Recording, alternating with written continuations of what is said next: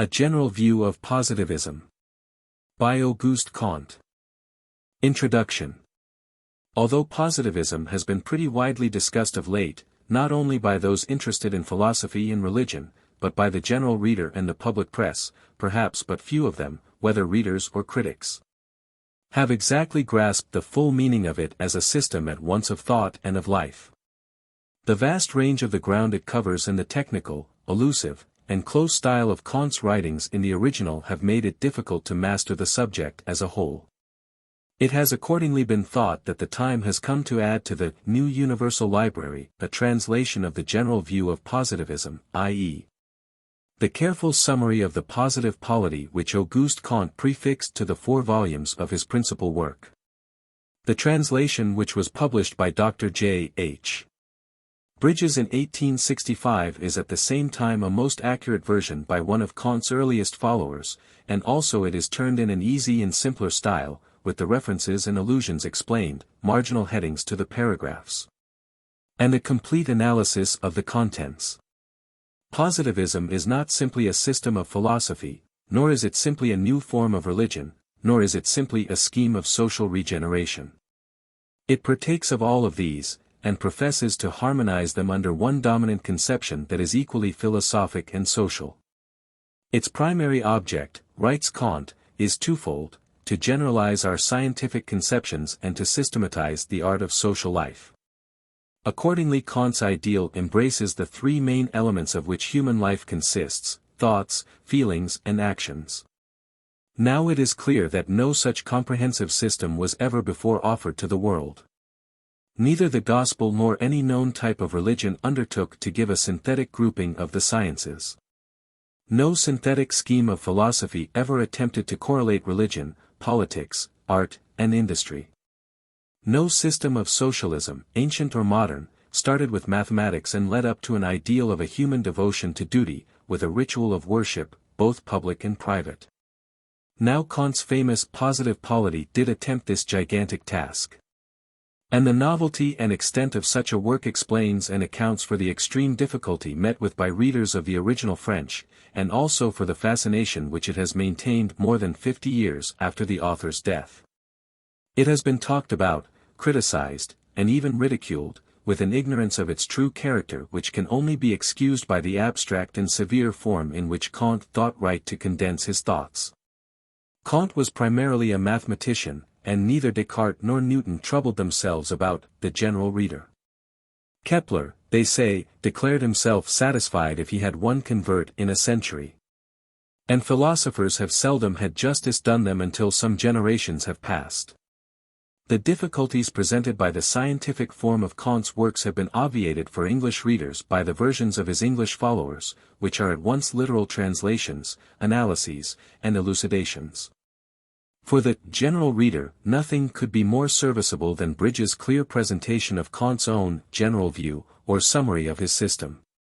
The translation itself is a literary masterpiece. It renders an extremely abstract and complex French type of philosophical dogmatism into easy and simple English, whilst at the same time preserving and even elucidating the somewhat cryptic allusions and nuances of the original. The thought in the French is full, pregnant, and suggestive, at once subtle and abstract, and rich with words of a new coinage, such as altruism, sociology, dynamics, i.e., history, and old words used in a special sense. This difficulty Dr. Bridges surmounts by breaking up the involved sentences, supplying names and facts indirectly referred to, and by transferring technical language into popular English.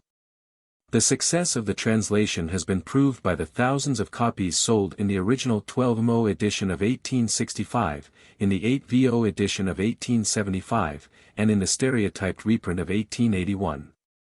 A pathetic interest attaches to the history of the translation. In 1860 Dr. Bridges, just settled as a physician in Melbourne, lost his young wife by fever. He at once returned to England, bringing the remains of his wife for interment in the family graveyard in Suffolk. In those days of sailing vessels the voyage home round Cape Horn occupied at least 3 months. Dr. Bridges resolved to conquer his sorrow, shut himself in his cabin during the voyage home and completed the translation, in 430 pages of print, within the time at sea. The sad mechanic exercise. Like dull narcotics, numbing pain. Auguste Comte always spoke of the positive polity as his principal work. The Discours sur l'ensemble, or General View of Positivism, formed the introduction to the 4 volumes. It forms a summary of the entire work, and it is indeed a systematic application of the doctrine to the actual condition of society. As the polity, taken as a whole, professes to embody a set of doctrines for the regulation of thought and life, the present introduction is designed to show the need of such a body of doctrine, the result that they would produce, and the mode in which they are likely to work. Thus, one who desires to see in one view the social purpose which positivism proposes to effect would find it in no single volume better than in this treatise. The work consists of 6 chapters, treating positivism respectively in its intellectual aspect, its social aspect, its influence on the working classes, on women, on art, and on religion. In other words, it illustrates the application of the system to philosophy, politics, industry, the family, poetry, and the future. It opens with a comparison of positivist doctrines with those of the leading extant philosophies. It closes with a picture of society should those doctrines be realized. It is thus both a criticism of current theories, and an utopia of a possible future. Of the intermediate chapters, the first deals with the principal changes proposed in our actual political system, the next chapter deals with the changes proposed in our present social system. Then come the last 2 chapters, dealing with the principal agents, art, poetry, and religion, by which those changes may be promoted. The book is therefore a practical introduction to the subject as a whole. For it sets forth the aim of positivism as a system, and then how it seeks to effect that aim. Frederick Harrison. How do you find this book? Any thoughts about the book or the author? Any suggestion for improvement? Please take a moment to share your thoughts in a comment. If you like it, share it with your friends who might enjoy it as well. Subscribe to keep in touch. Visit CompleteAudiobooks.com for more quality content. Introductory Remarks. In the following series of systematic essays upon positivism, the essential principles of the doctrine are first considered. I then point out the agencies by which its propagation will be effected. And I conclude by describing certain additional features indispensable to its completeness. My treatment of these questions will of course be summary, yet it will suffice, I hope, to overcome several excusable but unfounded prejudices. It will enable any competent reader to assure himself that the new general doctrine aims at something more than satisfying the intellect, that it is in reality quite as favorable to feeling and even to imagination. Positivism consists essentially of a philosophy and a polity. These can never be dissevered. The former being the basis, and the latter the end of one comprehensive system, in which our intellectual faculties and our social sympathies are brought into close correlation with each other. For, in the first place, the science of society, besides being more important than any other, supplies the only logical and scientific link by which all our varied observations of phenomena can be brought into one consistent whole. One of this science, it is even more true than of any of the preceding sciences, that its real character cannot be understood without explaining its exact relation in all general features with the art corresponding to it. Now here we find a coincidence which is assuredly not fortuitous. At the very time when the theory of society is being laid down, an immense sphere is opened for the application of that theory. The direction, namely, of the social regeneration of Western Europe. For, if we take another point of view, and look at the great crisis of modern history, as its character is displayed in the natural course of events, it becomes every day more evident how hopeless is the task of reconstructing political institutions without the previous remodeling of opinion and of life. To form then a satisfactory synthesis of all human conceptions is the most urgent of our social wants, and it is needed equally for the sake of order and of progress. During the gradual accomplishment of this great philosophical work, a new moral power will arise spontaneously throughout the West, which, as its influence increases, will lay down a definite basis for the reorganization of society. It will offer a general system of education for the adoption of all civilized nations, and by this means will supply in every department of public and private life fixed principles of judgment and of conduct. Thus the intellectual movement and the social crisis will be brought continually into close connection with each other. Both will combine to prepare the advanced portion of humanity for the acceptance of a true spiritual power, a power more coherent, as well as more progressive, than the noble but premature attempt of medieval Catholicism. The primary object, then, of positivism is twofold: to generalize our scientific conceptions, and to systematize the art of social life. These are but two aspects of one and the same problem. They will form the subjects of the two first chapters of this work. I shall first explain the general spirit of the new philosophy. I shall then show its necessary connection with the whole course of that vast revolution which is now about to terminate under its guidance in social reconstruction. This will lead us naturally to another question. The regenerating doctrine cannot do its work without adherents. In what quarter should we hope to find them? Now, with individual exceptions of great value, we cannot expect the adhesion of any of the upper classes in society. They are all more or less under the influence of baseless metaphysical theories, and of aristocratic self-seeking. They are absorbed in blind political agitation and in disputes for the possession of the useless remnants of the old theological and military system. Their action only tends to prolong the revolutionary state indefinitely, and can never result in true social renovation. Whether we regard its intellectual character or its social objects, it is certain that positivism must look elsewhere for support. It will find a welcome in those classes only whose good sense has been left unimpaired by our vicious system of education, and whose generous sympathies are allowed to develop themselves freely. It is among women, therefore, and among the working classes that the heartiest supporters of the new doctrine will be found. It is intended, indeed, ultimately for all classes of society. But it will never gain much real influence over the higher ranks till it is forced upon their notice by these powerful patrons. When the work of spiritual reorganization is completed, it is on them that its maintenance will principally depend. And so too, their combined aid is necessary for its commencement. Having but little influence in political government, they are the more likely to appreciate the need of a moral government, the special object of which it will be to protect them against the oppressive action of the temporal power. In the third chapter, therefore, I shall explain the mode in which philosophers and working men will cooperate. Both have been prepared for this coalition by the general course which modern history has taken, and it offers now the only hope we have of really decisive action. We shall find that the efforts of positivism to regulate and develop the natural tendencies of the people, make it, even from the intellectual point of view, more coherent and complete. But there is another and a more unexpected source from which positivism will obtain support, and not till then will its true character and the full extent of its constructive power be appreciated. I shall show in the fourth chapter how eminently calculated is the positive doctrine to raise and regulate the social condition of women.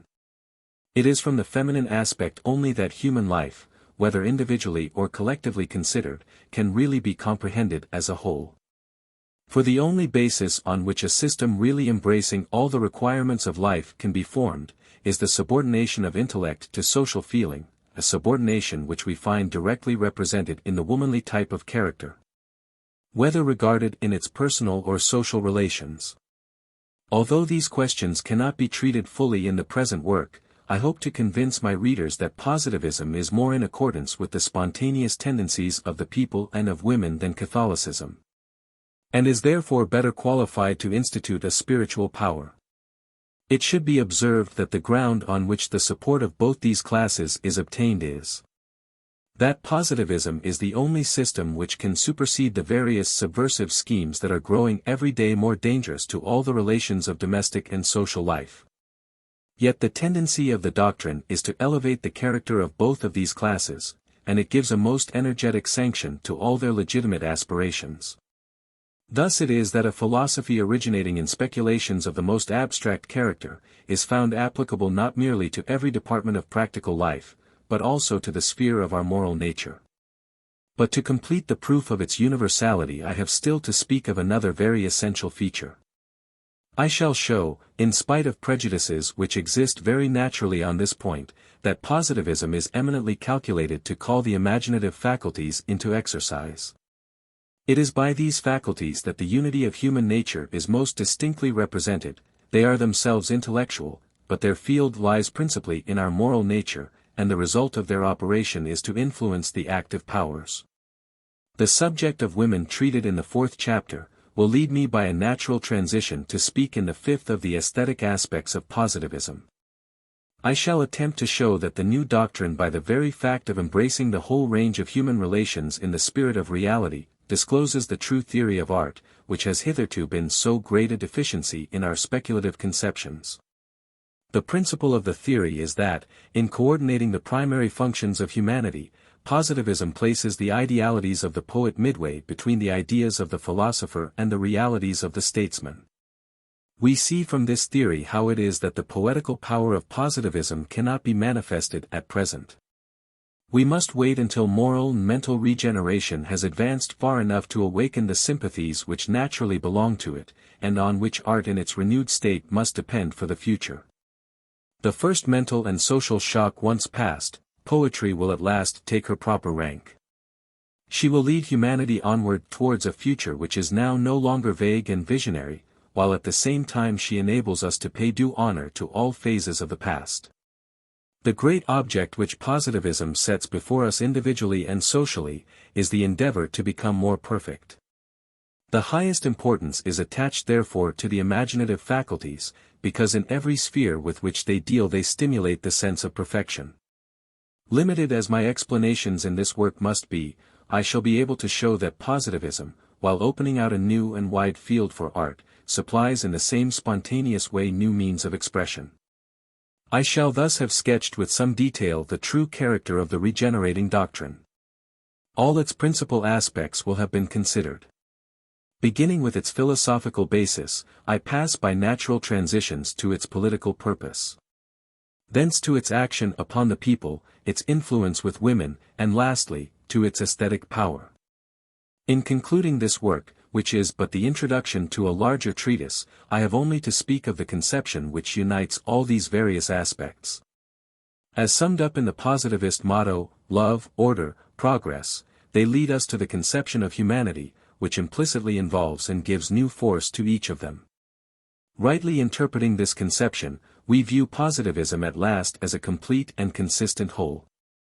The subject will naturally lead us to speak in general terms of the future progress of social regeneration, as far as the history of the past enables us to foresee it. The movement originates in France, and is limited at first to the great family of Western nations. I shall show that it will afterwards extend, in accordance with definite laws, to the rest of the white race, and finally to the other two great races of man. Chapter 1. The intellectual character of positivism. The object of all true philosophy is to frame a system which shall comprehend human life under every aspect, social as well as individual. It embraces, therefore, the three kinds of phenomena of which our life consists: thoughts, feelings, and actions. Under all these aspects, the growth of humanity is primarily spontaneous. And the basis upon which all wise attempts to modify it should proceed, can only be furnished by an exact acquaintance with the natural process. We are, however, able to modify this process systematically. And the importance of this is extreme, since we can thereby greatly diminish the partial deviations, the disastrous delays, and the grave inconsistencies to which so complex a growth would be liable were it left entirely to itself. To effect this necessary intervention is the proper sphere of politics.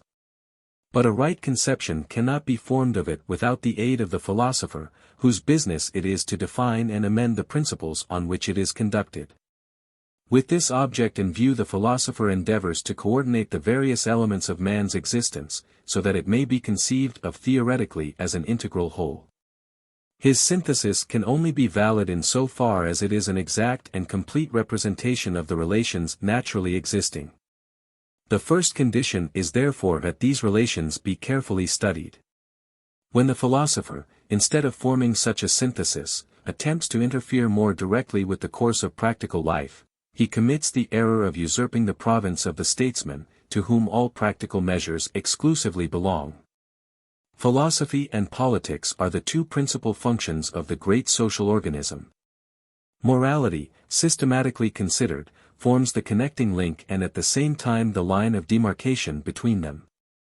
It is the most important application of philosophy, and it gives a general direction to polity. Natural morality, that is to say the various emotions of our moral nature, will, as I have shown in my previous work, always govern the speculations of the one and the operations of the other. This I shall explain more fully. But the synthesis, which it is the social function of philosophy to construct, will neither be real nor permanent, unless it embraces every department of human nature, whether speculative, affective, or practical. These three orders of phenomena react upon each other so intimately, that any system which does not include all of them must inevitably be unreal and inadequate. Yet it is only in the present day, when philosophy is reaching the positive stage, that this which is her highest and most essential mission can be fully apprehended. The theological synthesis depended exclusively upon our affective nature. And this is owing its original supremacy and its ultimate decline. For a long time its influence over all our highest speculations was paramount. This was especially the case during the polytheistic period, when imagination and feeling still retained their sway under very slight restraint from the reasoning faculties. Yet even during the time of its highest development, intellectually and socially, theology exercised no real control over practical life. It reacted, of course, upon it to some extent, but the effects of this were in most cases far more apparent than real. There was a natural antagonism between them, which though at first hardly perceived, went on increasing till at last it brought about the entire destruction of the theological fabric. A system so purely subjective could not harmonize with the necessarily objective tendencies and stubborn realities of practical life. Theology asserted all phenomena to be under the dominion of wills more or less arbitrary, whereas in practical life men were led more and more clearly to the conception of invariable laws. For without laws human action would have admitted of no rule or plan. In consequence of this utter inability of theology to deal with practical life, its treatment of speculative and even of moral problems was exceedingly imperfect, such problems being all more or less dependent on the practical necessities of life. To present a perfectly synthetic view of human nature was, then, impossible as long as the influence of theology lasted, because the intellect was impelled by feeling and by the active powers in two totally different directions. The failure of all metaphysical attempts to form a synthesis need not be dwelt upon here. Metaphysicians, in spite of their claims to absolute truth, have never been able to supersede theology in questions of feeling, and have proved still more inadequate in practical questions. Ontology, even when it was most triumphant in the schools, was always limited to subjects of a purely intellectual nature. And even here its abstractions, useless in themselves, dealt only with the case of individual development, the metaphysical spirit being thoroughly incompatible with the social point of view. In my work on positive philosophy I have clearly proved that it constitutes only a transitory phase of mind, and is totally inadequate for any constructive purpose. For a time it was supreme. But its utility lay simply in its revolutionary tendencies. It aided the preliminary development of humanity by its gradual inroads upon theology, which, though in ancient times entrusted with the sole direction of society, had long since become in every respect utterly retrograde. But all positive speculations owe their first origin to the occupations of practical life. And, consequently, they have always given some indication of their capacity for regulating our active powers, which had been omitted from every former synthesis. Their value in this respect has been and still is materially impaired by their want of breadth, and their isolated and incoherent character, but it has always been instinctively felt. The importance that we attach to theories which teach the laws of phenomena, and give us the power of prevision, is chiefly due to the fact that they alone can regulate our otherwise blind action upon the external world. Hence it is that while the positive spirit has been growing more and more theoretical, and has gradually extended to every department of speculation, it has never lost the practical tendencies which it derived from its source. And this even in the case of researches useless in themselves, and only to be justified as logical exercises. From its first origin in mathematics and astronomy, it has always shown its tendency to systematize the whole of our conceptions in every new subject which has been brought within the scope of its fundamental principle. It exercised for a long time a modifying influence upon theological and metaphysical principles, which has gone on increasing, and since the time of Descartes and Bacon it has become evident that it is destined to supersede them altogether. Positivism has gradually taken possession of the preliminary sciences of physics and biology, and in these the old system no longer prevails. All that remained was to complete the range of its influence by including the study of social phenomena. For this study metaphysics had proved incompetent, by theological thinkers it had only been pursued indirectly and empirically as a condition of government. I believe that my work on positive philosophy has so far supplied what was wanting. I think it must now be clear to all that the positive spirit can embrace the entire range of thought without lessening, or rather with the effect of strengthening its original tendency to regulate practical life. And it is a further guarantee for the stability of the new intellectual synthesis that social science, which is the final result of our researches, gives them that systematic character in which they had hitherto been wanting. By supplying the only connecting link of which they all admit. This conception is already adopted by all true thinkers. All must now acknowledge that the positive spirit tends necessarily towards the formation of a comprehensive and durable system, in which every practical as well as speculative subject shall be included.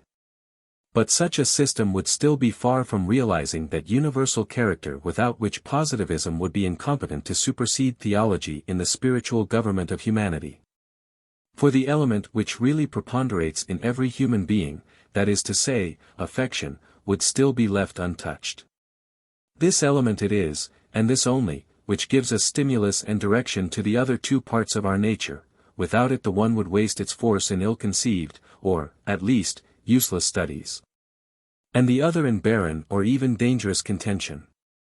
With this immense deficiency the combination of our theoretical and active powers would be fruitless, because it would lack the only principle which could ensure its real and permanent stability.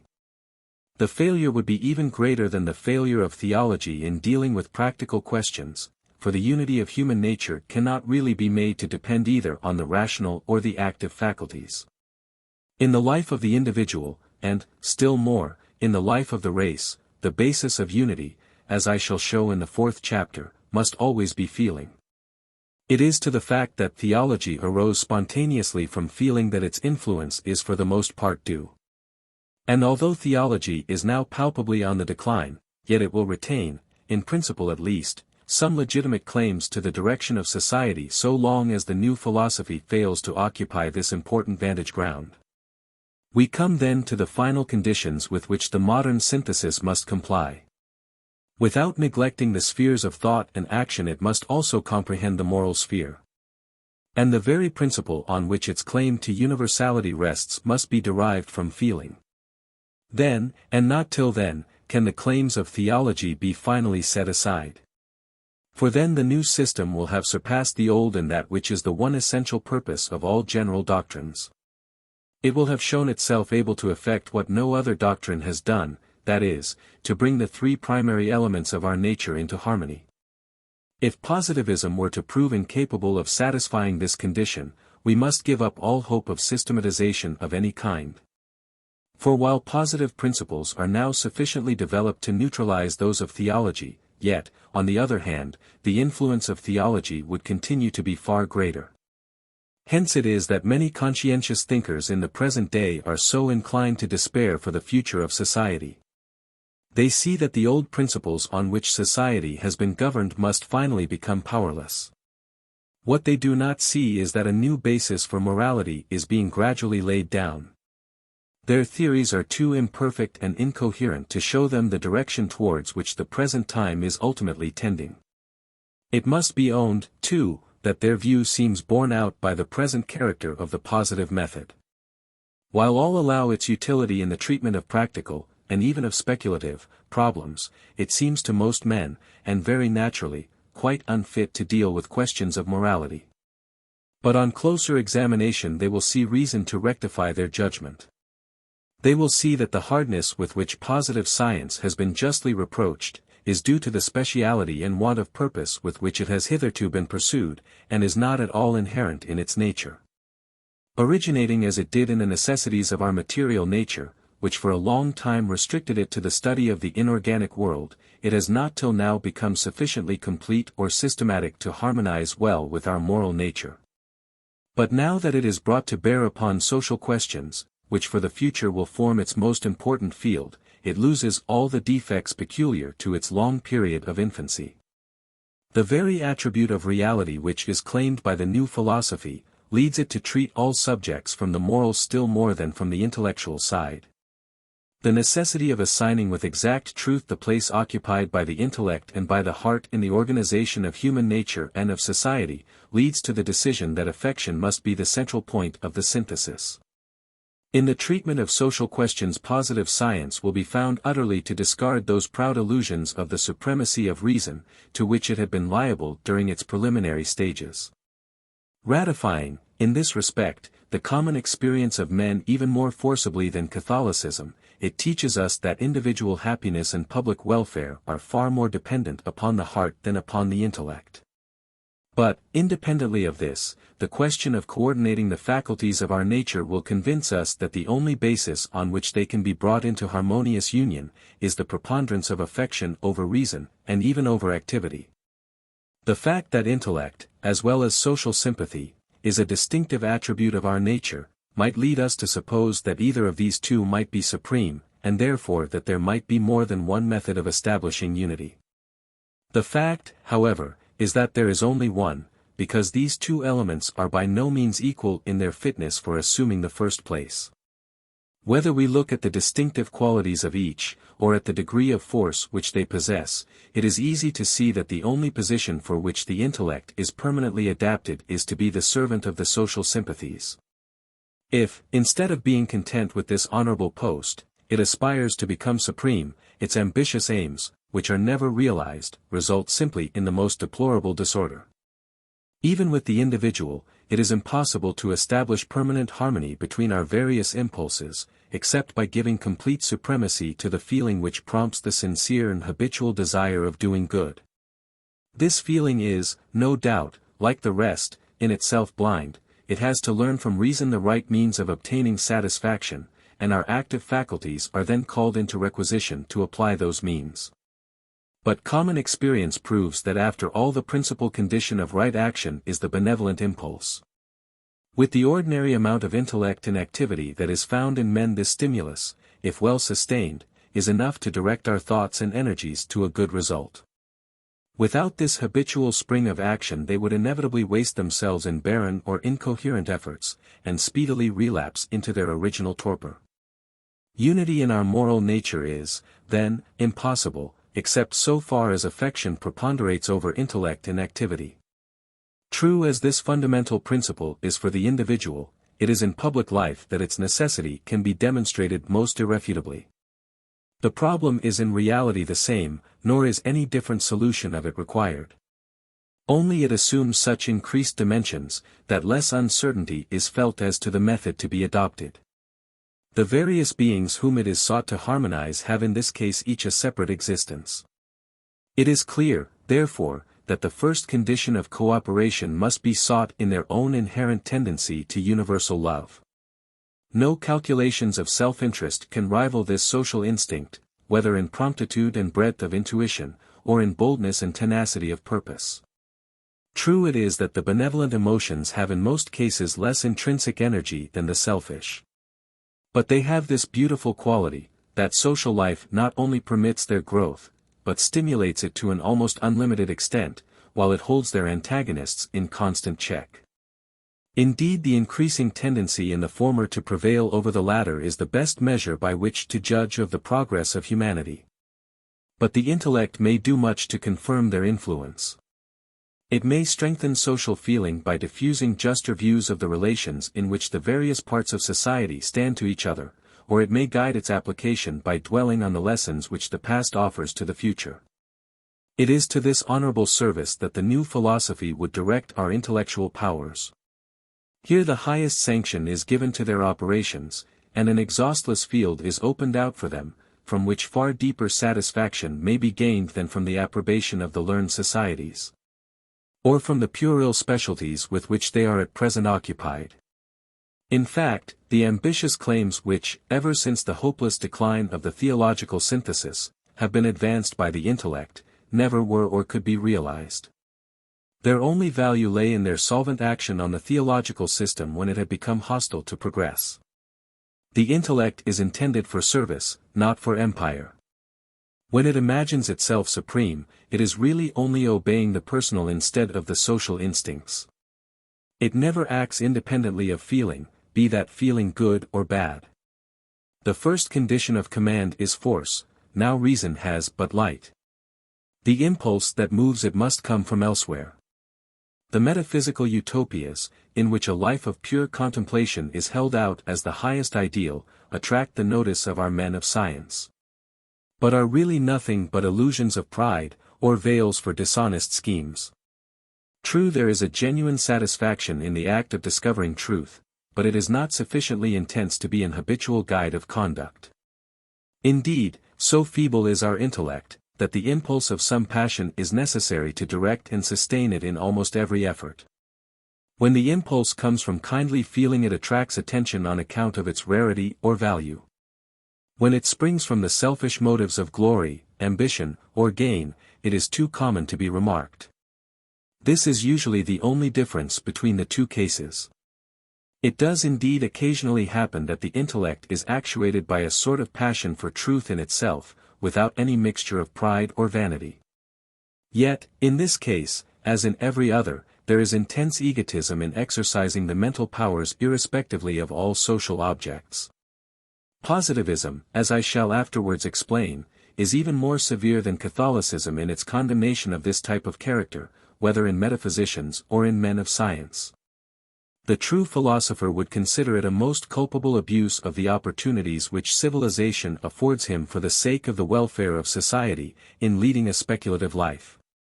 We have traced the positive principle from its origin in the pursuits of active life, and have seen it extending successively to every department of speculation.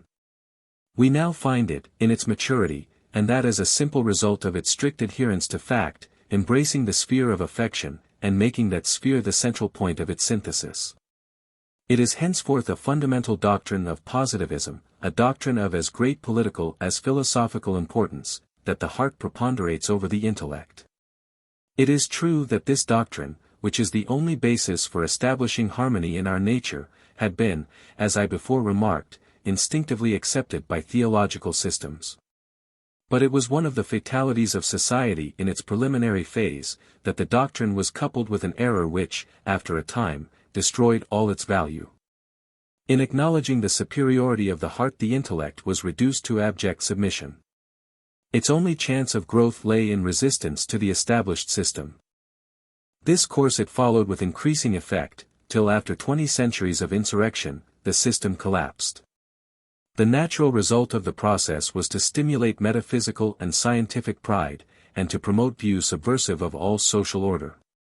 But positivism, while systematically adopting the principle here spoken of as the foundation of individual and social discipline, interprets that principle in a different way. It teaches that while it is for the heart to suggest our problems, it is for the intellect to solve them. Now the intellect was at first quite inadequate to this task, for which a long and laborious training was needed. The heart, therefore, had to take its place, and in default of objective truth, to give free play to its subjective inspirations. But for these inspirations, all progress, as I showed in my system of positive philosophy, would have been totally impossible. For a long time it was necessary that they should be believed absolutely. But as soon as our reason began to mold its conceptions upon observations, more or less accurate, of the external world, these supernatural dogmas became inevitably an obstacle to its growth. Here lies the chief source of the important modifications which theological belief has successively undergone. No further modifications are now possible without violating its essential principles. And since, meantime, positive science is assuming every day larger proportions, the conflict between them is advancing with increasing vehemence and danger. The tendency on the one side is becoming more retrograde, on the other more revolutionary. Because the impossibility of reconciling the two opposing forces is felt more and more strongly. Never was this position of affairs more manifest than now. The restoration of theology to its original power, supposing such a thing were possible, would have the most degrading influence on the intellect, and, consequently, on the character also. Since it would involve the admission that our views of scientific truth were to be strained into accordance with our wishes and our wants. Therefore no important step in the progress of humanity can now be made without totally abandoning the theological principle. The only service of any real value which it still renders, is that of forcing the attention of Western Europe, by the very fact of its reactionary tendencies, upon the greatest of all social questions. It is owing to its influence that the central point of the new synthesis is placed in our moral rather than our intellectual nature. And this, in spite of every prejudice and habit of thought that has been formed during the revolutionary period of the last 5 centuries.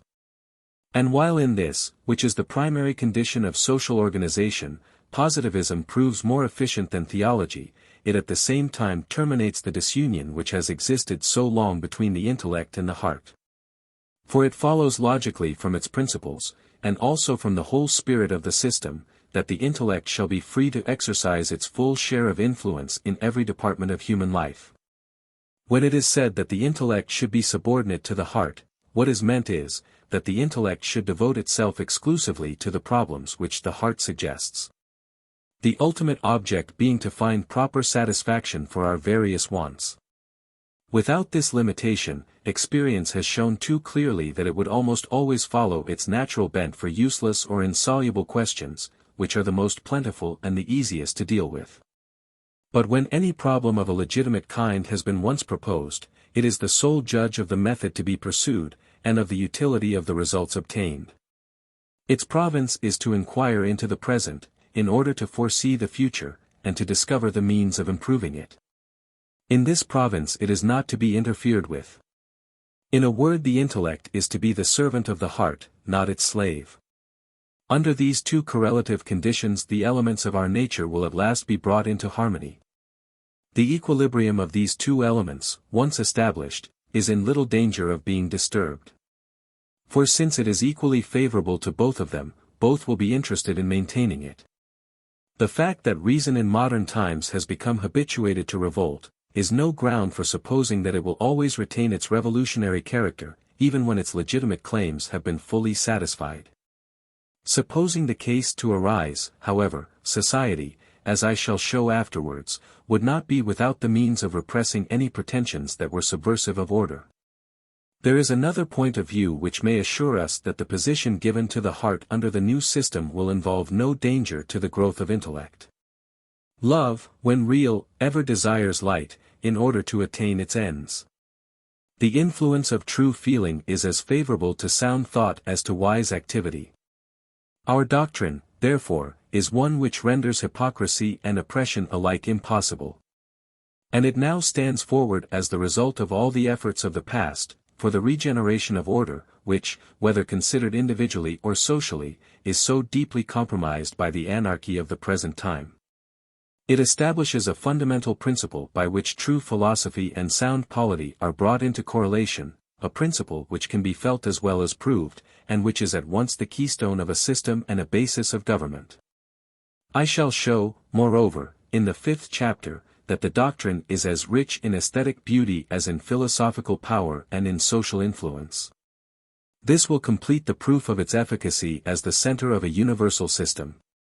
Viewed from the moral, scientific, or poetical aspect, it is equally valuable, and it is the only principle which can bring humanity safely through the most formidable crisis that she has ever yet undergone. It will be now clear to all that the force of demonstration, a force peculiar to modern times, and which still retains much of its destructive character, becomes matured and elevated by positivism.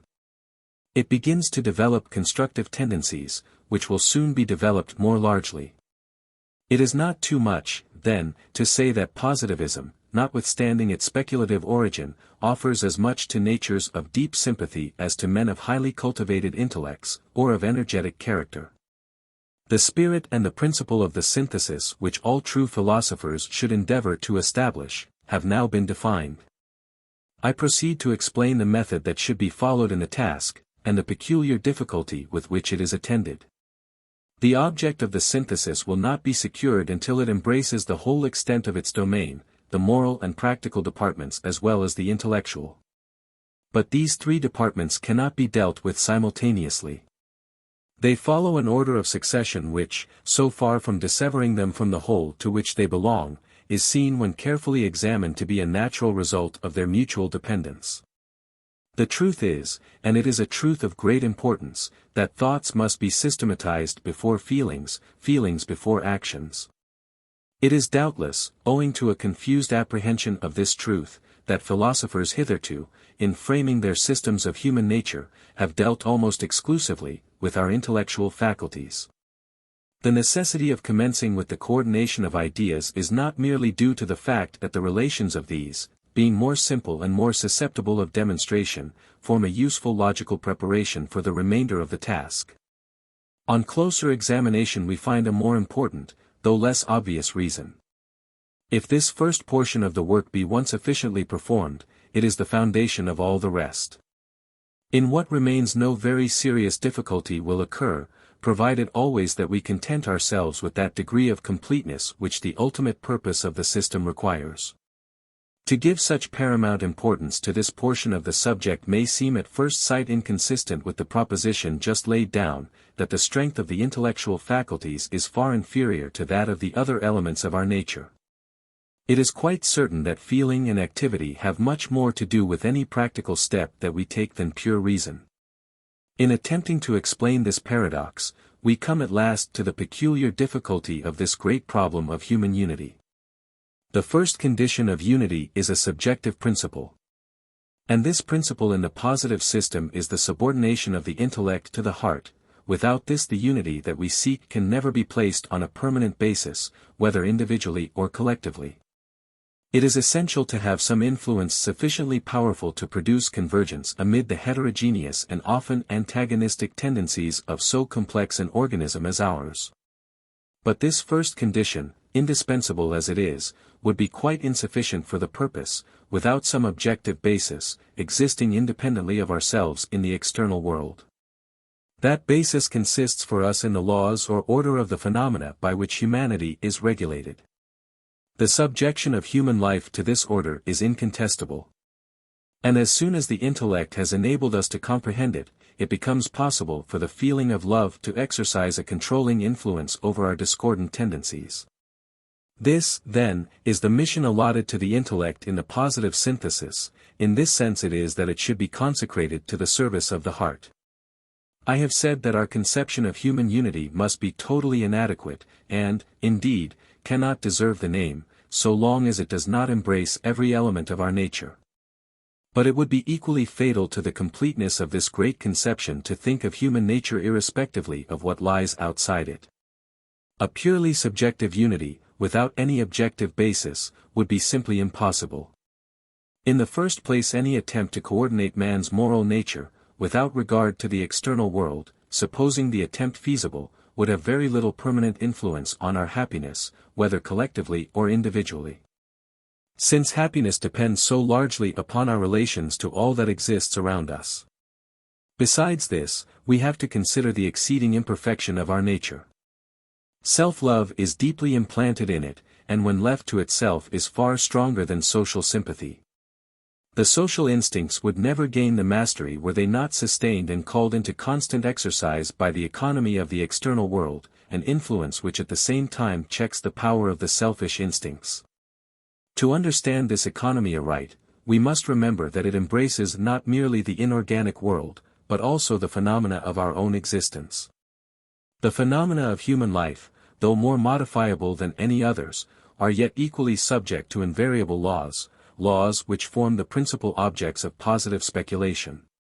Now the benevolent affections, which themselves act in harmony with the laws of social development, incline us to submit to all other laws, as soon as the intellect has discovered their existence. The possibility of moral unity depends, therefore, even in the case of the individual, but still more in that of society, upon the necessity of recognizing our subjection to an external power. By this means our self-regarding instincts are rendered susceptible of discipline. In themselves they are strong enough to neutralize all sympathetic tendencies, were it not for the support that the latter find in this external order. Its discovery is due to the intellect, which is thus enlisted in the service of feeling, with the ultimate purpose of regulating action. Thus it is that an intellectual synthesis, or systematic study of the laws of nature, is needed on far higher grounds than those of satisfying our theoretical faculties, which are, for the most part, very feeble. Even in men who devote themselves to a life of thought. It is needed, because it solves at once the most difficult problem of the moral synthesis. The higher impulses within us are brought under the influence of a powerful stimulus from without. By its means they are enabled to control our discordant impulses, and to maintain a state of harmony towards which they have always tended, but which, without such aid, could never be realized. Moreover, this conception of the order of nature evidently supplies the basis for a synthesis of human action, for the efficacy of our action depends entirely upon their conformity to this order. But this part of the subject has been fully explained in my previous work, and I need not enlarge upon it further. As soon as the synthesis of mental conceptions enables us to form a synthesis of feelings, it is clear that there will be no very serious difficulties in constructing a synthesis of actions. Unity of action depends upon unity of impulse, and unity of design. And thus we find that the coordination of human nature, as a whole, depends ultimately upon the coordination of mental conceptions, a subject which seemed at first of comparatively slight importance. The subjective principle of positivism, that is, the subordination of the intellect to the heart, is thus fortified by an objective basis, the immutable necessity of the external world. And by this means it becomes possible to bring human life within the influence of social sympathy. The superiority of the new synthesis to the old is even more evident under this second aspect than under the first. In theological systems the objective basis was supplied by spontaneous belief in a supernatural will. Now, whatever the degree of reality attributed to these fictions, they all proceeded from a subjective source. And therefore their influence in most cases must have been very confused and fluctuating. In respect of moral discipline they cannot be compared either for precision, for force, or for stability, to the conception of an invariable order, actually existing without us, and attested, whether we will or no, by every act of our existence. This fundamental doctrine of positivism is not to be attributed in the full breadth of its meanings to any single thinker. It is the slow result of a vast process carried out in separate departments, which began with the first use of our intellectual powers, and which is only just completed in those who exhibit those powers in their highest form. During the long period of her infancy humanity has been preparing this the most precious of her intellectual attainments, as the basis for the only system of life which is permanently adapted to our nature. The doctrine has to be demonstrated in all the more essential cases from observation only, except so far as we admit argument from analogy. Deductive argument is not admissible, except in such cases as are evidently compounded of others in which the proof given has been sufficient. Thus, for instance, we are authorized by sound logic to assert the existence of laws of weather. Though most of these are still, and, perhaps, always will be, unknown. For it is clear that meteorological phenomena result from a combination of astronomical, physical and chemical influences, each of which has been proved to be subject to invariable laws. But in all phenomena which are not thus reducible, we must have recourse to inductive reasoning, for a principle which is the basis of all deduction cannot be itself deduced.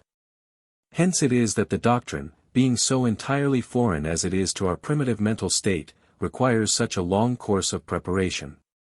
Without such preparation even the greatest thinkers could not anticipate it. It is true that in some cases metaphysical conceptions of a law have been formed before the proof really required had been furnished.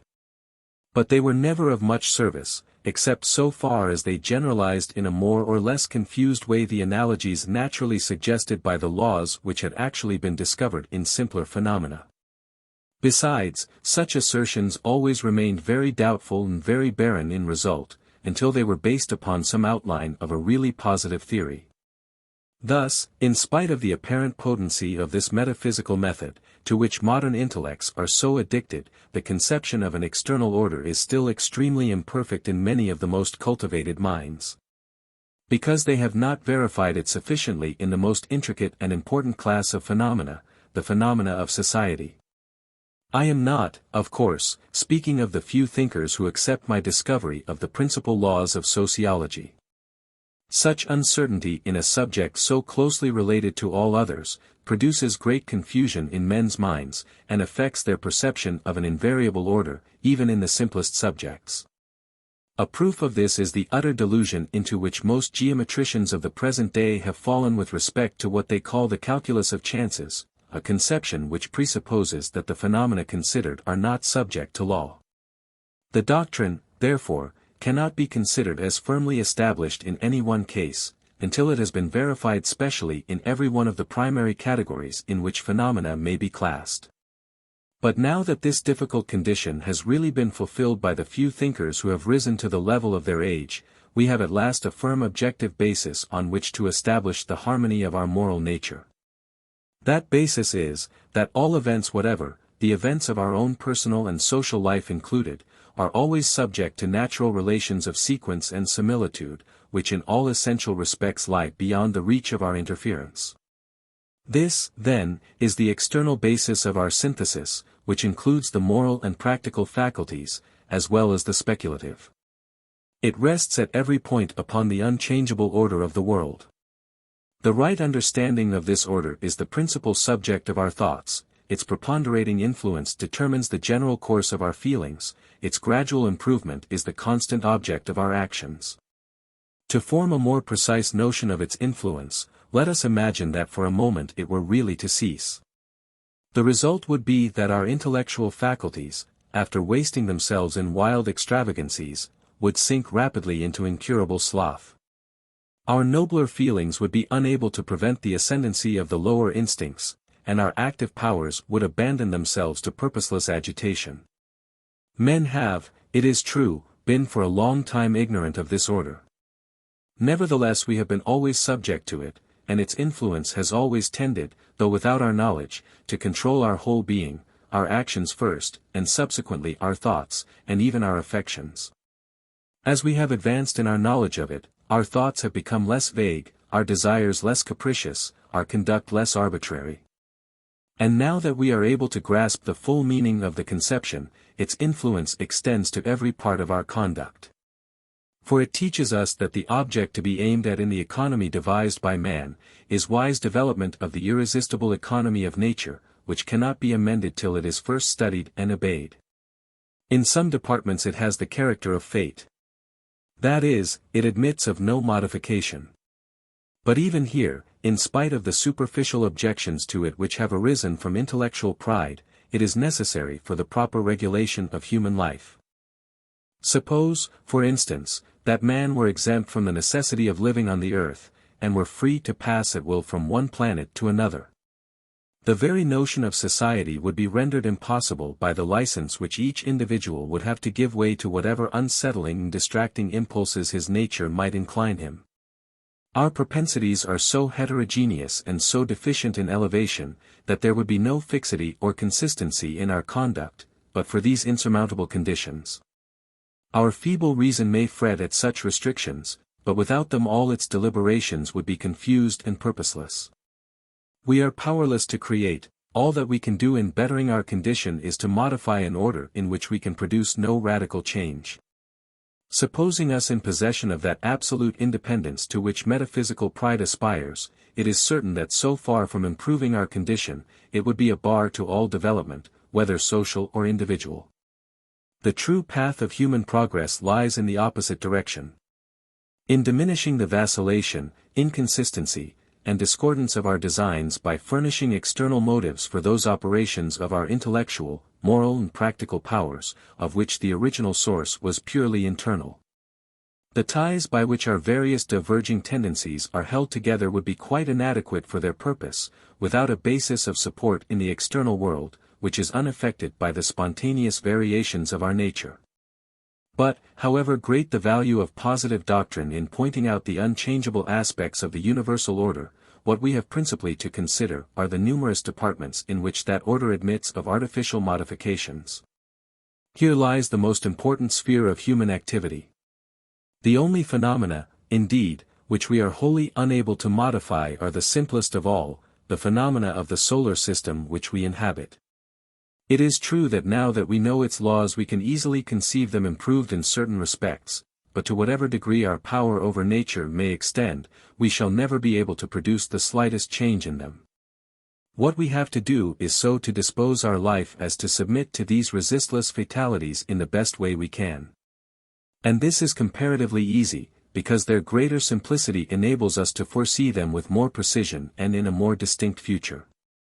Their interpretation by positive science has had a most important influence on the gradual education of the human intellect, and it will always continue to be the source from which we obtain the clearest and most impressive sense of immutability. Too exclusively studied they might even now lead to fatalism. But controlled as their influence will be henceforward by a more philosophic education, they may well become a means of moral improvement, by disposing us to submit with resignation to all evils which are absolutely insurmountable. In other parts of the external economy, invariability in all primary aspects is found compatible with modifications in points of secondary importance. These modifications become more numerous and extensive as the phenomena are more complex. The reason of this is that the causes from a combination of which the effects proceed being more varied and more accessible, offer greater facilities to our feeble powers to interfere with advantage. But all this has been fully explained in my system of positive philosophy. The tendency of that work was to show that our intervention became more efficacious in proportion as the phenomena upon which we acted had a closer relation to the life of man or society. Indeed, the extensive modifications of which society admits, go far to keep up the common mistake that social phenomena are not subject to any constant law. At the same time we have to remember that this increased possibility of human intervention in certain parts of the external order necessarily coexists with increased imperfection, for which it is a valuable but very inadequate compensation. Both features alike result from the increase of complexity. Even the laws of the solar system are very far from perfect, notwithstanding their greater simplicity, which indeed makes their defects more perceptible. The existence of these defects should be taken into careful consideration, not indeed with the hope of amending them, but as a check upon unreasoning admiration. Besides, they lead us to a clearer conception of the true position of humanity, a position of which the most striking feature is the necessity of struggling against difficulties of every kind. Lastly, by observing these defects we are less likely to waste our time in seeking for absolute perfection, and so neglecting the wiser course of looking for such improvements as are really possible. In all other phenomena, the increasing imperfection of the economy of nature becomes a powerful stimulus to all our faculties, whether moral, intellectual or practical. Here we find sufferings which can really be alleviated to a large extent by wise and well-sustained combination of efforts. This consideration should give a firmness and dignity of bearing, to which humanity could never attain during her period of infancy. Those who look wisely into the future of society will feel that the conception of man becoming, without fear or boast, the arbiter, within certain limits, of his own destiny, has in it something far more satisfying than the old belief in providence, which implied our remaining passive. Social union will be strengthened by the conception, because everyone will see that union forms our principal resource against the miseries of human life. And while it calls out our noblest sympathies, it impresses us more strongly with the importance of high intellectual culture, being itself the object for which such culture is required. These important results have been ever on the increase in modern times. Yet hitherto they have been too limited and casual to be appreciated rightly, except so far as we could anticipate the future of society by the light of sound historical principles. Art, so far as it is yet organized, does not include that part of the economy of nature which, being the most modifiable, the most imperfect, and the most important of all, ought on every ground to be regarded as the principal object of human exertions. Even medical art, specially so called, is only just beginning to free itself from its primitive routine. And social art, whether moral or political, is plunged in routine so deeply that few statesmen admit the possibility of shaking it off. Yet of all the arts, it is the one which best admits of being reduced to a system, and until this is done it will be impossible to place on a rational basis all the rest of our practical life. All these narrow views are due simply to insufficient recognition of the fact, that the highest phenomena are as much subject to laws as others. When the conception of the order of nature has become generally accepted in its full extent, the ordinary definition of art will become as comprehensive and as homogeneous as that of science. And it will then become obvious to all sound thinkers that the principal sphere of both art and science is the social life of man. Thus the social services of the intellect are not limited to revealing the existence of an external economy, and the necessity of submission to its sway. If the theory is to have any influence upon our active powers, it should include an exact estimate of the imperfections of this economy and of the limits within which it varies, so as to indicate and define the boundaries of human intervention. Thus it will always be an important function of philosophy to criticize nature in a positive spirit, although the antipathy to theology by which such criticism was formerly animated has ceased to have much interest. From the very fact of having done its work so effectually. The object of positive criticism is not controversial. It aims simply at putting the great question of human life in a clearer light. It bears closely on what positivism teaches to be the great end of life, namely, the struggle to become more perfect, which implies previous imperfection. This truth is strikingly apparent when applied to the case of our own nature, for true morality requires a deep and habitual consciousness of our natural defects.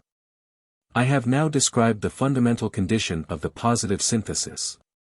Deriving its subjective principle from the affections, it is dependent ultimately on the intellect for its objective basis.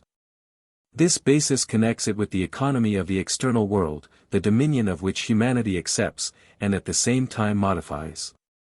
I have left many points unexplained. But enough has been said for the purpose of this work, which is only the introduction to a larger treatise. We now come to the essential difficulty that presented itself in the construction of the synthesis.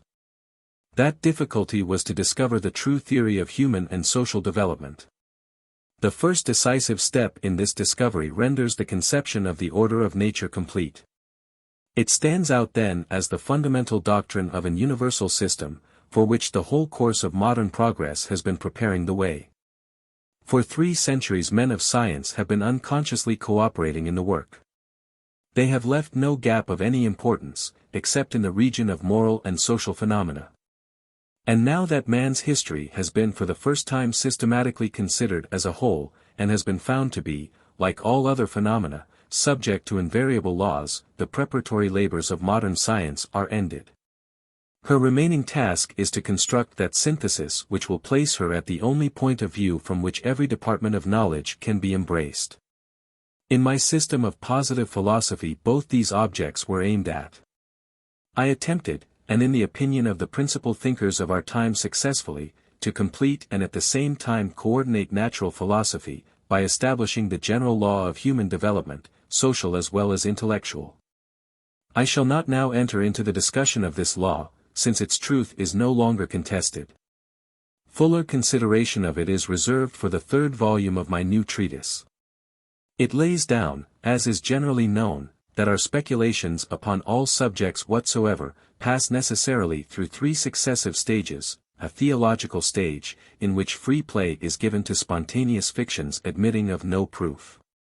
The metaphysical stage, characterized by the prevalence of personified abstractions or entities; lastly, the positive stage, based upon an exact view of the real facts of the case. The first, though purely provisional, is invariably the point from which we start; the third is the only permanent or normal state. The second has but a modifying or rather a solvent influence, which qualifies it for regulating the transition from the first stage to the third. We begin with theological imagination, thence we pass through metaphysical discussion, and we end at last with positive demonstration. Thus by means of this one general law we are enabled to take a comprehensive and simultaneous view of the past, present, and future of humanity.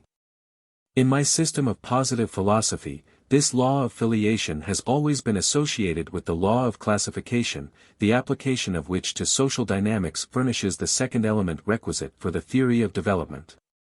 It fixes the order in which our different conceptions pass through each of these phases. That order, as is generally known, is determined by the decreasing generality, or what comes to the same thing, by the increasing complexity of the phenomena. The more complex being naturally dependent upon those that are more simple and less special. Arranging the sciences according to this mutual relation, we find them grouped naturally in 6 primary divisions. 2 mathematics, astronomy, physics, chemistry, biology, and sociology. Each passes through the 3 phases of developments before the one succeeding it. Without continuous reference to this classification, the theory of development would be confused and vague. The theory thus derived from the combination of this second or statical law with the dynamical law of the 3 stages, seems at first sight to include nothing but the intellectual movement. But my previous remarks will have shown that this is enough to guarantee its applicability to social progress also, since social progress has invariably depended on the growth of our fundamental beliefs with regard to the economy that surrounds us. The historical portion of my positive philosophy has proved an unbroken connection between the development of activity and that of speculation. On the combined influence of these depends the development of affection. The theory therefore requires no alteration. What is wanted is merely an additional statement explaining the phases of active, that is to say, of political development. Human activity, as I have long since shown, passes successively through the stages of offensive warfare, defensive warfare, and industry. The respective connection of these states with the preponderance of the theological, then metaphysical, or the positive spirit leads at once to a complete explanation of history.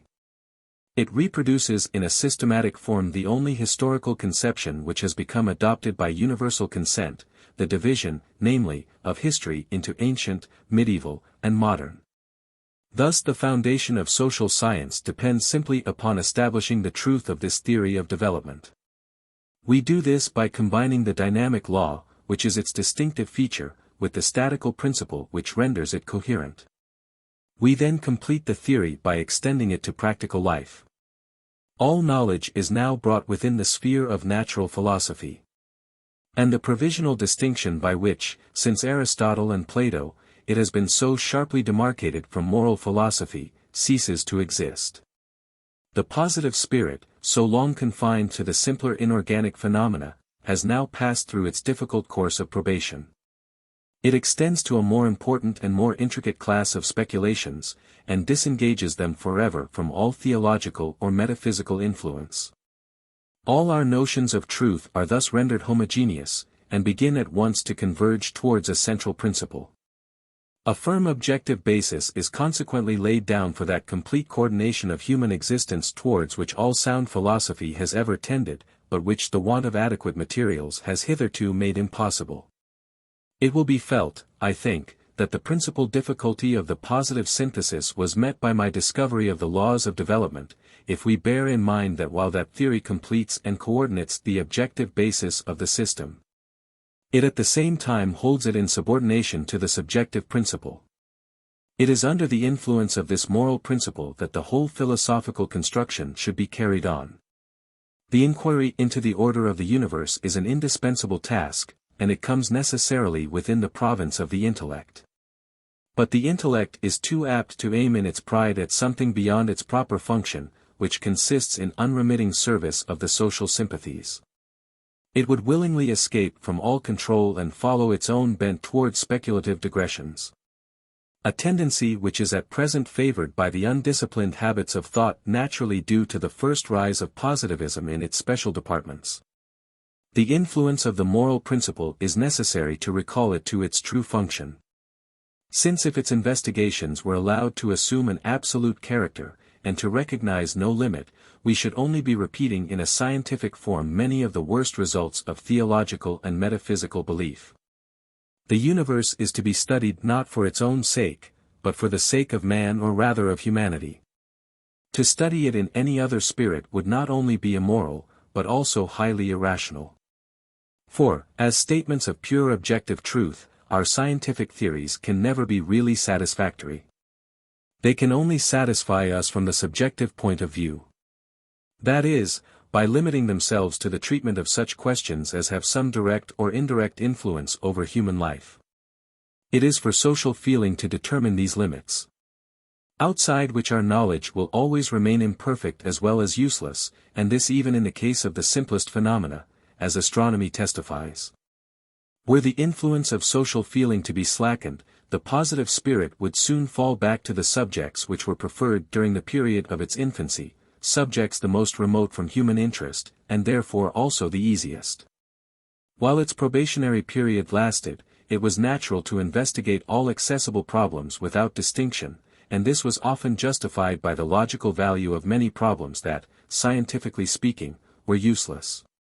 But now that the positive method has been sufficiently developed to be applied exclusively to the purpose for which it was intended, there is no use whatever in prolonging the period of probation by these idle exercises. Indeed, the want of purpose and discipline in our researches is rapidly assuming a retrograde character.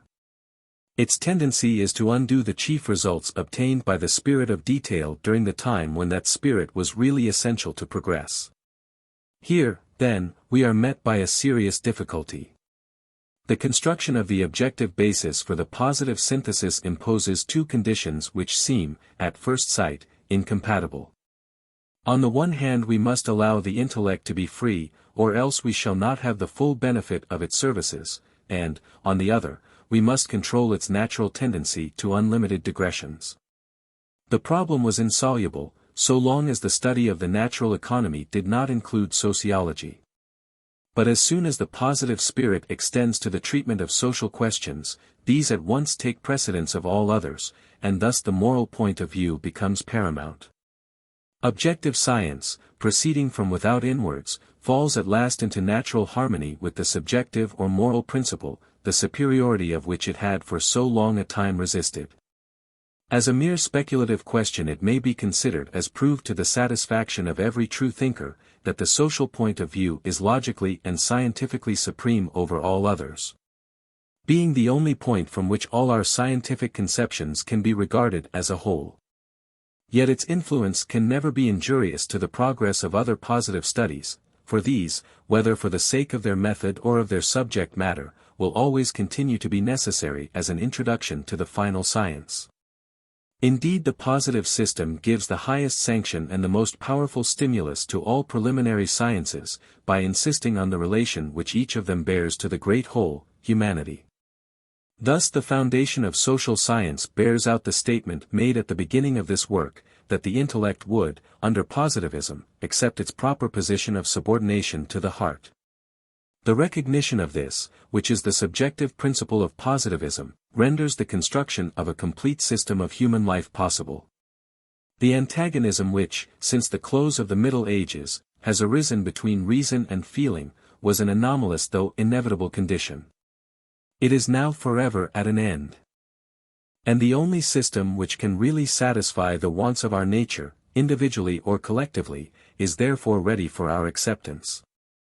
As long as the antagonism existed, it was hopeless to expect that social sympathy could do much to modify the preponderance of self-love in the affairs of life. But the case is different as soon as reason and sympathy are brought into active cooperation. Separately, their influence in our imperfect organization is very feeble, but combined it may extend indefinitely. It will never, indeed, be able to do away with the fact that practical life must, to a large extent, be regulated by interested motives. Yet it may introduce a standard of morality inconceivably higher than any that has existed in the past, before these two modifying forces could be made to combine their action upon our stronger and lower instincts. In order to give a more precise conception of the intellectual basis on which the system of positive polity should rest, I must explain the general principle by which it should be limited. It should be confined to what is really indispensable to the construction of that polity. Otherwise the intellect will be carried away, as it has been before, by its tendency to useless digressions. It will endeavor to extend the limits of its province, thereby escaping from the discipline imposed by social motives, and putting off all attempts at moral and social regeneration for a longer time than the construction of the philosophic basis for action really demands. Here we shall find a fresh proof of the importance of my theory of development. By that discovery the intellectual synthesis may be considered as having already reached the point from which the synthesis of affections may be at once begun. And even that of actions, at least in its highest and most difficult part, morality properly so called. With the view of restricting the construction of the objective basis within reasonable limits, there is this distinction to be borne in mind. In the order of nature, there are two classes of laws, those that are simple or abstract, those that are compound or concrete. In my work on positive philosophy, the distinction has been thoroughly established, and frequent use has been made of it. It will be sufficient here to point out its origin and the method of applying it. Positive science may deal either with objects themselves as they exist, or with the separate phenomena that the objects exhibit. Of course we can only judge of an object by the sum of its phenomena.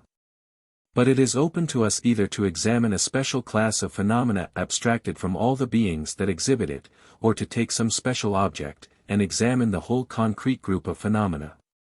In the latter case we shall be studying different systems of existence, in the former, different modes of activity.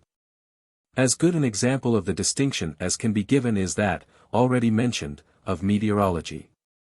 The facts of weather are evidently combinations of astronomical, physical, chemical, biological, and even social phenomena, each of these classes requiring its own separate theories. Were these abstract laws sufficiently well known to us, then the whole difficulty of the concrete problem would be so to combine them, as to deduce the order in which each composite effect would follow. This, however, is a process which seems to me so far beyond our feeble powers of deduction, that, even supposing our knowledge of the abstract laws perfect, we should still be obliged to have recourse to the inductive method. Now the investigation of the economy of nature here contemplated is evidently of the abstract kind. We decompose that economy into its primary phenomena, that is to say, into those which are not reducible to others. These we range in classes, each of which, notwithstanding the connection that exists between all, requires a separate inductive process, for the existence of laws cannot be proved in any one of them by pure deduction. It is only with these simpler and more abstract relations that our synthesis is directly concerned. When these are established, they afford a rational groundwork for the more composite and concrete researches. The great complexity of concrete relations makes it probable that we shall never be able to coordinate them perfectly. In that case the synthesis would always remain limited to abstract laws. But its true object, that of supplying an objective basis for the great synthesis of human life, will nonetheless be attained. For this groundwork of abstract knowledge would introduce harmony between all our mental conceptions, and thereby would make it impossible to systematize our feelings and actions, which is the object of all sound philosophy. The abstract study of nature is therefore all that is absolutely indispensable for the establishment of unity in human life. It serves as the foundation of all wise action. As the Philosophia Prima, the necessity of which in the normal state of humanity was dimly foreseen by Bacon. When the abstract laws exhibiting the various modes of activity have been brought systematically before us, our practical knowledge of each special system of existence ceases to be purely empirical.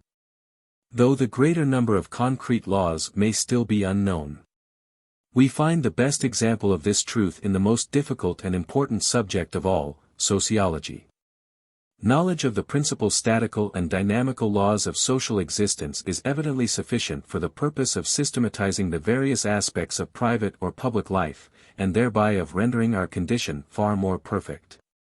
Should this knowledge be acquired, of which there is now no doubt, we need not regret being unable to give a satisfactory explanation of every state of society that we find existing throughout the world in all ages. The discipline of social feeling will check any foolish indulgence of the spirit of curiosity, and prevent the understanding from wasting its powers in useless speculations. For feeble as these powers are, it is from them that humanity derives her most efficient means of contending against the defects of the external order. The discovery of the principal concrete laws would no doubt be attended by the most beneficial results, moral as well as physical, and this is the field in which the science of the future will reap its richest harvest. But such knowledge is not indispensable for our present purpose, which is to form a complete synthesis of life, effecting for the final state of humanity what the theological synthesis effected for its primitive state.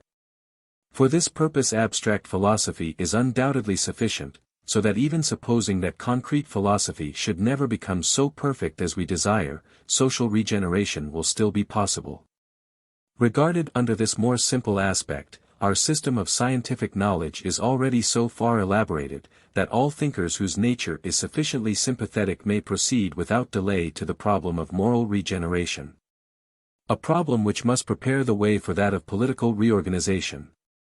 For we shall find that the theory of development of which we have been speaking, when looked at from another point of view, condenses and systematizes all our abstract conceptions of the order of nature. This will be understood by regarding all departments of our knowledge as being really component parts of one and the same science, the science of humanity. All other sciences are but the prelude or the development of this. Before we can enter upon it directly, there are two subjects which it is necessary to investigate, our external circumstances, and the organization of our own nature. Social life cannot be understood without first understanding the medium in which it is developed, and the beings who manifest it. We shall make no progress, therefore, in the final science until we have sufficient abstract knowledge of the outer world and of individual life to define the influence of these laws on the special laws of social phenomena. And this is necessary from the logical as well as from the scientific point of view. The feeble faculties of our intellect require to be trained for the more difficult speculations by practice in the easier. For the same reasons, the study of the inorganic world should take precedence of the organic. For, in the first place, the laws of the more universal mode of existence have a preponderating influence over those of the more special modes. And in the second place it is clearly incumbent on us to begin the study of the positive method with its simplest and most characteristic applications.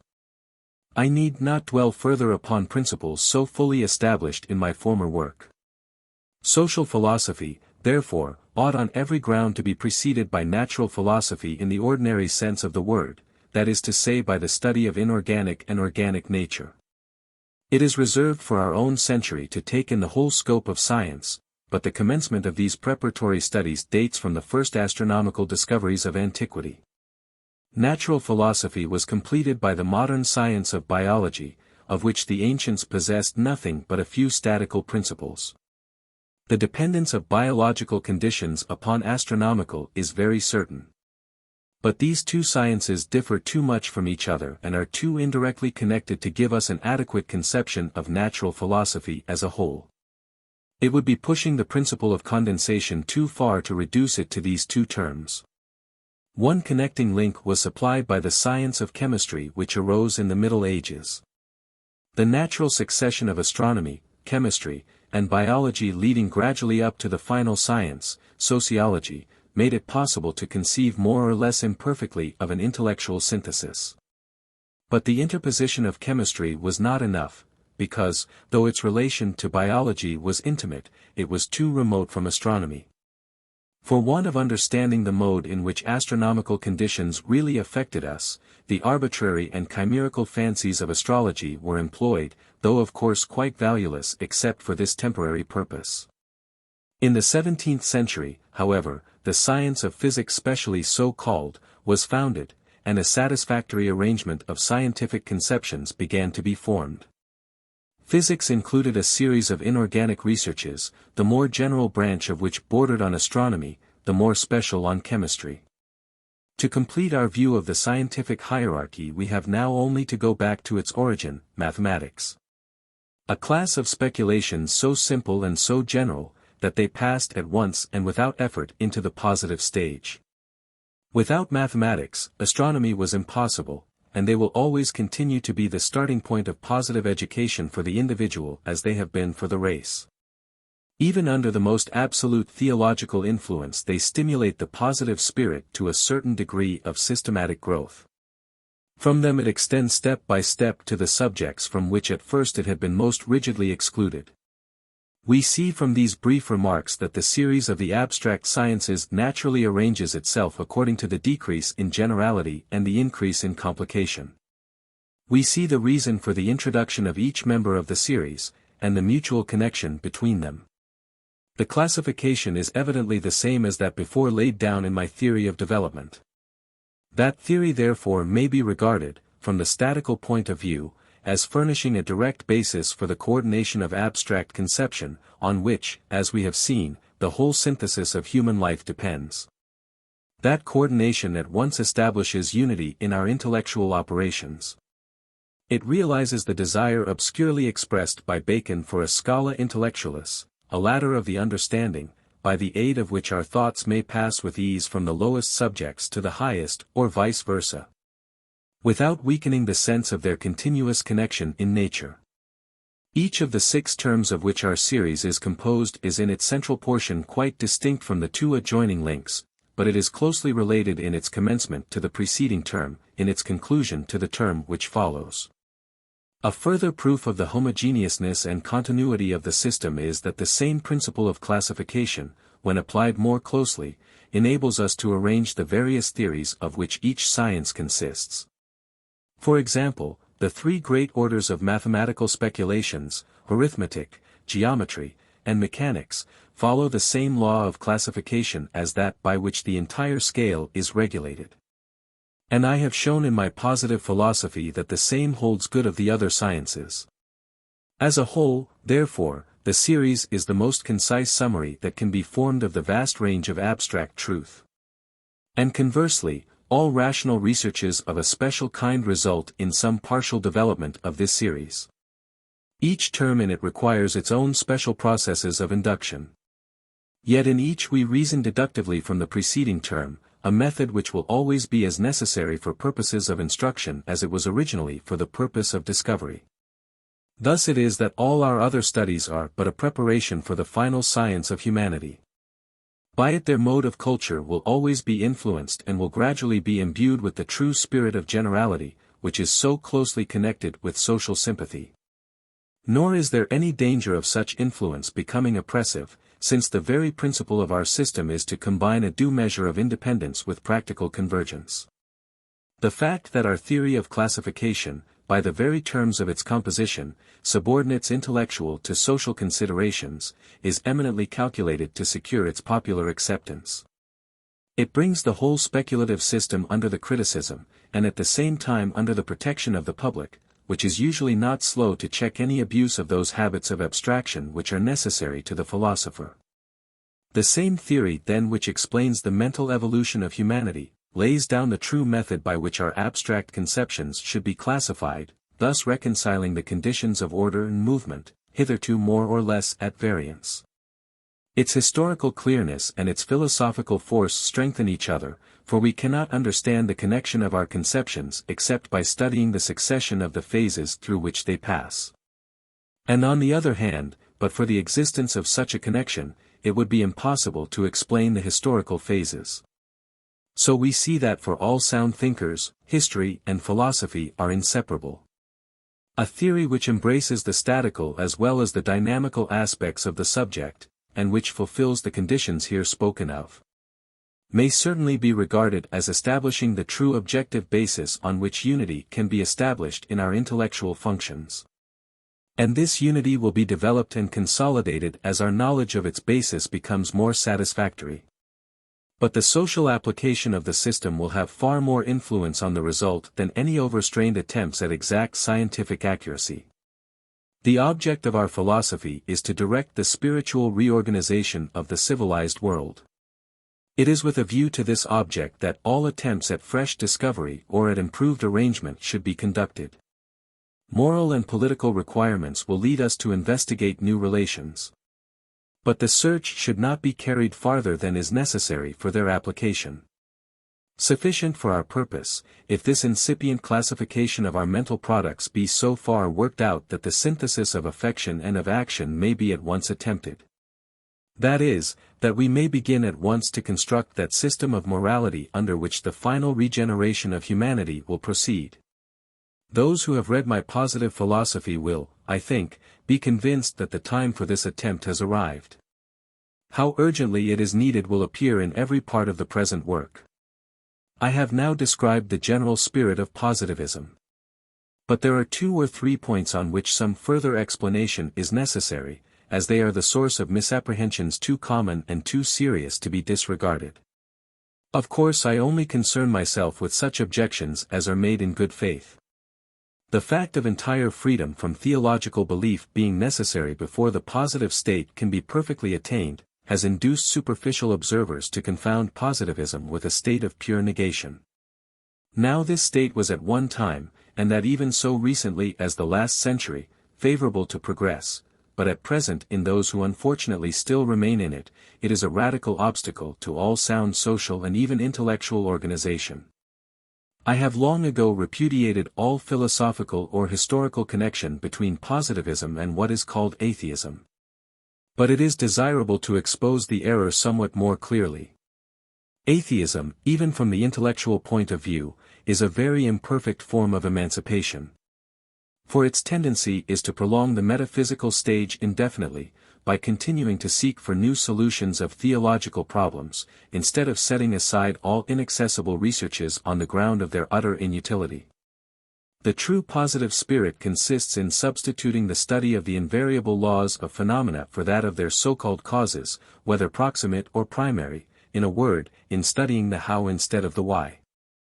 Now this is wholly incompatible with the ambitious and visionary attempts of atheism to explain the formation of the universe, the origin of animal life, etc. The positivist, comparing the various phases of human speculation, looks upon these scientific chimeras as far less valuable even from the intellectual point of view than the first spontaneous inspirations of primeval times. The principle of theology is to explain everything by supernatural wills. That principle can never be set aside until we acknowledge the search for causes to be beyond our reach, and limit ourselves to the knowledge of laws. As long as men persist in attempting to answer the insoluble questions which occupied the attention of the childhood of our race, by far the more rational plan is to do as was done then, that is, simply to give free play to the imagination. These spontaneous beliefs have gradually fallen into disuse, not because they have been disproved, but because mankind has become more enlightened as to its wants and the scope of its powers, and has gradually given an entirely new direction to its speculative efforts. If we insist upon penetrating the unattainable mystery of the essential cause that produces phenomena, there is no hypothesis more satisfactory than that they proceed from wills dwelling in them or outside them. An hypothesis which assimilates them to the effect produced by the desires which exist within ourselves. Were it not for the pride induced by metaphysical and scientific studies, it would be inconceivable that any atheist, modern or ancient, should have believed that his vague hypotheses on such a subject were preferable to this direct mode of explanation. And it was the only mode which really satisfied the reason, until men began to see the utter inanity and inutility of all search for absolute truth. The order of nature is doubtless very imperfect in every respect. But its production is far more compatible with the hypothesis of an intelligent will than with that of a blind mechanism. Persistent atheists therefore would seem to be most illogical of theologists, because they occupy themselves with theological problems, and yet reject the only appropriate method of handling them. But the fact is that pure atheism even in the present day is very rare. What is called atheism is usually a phase of pantheism, which is really nothing but a relapse disguised under learned terms, into a vague and abstract form of fetishism. And it is not impossible that it may lead to the reproduction in one form or other of every theological phase as soon as the check which modern society still imposes on metaphysical extravagance has become somewhat weakened.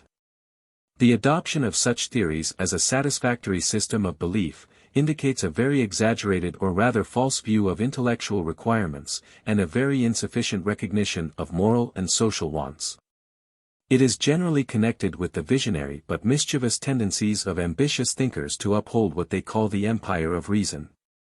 In the moral sphere it forms a sort of basis for the degrading fallacies of modern metaphysicians as to the absolute preponderance of self-interest. Politically, its tendency is to unlimited prolongation of the revolutionary position, its spirit is that of blind hatred to the past, and it resists all attempts to explain it on positive principles, with a view of disclosing the future. Atheism, therefore, is not likely to lead to positivism except in those who pass through it rapidly as the last and most short-lived of metaphysical phases. And the wide diffusion of the scientific spirit in the present day makes this passage so easy that to arrive at maturity without accomplishing it, is a symptom of a certain mental weakness, which is often connected with moral insufficiency, and is very incompatible with positivism. Negation offers but a feeble and precarious basis for union, and disbelief in monotheism is of itself no better proof of a mind fit to grapple with the questions of the day than disbelief in polytheism or fetishism, which no one would maintain to be an adequate ground for claiming intellectual sympathy. The atheistic phase indeed was not really necessary, except for the revolutionists of the last century who took the lead in the movement towards radical regeneration of society. The necessity has already ceased. For the decayed condition of the old system makes the need of regeneration palpable to all. Persistence in anarchy, and atheism is the most characteristic symptom of anarchy, is a temper of mind more unfavorable to the organic spirit, which ought by this time to have established its influence, than sincere adhesion to the old forms. This latter is of course obstructive, but at least it does not hinder us from fixing our attention upon the great social problem. Indeed, it helps us to do so, because it forces the new philosophy to throw aside every weapon of attack against the older faith except its own higher capacity of satisfying our moral and social wants. But in the atheism maintained by many metaphysicians and scientific men of the present day, positivism, instead of wholesome rivalry of this kind, will meet with nothing but barren resistance. Anti-theological as such men may be, they feel unmixed repugnance for any attempts at social regeneration, although their efforts in the last century had to some extent prepared the way for it. Far, then, from counting upon their support, positivists must expect to find them hostile, although from the incoherence of their opinions it will not be difficult to reclaim those of them whose errors are not essentially due to pride. The charge of materialism which is often made against positive philosophy is of more importance. It originates in the course of scientific study upon which the positive system is based. In answering the charge, I need not enter into any discussion of impenetrable mysteries. Our theory of development will enable us to see distinctly the real ground of the confusion that exists upon the subject. Positive science was for a long time limited to the simplest subjects, it could not reach the highest except by a natural series of intermediate steps. As each of these steps is taken, the student is apt to be influenced too strongly by the methods and results of the preceding stage. Here, as it seems to me, lies the real source of that scientific error which men have instinctively blamed as materialism. The name is just, because the tendency indicated is one which degrades the higher subjects of thought by confounding them with the lower. It was hardly possible that this usurpation by one science of the domain of another should have been wholly avoided. For since the more special phenomena do really depend upon the more general, it is perfectly legitimate for each science to exercise a certain deductive influence upon that which follows it in the scale. By such influence the special inductions of that science were rendered more coherent. The result, however, is that each of the sciences has to undergo a long struggle against the encroachments of the one preceding it. A struggle which, even in the case of the subjects which have been studied longest, is not yet over. Nor can it entirely cease until the controlling influence of sound philosophy be established over the whole scale, introducing juster views of the relations of its several parts, about which at present there is such irrational confusion. Thus it appears that materialism is a danger inherent in the mode in which the scientific studies necessary as a preparation for positivism were pursued. Each science tended to absorb the one next to it, on the ground of having reached the positive stage earlier and more thoroughly. The evil then is really deeper and more extensive than is imagined by most of those who deplore it. It passes generally unnoticed except in the highest class of subjects. These doubtless are more seriously affected, inasmuch as they undergo the encroaching process from all the rest. But we find the same thing in different degrees, in every step of the scientific scale. Even the lowest step, mathematics, is no exception, though its position would seem at first sight to exempt it. To a philosophic eye there is materialism in the common tendency of mathematicians at the present day to absorb geometry or mechanics into the calculus, as well as in the more evident encroachments of mathematics upon physics. Of physics upon chemistry, of chemistry, which is more frequent, upon biology, or lastly in the common tendency of the best biologists to look upon sociology as a mere corollary of their own science. In all cases it is the same fundamental error, that is, an exaggerated use of deductive reasoning, and in all it is attended with the same result. That the higher studies are in constant danger of being disorganized by the indiscriminate application of the lower. All scientific specialists at the present time are more or less materialists, according as the phenomena studied by them are more or less simple and general. Geometricians, therefore, are more liable to the error than any others. They all aim consciously or otherwise at a synthesis in which the most elementary studies, those of number, space, and motion, are made to regulate all the rest. But the biologists who resist this encroachment most energetically, are often guilty of the same mistake. They not unfrequently attempt, for instance, to explain all sociological facts by the influence of climate and race, which are purely secondary. Thus showing their ignorance of the fundamental laws of sociology, which can only be discovered by a series of direct inductions from history. This philosophical estimate of materialism explains how it is that it has been brought as a charge against positivism, and at the same time proves the deep injustice of the charge. Positivism, far from countenancing so dangerous an error, is, as we have seen, the only philosophy which can completely remove it.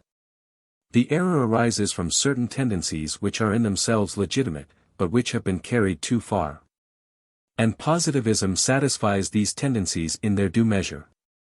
Hitherto the evil has remained unchecked, except by the theological metaphysical spirit, which, by giving rise to what is called spiritualism, has rendered a very valuable service.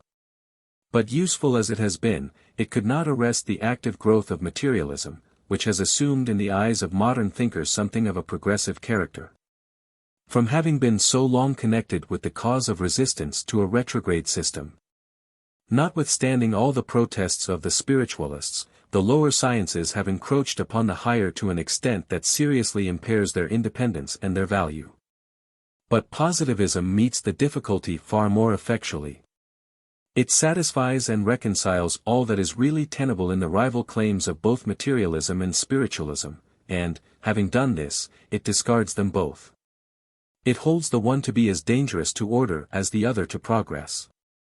This result is an immediate consequence of the establishment of the encyclopedic scale, in which each science retains its own proper sphere of induction, while deductively it remains subordinate to the science which precedes it. But what really decides the matter is the fact that such paramount importance, both logically and scientifically, is given by positive philosophy to social questions. For these are the questions in which the influence of materialism is most mischievous, and also in which it is most easily introduced. A system therefore which gives them the precedence over all other questions must hold materialism to be quite as obstructive as spiritualism. Since both are alike an obstacle to the progress of that science for the sake of which all other sciences are studied. Further advance in the work of social regeneration implies the elimination of both of them, because it cannot proceed without exact knowledge of the laws of moral and social phenomena. In the next chapter one shall have to speak of the mischievous effects of materialism upon the art or practice of social life. It leads to a misconception of the most fundamental principle of that art, namely, the systematic separation of spiritual and temporal power. To maintain that separation, to carry out on a more satisfactory basis the admirable attempt made in the Middle Ages by the Catholic Church, is the most important of political questions. Thus the antagonism of positivism to materialism rests upon political no less than upon philosophical grounds. With the view of securing a dispassionate consideration of this subject, and of avoiding all confusion, I have laid no stress upon the charge of immorality that is so often brought against materialism. The reproach, even when made sincerely, is constantly belied by experience, indeed it is inconsistent with all that we know of human nature. Our opinions, whether right or wrong, have not, fortunately, the absolute power over our feelings and conduct which is commonly attributed to them. Materialism has been provisionally connected with the whole movement of emancipation, and it has therefore often been found in common with the noblest aspirations. That connection, however, has now ceased. And it must be owned that even in the most favorable cases this error, purely intellectual though it be, has to a certain extent always checked the free play of our nobler instincts by leading men to ignore or misconceive moral phenomena, which were left unexplained by its crude hypothesis. Cabanis gave a striking example of this tendency in his unfortunate attack upon medieval chivalry. 3 Cabanis was a philosopher whose moral nature was as pure and sympathetic as his intellect was elevated and enlarged. Yet the materialism of his day had entirely blinded him to the beneficial results of the attempts made by the most energetic of our ancestors to institute the worship of woman. We have now examined the two principal charges brought against the positive system, and we have found that they apply merely to the unsystematic state in which positive principles are first introduced. But the system is also accused of fatalism and of optimism, charges on which it will not be necessary to dwell at great length, because, though frequently made, they are not difficult to refute. The charge of fatalism has accompanied every fresh extension of positive science, from its first beginnings. Nor is this surprising. For when any series of phenomena passes from the dominion of wills, whether modified by metaphysical abstractions or not, to the dominion of laws, the regularity of the latter contrasts so strongly with the instability of the former, as to present an appearance of fatality, which nothing but a very careful examination of the real character of scientific truth can dissipate. And the error is the more likely to occur from the fact that our first types of natural laws are derived from the phenomena of the heavenly bodies. These, being wholly beyond our interference, always suggest the notion of absolute necessity, a notion which it is difficult to prevent from extending to more complex phenomena, as soon as they are brought within the reach of the positive method. And it is quite true that positivism holds the order of nature to be in its primary aspects strictly invariable. All variations, whether spontaneous or artificial, are only transient and of secondary import. The conception of unlimited variations would in fact be equivalent to the rejection of law altogether. But while this accounts for the fact that every new positive theory is accused of fatalism, it is equally clear that blind persistence in the accusation shows a very shallow conception of what positivism really is. For, unchangeable as the order of nature is in its main aspects, yet all phenomena, except those of astronomy, admit of being modified in their secondary relations, and this the more as they are more complicated. The positive spirit, when confined to the subjects of mathematics and astronomy, was inevitably fatalist. But this ceased to be the case when it extended to physics and chemistry, and especially to biology, where the margin of variation is very considerable. Now that it embraces social phenomena, the reproach, however it may have been once deserved, should be heard no longer, since these phenomena, which will for the future form its principal field, admit of larger modification than any others. And that chiefly by our own intervention. It is obvious then that positivism, far from encouraging indolence, stimulates us to action, especially to social action, far more energetically than any theological doctrine. It removes all groundless scruples, and prevents us from having recourse to chimeras. It encourages our efforts everywhere, except where they are manifestly useless. For the charge of optimism there is even less ground than for that of fatalism. The latter was, to a certain extent, connected with the rise of the positive spirit, but optimism is simply a result of theology, and its influence has always been decreasing with the growth of positivism. Astronomical laws, it is true, suggest the idea of perfection as naturally as that of necessity. On the other hand, their great simplicity places the defects of the order of nature in so clear a light, that optimists would never have sought their arguments in astronomy. Were it not that the first elements of the science had to be worked out under the influence of monotheism, a system which involved the hypothesis of absolute wisdom. But by the theory of development on which the positive synthesis is here made to rest, optimism is discarded as well as fatalism, in the direct proportion of the intricacy of the phenomena. It is in the most intricate that the defects of nature, as well as the power of modifying them, become most manifest. With regard, therefore, to social phenomena, the most complex of all, both charges are utterly misplaced. Any optimistic tendencies that writers on social subjects may display, must be due to the fact that their education has not been such as to teach them the nature and conditions of the true scientific spirit. For want of sound logical training, great misuse has been made in our own time of a property peculiar to social phenomena. It is that we find in them a greater amount of spontaneous wisdom than might have been expected from their complexity. It would be a mistake, however, to suppose this wisdom perfect. The phenomena in question are those of intelligent beings who are always occupied in amending the defects of their economy. It is obvious, therefore, that they will show less imperfection than if, in a case equally complicated, the agents could have been blind. The standard by which to judge of action is always to be taken relatively to the social state in which the action takes place. Therefore all historical positions and changes must have at least some grounds of justification. Otherwise they would be totally incomprehensible, because they would be inconsistent with the nature of the agents and of the actions performed by them. Now this naturally fosters a dangerous tendency to optimism in all thinkers, who, whatever their powers may be, have not passed through any strict scientific training, and have consequently never cast off metaphysical and theological modes of thought in the higher subjects. Because every government shows a certain adaptation to the civilization of its time, they make the loose assertion that the adaptation is perfect, a conception which is of course chimerical. But it is unjust to charge positivism with errors which are evidently contrary to its true spirit, and merely due to the want of logical and scientific training in those who have hitherto engaged in the study of social questions.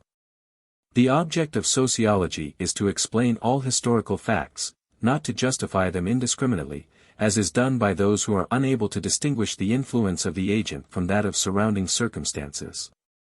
On reviewing this brief sketch of the intellectual character of positivism, it will be seen that all its essential attributes are summed up in the word positive, which I applied to the new philosophy at its outset. All the languages of Western Europe agree in understanding by this word and its derivatives the two qualities of reality and usefulness. Combining these, we get at once an adequate definition of the true philosophic spirit, which, after all, is nothing but good sense generalized and put into a systematic form. The term also implies in all European languages, certainty and precision, qualities by which the intellect of modern nations is markedly distinguished from that of antiquity. Again, the ordinary acceptation of the term implies a directly organic tendency. Now the metaphysical spirit is incapable of organizing, it can only criticize. This distinguishes it from the positive spirit, although for a time they had a common sphere of action. By speaking of positivism as organic, we imply that it has a social purpose. That purpose being to supersede theology in the spiritual direction of the human race. But the word will bear yet a further meaning. The organic character of the system leads us naturally to another of its attributes, namely its invariable relativity. Modern thinkers will never rise above that critical position which they have hitherto taken up towards the past, except by repudiating all absolute principles. This last meaning is more latent than the others, but is really contained in the term. It will soon become generally accepted, and the word positive will be understood to mean relative as much as it now means organic, precise, certain, useful, and real. Thus the highest attributes of human wisdom have, with one exception, been gradually condensed into a single expressive term. All that is now wanting is that the word should denote what at first could form no part of the meaning, the union of moral with intellectual qualities. At present, only the latter are included.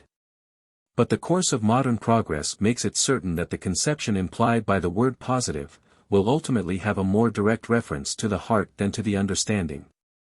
For it will soon be felt by all that the tendency of positivism, and that by virtue of its primary characteristic, reality, is to make feeling systematically supreme over reason as well as over activity.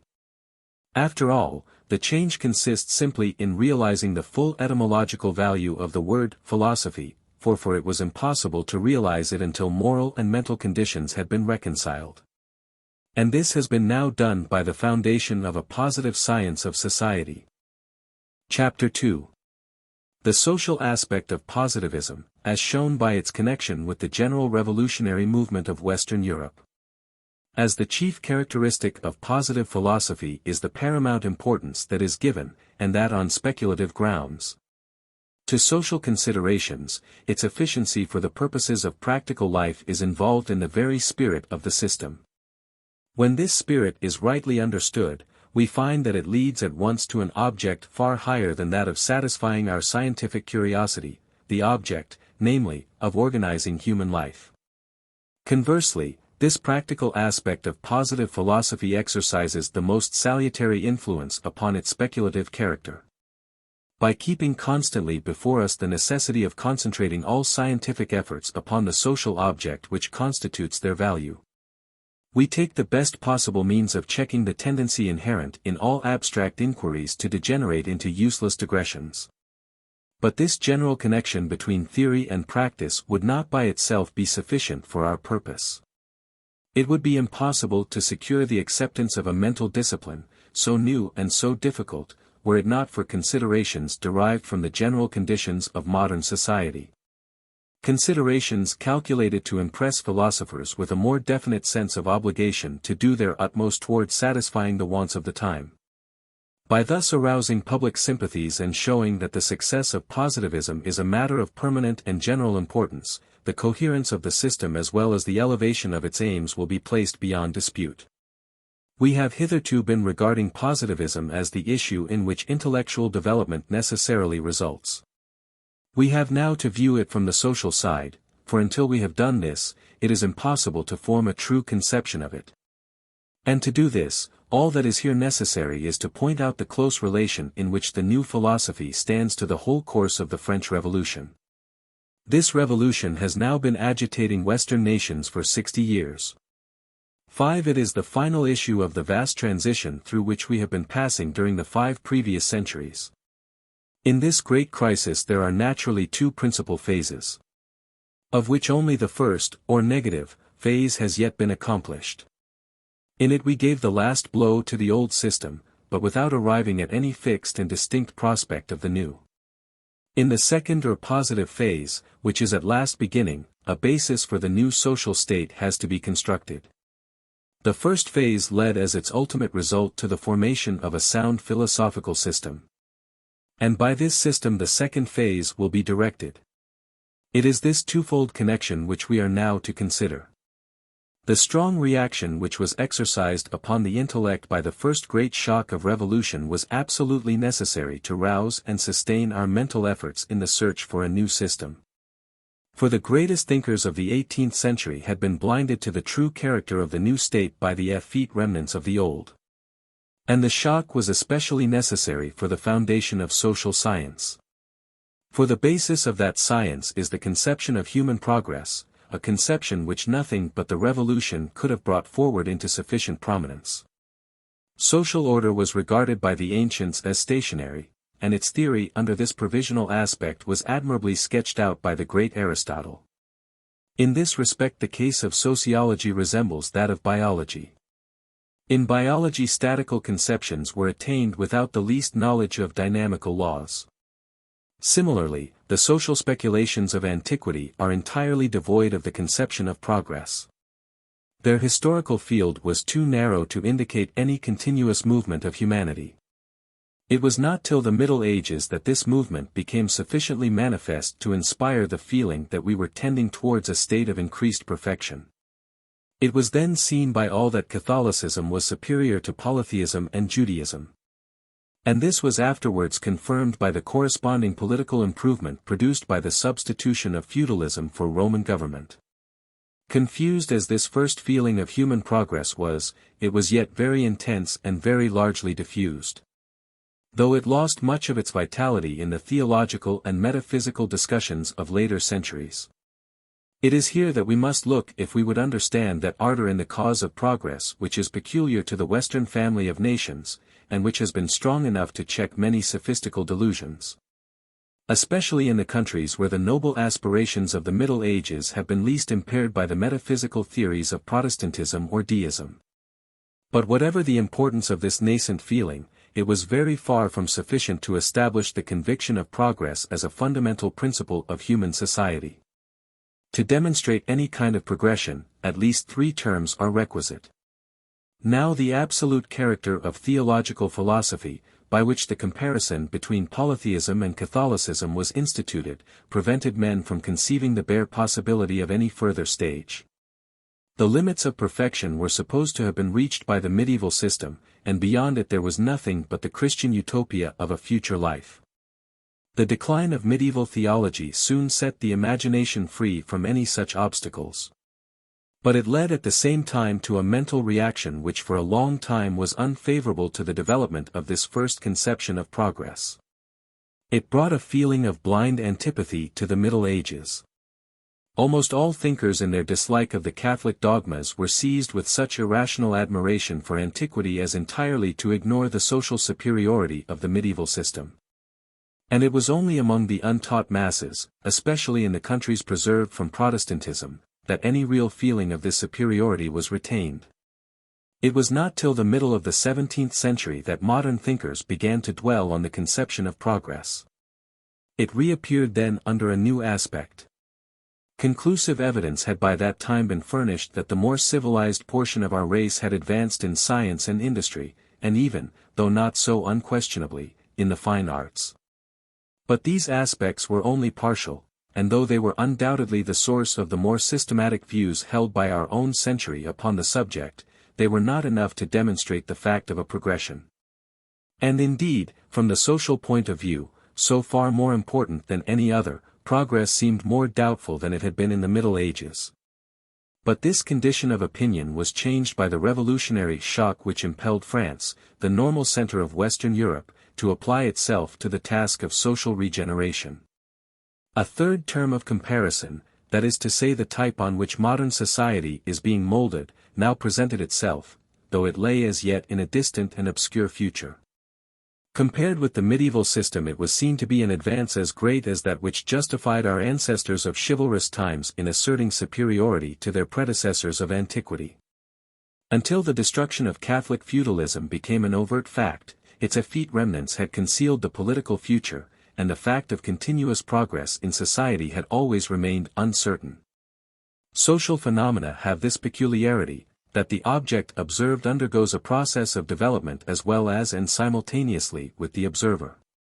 Now up to the time of the Revolution, political development, on which the principal argument for the theory of progress must always be based, corresponded in its imperfection to the incapacity of the scientific spirit to frame the theory of it. A century ago, thinkers of the greatest eminence were unable to conceive of a really continuous progression, and humanity, as they thought, was destined to move in circles or in oscillations. But under the influence of the revolution a real sense of human development has arisen spontaneously and with more or less result, in minds of the most ordinary cast, first in France, and subsequently throughout the whole of Western Europe. In this respect the crisis has been most salutary. It has given us that mental courage as well as force without which the conception could never have arisen. It is the basis of social science and therefore of all positive philosophy. Since it is only from the social aspect that positive philosophy admits of being viewed as a connected whole. Without the theory of progress, the theory of order, even supposing that it could be formed, would be inadequate as a basis for sociology. It is essential that the two should be combined. The very fact that progress, however viewed, is nothing but the development of order, shows that order cannot be fully manifested without progress. The dependence of positivism upon the French Revolution may now be understood more clearly. Nor was it by a merely fortuitous coincidence that by this time the introductory course of scientific knowledge by which the mind is prepared for positivism should have been sufficiently completed. But we must here observe that, beneficial as the intellectual reaction of this great crisis undoubtedly was, its effects could not be realized until the ardor of the revolutionary spirit had been to some extent weakened. The dazzling light thrown upon the future for some time obscured our vision of the past. It disclosed, though obscurely, the third term of the social progression, but it prevented us from fairly appreciating the second term. It encouraged that blind aversion to the Middle Ages, which had been inspired by the emancipating process of modern times, a feeling which had once been necessary to induce us to abandon the old system. The suppression of this intermediate step would be as fatal to the conception of progress as the absence of the last, because this last differs too widely from the first to admit of any direct comparison with it. Right views upon the subject were impossible therefore until full justice had been rendered to the Middle Ages, which form at once the point of union and of separation between ancient and modern history. Now it was quite impossible to do this as long as the excitement of the first years of the Revolution lasted. In this respect the philosophical reaction, organized at the beginning of our century by the great de Maistre, was of material assistance in preparing the true theory of progress. His school was of brief duration, and it was no doubt animated by a retrograde spirit, but it will always be ranked among the necessary antecedents of the positive system. Although its works are now entirely superseded by the rise of the new philosophy, which in a more perfect form has embodied all their chief results. What was required therefore for the discovery of sociological laws, and for the establishment upon these laws of a sound philosophical system, was an intellect in the vigor of youth, imbued with all the ardor of the revolutionary spirit, and yet spontaneously assimilating all that was valuable in the attempts of the retrograde school to appreciate the historical importance of the Middle Ages. In this way and in no other could the true spirit of history arise. For that spirit consists in the sense of human continuity, which had hitherto been felt by no one, not even by my illustrious and unfortunate predecessor Condorcet. Meantime the genius of Gall was completing the recent attempts to systematize biology, by commencing the study of the internal functions of the brain. As far at least as these could be understood from the phenomena of individual as distinct from social development. And now I have explained the series of social and intellectual conditions by which the discovery of sociological laws, and consequently the foundation of positivism, was fixed for the precise date at which I began my philosophical career, that is to say, 1 generation after the progressive dictatorship of the Convention, and almost immediately after the fall of the retrograde tyranny of Bonaparte. Thus it appears that the revolutionary movement, and the long period of reaction which succeeded it, were alike necessary, before the new general doctrine could be distinctly conceived of as a whole. And if this preparation was needed for the establishment of positivism as a philosophical system, far more needful was it for the recognition of its social value. For it guaranteed free exposition and discussion of opinion, and it led the public to look to positivism as the system which contained in germ the ultimate solution of social problems. This is a point so obvious that we need not dwell upon it further. Having satisfied ourselves of the dependence of positivism upon the first phase of the revolution, we have now to consider it as the future guide of the second phase. It is often supposed that the destruction of the old regime was brought about by the revolution. But history when carefully examined points to a very different conclusion. It shows that the revolution was not the cause but the consequence of the utter decomposition of the medieval system, a process which had been going on for 5 centuries throughout Western Europe, and especially in France. Spontaneously at first, and afterwards in a more systematic way. The revolution, far from protracting the negative movement of previous centuries, was a bar to its further extension. It was a final outbreak in which men showed their irrevocable purpose of abandoning the old system altogether, and of proceeding at once to the task of entire reconstruction. The most conclusive proof of this intention was given by the abolition of royalty, which had been the rallying point of all the decaying remnants of the old French constitution. But with this exception, which only occupied the convention during its first sitting, the constructive tendencies of the movement were apparent from its outset. And they showed themselves still more clearly as soon as the republican spirit had become predominant. It is obvious, however, that strong as these tendencies may have been, the first period of the revolution produced results of an extremely negative and destructive kind. In fact, the movement was in this respect a failure. This is partly to be attributed to the pressing necessities of the hard struggle for national independence which France maintained so gloriously against the combined attacks of the retrograde nations of Europe. But it is far more largely owing to the purely critical character of the metaphysical doctrines by which the revolutionary spirit was at that time directed. The negative and the positive movements which have been going on in Western Europe since the close of the Middle Ages, have been of course connected with each other. But the former has necessarily advanced with greater rapidity than the latter. The old system had so entirely declined, that a desire for social regeneration had become general, before the groundwork of the new system had been sufficiently completed for its true character to be understood. As we have just seen, the doctrine by which social regeneration is now to be directed could not have arisen previously to the Revolution. The impulse which the Revolution gave to thought was indispensable to its formation. Here then was an insurmountable fatality by which men were forced to make use of the critical principles which had been found serviceable in former struggles, as the only available instruments of construction. As soon as the old order had once been fairly abandoned, there was of course no utility whatever in the negative philosophy. But its doctrines had become familiar to men's minds, and its motto of liberty and equality was at that time the one most compatible with social progress.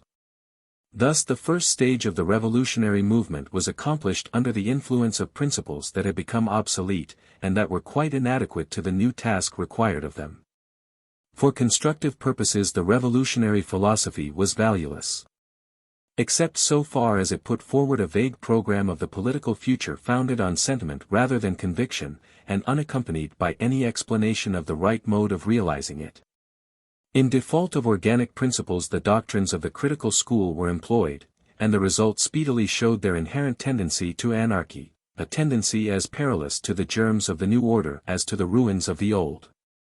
The experiment was tried once for all, and it left such ineffaceable memories that it is not probable that any serious attempt will be made to repeat it. The incapacity for construction inherent in the doctrine in which the revolutionary spirit had embodied itself was placed beyond the reach of doubt. The result was to impress everyone with the urgent necessity for social renovation. But the principles of that renovation were still left undetermined. In this condition of philosophical and political opinion, the necessity of order was felt to be paramount, and a long period of reaction ensued. Dating from the official deism introduced by Robespierre, it reached its height under the aggressive system of Bonaparte, and it was feebly protracted, in spite of the peace of 1815, by his insignificant successors. The only permanent result of this period was the historical and doctrinal evidence brought forward by de Maistre and his school, of the social inutility of modern metaphysics. While at the same time their intellectual weakness was being proved by the successful attempts of Cabanis, and still more of Gall, to extend the positive method to the highest biological questions. In all other respects this elaborate attempt to prevent the final emancipation of humanity proved a complete failure. In fact, it led to a revival of the instinct of progress. Strong antipathies were roused everywhere by these fruitless efforts at reconstructing a system which had become so entirely obsolete, that even those who were laboring to rebuild it no longer understood its character or the conditions of its existence. A reawakening of the revolutionary spirit was thus inevitable, and it took place as soon as peace was established, and the chief upholder of the retrograde system had been removed. The doctrines of negation were called back to life.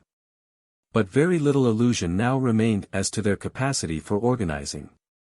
In want of something better, men accepted them as a means of resisting retrograde principles, just as these last had owed their apparent success to the necessity of checking the tendency to anarchy. Amidst these fresh debates on worn-out subjects, the public soon became aware that a final solution of the question had not yet arisen even in germ. It therefore concerned itself for little except the maintenance of order and liberty. Conditions as indispensable for the free action of philosophy as for material prosperity. The whole position was most favorable for the construction of a definite solution.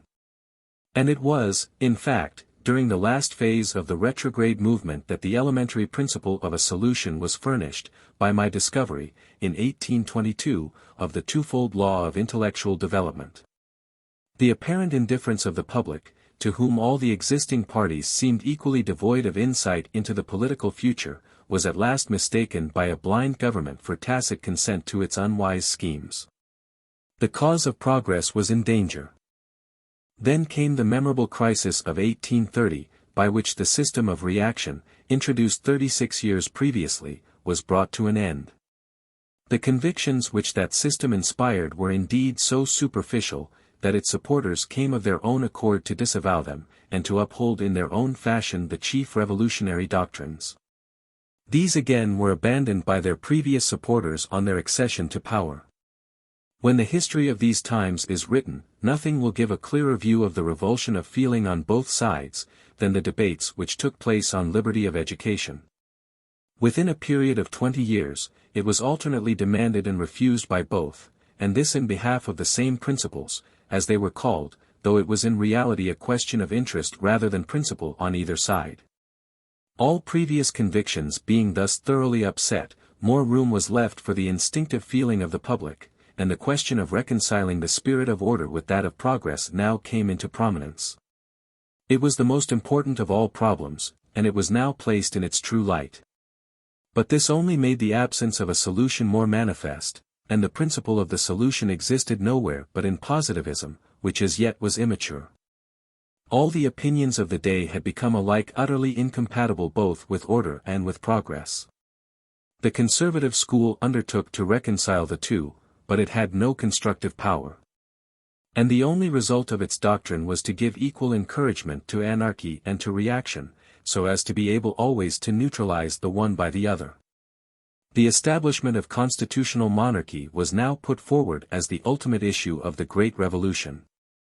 But no one could seriously place any real confidence in a system so alien to the whole character of French history, offering as it did nothing but a superficial and unwise imitation of a political anomaly essentially peculiar to England. The period then between 1830 and 1848 may be regarded as a natural pause in the political movement. The reaction which succeeded the original crisis had exhausted itself. But the final or organic phase of the revolution was still delayed for want of definite principles to guide it. No conception had been formed of it, except by a small number of philosophic minds who had taken their stand upon the recently established laws of social science, and had found themselves able, without recourse to any chimerical views, to gain some general insight into the political future, of which Condorcet, my principal predecessor, knew so little. But it was impossible for the regenerating doctrine to spread more widely and to be accepted as the peaceful solution of social problems, until a distinct refutation had been given of the false assertion so authoritatively made that the parliamentary system was the ultimate issue of the revolution. This notion once destroyed, the work of spiritual reorganization should be left entirely to the free efforts of independent thinkers. In these respects our last political change, 1848, will have accomplished all that is required. Thanks to the instinctive sense and vigor of our working classes, the reactionist leanings of the Orleanist government, which had become hostile to the purpose for which it was originally instituted, have at last brought about the final abolition of monarchy in France. The prestige of monarchy had long been lost, and it now only impeded progress, without being of any real benefit to order. By its fictitious supremacy it directly hindered the work of spiritual reformation. Whilst the measure of real power which it possessed was insufficient to control the wretched political agitation maintained by animosities of a purely personal character. Viewed negatively, the principle of republicanism sums up the first phase of the revolution. It precludes the possibility of recurrence to royalism, which, ever since the second half of the reign of Louis XIV, has been the rallying point of all reactionist tendencies. Interpreting the principle in its positive sense, we may regard it as a direct step towards the final regeneration of society. By consecrating all human forces of whatever kind to the general service of the community, republicanism recognizes the doctrine of subordinating politics to morals. Of course it is as a feeling rather than as a principle that this doctrine is at present adopted, but it could not obtain acceptance in any other way. And even when put forward in a more systematic shape, it is upon the aid of feeling that it will principally rely, as I have shown in the previous chapter. In this respect France has proved worthy of her position as the leader of the great family of Western nations, and has in reality already entered upon the normal state. Without the intervention of any theological system, she has asserted the true principle on which society should rest, a principle which originated in the Middle Ages under the impulse of Catholicism. but for the general acceptance of which a sounder philosophy and more suitable circumstances were necessary. The direct tendency, then, of the French Republic is to sanction the fundamental principle of positivism, the preponderance, namely, of feeling over intellect and activity. Starting from this point, public opinion will soon be convinced that the work of organizing society on republican principles is one which can only be performed by the new philosophy. The whole position brings into fuller prominence the fundamental problem previously proposed, of reconciling order and progress. The urgent necessity of doing so is acknowledged by all. But the utter incapacity of any of the existing schools of opinion to realize it becomes increasingly evident. The abolition of monarchy removes the most important obstacle to social progress, but at the same time it deprives us of the only remaining guarantee for public order. Thus the time is doubly favorable to constructive tendencies. Yet at present there are no opinions which possess more than the purely negative value of checking, and that very imperfectly, the error opposite to their own. In a position which guarantees progress and compromises order, it is naturally for the latter that the greatest anxiety is felt, and we are still without any organ capable of systematically defending it. Yet experience should have taught us how extremely fragile every government must be which is purely material, that is, which is based solely upon self-interest, and is destitute of sympathies and convictions. On the other hand, spiritual order is not to be hoped for at present in the absence of any doctrine which commands general respect. Even the social instinct is a force on the political value of which we cannot always rely, for when not based on some definite principle, it not unfrequently becomes source of disturbance. Hence we are driven back to the continuance of a material system of government, although its inadequacy is acknowledged by all. In a republic, however, such a government cannot employ its most efficient instrument, corruption. It has to resort instead to repressive measures of a more or less transitory kind, every time that the danger of anarchy becomes too threatening. These occasional measures, however, naturally proportion themselves to the necessities of the case. Thus, though order is exposed to greater perils than progress, it can count on more powerful resources for its defense. Shortly after the publication of the first edition of this work, the extraordinary outbreak of June, 1848, proved that the Republic could call into play, and, indeed, could push to excess, in the cause of public order, forces far greater than those of the monarchy. Thus royalty no longer possesses that monopoly of preserving order, which has hitherto induced a few sincere and thinking men to continue to support it. And henceforth the sole political characteristic which it retains is that of obstructing progress. And yet by another reaction of this contradictory position of affairs, the monarchical party seems at present to have become the organ of resistance in behalf of material order. Retrograde as its doctrines are, yet from their still retaining a certain organic tendency, the conservative instincts rally round them. To this the progressive instincts offer no serious obstacle, their insufficiency for the present needs being more or less distinctly recognized. It is not to the monarchical party, however, that we must look for conservative principles. For in this quarter they are wholly abandoned, and unhesitating adoption of every revolutionary principle is resorted to as a means of retaining power. So that the doctrines of the revolution would seem fated to close their existence in the retrograde camp. So urgent is the need of order that we are driven to accept for the moment a party which has lost all its old convictions, and which had apparently become extinct before the Republic began. Positivism and positivism alone can disentangle and terminate this anomalous position.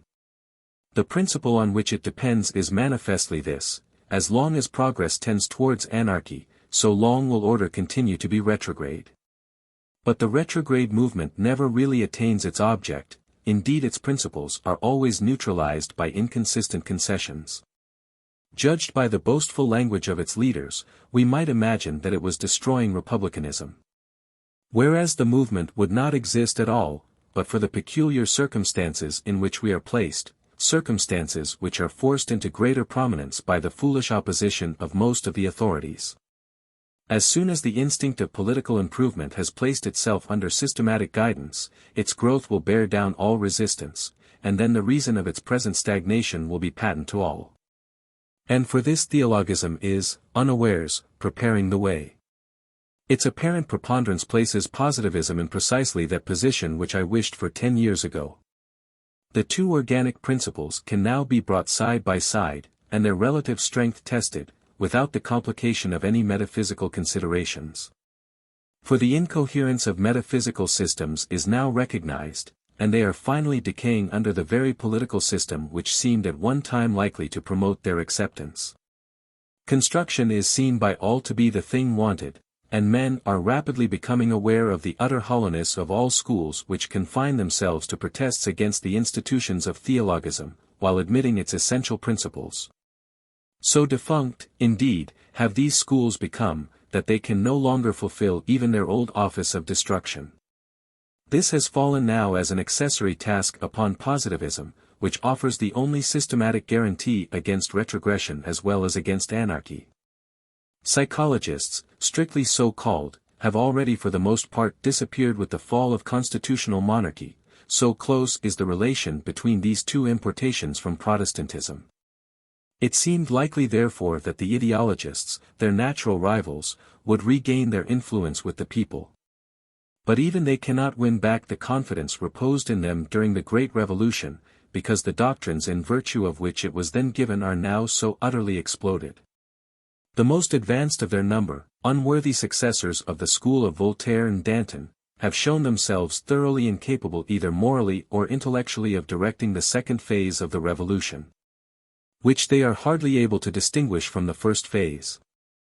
Formerly I had taken as their type a man of far superior merit, the noble Armand Carrel, whose death was such a grievous loss to the Republican cause. But he was a complete exception to the general rule. True Republican convictions were impossible with men who had been schooled in parliamentary intrigues, and who had directed or aided the pertinacious efforts of the French press to rehabilitate the name of Bonaparte. Their accession to power was futile, for they could only maintain material order by calling in the retrograde party, and they soon became mere auxiliaries of this party, disgracefully abjuring all their philosophical convictions. There is one proceeding which, though it is but an episode in the course of events, will always remain as a test of the true character of this unnatural alliance. I allude to the Roman expedition of 1849. A detestable and contemptible act, for which just penalties will speedily be imposed on all who were accessory to it, not to speak of the damnatory verdict of history.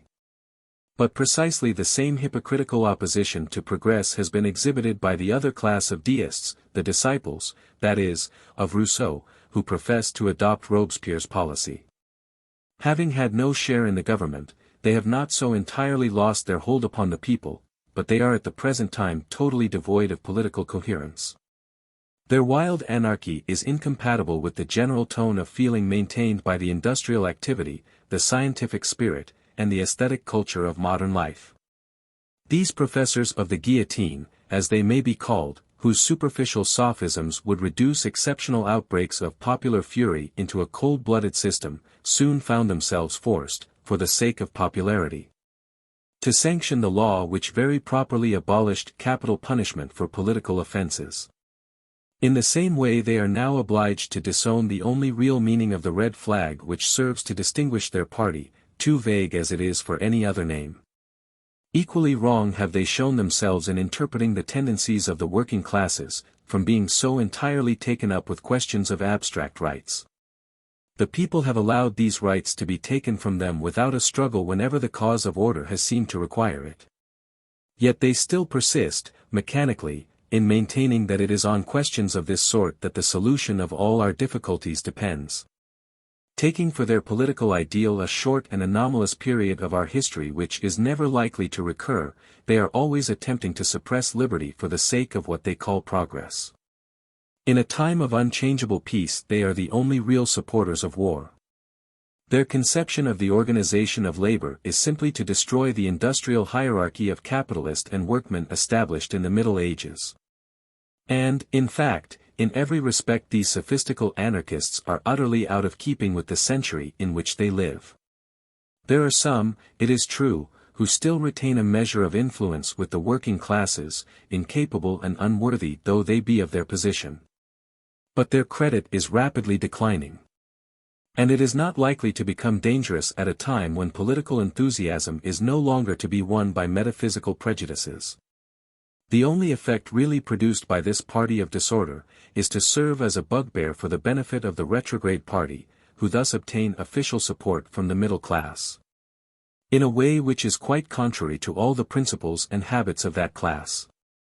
It is very improbable that these foolish levelers will ever succeed to power.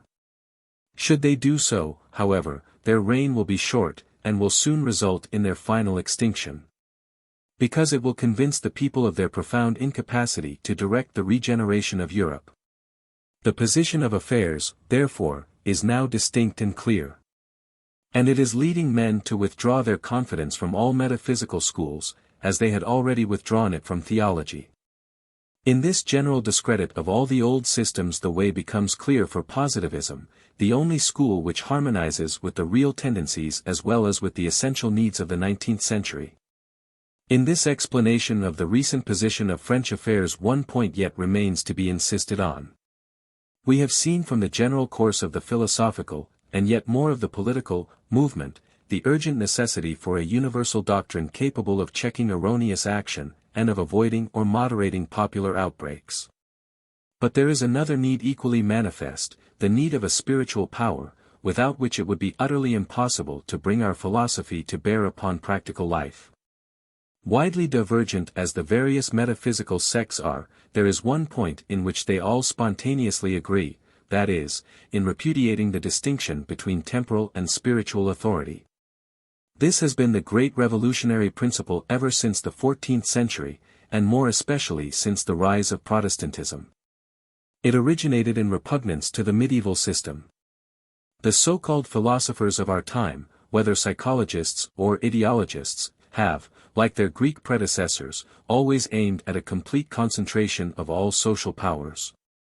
And they have even spread this delusion among the students of special sciences.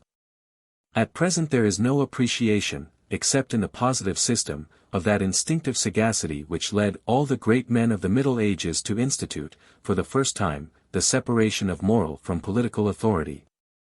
It was a masterpiece of human wisdom, but it was premature, and could not be permanently successful at a time when men were still governed on theological principles, and practical life still retained its military character.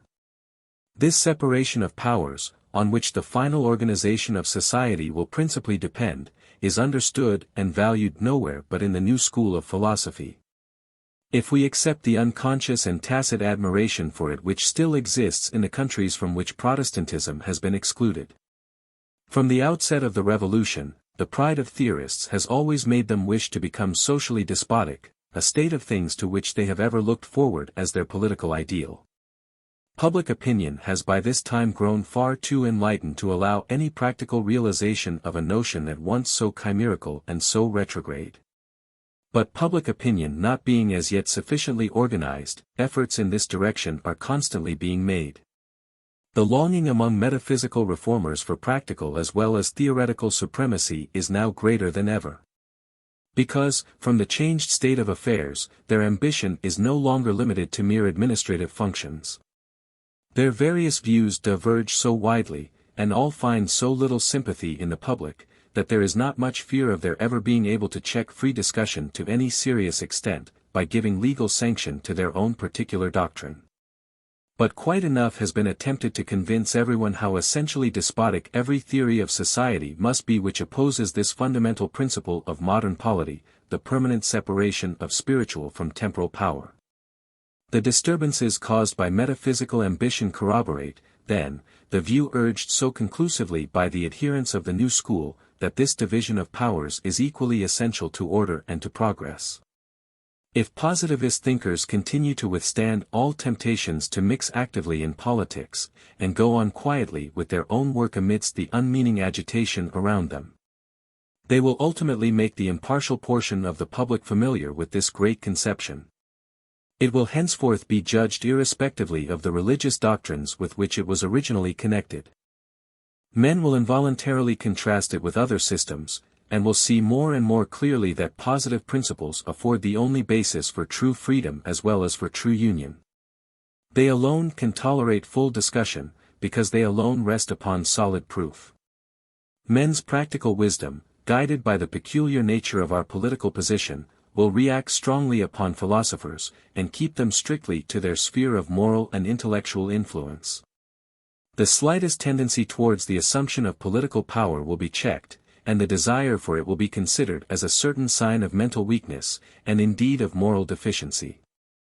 Now that royalty is abolished, all true thinkers are secure of perfect freedom of thought, and even of expression, as long as they abide by the necessary conditions of public order.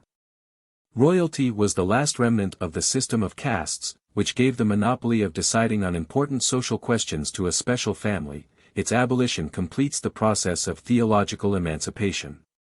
Of course, the magistrates of a republic may show despotic tendencies. But they can never become very dangerous where power is held on so brief a tenure, and where, even when concentrated in a single person, it emanates from suffrage, incompetent as that may be. It is easy for the positivist to show that these functionaries know very little more than their constituents of the logical and scientific conditions necessary for the systematic working out of moral and social doctrines. Such authorities, though devoid of any spiritual sanction, may, however, command obedience in the name of order. But they can never be really respected, unless they adhere scrupulously to their temporal functions, without claiming the least authority over thought. Even before the central power falls into the hands of men really fit to wield it, the republican character of our government will have forced this conviction upon a nation that has now got rid of all political fanaticism, whether of a retrograde or anarchical kind. And the conviction is the more certain to arise, because practical authorities will become more and more absorbed in the maintenance of material order, and will therefore leave the question of spiritual order to the unrestricted efforts of thinkers. It is neither by accident nor by personal influence that I have myself always enjoyed so large a measure of freedom in writing, and subsequently in public lectures, and this under governments all of which were more or less oppressive. Every true philosopher will receive the same license, if, like myself, he offers the intellectual and moral guarantees which the public and the civil power are fairly entitled to expect from the systematic organs of humanity. The necessity of controlling levelers may lead to occasional acts of unwise violence. But I am convinced that respect will always be shown to constructive thinkers, and that they will soon be called in to the assistance of public order. For order will not be able to exist much longer without the sanction of some rational principle. The result, then, of the important political changes which have recently taken place is this. The second phase of the revolution, which hitherto has been restricted to a few advanced minds, is now entered by the public, and men are rapidly forming juster views of its true character. It is becoming recognized that the only firm basis for a reform of our political institutions is a complete reorganization of opinion and of life, and the way is open for the new religious doctrine to direct this work. I have thus explained the way in which the social mission of positivism connects itself with the spontaneous changes which are taking place in France, the center of the revolutionary movement. But it would be a mistake to suppose that France will be the only scene of these reorganizing efforts. Judging on sound historical principles, we cannot doubt that they will embrace the whole extent of Western Europe. During the 5 centuries of revolutionary transition which have elapsed since the Middle Ages, we have lost sight of the fact that in all fundamental questions the Western nations form one political system. It was under Catholic feudalism that they were first united, a union for which their incorporation into the Roman Empire had prepared them, and which was finally organized by the incomparable genius of Charlemagne. In spite of national differences, embittered as they were afterwards by theological discord, this great republic has in modern times shown intellectual and social growth both in a positive and negative direction, to which other portions of the human race, even in Europe, can show no parallel. The rupture of Catholicism, and the decline of chivalry, at first seriously impaired this feeling of relationship. But it soon began to show itself again under new forms. It rests now, though the basis is inadequate, upon the feeling of community in industrial development, in aesthetic culture, and in scientific discovery.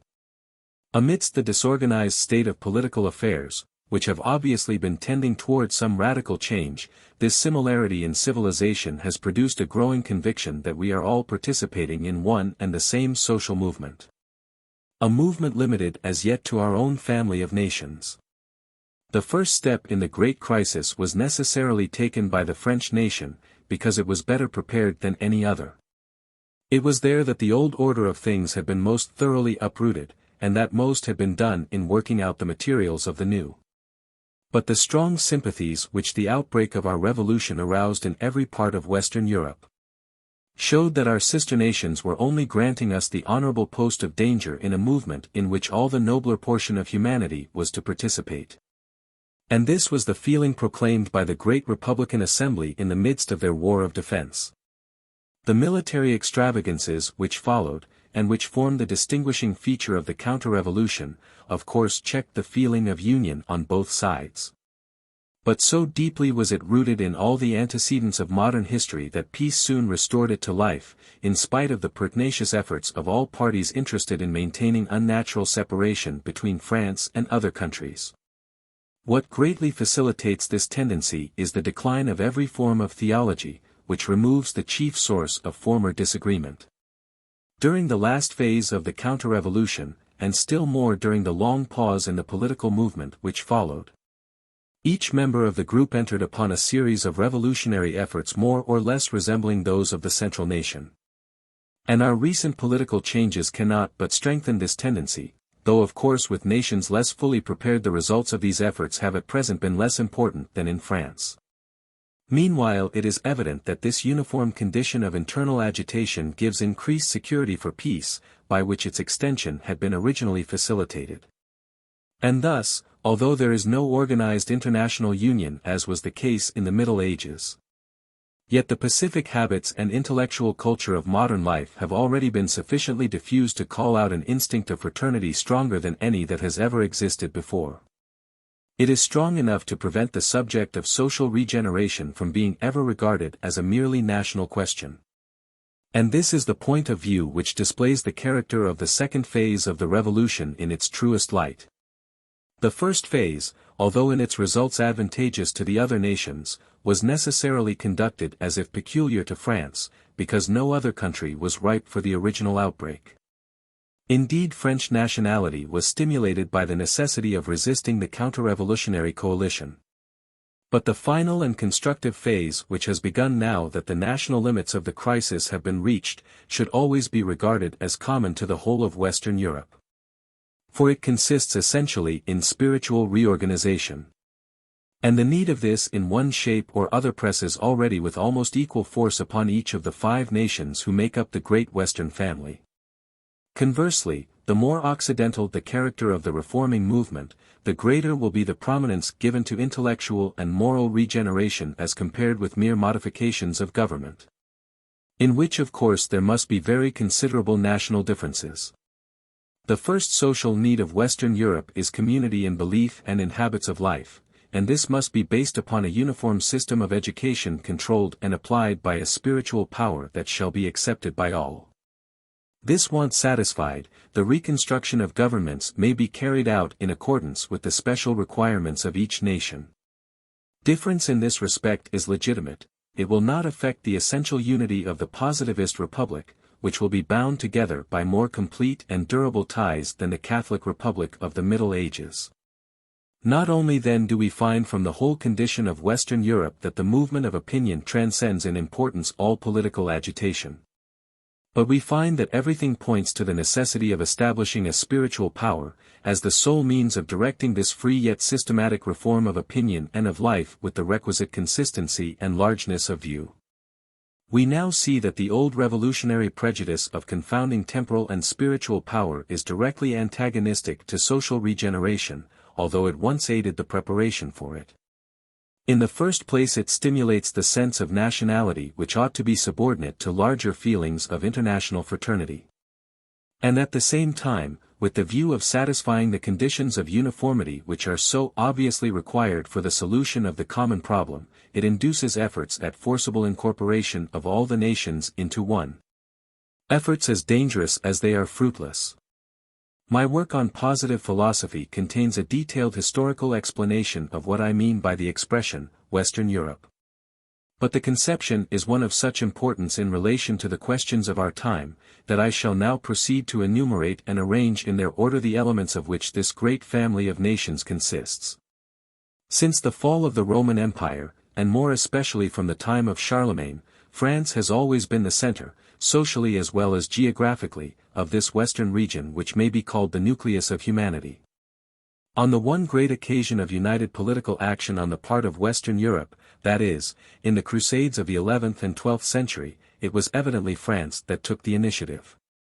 It is true that when the decomposition of Catholicism began to assume a systematic form, the center of the movement for 2 centuries shifted its position. It was Germany that gave birth to the metaphysical principles of negation. Their first political application was in the Dutch and English revolutions, which, incomplete as they were, owing to insufficient intellectual preparation, yet served as preludes to the great final crisis.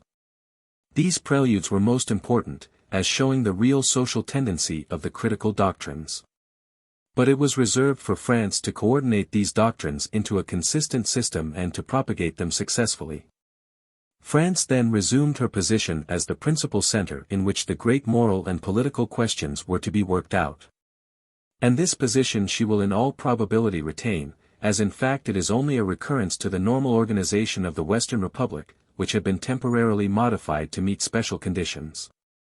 A fresh displacement of the center of the social movement is not to be expected, unless in a future too distant to engage our attention. It can indeed only be the result of wide extension of our advanced civilization beyond European limits, as will be explained in the conclusion of this work. North and south of this natural center, we find 2 pairs of nations, between which France will always form an intermediate link, partly from her geographical position, and also from her language and manners. The first pair is for the most part Protestant. It comprises, first, the great Germanic body, with the numerous nations that may be regarded as its offshoots. Especially Holland, which, since the Middle Ages, has been in every respect the most advanced portion of Germany. Secondly, Great Britain, with which may be classed the United States, notwithstanding their present attitude of rivalry. The second pair is exclusively Catholic. It consists of the great Italian nationality, which in spite of political divisions has always maintained its distinct character. And of the population of the Spanish peninsula, for Portugal, sociologically considered, is not to be separated from Spain, which has so largely increased the Western family by its colonies. To complete the conception of this group of advanced nations, we must add 2 accessory members, Greece and Poland, countries which, though situated in Eastern Europe, are connected with the West, the one by ancient history, the other by modern. Besides these, there are various intermediate nationalities which I need not now enumerate, connecting or demarcating the more important branches of the family. In this vast republic it is that the new philosophy is to find its sphere of intellectual and moral action. It will endeavor so to modify the initiative of the central nation, by the reacting influences of the other 4, as to give increased efficiency to the general movement. It is a task eminently calculated to test the social capabilities of positivism, and for which no other system is qualified. The metaphysical spirit is as unfit for it as the theological. The rupture of the medieval system is due to the decadence of theology, but the direct agency in the rupture was the solvent force of the metaphysical spirit. Neither the one nor the other then is likely to recombine elements, the separation of which is principally due to their own conceptions. It is entirely to the spontaneous action of the positive spirit that we owe those new though insufficient links of union, whether industrial, artistic, or scientific, which, since the close of the Middle Ages, have been leading us more and more decidedly to a reconstruction of the Western Alliance. And now that positivism has assumed its matured and systematic form, its competence for the work is even more unquestionable. It alone can effectually remove the national antipathies which still exist.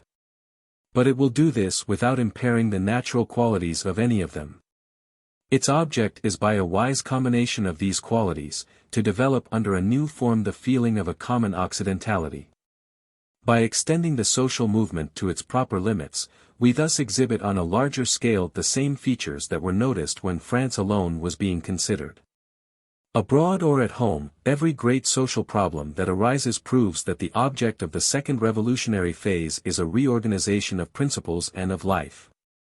By this means a body of public opinion will be formed of sufficient force to lead gradually to the growth of new political institutions. These will be adapted to the special requirements of each nation, under the general superintendence of the spiritual power, from whom our fundamental principles will have proceeded.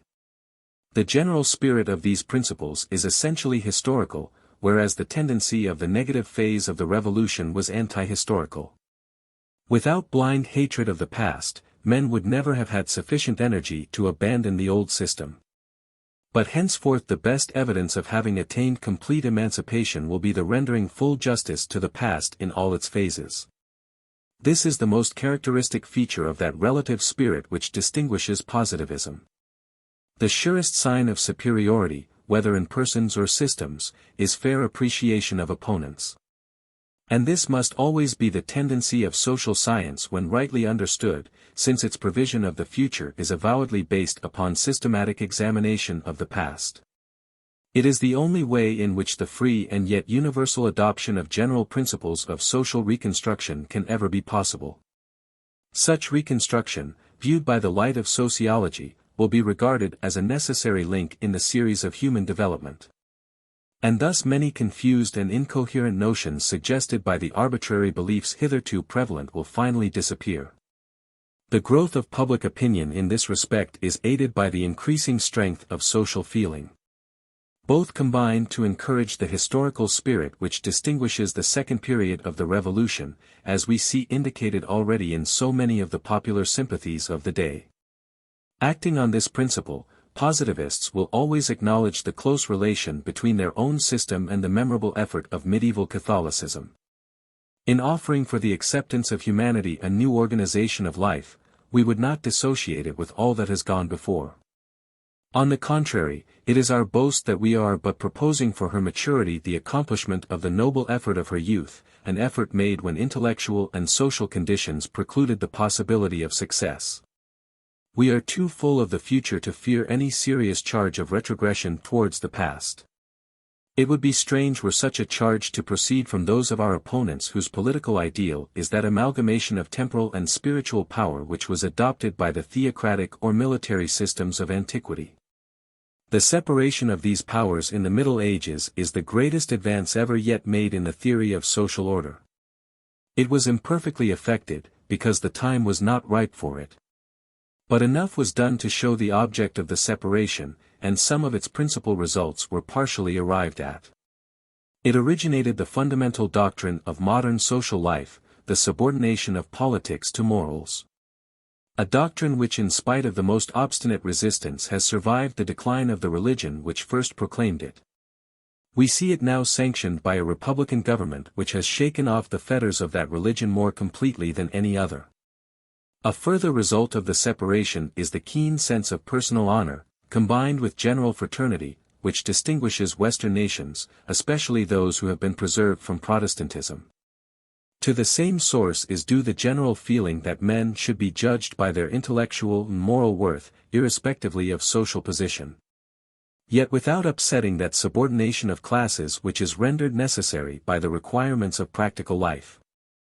And this has accustomed all classes to free discussion of moral and even of political questions. Since everyone feels it a right and a duty to judge actions and persons by the general principles which a common system of education has inculcated alike on all.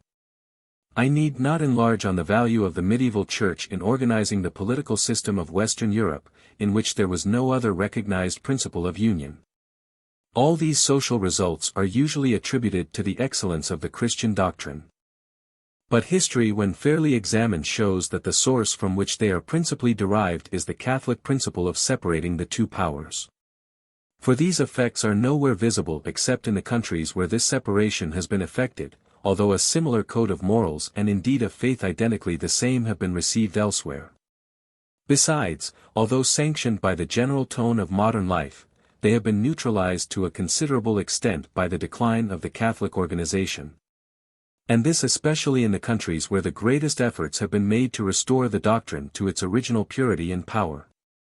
In these respects positivism has already appreciated Catholicism more fully than any of its own defenders, not even excepting de Maistre himself, as indeed some of the more candid organs of the retrograde school have allowed. But the merit of Catholicism does not merely depend on the fact that it forms a most important link in the series of human development.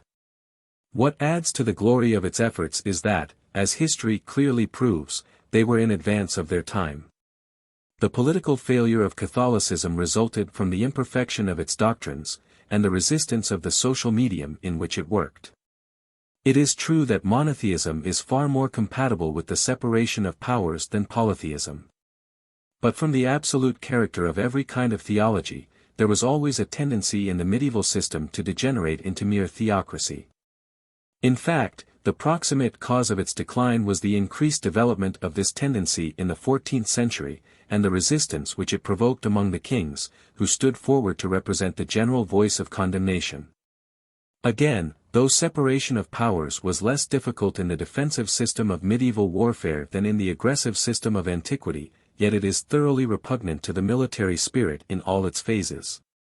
Because adverse to that concentration of authority which is requisite in war.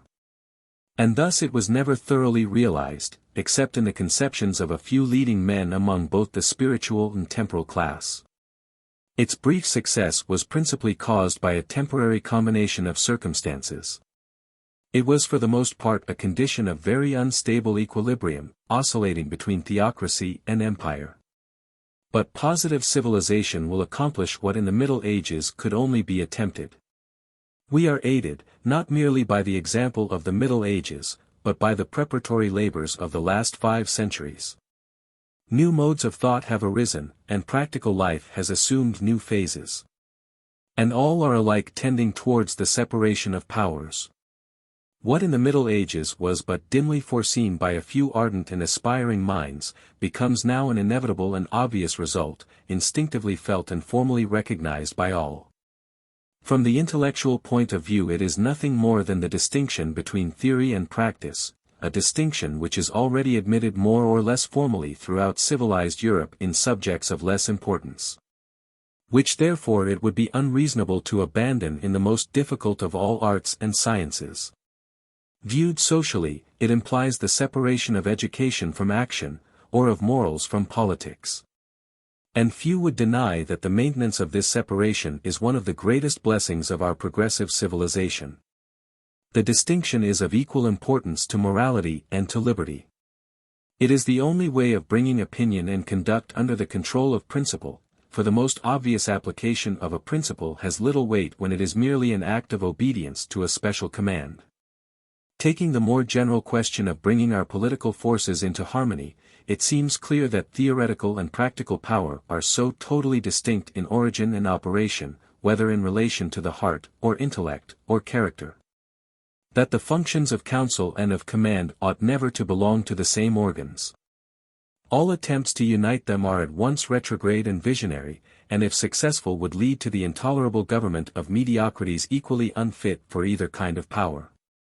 But as I shall show in the following chapters, this principle of separation will soon find increasing support among women and the working classes, the 2 elements of society in which we find the greatest amount of good sense and right feeling. Modern society is, in fact, already ripe for the adoption of this fundamental principle of polity. And the opposition to it proceeds almost entirely from its connection with the doctrines of the medieval Church, which have now become deservedly obsolete. But there will be an end of these revolutionary prejudices among all impartial observers as soon as the principle is seen embodied in positivism, the only doctrine which is wholly disconnected with theology. All human conceptions, all social improvements originated under theological influence, as we see proved clearly in many of the humblest details of life. But this has never prevented humanity from finally appropriating to herself the results of the creeds which she has outgrown. And so it will be with this great political principle. It has already become obsolete except for the positive school, which has verified inductively all the minor truths implied in it.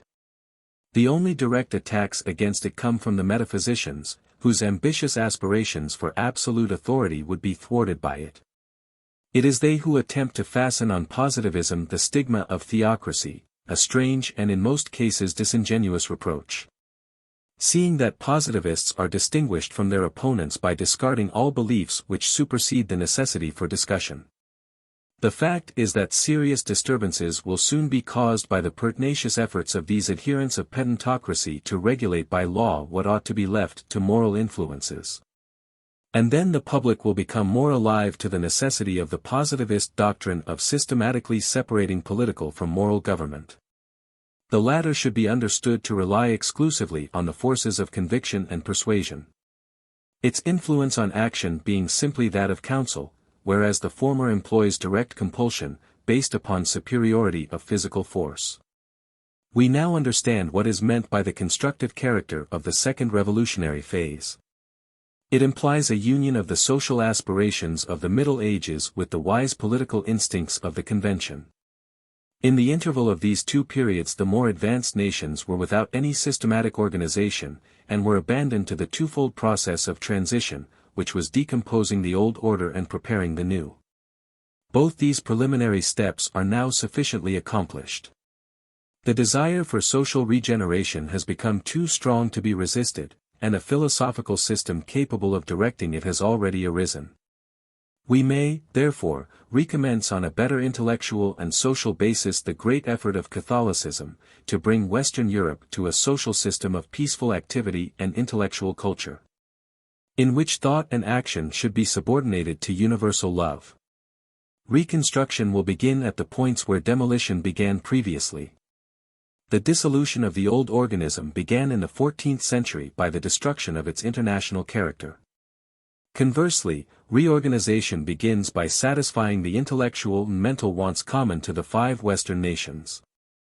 And here, since the object of this character is to explain the social value of positivism, I may show briefly that it leads necessarily to the formation of a definite system of universal morality.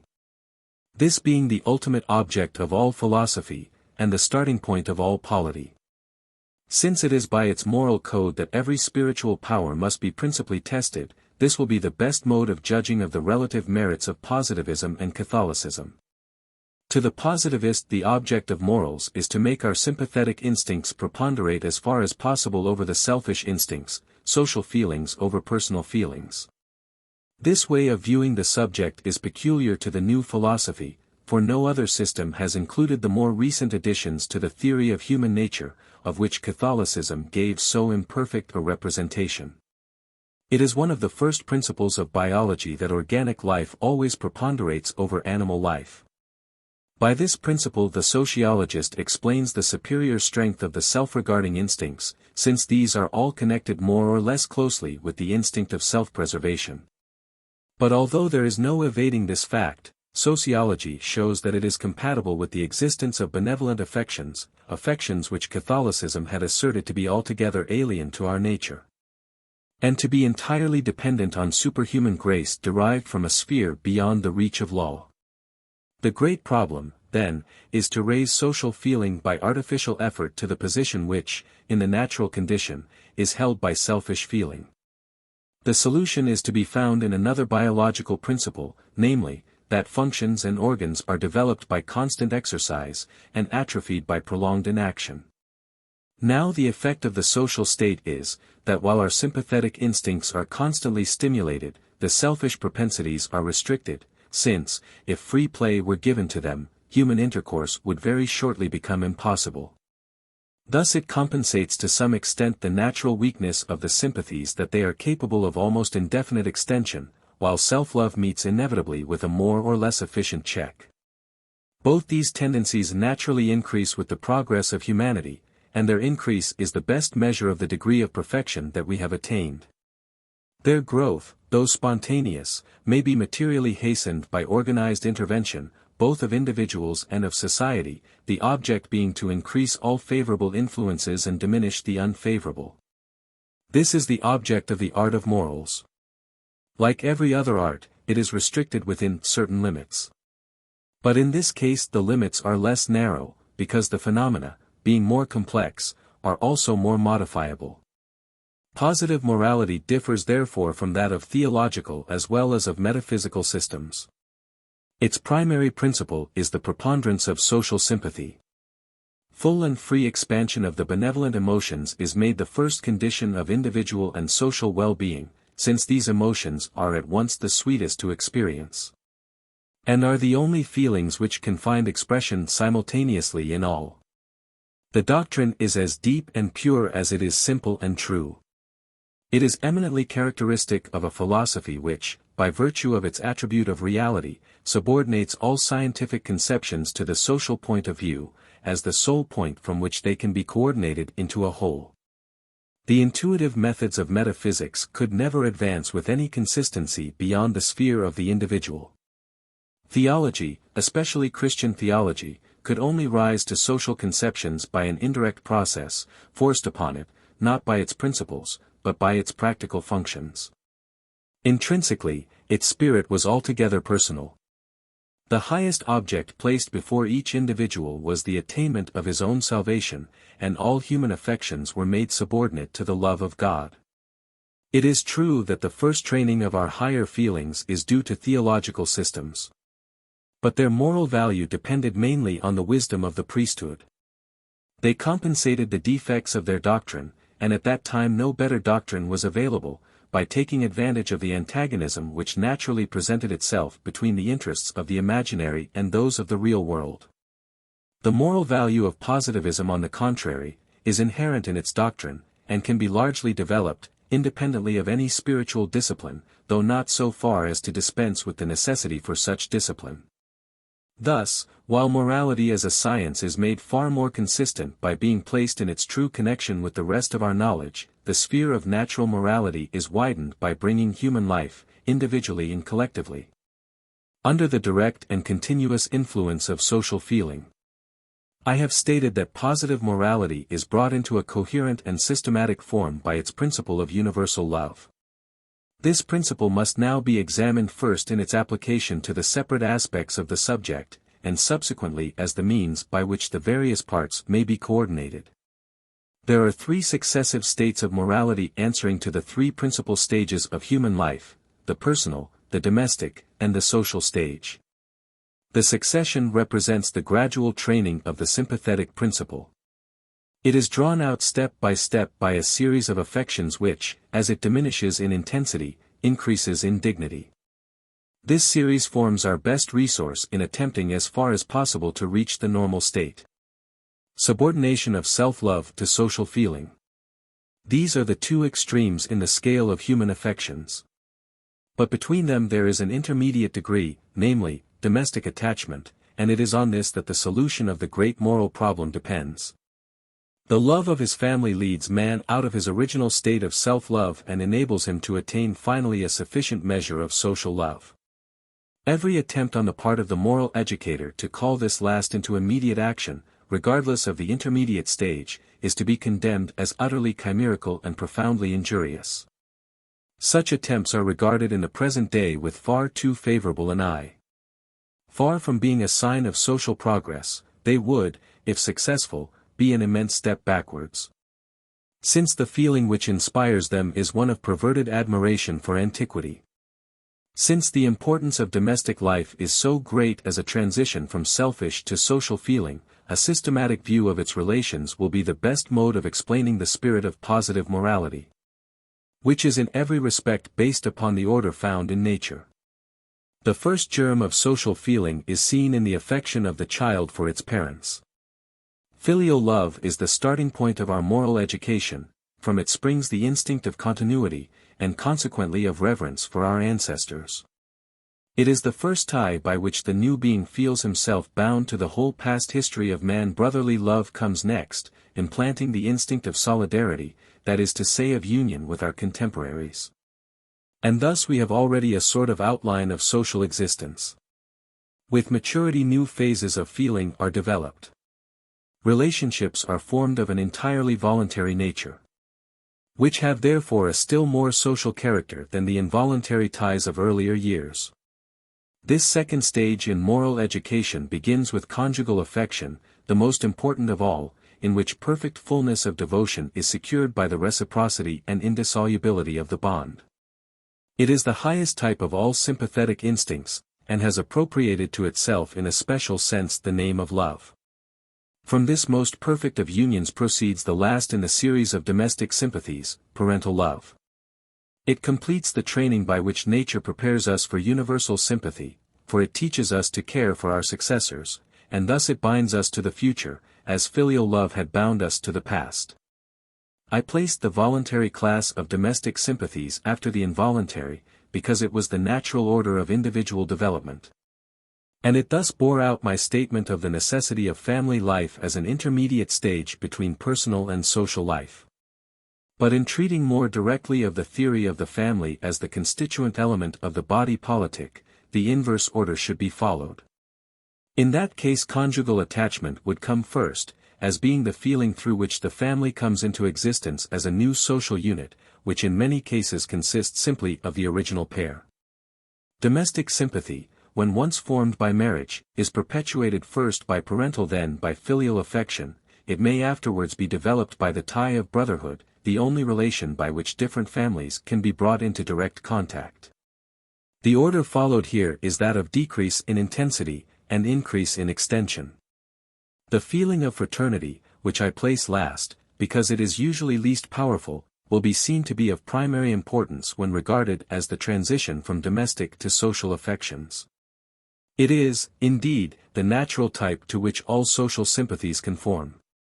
But there is yet another intermediate relation, without which this brief exposition of the theory of the family would be incomplete. I mean the relation of household servitude, which may be called indifferently domestic or social. It is a relation which at the present time is not properly appreciated on account of our dislike to all subjection. And yet the word domestic is enough to remind us that in every normal state of humanity, it supplies what would otherwise be a want in household relations. Its value lies in completing the education of the social instinct, by a special apprenticeship in obedience and command, both being subordinated to the universal principle of mutual sympathy. The object of the preceding remarks was to show the efficacy of the positive method in moral questions by applying it to the most important of all moral theories, the theory of the family. For more detailed proof, I must refer to my treatise on positive polity, to which this work is introductory. I would call attention, however, to the beneficial influence of positivism on personal morality. Actions which hitherto had always been referred even by Catholic philosophers to personal interests, are now brought under the great principle of love on which the whole positive doctrine is based. Feelings are only to be developed by constant exercise, and exercise is most necessary when the intrinsic energy of the feeling is least. It is therefore quite contrary to the true spirit of moral education to degrade duty in questions of personal morality to a mere calculation of self-interest. Of course, in this elementary part of ethics, it is easier to estimate the consequences of actions, and to show the personal utility of the rules enjoined. But this method of procedure inevitably stimulates the self-regarding propensities, which are already too preponderant, and the exercise of which ought as far as possible to be discouraged. Besides, it often results in practical failure. To leave the decision of such questions to the judgment of the individual, is to give a formal sanction to all the natural difference in men's inclinations. When the only motive urged is consideration for personal consequences, everyone feels himself to be the best judge of these, and modifies the rule at his pleasure. Positivism, guided by a truer estimate of the facts, entirely remodels this elementary part of ethics. Its appeal is to social feeling, and not to personal, since the actions in question are of a kind in which the individual is far from being the only person interested. For example, such virtues as temperance and chastity are inculcated by the positivist on other grounds than those of their personal advantages. He will not of course be blind to their individual value. But this is an aspect on which he will not dwell too much, for fear of concentrating attention on self-interest. At all events, he will never make it the basis of his precepts, but will invariably rest them upon their social value. There are cases in which men are preserved by an unusually strong constitution from the injurious effects of intemperance or libertinage. But such men are bound to sobriety and continence as vigorously as the rest, because without these virtues they cannot perform their social duties rightly. Even in the commonest of personal virtues, cleanliness, this alteration in the point of view may be made with advantage. A simple sanitary regulation is thus ennobled by knowing that the object of it is to make each one of us more fit for the service of others. In this way and in no other, can moral education assume its true character at the very outset. We shall become habituated to the feeling of subordination to humanity, even in our smallest actions. It is in these that we should be trained to gain the mastery over the lower propensities. And the more so that, in these simple cases, it is less difficult to appreciate their consequences. The influence of positivism on personal morality is in itself a proof of its superiority to other systems. Its superiority in domestic morality we have already seen, and yet this was the best aspect of Catholicism, forming indeed the principal basis of its admirable moral code. On social morality strictly so called, I need not dwell at length. Here the value of the new philosophy will be more direct and obvious, the fact of its standing at the social point of view being the very feature which distinguishes it from all other systems. In defining the mutual duties arising from the various relations of life, or again in giving solidity and extension to the instinct of our common fraternity, neither theological nor metaphysical morality can bear comparison with positivism. Its precepts are adapted without difficulty to the special requirements of each case, because they are ever in harmony with the general laws of society and of human nature. But on these obvious characteristics of positivism I need not further enlarge, as I shall have other occasions for referring to them. After this brief exposition of positive morality I must allude with equal brevity to the means by which it will be established and applied. These are of two kinds. The first lay down the foundations of moral training for each individual, they furnish principles, and they regulate feelings. The second carry out the work begun, and ensure the application of the principles inculcated to practical life. Both these functions are in the first instance performed spontaneously, under the influence of the doctrine and of the sympathies evoked by it. But for their adequate performance a spiritual power specially devoted to the purpose is necessary. The moral education of the positivist is based both upon reason and on feeling, the latter having always the preponderance, in accordance with the primary principle of the system. The result of the rational basis is to bring moral precepts to the test of rigorous demonstration, and to secure them against all danger from discussion, by showing that they rest upon the laws of our individual and social nature. By knowing these laws, we are enabled to form a judgment of the influence of each affection, thought, action, or habit, be that influence direct or indirect, special or general, in private life or in public. Convictions based upon such knowledge will be as deep as any that are formed in the present day from the strictest scientific evidence, with the excess of intensity due to their higher importance and their close connection with our noblest feelings. Nor will such convictions be limited to those who are able to appreciate the logical value of the arguments.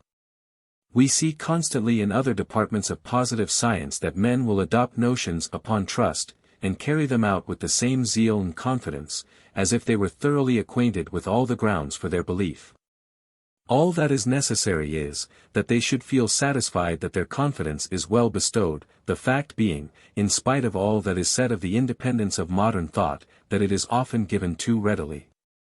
The most willing assent is yielded every day to the rules which mathematicians, astronomers, physicists, chemists, or biologists, have laid down in their respective arts, even in cases where the greatest interests are at stake. And similar assent will certainly be accorded to moral rules when they, like the rest, shall be acknowledged to be susceptible of scientific proof. But while using the force of demonstration to an extent hitherto impossible, positivists will take care not to exaggerate its importance. Moral education, even in its more systematic parts, should rest principally upon feeling, as the mere statement of the great human problem indicates. The study of moral questions, intellectually speaking, is most valuable. But the effect it leaves is not directly moral, since the analysis will refer, not to our own actions, but to those of others, for all scientific investigations, to be impartial and free from confusion, must be objective, not subjective. Now to judge others without immediate reference to self, is a process which may possibly result in strong convictions, but so far from calling out right feelings, it will, if carried too far, interfere with or check their natural development.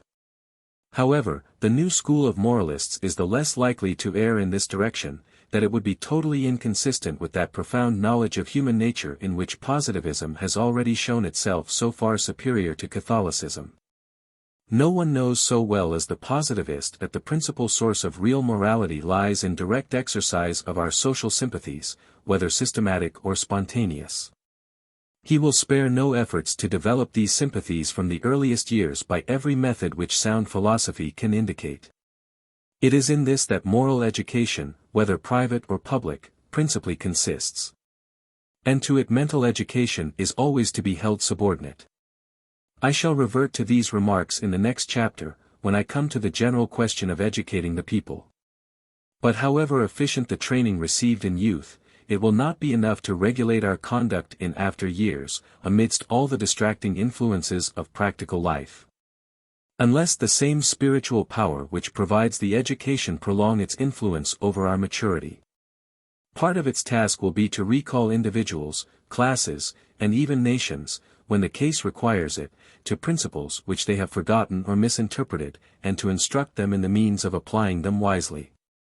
And here, even more than in the work of education strictly so called, the appeal will be to feeling rather than to pure reason. Its force will be derived from public opinion strongly organized. If the spiritual power awards its praise and blame justly, public opinion, as I shall show in the next chapter, will lend it the most irresistible support.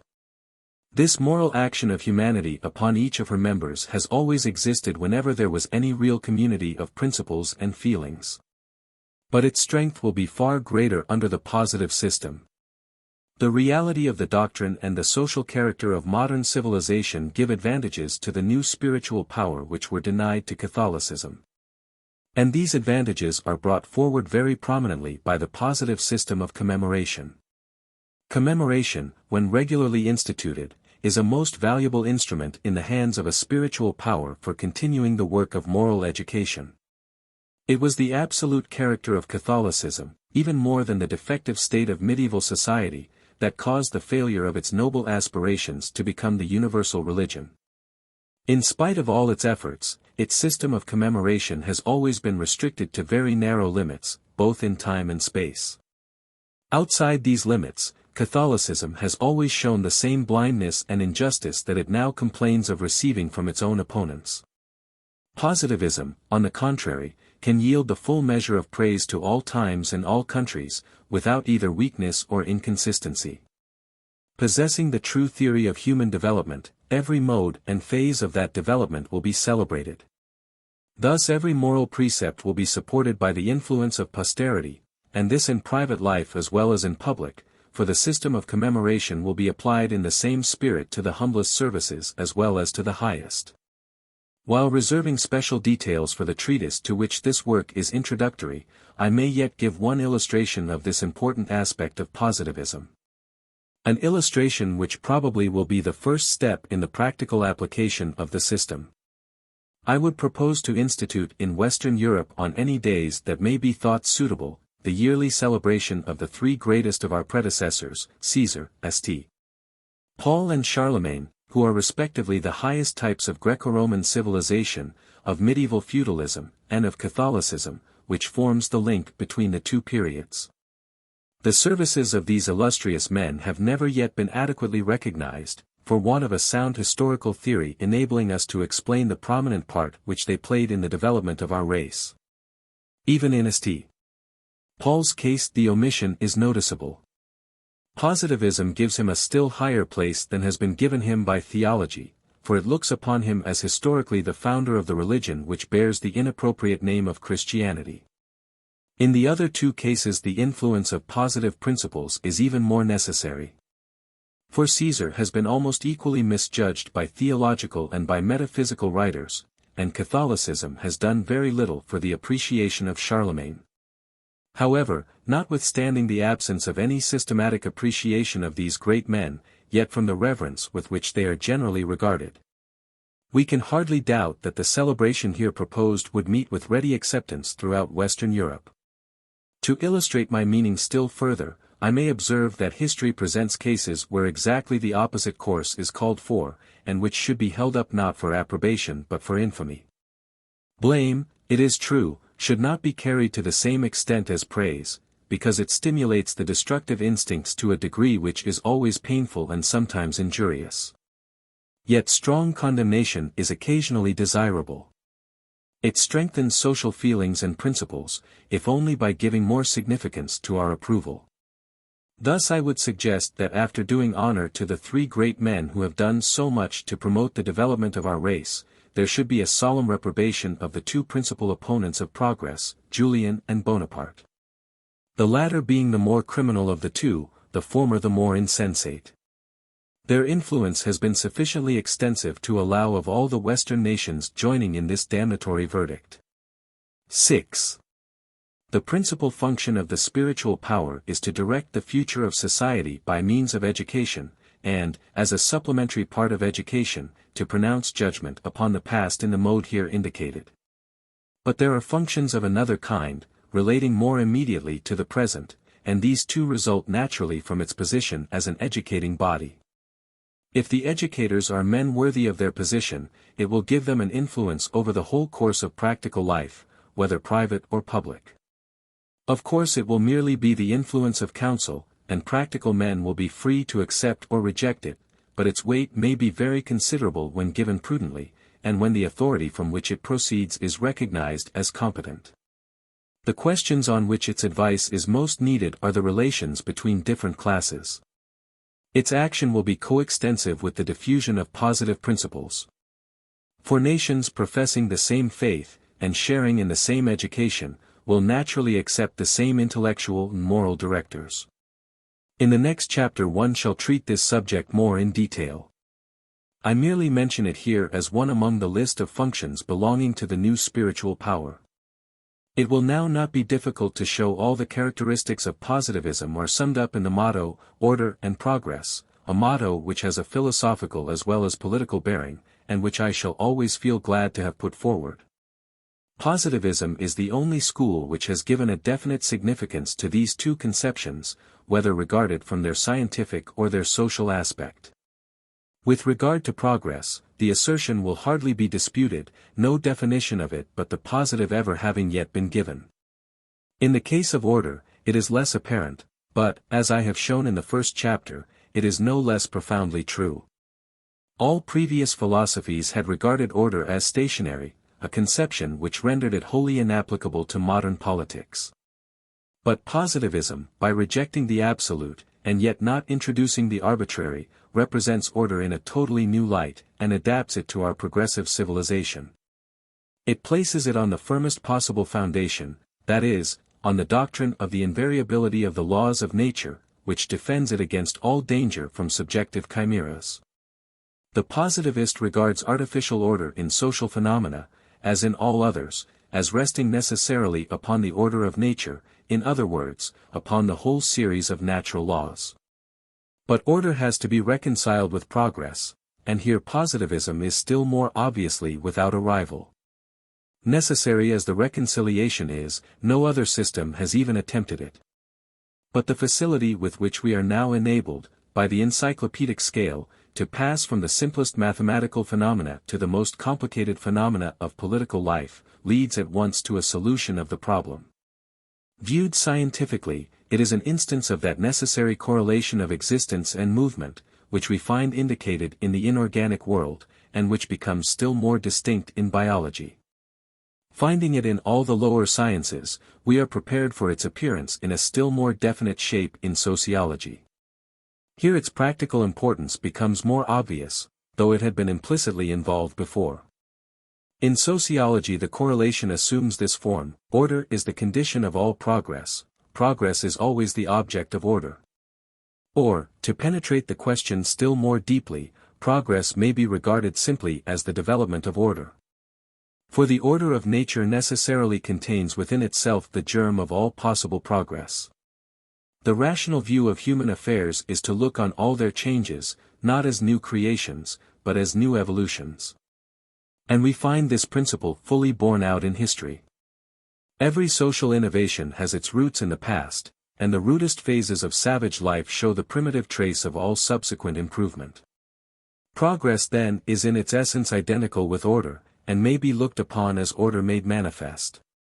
Therefore, in explaining this double conception on which the science and art of society depend, we may at present limit ourselves to the analysis of progress. Thus simplified, it is more easy to grasp, especially now that the novelty and importance of the question of progress are attracting so much attention. For the public is becoming instinctively alive to its real significance, as the basis on which all sound moral and political teaching must henceforth rest.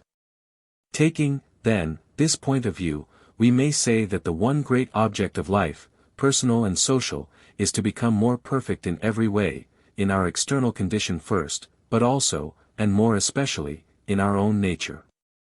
The first kind of progress we share in common with the higher animals, all of which make some efforts to improve their material position. It is of course the least elevated stage of progress. But being the easiest, it is the point from which we start towards the higher stages. A nation that has made no efforts to improve itself materially, will take but little interest in moral or mental improvement. This is the only ground on which enlightened men can feel much pleasure in the material progress of our own time. It stirs up influences that tend to the nobler kinds of progress. Influences which would meet with even greater opposition than they do, were not the temptations presented to the coarser natures by material prosperity so irresistible. Owing to the mental and moral anarchy in which we live, systematic efforts to gain the higher degrees of progress are as yet impossible. And this explains, though it does not justify, the exaggerated importance attributed nowadays to material improvements. But the only kinds of improvement really characteristic of humanity are those which concern our own nature. And even here we are not quite alone, for several of the higher animals show some slight tendencies to improve themselves physically. Progress in the higher sense includes improvements of three sorts. That is to say, it may be physical, intellectual, or moral progress, the difficulty of each class being in proportion to its value and the extent of its sphere. Physical progress, which again might be divided on the same principle, seems under some of its aspects almost the same thing as material. But regarded as a whole it is far more important and far more difficult, its influence on the well-being of man is also much greater. We gain more, for instance, by the smallest addition to length of life, or by any increased security for health, than by the most elaborate improvements in our modes of traveling by land or water. In which birds will probably always have a great advantage over us. However, as I said before, physical progress is not exclusively confined to man. Some of the animals, for instance, advance as far as cleanliness, which is the first step in the progressive scale. Intellectual and moral progress, then, is the only kind really distinctive of our race. Individual animals sometimes show it, but never a whole species, except as a consequence of prolonged intervention on the part of man. Between these two highest grades, as between the two lower, we shall find a difference of value, extent, and difficulty, always supposing the standard to be the manner in which they affect man's well-being, collectively or individually. To strengthen the intellectual powers, whether for art or for science, whether it be the powers of observation or those of induction and deduction, is, when circumstances allow of their being made available for social purposes, of greater and more extensive importance, than all physical, and a fortiori than all material improvements. But we know from the fundamental principle laid down in the first chapter of this work, that moral progress has even more to do with our well-being than intellectual progress. The moral faculties are more modifiable, although the effort required to modify them is greater. If the benevolence or courage of the human race were increased, it would bring more real happiness than any addition to our intellectual powers. Therefore to the question, what is the true object of human life, whether looked at collectively or individually? The simplest and most precise answer would be, the perfection of our moral nature. Since it has a more immediate and certain influence on our well-being than perfection of any other kind. All the other kinds are necessary, if for no other reason than to prepare the way for this. But from the very fact of this connection it may be regarded as their representative, since it involves them all implicitly and stimulates them to increased activity. Keeping then to the question of moral perfection, we find two qualities standing above the rest in practical importance, namely, sympathy and energy. Both these qualities are included in the word heart, which in all European languages has a different meaning for the two sexes. Both will be developed by positivism, more directly, more continuously, and with greater result, than under any former system. The whole tendency of positivism is to encourage sympathy. Since it subordinates every thought, desire, and action to social feeling. Energy is also presupposed, and at the same time fostered, by the system. For it removes a heavy weight of superstition, it reveals the true dignity of man, and it supplies an unceasing motive for individual and collective action. The very acceptance of positivism demands some vigor of character. It implies the braving of spiritual terrors, which were once enough to intimidate the firmest minds. Progress, then, may be regarded under four successive aspects: material, physical, intellectual, and moral. Each of these might again be divided on the same principle, and we should then discover several intermediate phases. These cannot be investigated here. And I have only to note that the philosophical principle of this analysis is precisely the same as that on which I have based the classification of the sciences. In both cases the order followed is that of increasing generality and complexity in the phenomena. The only difference is in the mode in which the two arrangements are developed. For scientific purposes the lower portion of the scale has to be expanded into greater detail, while from the social point of view attention is concentrated on the higher parts. But whether it be the scale of the true or that of the good, the conclusion is the same in both. Both alike indicate the supremacy of social considerations, both point to universal love as the highest ideal. I have now explained the principal purpose of positive philosophy, namely, spiritual reorganization, and I have shown how that purpose is involved in the positivist motto, order and progress. Positivism, then, realizes the highest aspirations of medieval Catholicism, and at the same time fulfills the conditions, the absence of which caused the failure of the Convention.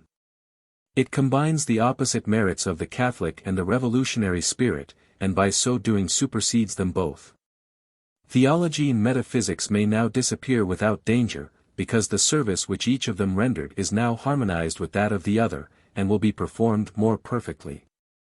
The principle on which this result depends is the separation of spiritual from temporal power. This, it will be remembered, had always been the chief subject of contention between the two antagonistic parties. I have spoken of the moral and mental reorganization of Western Europe as characterizing the second phase of the revolution.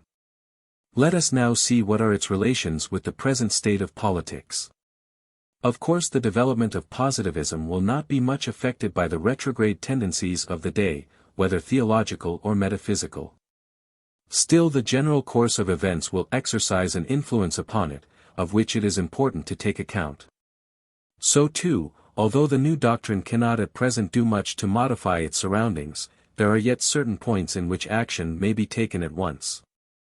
In the fourth volume of this treatise the question of a transitional policy will be carefully considered, with the view of facilitating the advent of the normal state which social science indicates in a more distant future.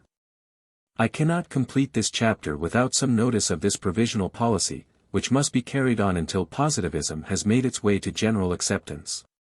The principal feature of this policy is that it is temporary.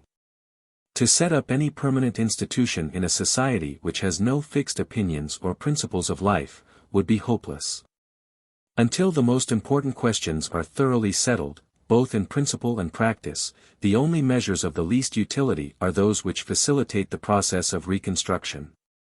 Measures adopted with a view to permanence must end, as we have seen them end so often, in disappointment and failure, however enthusiastically they may have been received at first. Inevitable as this consequence of our revolutionary position is, it has never been understood, except by the great leaders of the Republican movement in 1793. Of the various governments that we have had during the last 2 generations, all, except the Convention, have fallen into the vain delusion of attempting to found permanent institutions, without waiting for any intellectual or moral basis. And therefore it is that none but the Convention has left any deep traces in men's thoughts or feelings. All its principal measures, even those which concerned the future more than the present, were avowedly provisional. And the consequence was that they harmonized well with the peculiar circumstances of the time.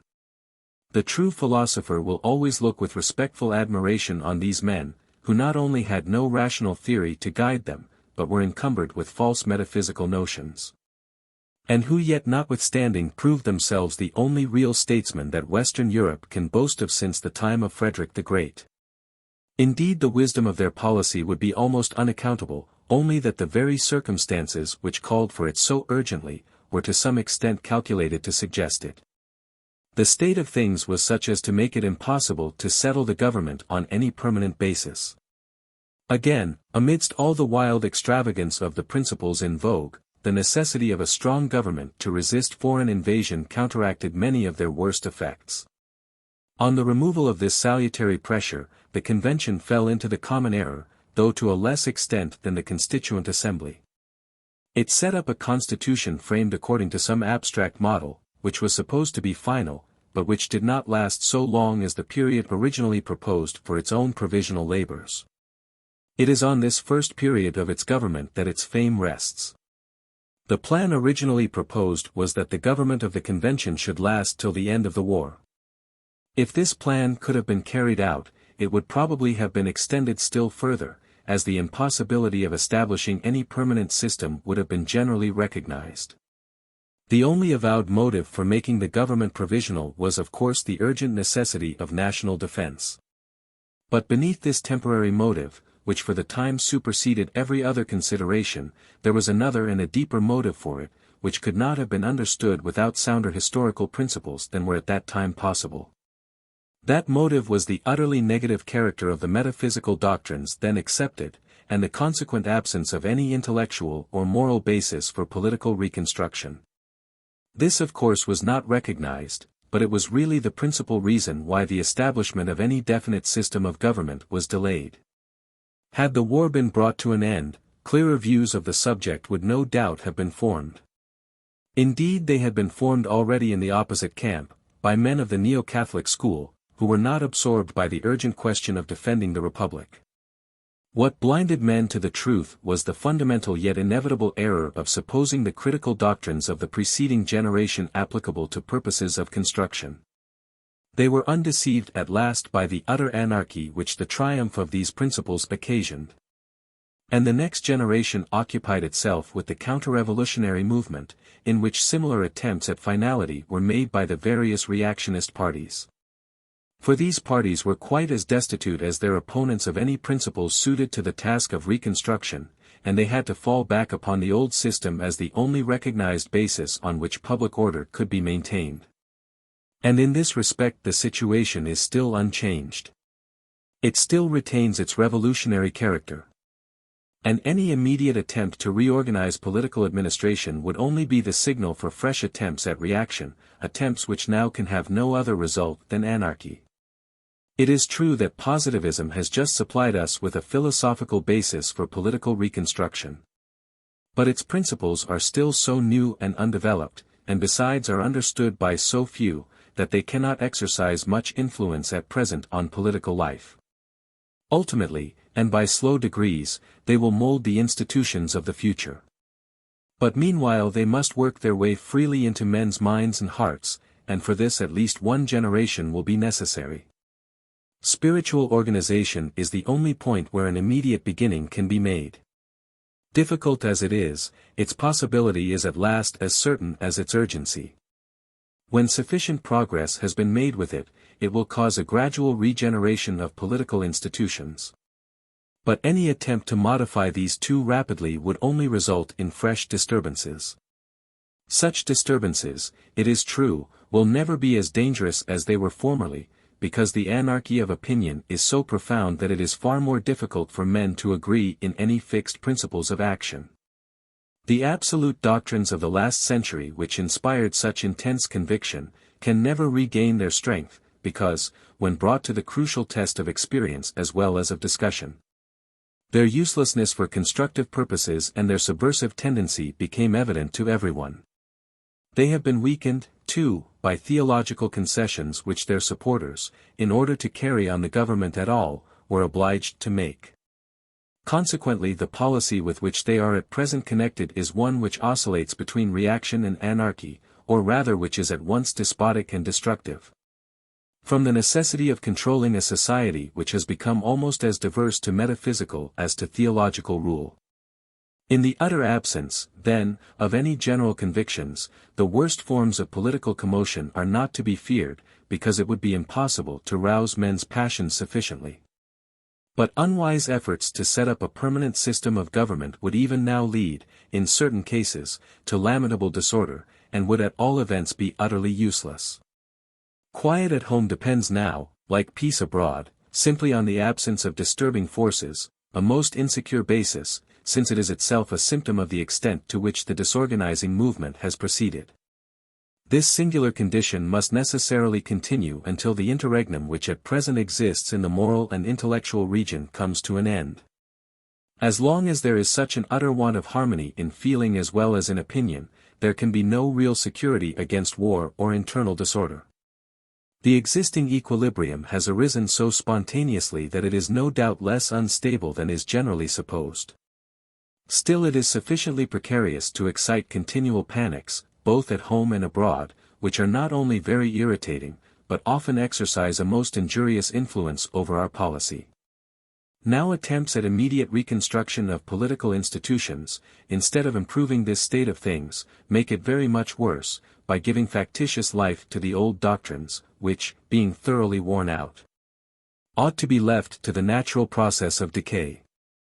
The inevitable result of restoring them to official authority will be to deter the public, and even the thinking portion of it, from that free exercise of the mental powers by which, and by which only, we may hope to arrive without disturbance at fixed principles of action.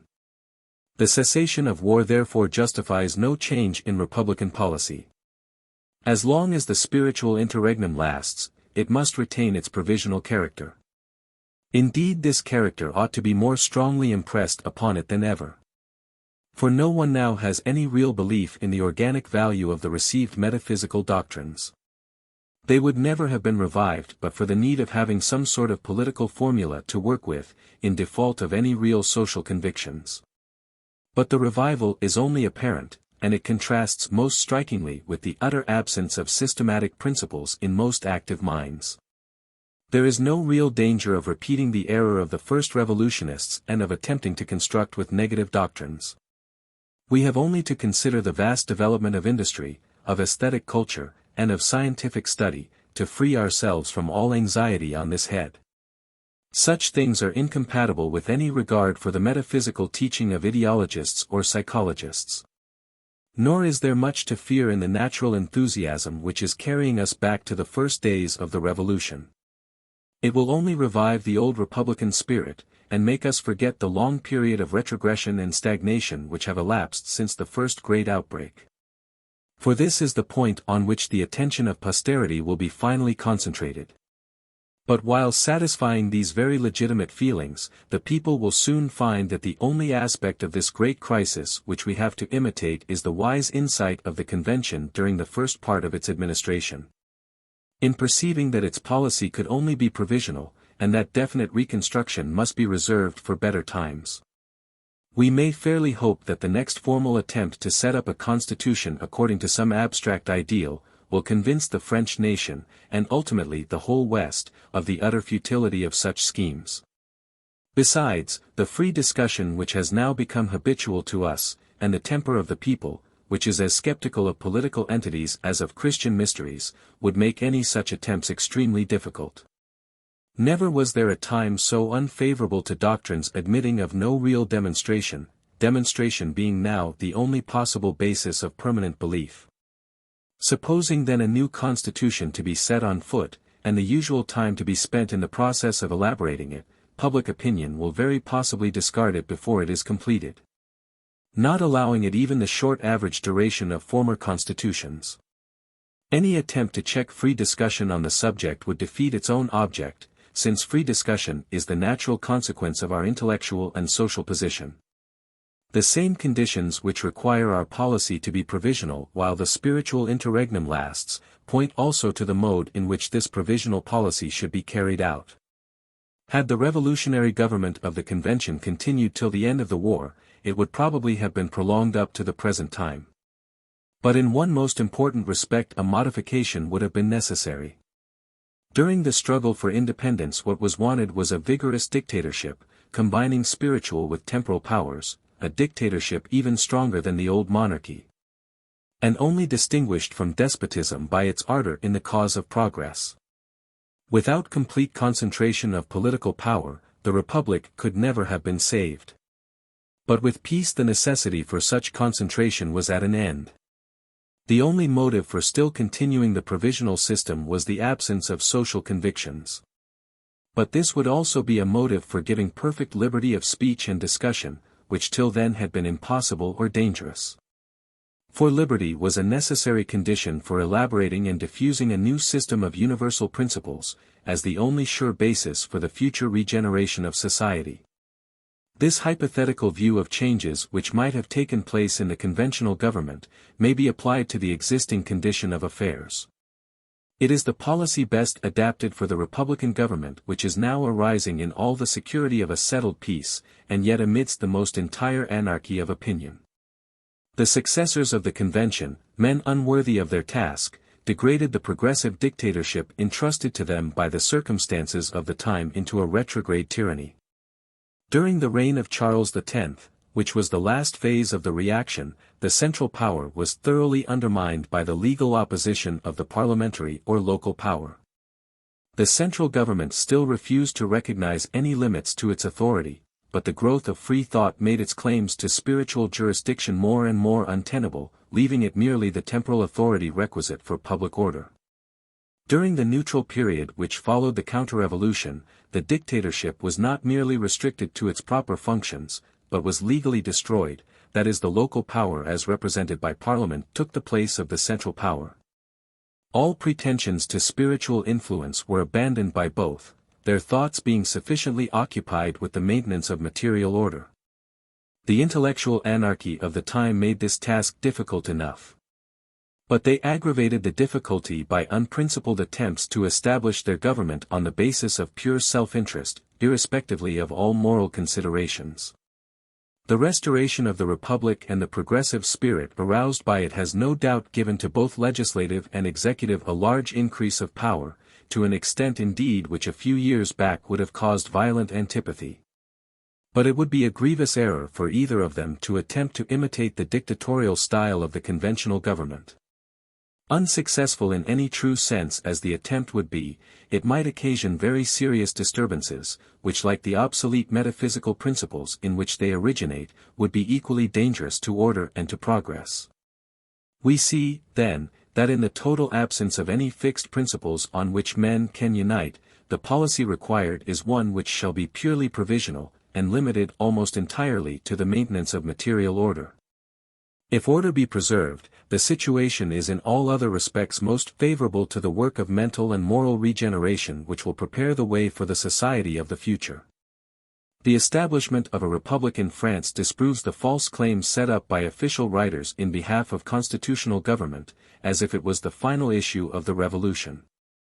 Meantime there is nothing irrevocable in the republic itself, except the moral principle involved in it, the absolute and permanent preponderance of social feeling, in other words, the concentration of all the powers of man upon the common welfare. This is the only maxim of the day which we can accept as final. It needs no formal sanction, because it is merely the expression of feelings generally avowed, all prejudices against it having been entirely swept away.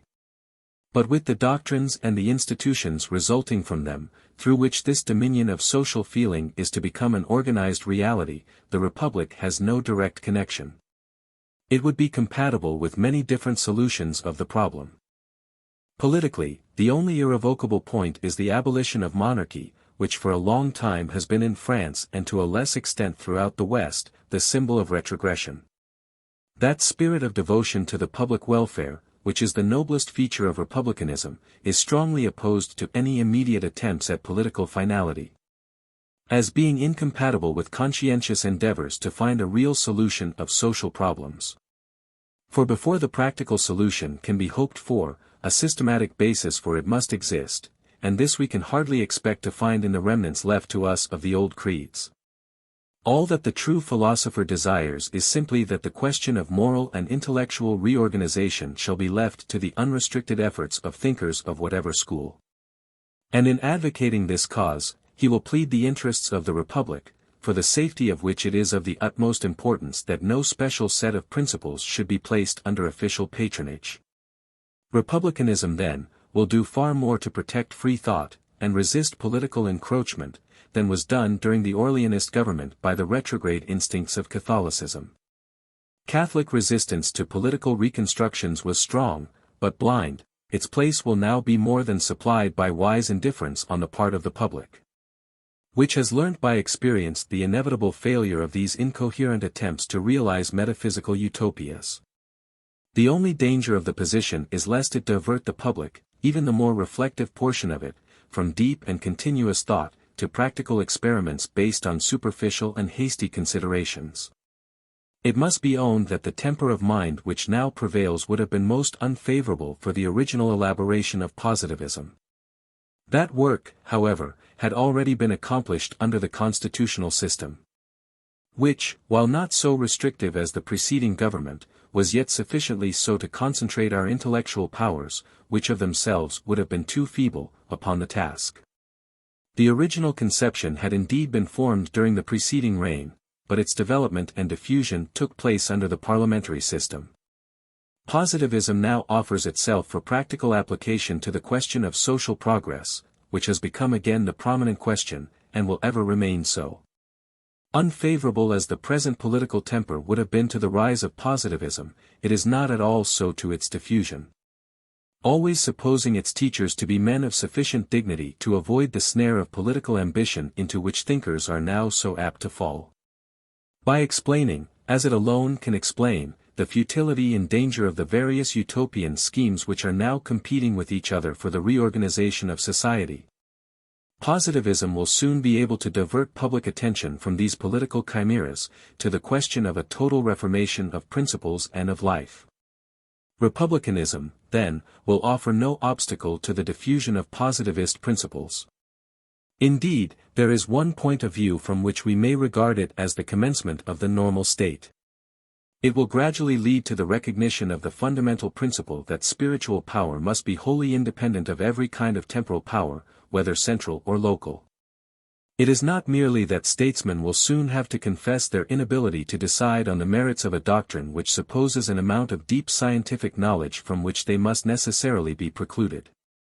Besides this, the disturbance caused by the ambition of metaphysical schemers, who are incapable of understanding the times in which they live, will induce the public to withdraw their confidence from such men, and give it only to those who are content to abandon all political prospects, and to devote themselves to their proper function as philosophers. Thus republicanism is, on the whole, favorable to this great principle of positivism, the separation of temporal from spiritual power, notwithstanding the temptations offered to men who wish to carry their theories into immediate application. The principle seems, no doubt, in opposition to all our revolutionary prejudices.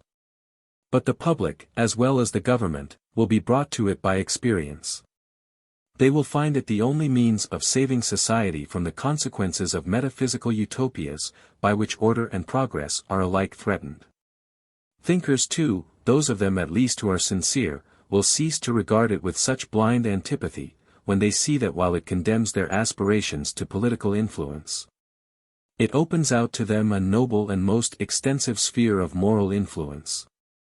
Independently of social considerations, it is the only way in which the philosopher can maintain the dignity to which his position entitles him, and which is at present so often compromised by the very success of his political ambition. The political attitude which ought for the present to be assumed is so clearly indicated by all the circumstances of the time, that practical instinct has in this respect anticipated theory.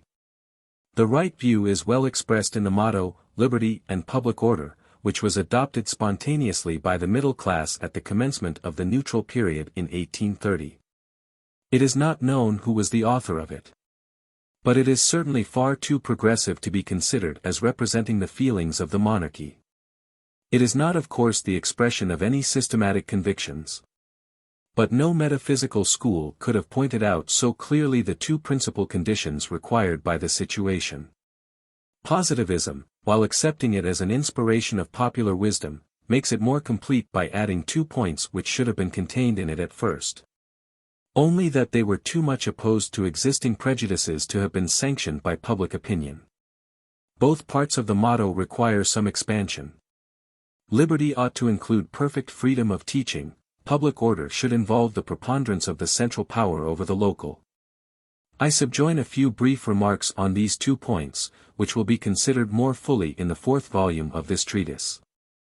Positivism is now the only consistent advocate of free speech and free inquiry. Schools of opinion which do not rest on demonstration, and would consequently be shaken by any argumentative attacks, can never be sincere in their wish for liberty, in the extended sense here given to it. Liberty of writing we have now had for a long time. But besides this we want liberty of speech, and also liberty of teaching, that is to say, the abandonment by the state of all its educational monopolies. Freedom of teaching, of which positivists are the only genuine supporters, has become a condition of the first importance, and this not merely as a provisional measure, but as an indication of the normal state of things. In the first place, it is the only means by which any doctrine that has the power of fixing and harmonizing men's convictions can become generally known. To legalize any system of education would imply that such a doctrine had been already found. It most assuredly is not the way to find it.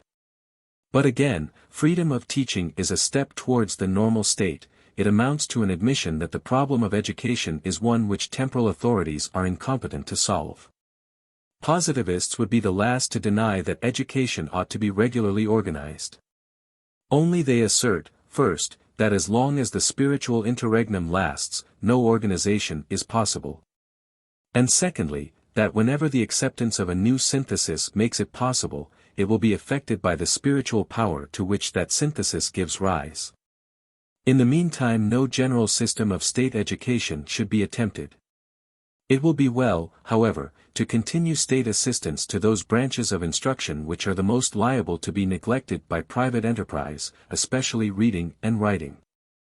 Moreover, there are certain institutions either established or revived by the Convention for higher training in special subjects. These ought to be carefully preserved, and brought up to the present state of our knowledge, for they contain the germs of principles which will be most valuable when the problem of reorganizing general education comes before us. But all the institutions abolished by the Convention ought now to be finally suppressed. Even the academies should form no exception to this rule, for the harm which they have done, both intellectually and morally, since their reinstallment, has fully justified the wisdom of the men who decided on their abolition. Government should no doubt exercise constant vigilance over all private educational institutions, but this should have nothing to do with their doctrines, but with their morality, a point scandalously neglected in the present state of the law. These should be the limits of state interference in education. With these exceptions it should be left to the unrestricted efforts of private associations, so as to give every opportunity for a definitive educational system to establish itself. For to pretend that any satisfactory system exists at present would only be a hypocritical subterfuge on the part of the authorities. The most important step towards freedom of education would be the suppression of all grants to theological or metaphysical societies, leaving each man free to support the religion and the system of instruction which he prefers. This, however, should be carried out in a just and liberal spirit worthy of the cause, and without the least taint of personal dislike or party feeling. Full indemnity should be given to members of churches or universities, upon whom these changes would come unexpectedly. By acting in this spirit it will be far less difficult to carry out measures which are obviously indicated by the position in which we stand. As there is now no doctrine which commands general assent, it would be an act of retrogression to give legal sanction to any of the old creeds, whatever their former claim to spiritual ascendancy. It is quite in accordance with the republican spirit to refuse such sanction, notwithstanding the tendency that there is to allow ideologists to succeed to the academic offices held under the constitutional system by psychologists. But positivism will have as beneficial an influence on public order as on liberty. It holds, in exact opposition to revolutionary prejudices, that the central power should preponderate over the local. The constitutionalist principle of separating the legislative from the executive is only an empirical imitation of the larger principle of separating temporal and spiritual power, which was adopted in the Middle Ages. There will always be a contest for political supremacy between the central and local authorities, and it is an error into which, from various causes, we have fallen recently, to attempt to balance them against each other. The whole tendency of French history has been to let the central power preponderate, until it degenerated and became retrograde towards the end of the 17th century. Our present preference for the local power is therefore an historical anomaly, which is sure to cease as soon as the fear of reaction has passed away. And as republicanism secures us against any dangers of this kind, our political sympathies will soon resume their old course. The advantages of the central power are, first, that it is more directly responsible than the other. And, secondly, that it is more practical and less likely to set up any claims to spiritual influence. This last feature is of the highest importance, and is likely to become every day more marked. Whereas the local or legislative power, not having its functions clearly defined, is very apt to interfere in theoretical questions without being in any sense qualified for doing so. Its preponderance would, then, in most cases be injurious to intellectual freedom, which, as it feels instinctively, will ultimately result in the rise of a spiritual authority destined to supersede its own. On the strength of these tendencies, which have never before been explained, positivists have little hesitation in siding in almost all cases with the central as against the local power. Philosophers, whom no one can accuse of reactionist or servile views, who have given up all political prospects, and who are devoting themselves wholly to the work of spiritual reorganization, need not be afraid to take this course. And they ought to exert themselves vigorously in making the central power preponderant, limiting the functions of the local power to what is strictly indispensable. And, notwithstanding all appearances to the contrary, republicanism will help to modify the revolutionary feeling on this point. It removes the distrust of authority caused naturally by the retrograde spirit of the old monarchy. And it makes it easier to repress any further tendencies of the same kind, without necessitating an entire change in the character of our policy for the sake of providing against a contingency, of which there is now so little fear. As soon as the central power has given sufficient proof of its progressive intentions, there will be no unwillingness on the part of the French public to restrict the powers of the legislative body. Whether by reducing it to 1/3 of its present numbers, which are so far too large, or even by limiting its functions to the annual vote of the supplies. During the last phase of the counter-revolution, and the long period of parliamentary government which followed, a state of feeling has arisen on this subject, which is quite exceptional, and which sound philosophical teaching and wise action on the part of government, will easily modify. It is inconsistent with the whole course of French history, and only leads us into the mistake of imitating the English constitution, which is adapted to no other country.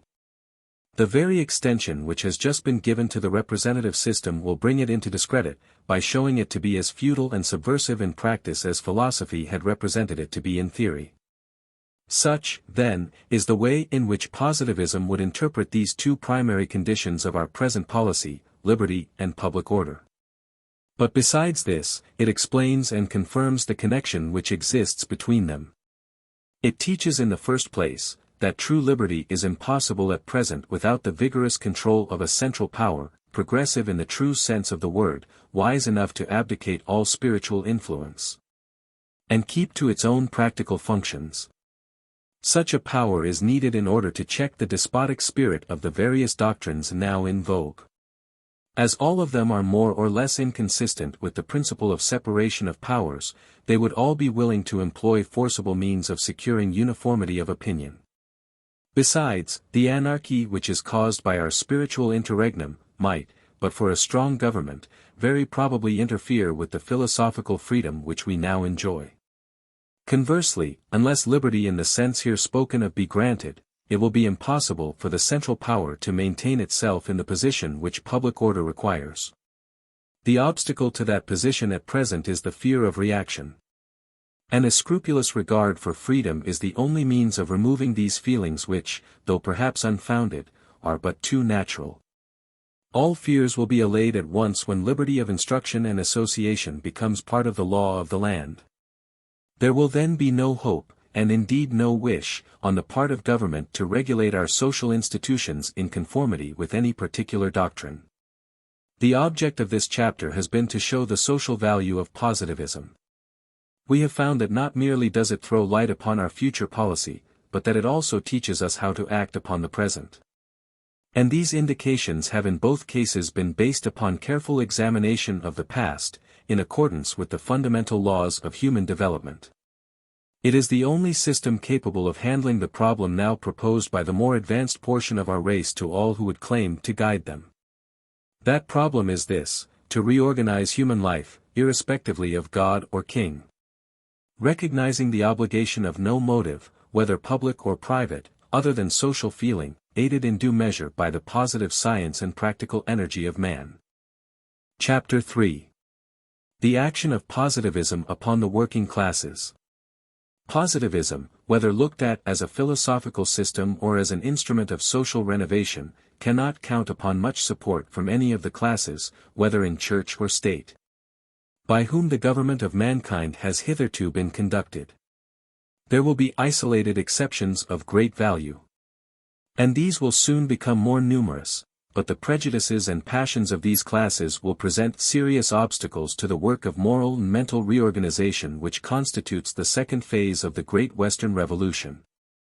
Their faulty education and their repugnance to system prejudice them against a philosophy which subordinates specialties to general principles.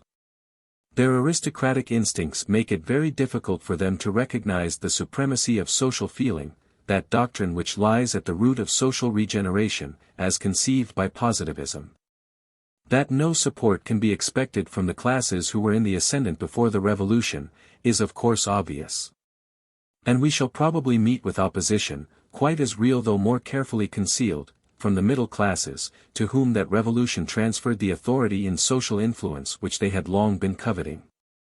Their thoughts are entirely engrossed with the acquisition of power, and they concern themselves but little with the mode in which it is used, or the objects to which it is directed. They were quite convinced that the revolution had found a satisfactory issue in the parliamentary system instituted during the recent period of political oscillation. They will long continue to regret that stationary period, because it was peculiarly favorable to their restless ambition.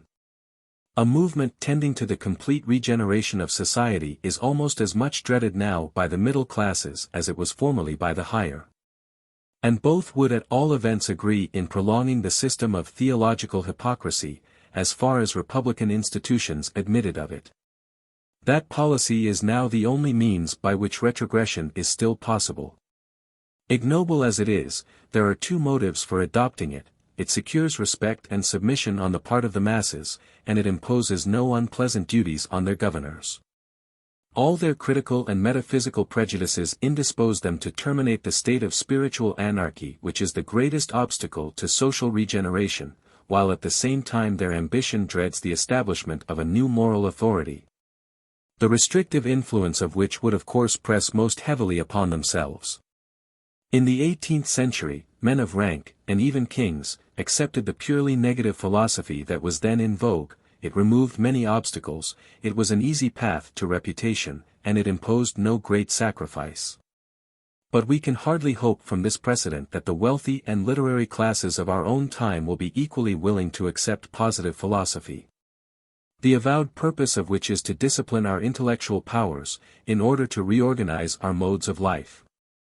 The avowal of such a purpose is quite sufficient to prevent positivism from gaining the sympathies of any one of the governing classes. The classes to which it must appeal are those who have been left untrained in the present worthless methods of instruction by words and entities, who are animated with strong social instincts, and who consequently have the largest stock of good sense and good feeling. In a word, it is among the working classes that the new philosophers will find their most energetic allies. They are the two extreme terms in the social series as finally constituted. And it is only through their combined action that social regeneration can become a practical possibility.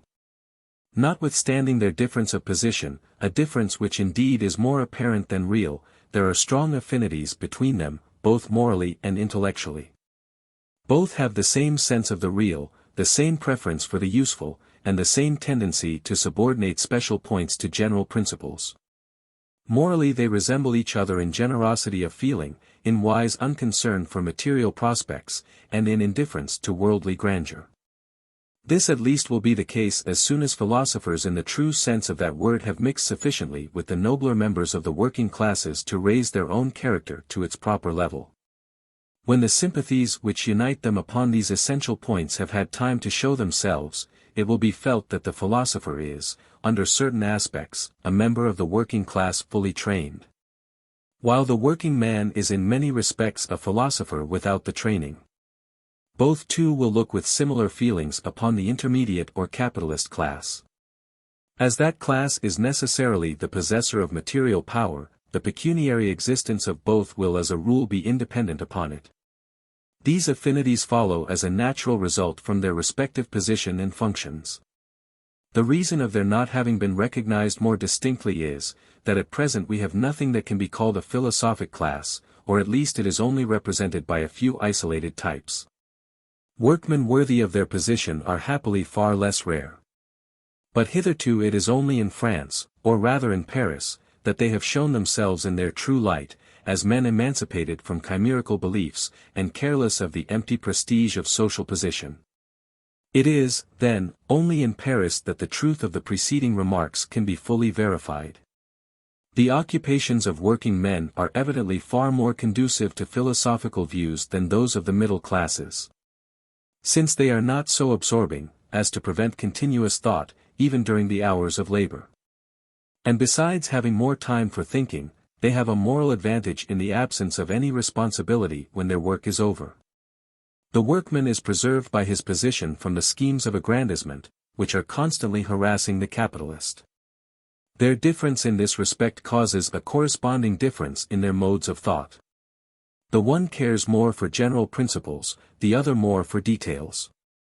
To a sensible workman, the system of dispersive speciality now so much in vogue shows itself in its true light. He sees it, that is, to be brutalizing, because it would condemn his intellect to the most paltry mode of culture, so much so that it will never be accepted in France, in spite of the irrational endeavors of our Anglomaniac economists. To the capitalist, on the contrary, and even to the man of science, that system, however rigidly and consistently carried out, will seem far less degrading. Or rather it will be looked upon as most desirable, unless his education has been such as to counteract these tendencies, and to give him the desire and the ability for abstract and general thought. Morally, the contrast between the position of the workman and the capitalist is even more striking.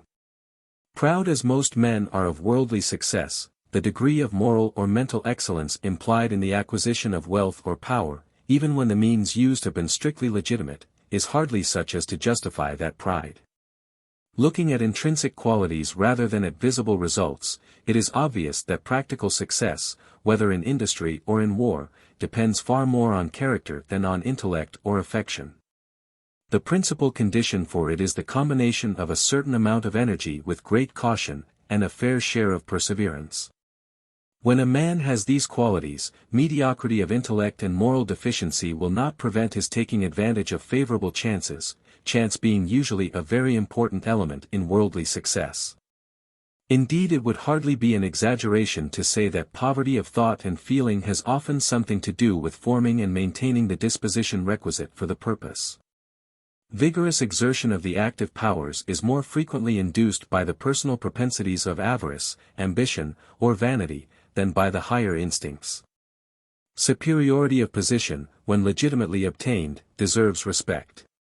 But the philosopher, like the religionist, and with still better grounds, refuses to regard it as a proof of moral superiority, a conclusion which would be wholly at variance with the true theory of human nature. The life of the workman, on the other hand, is far more favorable to the development of the nobler instincts. In practical qualities he is usually not wanting, except in caution, a deficiency which makes his energy and perseverance less useful to himself, though fully available for society. But it is in the exercise of the higher feelings that the moral superiority of the working class is most observable. When our habits and opinions have been brought under the influence of systematic principles, the true character of this class, which forms the basis of modern society, will become more distinct. And we shall see that home affections are naturally stronger with them than with the middle classes, who are too much engrossed with personal interests for the full enjoyment of domestic ties. Still more evident is their superiority in social feeling strictly so called, for these with them are called into daily exercise from earliest childhood.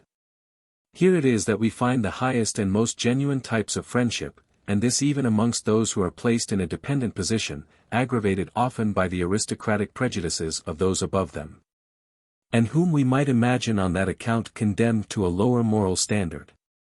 We find sincere and simple respect for superiors, untainted by servility, not vitiated by the pride of learning, not disturbed by the jealousies of competition. Their personal experience of the miseries of life is a constant stimulus to the nobler sympathies. In no class is there so strong an incentive to social feeling, at least to the feeling of solidarity between contemporaries. For all are conscious of the support that they derive from union, support which is not at all incompatible with strong individuality of character. The sense of continuity with the past has not, it is true, been sufficiently developed. But this is a want which can only be supplied by systematic culture. It will hardly be disputed that there are more remarkable instances of prompt and unostentatious self-sacrifice at the call of a great public necessity in this class than in any other.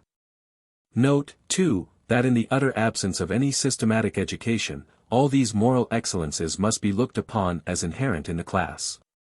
It is impossible to attribute them to theological influence, now that they have so entirely shaken off the old faith. The type I have described would be generally considered imaginary. And at present it is only in Paris that it can be fully realized. But the fact of its existence in the center of Western Europe is enough for all rational observers.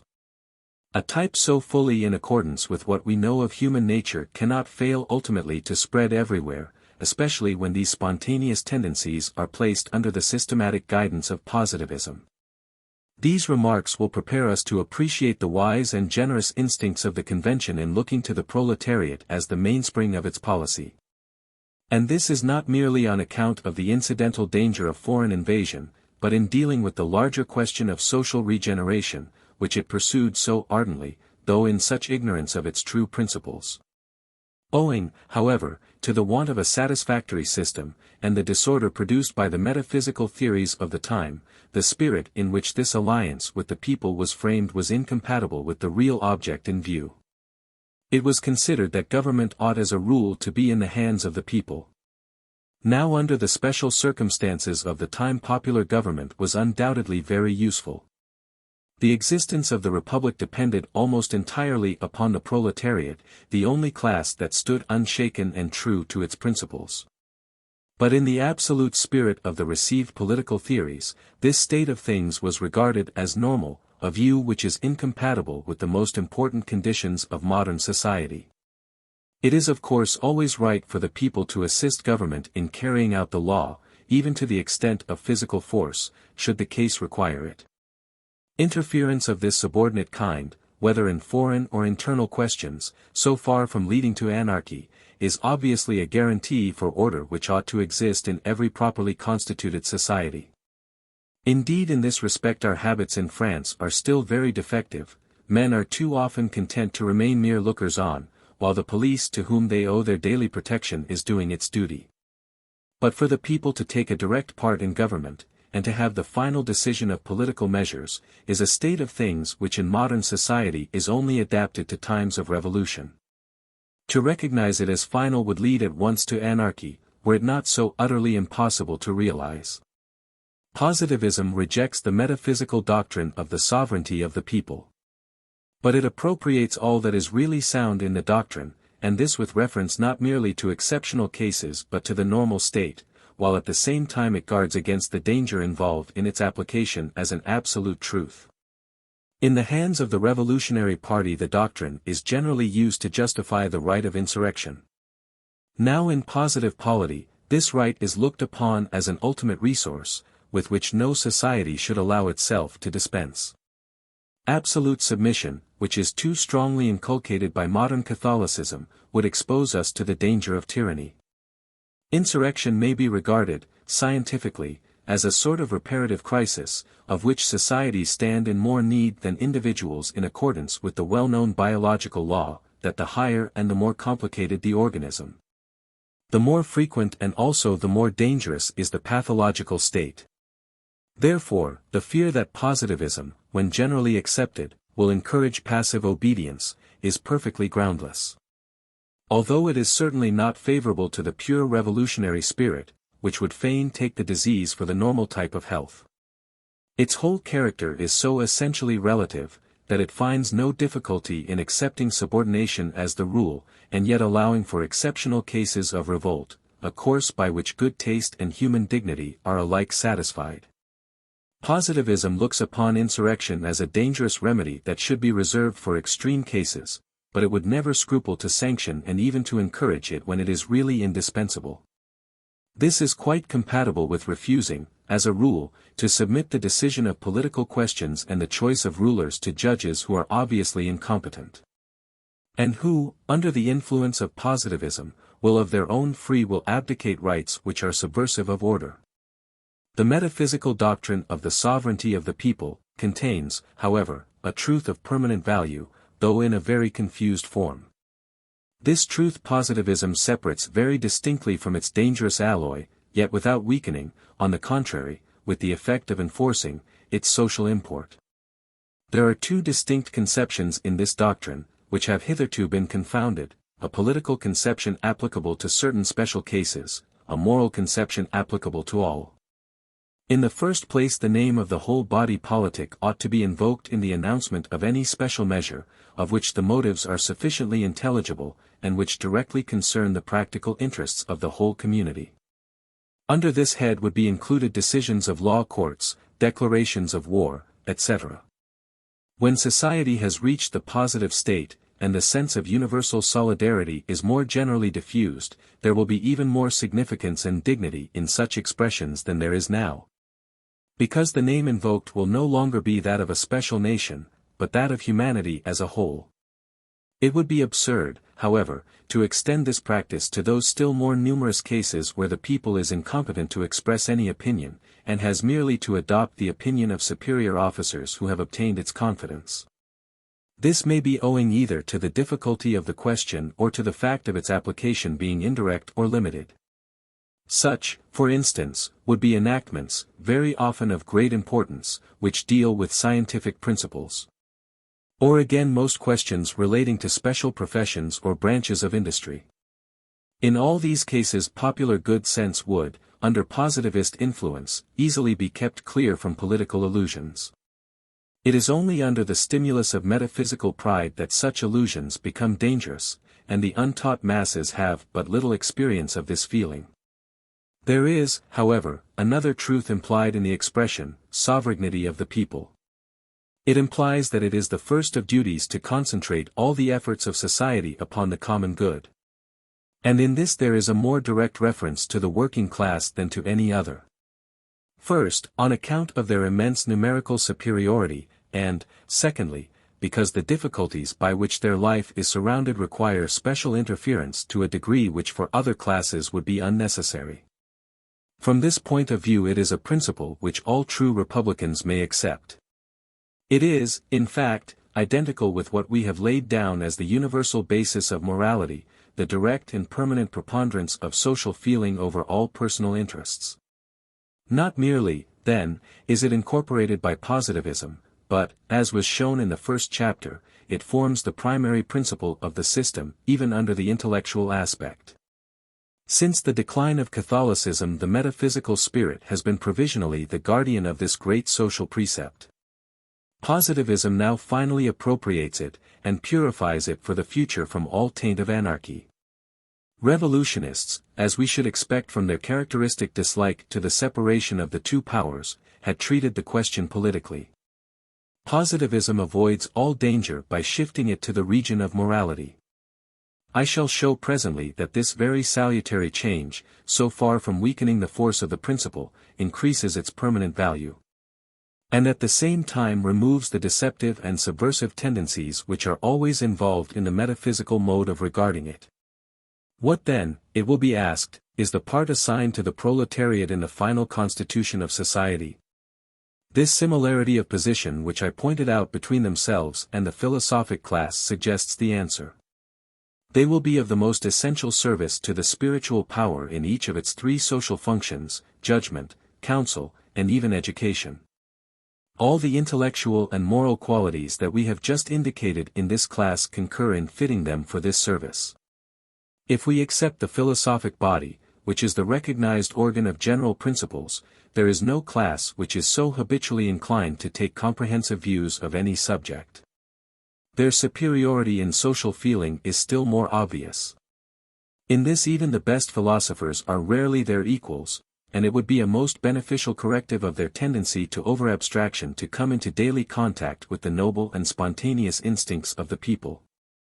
The working class, then, is better qualified than any other for understanding, and still more for sympathizing with the highest truths of morality, though it may not be able to give them a systematic form. And, as we have seen, it is in social morality, the most important and the highest of the three branches of ethics, that their superiority is most observable. Besides, independently of their intrinsic merits, whether intellectual or moral, the necessities of their daily life serve to impress them with respect for the great rules of morality, which in most cases were framed for their own protection. To secure the application of these rules in daily life is a function of the spiritual power in the performance of which they will meet with but slight assistance from the middle classes. It is with them that temporal power naturally resides, and it is their misuse of power that has to be controlled and set right. The working classes are the chief sufferers from the selfishness and domineering of men of wealth and power. For this reason they are the likeliest to come forward in defense of public morality. And they will be all the more disposed to give it their hearty support if they have nothing to do directly with political administration. Habitual participation in temporal power, to say nothing of its unsettling influence, would lead them away from the best remedy for their sufferings of which the constitution of society admits. Popular sagacity will soon detect the utter hollowness of the offhand solutions that are now being obtruded upon us. The people will rapidly become convinced that the surest method of satisfying all legitimate claims lies in the moral agencies which positivism offers. Though it appears to them at the same time to abdicate political power which either yields them nothing or results in anarchy. So natural is this tendency of the people to rally round the spiritual power in defense of morality, that we find it to have been the case even in medieval times. Indeed this it is which explains the sympathies which Catholicism still retains, notwithstanding its general decline, in the countries where Protestantism has failed to establish itself. Superficial observers often mistake these sympathies for evidence of sincere attachment to the old creeds, though in point of fact they are more thoroughly undermined in those countries than anywhere else. It is an historical error which will, however, soon be corrected by the reception which these nations, so wrongly imagined to be in a backward stage of political development, will give to positivism. For they will soon see its superiority to Catholicism in satisfying the primary necessity with which their social instincts are so justly preoccupied. In the Middle Ages, however, the relations between the working classes and the priesthood were hampered by the institution of serfage, which was not wholly abolished until Catholicism had begun to decline.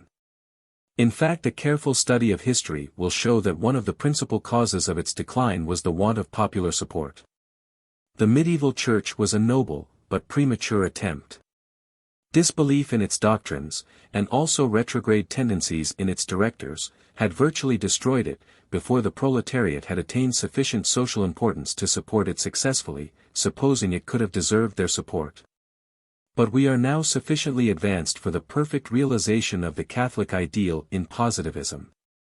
And the principal means of realizing it will be the formation of an alliance between philosophers and the working classes, for which both are alike prepared by the negative and positive progress of the last 5 centuries.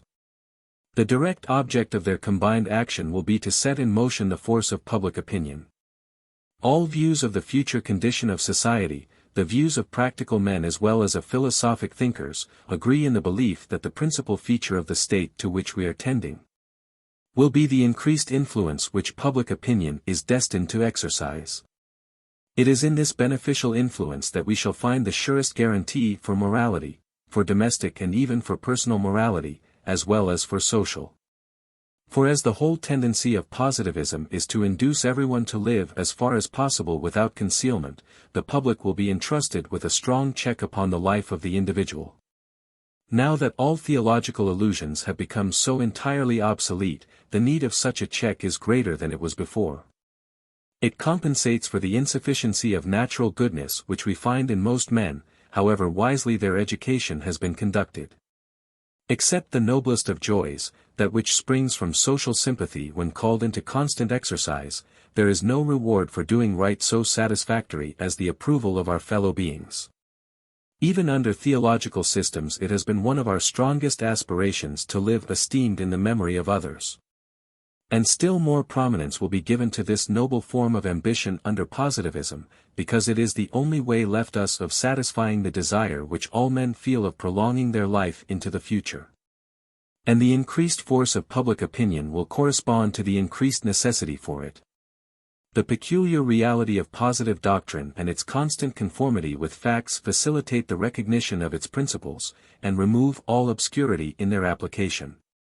They are not to be evaded by subterfuges like those to which metaphysical and theological principles, from their vague and absolute character, have been always liable. Again, the primary principle of positivism, which is to judge every question by the standard of social interests, is in itself a direct appeal to public opinion. Since the public is naturally the judge of the good or bad effect of action upon the common welfare. Under theological and metaphysical systems no appeal of this sort was recognized. Because the objects upheld as the highest aims of life were purely personal. In political questions the application of our principle is still more obvious. For political morality public opinion is almost our only guarantee. We feel its force even now in spite of the intellectual anarchy in which we live. Neutralized as it is in most cases by the wide divergences of men's convictions, yet it shows itself on the occasion of any great public excitement. Indeed, we feel it to our cost sometimes when the popular mind has taken a wrong direction, government in such cases being very seldom able to offer adequate resistance. These cases may convince us how irresistible this power will prove when used legitimately, and when it is formed by systematic accordance in general principles instead of by a precarious and momentary coincidence of feeling. And here we see more clearly than ever how impossible it is to effect any permanent reconstruction of the institutions of society, without a previous reorganization of opinion and of life. The spiritual basis is necessary not merely to determine the character of the temporal reconstruction, but to supply the principal motive force by which the work is to be carried out. Intellectual and moral harmony will gradually be restored, and under its influence the new political system will by degrees arise. Social improvements of the highest importance may therefore be realized long before the work of spiritual reorganization is completed. We find in medieval history that Catholicism exercised a powerful influence on society during its emergence from barbarism, before its own internal constitution had advanced far. And this will be the case to a still greater degree with the regeneration which is now in progress. Having defined the sphere within which public opinion should operate, we shall find little difficulty in determining the conditions requisite for its proper organization. These are, first, the establishment of fixed principles of social action. Secondly, their adoption by the public, and its consent to their application in special cases, and, lastly, a recognized organ to lay down the principles, and to apply them to the conduct of daily life. Obvious as these three conditions appear, they are still so little understood, that it will be well to explain each of them somewhat more fully. The first condition, that of laying down fixed principles, is, in fact, the extension to social questions of that separation between theory and practice, which in subjects of less importance is universally recognized. This is the aspect in which the superiority of the new spiritual system to the old is most perceptible. The principles of moral and political conduct that were accepted in the Middle Ages were little better than empirical, and owed their stability entirely to the sanction of religion. In this respect, indeed, the superiority of Catholicism to the systems which preceded it, consisted merely in the fact of separating its precepts from the special application of them. By making its precepts the distinct object of preliminary study, it secured them against the bias of human passions. Yet important as this separation was, the system was so defective intellectually, that the successful application of its principles depended simply on the good sense of the teachers. For the principles in themselves were as vague and as absolute as the creeds from which they were derived. The influence exercised by Catholicism was due to its indirect action upon social feeling in the only mode then possible. But the claims with which positivism presents itself are far more satisfactory. It is based on a complete synthesis, one which embraces, not the outer world only, but the inner world of human nature. This, while in no way detracting from the practical value of social principles, give them the imposing weight of theoretical truth. And ensures their stability and coherence, by connecting them with the whole series of laws on which the life of man and of society depend. For these laws will corroborate even those which are not immediately deduced from them. By connecting all our rules of action with the fundamental conception of social duty, we render their interpretation in each special case clear and consistent, and we secure it against the sophisms of passion. Principles such as these, based on reason, and rendering our conduct independent of the impulses of the moment, are the only means of sustaining the vigor of social feeling. And at the same time of saving us from the errors to which its unguided suggestions so often lead. Direct and constant culture of social feeling in public as well as in private life is no doubt the first condition of morality. But the natural strength of self-love is such that something besides this is required to control it.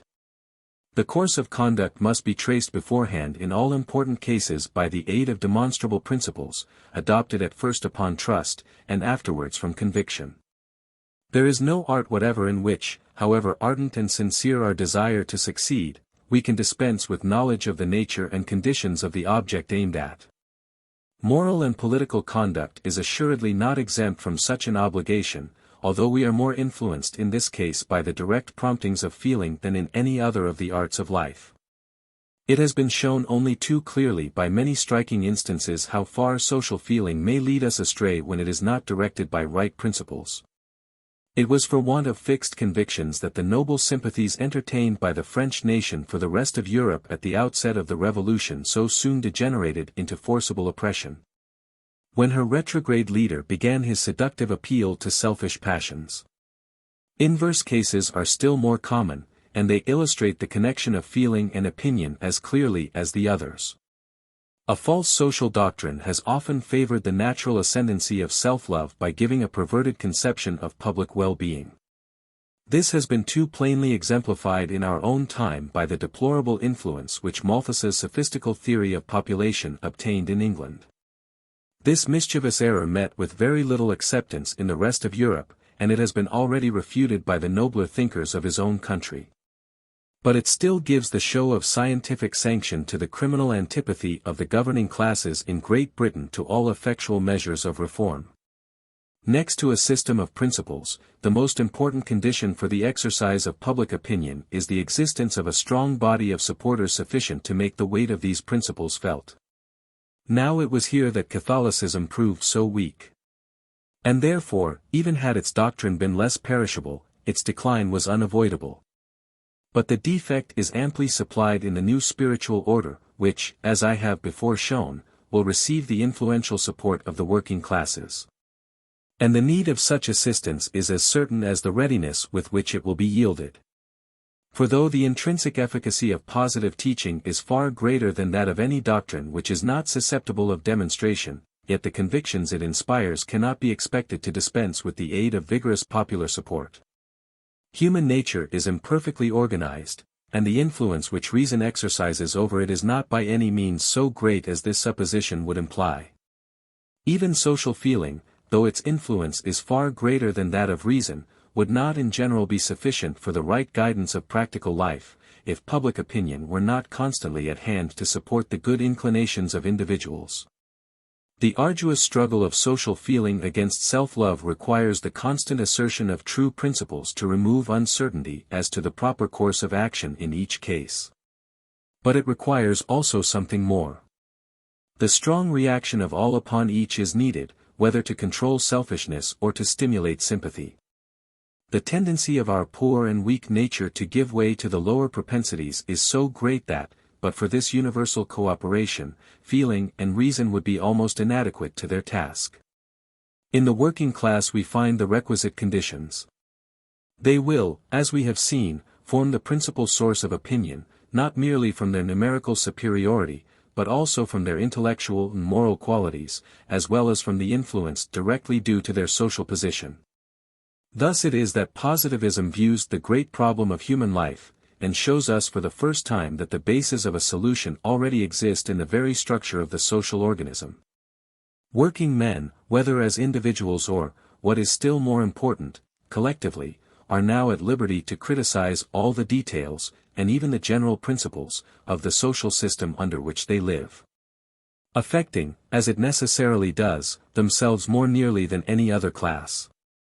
The remarkable eagerness lately shown by our people to form clubs, though there was no special motive for it, and no very marked enthusiasm, was a proof that the checks which had previously prevented this tendency from showing itself were quite unsuited to our times. Nor is this tendency likely to pass away, on the contrary, it will take deeper root and extend more widely, because it is thoroughly in keeping with the habits, feelings, and wants of working men, who form the majority in these meetings. A consistent system of social truth will largely increase their influence, by giving them a more settled character and a more important aim.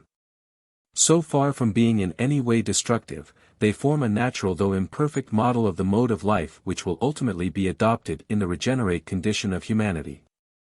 In these unions social sympathies are kept in constant action by a stimulus of a most beneficial kind. They offer the speediest and most effectual means of elaborating public opinion. This at least is the case when there has been a fair measure of individual training.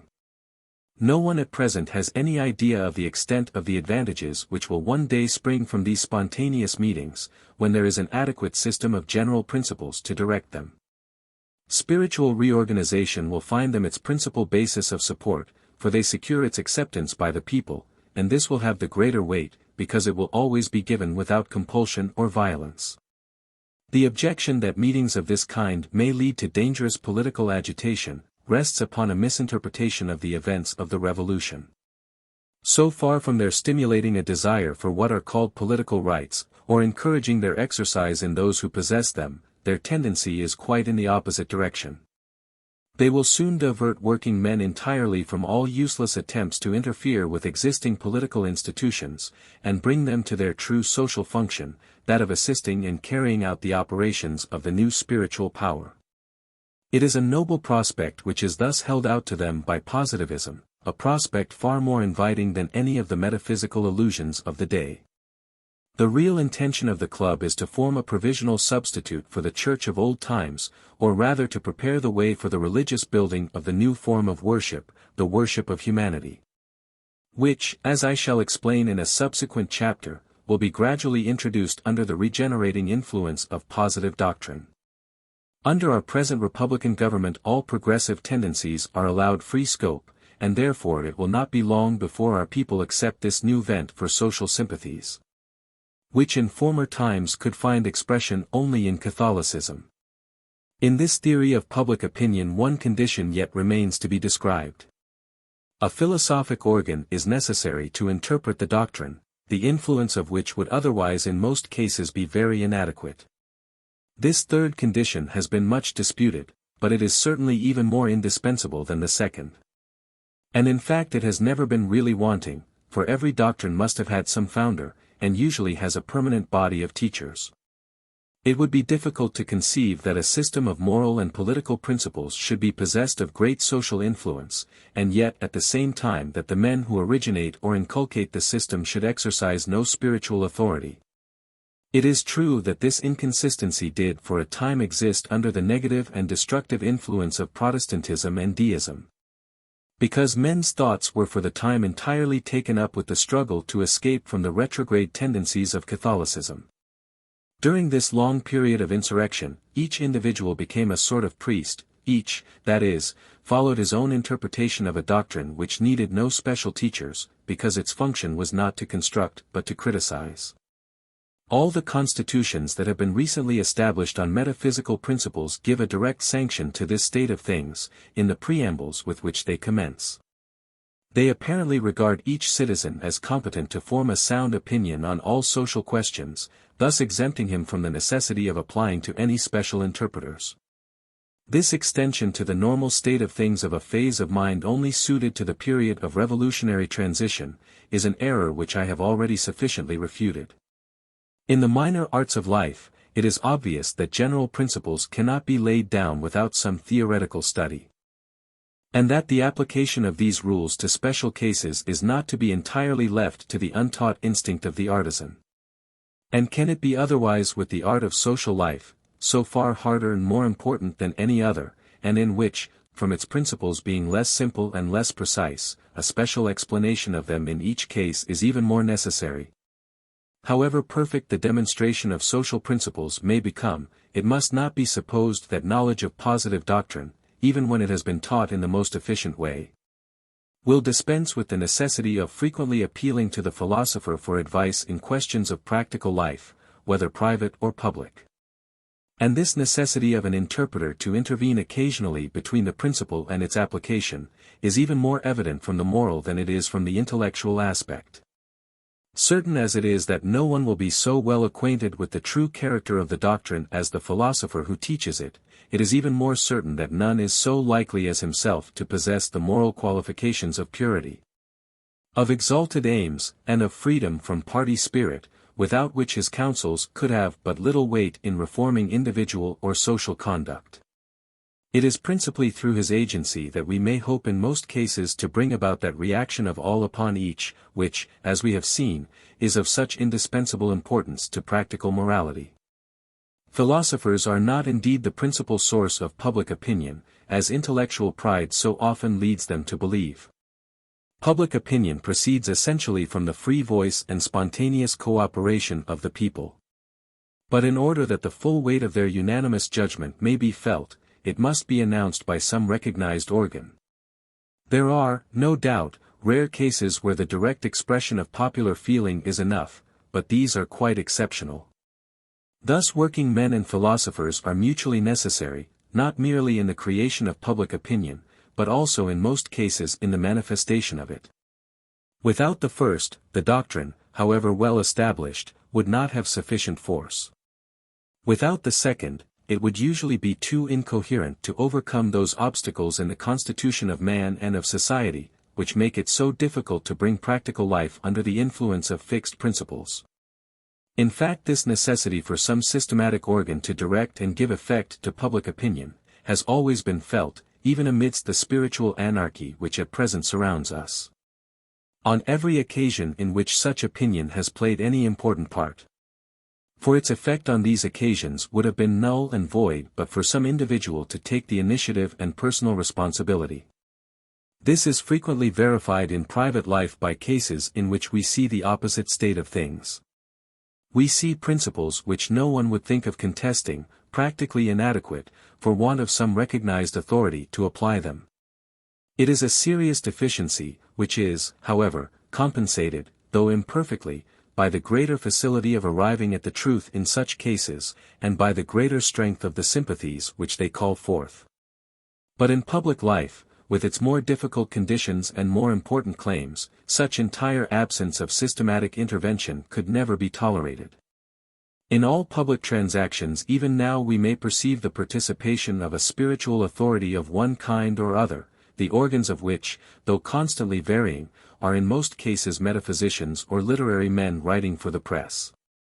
Thus even in the present anarchy of feelings and convictions, public opinion cannot dispense with guides and interpreters. Only it has to be content with men who at the best can only offer the guarantee of personal responsibility, without any reliable security either for the stability of their convictions or the purity of their feelings. But now that the problem of organizing public opinion has once been proposed by positivism, it cannot remain long without a solution. It plainly reduces itself to the principle of separating the two social powers. Just as we have seen that the necessity of an established doctrine rested on the analogous principle of separating theory from practice. It is clear, on the one hand, that sound interpretation of moral and political rules, as in the case of any other art, can only be furnished by philosophers engaged in the study of the natural laws on which they rest. On the other hand, these philosophers, in order to preserve that breadth and generality of view which is their principal intellectual characteristic, must abstain scrupulously from all regular participation in practical affairs. And especially from political life, on the ground that its specializing influence would soon impair their speculative capacity. And such a course is equally necessary on moral grounds. It helps to preserve purity of feeling and impartiality of character, qualities essential to their influence upon public as well as upon private life. Such, in outline, is the positive theory of public opinion. In each of its three constituent elements, the doctrine, the power, and the organ, it is intimately connected with the whole question of spiritual reorganization. Or rather, it forms the simplest mode of viewing that great subject. All the essential parts of it are closely related to each other. Positive principles, on the one hand, cannot count on much material support, except from the working classes. These in their turn will for the future regard positivism as the only doctrine with which they can sympathize. So, again, with the philosophic organs of opinion, without the people, their necessary independence cannot be established or sustained. To our literary classes the separation of the two powers is instinctively repugnant, because it would lay down systematic limits to the unwise ambition which we now see in them. And it will be disliked as strongly by the rich classes, who will look with fear upon a new moral authority destined to impose an irresistible check upon their selfishness. At present it will be generally understood and welcomed only by the proletary class, who have more aptitude for general views and for social sympathy. In France especially they are less under the delusion of metaphysical sophisms and of aristocratic prestige than any other class. And the positivist view of this primary condition of social regeneration will find a ready entrance into their minds and hearts. Our theory of public opinion shows us at once how far we have already gone in organizing this great regulator of modern society, how far we still fall short of what is wanted. The doctrine has at last arisen, there is no doubt of the existence of the power, and even the organ is not wanting. But they do not as yet stand in their right relation to each other. The effective impulse towards social regeneration depends, then, on one ultimate condition, the formation of a firm alliance between philosophers and proletaries. Of this powerful coalition I have already spoken. I have now to explain the advantages which it offers to the people in the way of obtaining sufficient recognition of all legitimate claims. Of these advantages, the principal, and that by which the rest will speedily be developed and secured, is the important social function which is hereby conferred upon them. They become auxiliaries of the new spiritual power. Auxiliaries indispensable to its action. This vast proletary class, which ever since its rise in the Middle Ages has been shut out from the political system, will now assume the position for which by nature it is best adapted. And which is most conducive to the general well-being of society. Its members, independently of their special vocation, will at last take a regular and most important part in public life, a part which will compensate for the hardships inseparable from their social position. Their combined action, far from disturbing the established order of things, will be its most solid guarantee, from the fact of being moral, not political. And here we see definitely the alteration which positivism introduces in the revolutionary conception of the action of the working classes upon society. For stormy discussions about rights, it substitutes peaceable definition of duties. It supersedes useless disputes for the possession of power, by inquiring into the rules that should regulate its wise employment. A superficial observer of the present state of things might imagine our working classes to be as yet very far from this frame of mind. But he who looks deeper into the question will see that the very experiment which they are now trying, of extending their political rights, will soon have the effect of showing them the hollowness of a remedy which has so slight a bearing upon the objects really important to them. Without making any formal abdication of rights, which might seem inconsistent with their social dignity, there is little doubt that their instinctive sagacity will lead them to the still more efficacious plan of indifference. Positivism will readily convince them that whereas spiritual power, in order to do its work, must ramify in every direction, it is essential to public order that political power should be as a rule concentrated. And this conviction will grow upon them, as they see more clearly that the primary social problems which are very properly absorbing their attention are essentially moral rather than political. One step in this direction they have already taken of their own accord, though its importance has not been duly appreciated. The well-known scheme of communism, which has found such rapid acceptance with them, serves, in the absence of sounder doctrine, to express the way in which they are now looking at the great social problem. The experience of the first part of the revolution has not yet wholly disabused them of political illusions, but it has at least brought them to feel that property is of more importance than power in the ordinary sense of the word. So far communism has given a wider meaning to the great social problem, and has thereby rendered an essential service, which is not neutralized by the temporary dangers involved in the metaphysical forms in which it comes before us. Communism should therefore be carefully distinguished from the numerous extravagant schemes brought forward in this time of spiritual anarchy, a time which stimulates incompetent and ill-trained minds to the most difficult subjects of thought.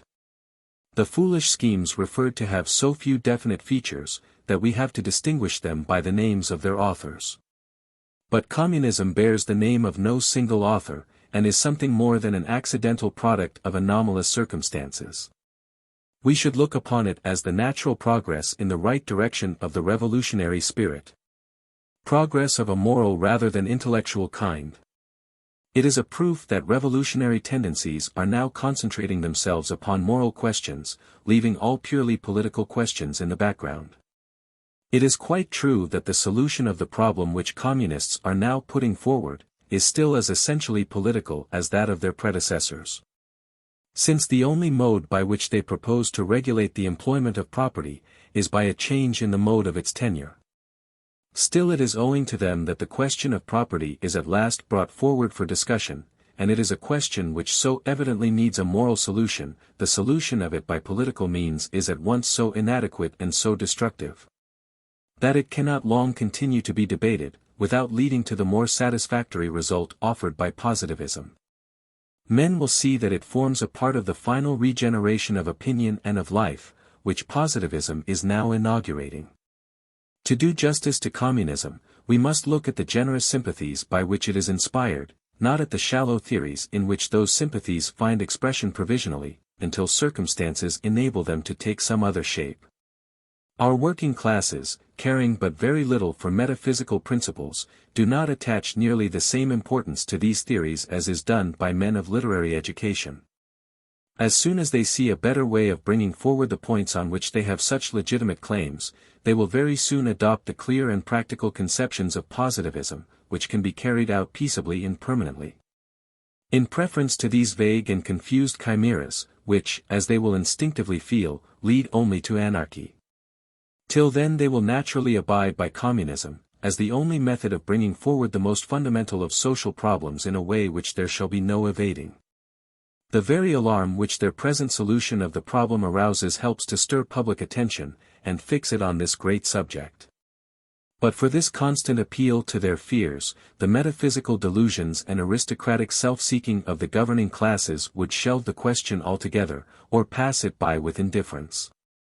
The errors of communism must be rectified. But there is no necessity for giving up the name, which is a simple assertion of the paramount importance of social feeling. However, now that we have happily passed from monarchy to republicanism, the name of communist is no longer indispensable. The word republican expresses the meaning as well, and without the same danger. Positivism, then, has nothing to fear from communism. On the contrary, it will probably be accepted by most communists among the working classes, especially in France where abstractions have but little influence on minds thoroughly emancipated from theology. The people will gradually find that the solution of the great social problem which positivism offers is better than the communistic solution. A tendency in this direction has already shown itself since the first edition of this work was published. The working classes have now adopted a new expression, socialism, thus indicating that they accept the problem of the communists while rejecting their solution. Indeed, that solution would seem to be finally disposed of by the voluntary exile of their leader. Yet, if the socialists at present keep clear of communism, it is only because their position is one of criticism or inaction. If they were to succeed to power, with principles so far below the level of their sympathies, they would inevitably fall into the same errors and extravagances which they now instinctively feel to be wrong. Consequently, the rapid spread of socialism very naturally alarms the upper classes, and their resistance, blind though it be, is at present the only legal guarantee for material order. In fact, the problem brought forward by the communists admits of no solution but their own, so long as the revolutionary confusion of temporal and spiritual power continues. Therefore the universal blame that is lavished on these utopian schemes cannot fail to inspire respect for positivism, as the only doctrine which can preserve Western Europe from some serious attempt to bring communism into practical operation. Positivists stand forward now as the party of construction, with a definite basis for political action, namely, systematic prosecution of the wise attempt of medieval statesmen to separate the two social powers. On this basis they are enabled to satisfy the poor, and at the same time to restore the confidence of the rich. It is a final solution of our difficulties which will make the titles of which we have been speaking unnecessary. Stripping the old word, Republican, of any false meaning at present attached to it, we may retain it as the best expression of the social sympathies on which the regeneration of society depends. For the opinions, manners, and even institutions of future society, positivist is the only word suitable. The peculiar reality of positivism, and its invariable tendency to concentrate our intellectual powers upon social questions, are attributes, both of which involve its adoption of the essential principle of communism. That principle being, that property is in its nature social, and that it needs control.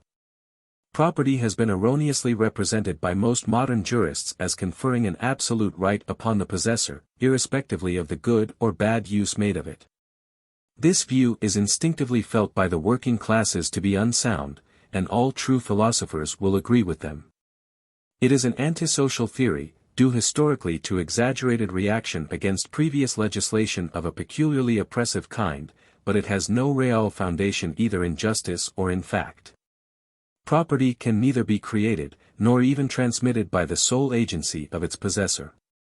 The cooperation of the public is always necessary, whether in the assertion of the general principle or in the application of it to each special case. Therefore the tenure of property is not to be regarded as a purely individual right.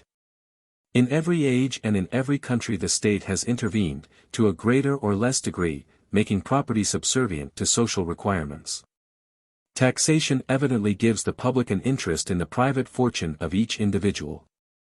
An interest which, instead of diminishing with the progress of civilization, has been always on the increase, especially in modern times, now that the connection of each member of society with the whole is becoming more apparent. The practice of confiscation, which also is in universal use, shows that in certain extreme cases the community considers itself authorized to assume entire possession of private property. Confiscation has, it is true, been abolished for a time in France. But this isolated exception is due only to the abuses which recently accompanied the exercise of what was in itself an undoubted right. And it will hardly survive when the causes which led to it are forgotten, and the power which introduced it has passed away. In their abstract views of property, then, communists are perfectly able to maintain their ground against the jurists. They are right, again, in dissenting as deeply as they do from the economists, who lay it down as an absolute principle that the application of wealth should be entirely unrestricted by society. This error, like the one just spoken of, is attributable to instances of unjustifiable interference. But it is utterly opposed to all sound philosophical teaching, although it has a certain appearance of truth, in so far as it recognizes the subordination of social phenomena to natural laws. But the economists seem to have adopted this important principle only to show how incapable they are of comprehending it. Before they applied the conception of law to the higher phenomena of nature, they ought to have made themselves well acquainted with its meaning, as applied to the lower and more simple phenomena. Not having done so, they have been utterly blind to the fact that the order of nature becomes more and more modifiable as it grows more complicated. This conception lies at the very root of our whole practical life. Therefore nothing can excuse the metaphysical school of economists for systematically resisting the intervention of human wisdom in the various departments of social action. That the movement of society is subject to natural laws is certain. But this truth, instead of inducing us to abandon all efforts to modify society, should rather lead to a wiser application of such efforts, since they are at once more efficacious, and more necessary in social phenomena than in any other. So far, therefore, the fundamental principle of communism is one which the positivist school must obviously adopt. Positivism not only confirms this principle, but widens its scope, by showing its application to other departments of human life. By insisting that, not wealth only, but that all our powers shall be devoted in the true republican spirit to the continuous service of the community. The long period of revolution which has elapsed since the Middle Ages has encouraged individualism in the moral world, as in the intellectual it has fostered the specializing tendency. But both are equally inconsistent with the final order of modern society. In all healthy conditions of humanity, the citizen, whatever his position, has been regarded as a public functionary, whose duties and claims were determined more or less distinctly by his faculties. The case of property is certainly no exception to this general principle. Proprietorship is regarded by the positivist as an important social function. The function, namely, of creating and administering that capital by means of which each generation lays the foundation for the operations of its successor. This is the only tenable view of property. And wisely interpreted, it is one which, while ennobling to its possessor, does not exclude a due measure of freedom. It will in fact place his position on a firmer basis than ever.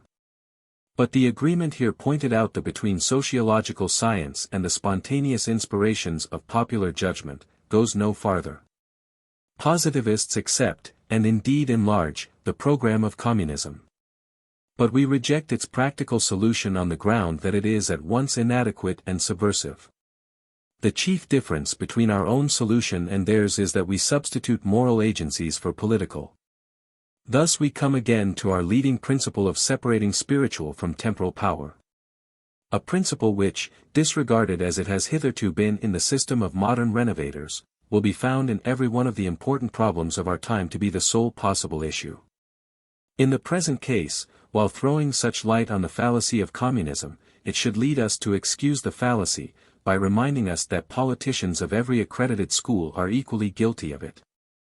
At a time when there are so very few, even of cultivated minds, who have a clear conception of this the primary principle of modern politics, it would be harsh to blame the people for still accepting a result of revolutionary empiricism, which is so universally adopted by other classes.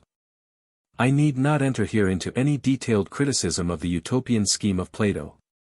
It was conclusively refuted 22 centuries ago, by the great Aristotle, who thus exemplified the organic character, by which, even in its earliest manifestations, the positive spirit is distinguished.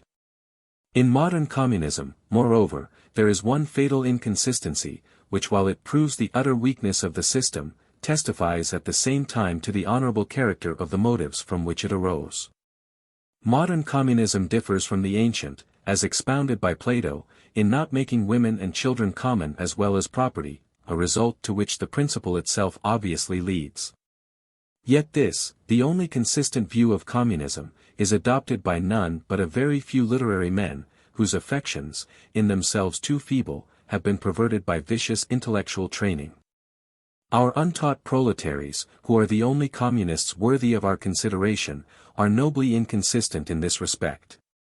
Indivisible as their erroneous system is, they only adopt that side of it which touches on their social requirements. The other side is repugnant to all their highest instincts, and they utterly repudiate it. Without discussing these chimerical schemes in detail, it will be well to expose the errors inherent in the method of reasoning which leads to them, because they are common to all the other progressive schools, the positivist school excepted. The mistake consists in the first place, in disregarding or even denying the natural laws which regulate social phenomena, and secondly, in resorting to political agencies where moral agency is the real thing needed. The inadequacy and the danger of the various utopian systems which are now setting up their rival claims to bring about the regeneration of society, are all attributable in reality to these two closely connected errors. For the sake of clearness, I shall continue to refer specially to communism as the most prominent of these systems. But it will be easy to extend the bearing of my remarks to all the rest. The ignorance of the true laws of social life under which communists labor is evident in their dangerous tendency to suppress individuality. Not only do they ignore the inherent preponderance in our nature of the personal instincts, but they forget that, in the collective organism, the separation of functions is a feature no less essential than the cooperation of functions. Suppose for a moment that the connection between men could be made such that they were physically inseparable, as has been actually the case with twins in certain cases of monstrosity, society would obviously be impossible. Extravagant as this supposition is, it may illustrate the fact that in social life individuality cannot be dispensed with. It is necessary in order to admit of that variety of simultaneous efforts which constitutes the immense superiority of the social organism over every individual life. The great problem for man is to harmonize, as far as possible, the freedom resulting from isolation, with the equally urgent necessity for convergence. To dwell exclusively upon the necessity of convergence would tend to undermine not merely our practical energy, but our true dignity, since it would do away with the sense of personal responsibility. In exceptional cases where life is spent in forced subjection to domestic authority, the comforts of home are often not enough to prevent existence from becoming an intolerable burden, simply from the want of sufficient independence.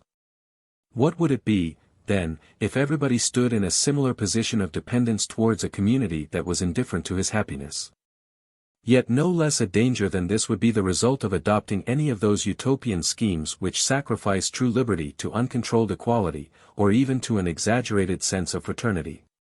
Wide as the divergence between positivism and the economic schools is, positivists adopt substantially the strictures which they have passed upon communism, especially those of Dunoyer, their most advanced writer. There is another point in which communism is equally inconsistent with the laws of sociology. Acting under false views of the constitution of our modern industrial system, it proposes to remove its directors, who form so essential a part of it. An army can no more exist without officers than without soldiers, and this elementary truth holds good of industry as well as of war. The organization of modern industry has not been found practicable as yet. But the germ of such organization lies unquestionably in the division which has arisen spontaneously between capitalist and workman. No great works could be undertaken if each worker were also to be a director, or if the management, instead of being fixed, were entrusted to a passive and irresponsible body. It is evident that under the present system of industry there is a tendency to a constant enlargement of undertakings, each fresh step leads at once to still further extension. Now this tendency, so far from being opposed to the interests of the working classes, is a condition which will most seriously facilitate the real organization of our material existence, as soon as we have a moral authority competent to control it. For it is only the larger employers that the spiritual power can hope to penetrate with a strong and habitual sense of duty to their subordinates. Without a sufficient concentration of material power, the means of satisfying the claims of morality would be found wanting, except at such exorbitant sacrifices as would be incompatible with all industrial progress. This is the weak point of every plan of reform which limits itself to the mode of acquiring power, whether public power or private, instead of aiming at controlling its use in whosever hands it may be placed. It leads to a waste of those forces which, when rightly used, form our principal resource in dealing with grave social difficulties. The motives, therefore, from which modern communism has arisen, however estimable, lead at present, in the want of proper scientific teaching, to a very wrong view both of the nature of the disease and of its remedy. A heavier reproach against it is, that in one point it shows a manifest insufficiency of social instinct. Communists boast of their spirit of social union. But they limit it to the union of the present generation, stopping short of historical continuity, which yet is the principal characteristic of humanity. When they have matured their moral growth, and have followed out in time that connection which at present they only recognize in space, they will at once see the necessity of these general conditions which at present they would reject. They will understand the importance of inheritance, as the natural means by which each generation transmits to its successor the result of its own labors and the means of improving them.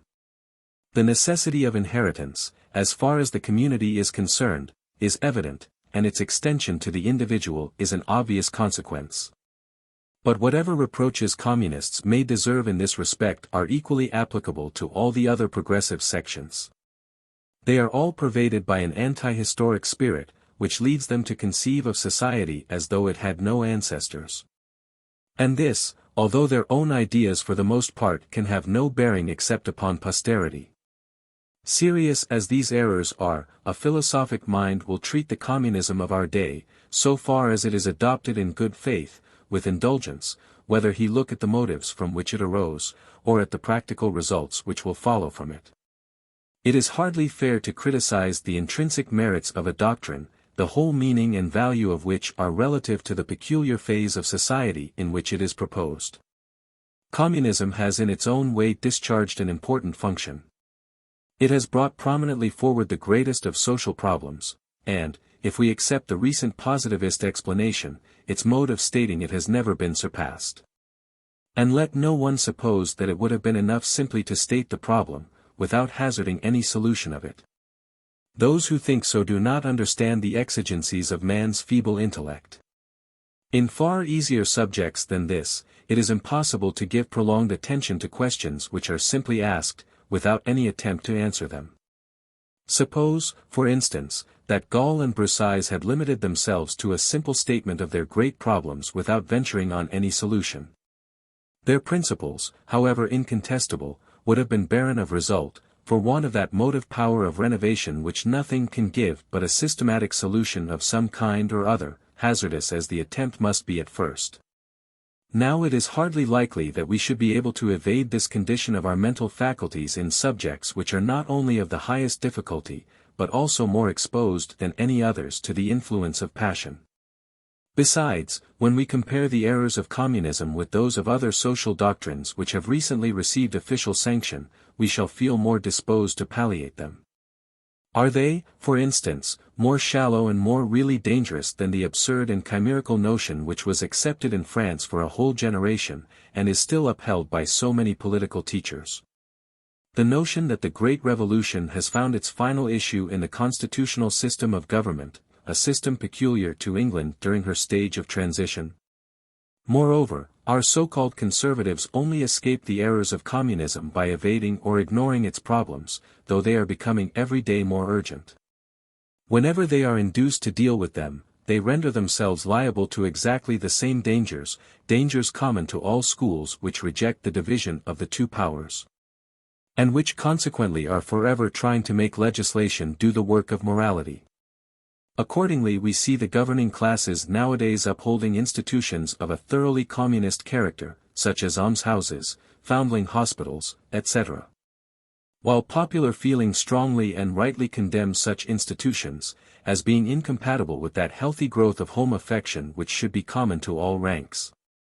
Were it not that communism is provisionally useful in antagonizing other doctrines equally erroneous, it would have, then, no real importance, except that due to the motives which originated it. Since its practical solution is far too chimerical and subversive ever to obtain acceptance. Yet, from the high morality of these motives, it will probably maintain and increase its influence until our working men find that their wants can be more effectually satisfied by gentler and surer means. Our republican system seems at first sight favorable to the scheme. But it cannot fail soon to have the reverse effect, because, while adopting the social principle which constitutes the real merit of communism, it repudiates its mischievous illusions. In France, at all events, where property is so easy to acquire and is consequently so generally enjoyed, the doctrine cannot lead to much practical harm. Rather, its reaction will be beneficial, because it will fix men's minds more seriously on the just claims of the people. The danger is far greater in other parts of Western Europe. Especially in England, where aristocratic influence is less undermined, and where consequently the working classes are less advanced and more oppressed. And even in Catholic countries, where individualism and anarchy have been met by a truer sense of fraternity, communistic disturbances can only be avoided finally by a more rapid dissemination of positivism, which will ultimately dispel all social delusions, by offering the true solution of the questions that gave rise to them. The nature of the evil shows us at once that the remedy we seek must be almost entirely of a moral kind. This truth, based as it is on real knowledge of human nature, the people will soon come to feel instinctively. And here communists are, without knowing it, preparing the way for the ascendancy of positivism. They are forcing upon men's notice in the strongest possible way a problem to which no peaceable and satisfactory solution can be given, except by the new philosophy. That philosophy, abandoning all useless and irritating discussion as to the origin of wealth and the extent of its possession, proceeds at once to the moral rules which should regulate it as a social function. The distribution of power among men, of material power especially, lies so far beyond our means of intervention, that to set it before us as our main object to rectify the defects of the natural order in this respect, would be to waste our short life in barren and interminable disputes. The chief concern of the public is that power, in whosever hands it may be placed, should be exercised for their benefit, and this is a point to which we may direct our efforts with far greater effect. Besides, by regulating the employment of wealth, we do, indirectly, modify its tenure, for the mode in which wealth is held has some secondary influence over the right use of it.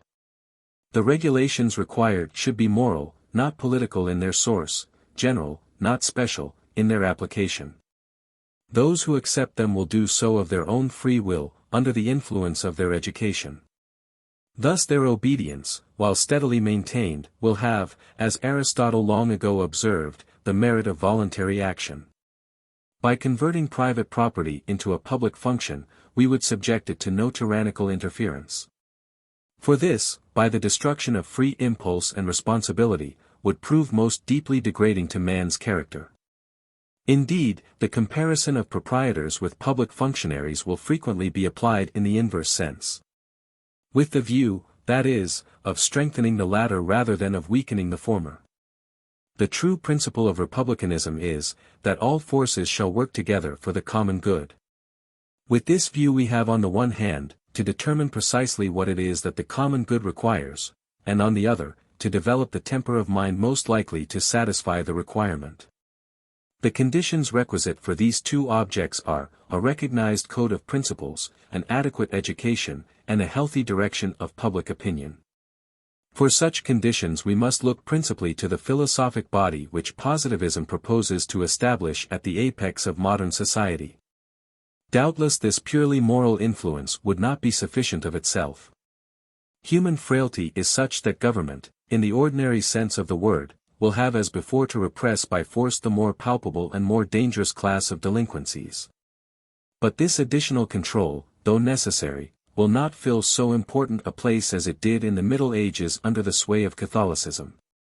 Spiritual rewards and punishments will preponderate over temporal, in proportion as human development evokes a stronger sense of the ties which unite each with all, by the threefold bond of feeling, thought, and action.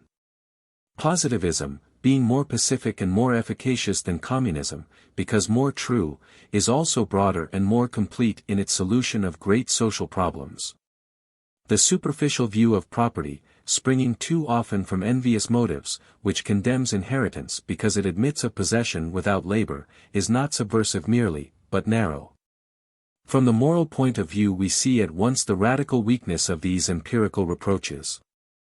They show blindness to the fact that this mode of transmitting wealth is really that which is most likely to call out the temper requisite for its right employment. It saves the mind and the heart from the mean and sordid habits which are so often engendered by slow accumulation of capital. The man who is born to wealth is more likely to feel the wish to be respected. And thus those whom we are inclined to condemn as idlers may very easily become the most useful of the rich classes, under a wise reorganization of opinions and habits. Of course too, since with the advance of civilization the difficulty of living without industry increases, the class that we are speaking of becomes more and more exceptional. In every way, then, it is a most serious mistake to wish to upset society on account of abuses which are already in course of removal, and which admit of conversion to a most beneficial purpose. Again, another feature in which the positivist solution surpasses the communist, is the remarkable completeness of its application. Communism takes no account of anything but wealth. As if wealth were the only power in modern society badly distributed and administered. In reality there are greater abuses connected with almost every other power that man possesses, and especially with the powers of intellect. Yet these our visionaries make not the smallest attempt to rectify. Positivism being the only doctrine that embraces the whole sphere of human existence, is therefore the only doctrine that can elevate social feeling to its proper place, by extending it to all departments of human activity without exception. Identification, in a moral sense, of private functions with public duties is even more necessary in the case of the scientific man or the artist, than in that of the proprietor.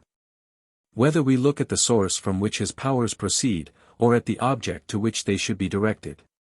Yet the men who wish to make material wealth common, the only kind of wealth that can be held exclusively by an individual, never extend their utopian scheme to intellectual wealth, in which it would be far more admissible.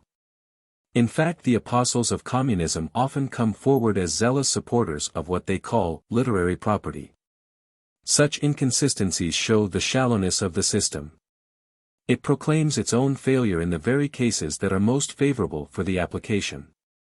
The extension of the principle here suggested would expose at once the inexpediency of political regulations on the subject, and the necessity of moral rules. For these and these only can ensure the right use of all our faculties without distinction. Intellectual effort, to be of any value, must be spontaneous. And it is doubtless an instinctive sense of this truth which prevents communists from subjecting intellectual faculties to their utopian regulations. But positivism can deal with these faculties which stand in the most urgent need of wise direction, without inconsistency, and without disturbance. It leaves to them their fair measure of free action. And in the case of other faculties which, though less eminent, are hardly less dangerous to repress, it strengthens their freedom. When a pure morality arises capable of impressing a social tendency upon every phase of human activity, the freer our action becomes, the more useful will it be to the public. The tendency of modern civilization, far from impeding private industry, is to entrust it more and more with functions, especially with those of a material kind, which were originally left to government. Unfortunately, this tendency, which is very evident, leads economists into the mistake of supposing that industry may be left altogether without organization. All that it really proves is that the influence of moral principles is gradually preponderating over that of governmental regulations.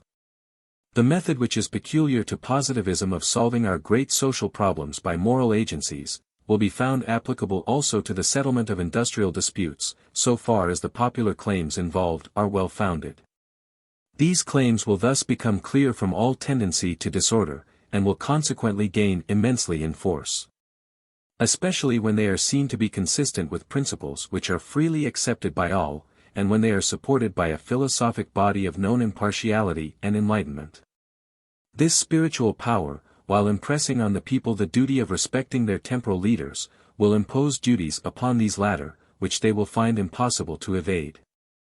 As all classes will have received a common education, they will all alike be penetrated with the general principles on which these special obligations will rest. And these weapons, derived from no source but that of feeling and reason, and aided solely by public opinion, will wield an influence over practical life, of which nothing in the present day can give any conception. We might compare it with the influence of Catholicism in the Middle Ages, only that men are too apt to attribute the results of Catholicism to the chimerical hopes and fears which it inspired, rather than to the energy with which praise and blame were distributed. With the new spiritual power, praise and blame will form the only resource, but it will be developed and consolidated to a degree which, as I have before shown, was impossible for Catholicism. This is the only real solution of the disputes that are so constantly arising between workmen and their employers. Both parties will look to this philosophic authority as a supreme court of arbitration. In estimating its importance, we must not forget that the antagonism of employer and employed has not yet been pushed to its full consequences. The struggle between wealth and numbers would have been far more serious, but for the fact that combination, without which there can be no struggle worth speaking of, has hitherto only been permitted to the capitalist. It is true that in England combinations of workmen are not legally prohibited. But in that country they are not yet sufficiently emancipated either intellectually or morally, to make such use of the power as would be the case in France. When French workmen are allowed to concert their plans as freely as their employers, the antagonism of interests that will then arise will make both sides feel the need of a moral power to arbitrate between them. Not that the conciliating influence of such a power will ever be such as to do away entirely with extreme measures, but it will greatly restrict their application, and in cases where they are unavoidable, will mitigate their excesses. Such measures should be limited on both sides to refusal of cooperation. A power which every free agent ought to be allowed to exercise, on his own personal responsibility, with the object of impressing on those who are teaching him unjustly the importance of the services which he has been rendering. The workman is not to be compelled to work any more than the capitalist to direct. Any abuse of this extreme protest on either side will of course be disapproved by the moral power. But the option of making the protest is always to be reserved to each element in the collective organism, by virtue of his natural independence. In the most settled times functionaries have always been allowed to suspend their services on special occasions. It was done frequently in the Middle Ages by priests, professors, judges, etc. All we have to do is to regulate this privilege, and embody it into the industrial system. This will be one of the secondary duties of the philosophic body, who will naturally be consulted on most of these occasions, as on all others of public or private moment. The formal sanction which it may give to a suspension or positive prohibition of work would render such a measure far more effective than it is at present. The operation of the measure is but partial at present, but it might in this way extend, first to all who belong to the same trade, then to other branches of industry, and even ultimately to every Western nation that accepts the same spiritual guides. Of course, persons who think themselves aggrieved may always resort to this extreme course on their own responsibility, against the advice of the philosophic body. True spiritual power confines itself to giving counsel, it never commands. But in such cases, unless the advice given by the philosophers has been wrong, the suspension of work is not likely to be sufficiently general to bring about any important result. This theory of trade unions is, in fact, in the industrial world, what the power of insurrection is with regard to the higher social functions. It is an ultimate resource which every collective organism must reserve. The principle is the same in the simpler and more ordinary cases as in the more unusual and important. In both, the intervention of the philosophic body, whether solicited or not, whether its purpose be to organize popular effort or to repress it, will largely influence the result. We are now in a position to state with more precision the main practical difference between the policy of positivism and that of communism or of socialism. All progressive political schools agree in concentrating their attention upon the problem, how to give the people their proper place as a component element of modern society, which ever since the Middle Ages has been tending more and more distinctly to its normal mode of existence. They also agree that the two great requirements of the working classes are, the organization of education, and the organization of labor. But here their agreement ends. When the means of effecting these two objects have to be considered, positivists find themselves at issue with all other progressive schools. They maintain that the organization of industry must be based upon the organization of education. It is commonly supposed that both may be begun simultaneously, or indeed that labor may be organized irrespectively of education. It may seem as if we are making too much of a mere question of arrangement. Yet the difference is one which affects the whole character and method of social reconstruction. The plan usually followed is simply a repetition of the old attempt to reconstruct politically without waiting for spiritual reconstruction. In other words, to raise the social edifice before its intellectual and moral foundations have been laid. Hence the attempts made to satisfy popular requirements by measures of a purely political kind, because they appear to meet the evil directly. A course which is as useless as it is destructive. Positivism, on the contrary, substitutes for such agencies, an influence which is sure and peaceful, although it be gradual and indirect. The influence of a more enlightened morality, supported by a purer state of public opinion, such opinion being organized by competent minds, and diffused freely amongst the people. In fact, the whole question, whether the solution of the twofold problem before us is to be empirical, revolutionary, and therefore confined simply to France, or whether it is to be consistent, pacific, and applicable to the whole of Western Europe, depends upon the preference or the postponement of the organization of labor to the organization of education. This conclusion involves a brief explanation of the general system of education which positivism will introduce. This the new spiritual power regards as its principal function, and as its most efficient means of satisfying the working classes in all reasonable demands. It was the great social virtue of Catholicism, that it introduced for the first time, as far as circumstances permitted, a system of education common to all classes without distinction, not excepting even those who were still slaves. It was a vast undertaking, yet essential to its purpose of founding a spiritual power which was to be independent of the temporal power. Apart from its temporary value, it has left us one imperishable principle, namely that in all education worthy of the name, moral training should be regarded as of greater importance than scientific teaching. Catholic education, however, was of course, extremely defective, owing partly to the circumstances of the time, and partly to the weakness of the doctrine on which it rested. Having reference almost exclusively to the oppressed masses, the principal lesson which it taught was the duty of almost passive resignation, with the exception of certain obligations imposed upon rulers. Intellectual culture in any true sense there was none. All this was natural in a faith which directed men's highest efforts to an object unconnected with social life, and which taught that all the phenomena of nature were regulated by an impenetrable will. Catholic education was consequently quite unsuited to any period but the Middle Ages. A period during which the advanced portion of humanity was gradually ridding itself of the ancient institution of slavery, by commuting it first into serfdom, as a preliminary step to entire personal freedom. In the ancient world Catholic education would have been too revolutionary, at the present time it would be servile and inadequate. Its function was that of directing the long and difficult transition from the social life of antiquity to that of modern times. Personal emancipation once obtained, the working classes began to develop their powers and rise to their true position as a class, and they soon became conscious of intellectual and social wants which Catholicism was wholly incapable of satisfying. And yet this is the only real system of universal education which the world has hitherto seen. For we cannot give that name to the so-called university system which metaphysicians began to introduce into Europe at the close of the Middle Ages, and which offered little more than the special instruction previously given to the priesthood, that is, the study of the Latin language, with the dialectical training required for the defense of their doctrines. Morals were untaught except as a part of the training of the professed theologian. All this metaphysical and literary instruction was of no great service to social evolution, except so far as it developed the critical power. It had, however, a certain indirect influence on the constructive movement, especially on the development of art.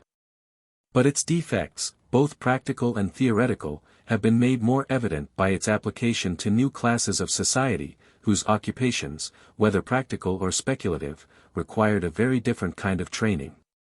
And thus, while claiming the title of universal, it never reached the working classes, even in Protestant countries, where each believer became to a certain extent his own priest. The theological method being obsolete, and the metaphysical method inadequate, the task of founding an efficient system of popular education belongs to positivism. The only doctrine capable of reconciling these two orders of conditions, the intellectual and the moral, which are equally necessary, but which since the Middle Ages have always proved incompatible. Positivist education, while securing the supremacy of the heart over the understanding more efficiently than Catholicism, will yet put no obstacle in the way of intellectual growth. The function of intellect, in education as in practical life, will be to regulate feeling. The culture of which, beginning at birth, will be maintained by constant exercise of the three classes of duties relative to self, to the family, and to society. I have already explained the mode in which the principles of universal morality will be finally coordinated, a task which, as I have shown, is connected with the principal function of the new spiritual power. I have now only to point out the paramount influence of morality on every part of positive education. It will be seen to be connected at first spontaneously, and afterwards in a more systematic form, with the entire system of human knowledge. Positive education, adapting itself to the requirements of the organism with which it has to deal, subordinates intellectual conditions to social. Social conditions are considered as the main object, intellectual as but the means of attaining it. Its principal aim is to induce the working classes to accept their high social function of supporting the spiritual power, while at the same time it will render them more efficient in their own special duties. Presuming that education extends from birth to manhood, we may divide it into two periods, the first ending with puberty, that is, at the beginning of industrial apprenticeship. Education here should be essentially spontaneous, and should be carried on as far as possible in the bosom of the family. The only studies required should be of an aesthetic kind. In the second period, education takes a systematic form, consisting chiefly of a public course of scientific lectures, explaining the essential laws of the various orders of phenomena. These lectures will be the groundwork of moral science, which will coordinate the whole, and point out the relation of each part to the social purpose common to all. Thus, at about the time which long experience has fixed as that of legal majority, and when in most cases the term of apprenticeship closes, the workman will be prepared intellectually and morally for his public and private service. The first years of life, from infancy to the end of the period of second dentition, should be devoted to education of the physical powers, carried on under the superintendence of the parents, especially of the mother.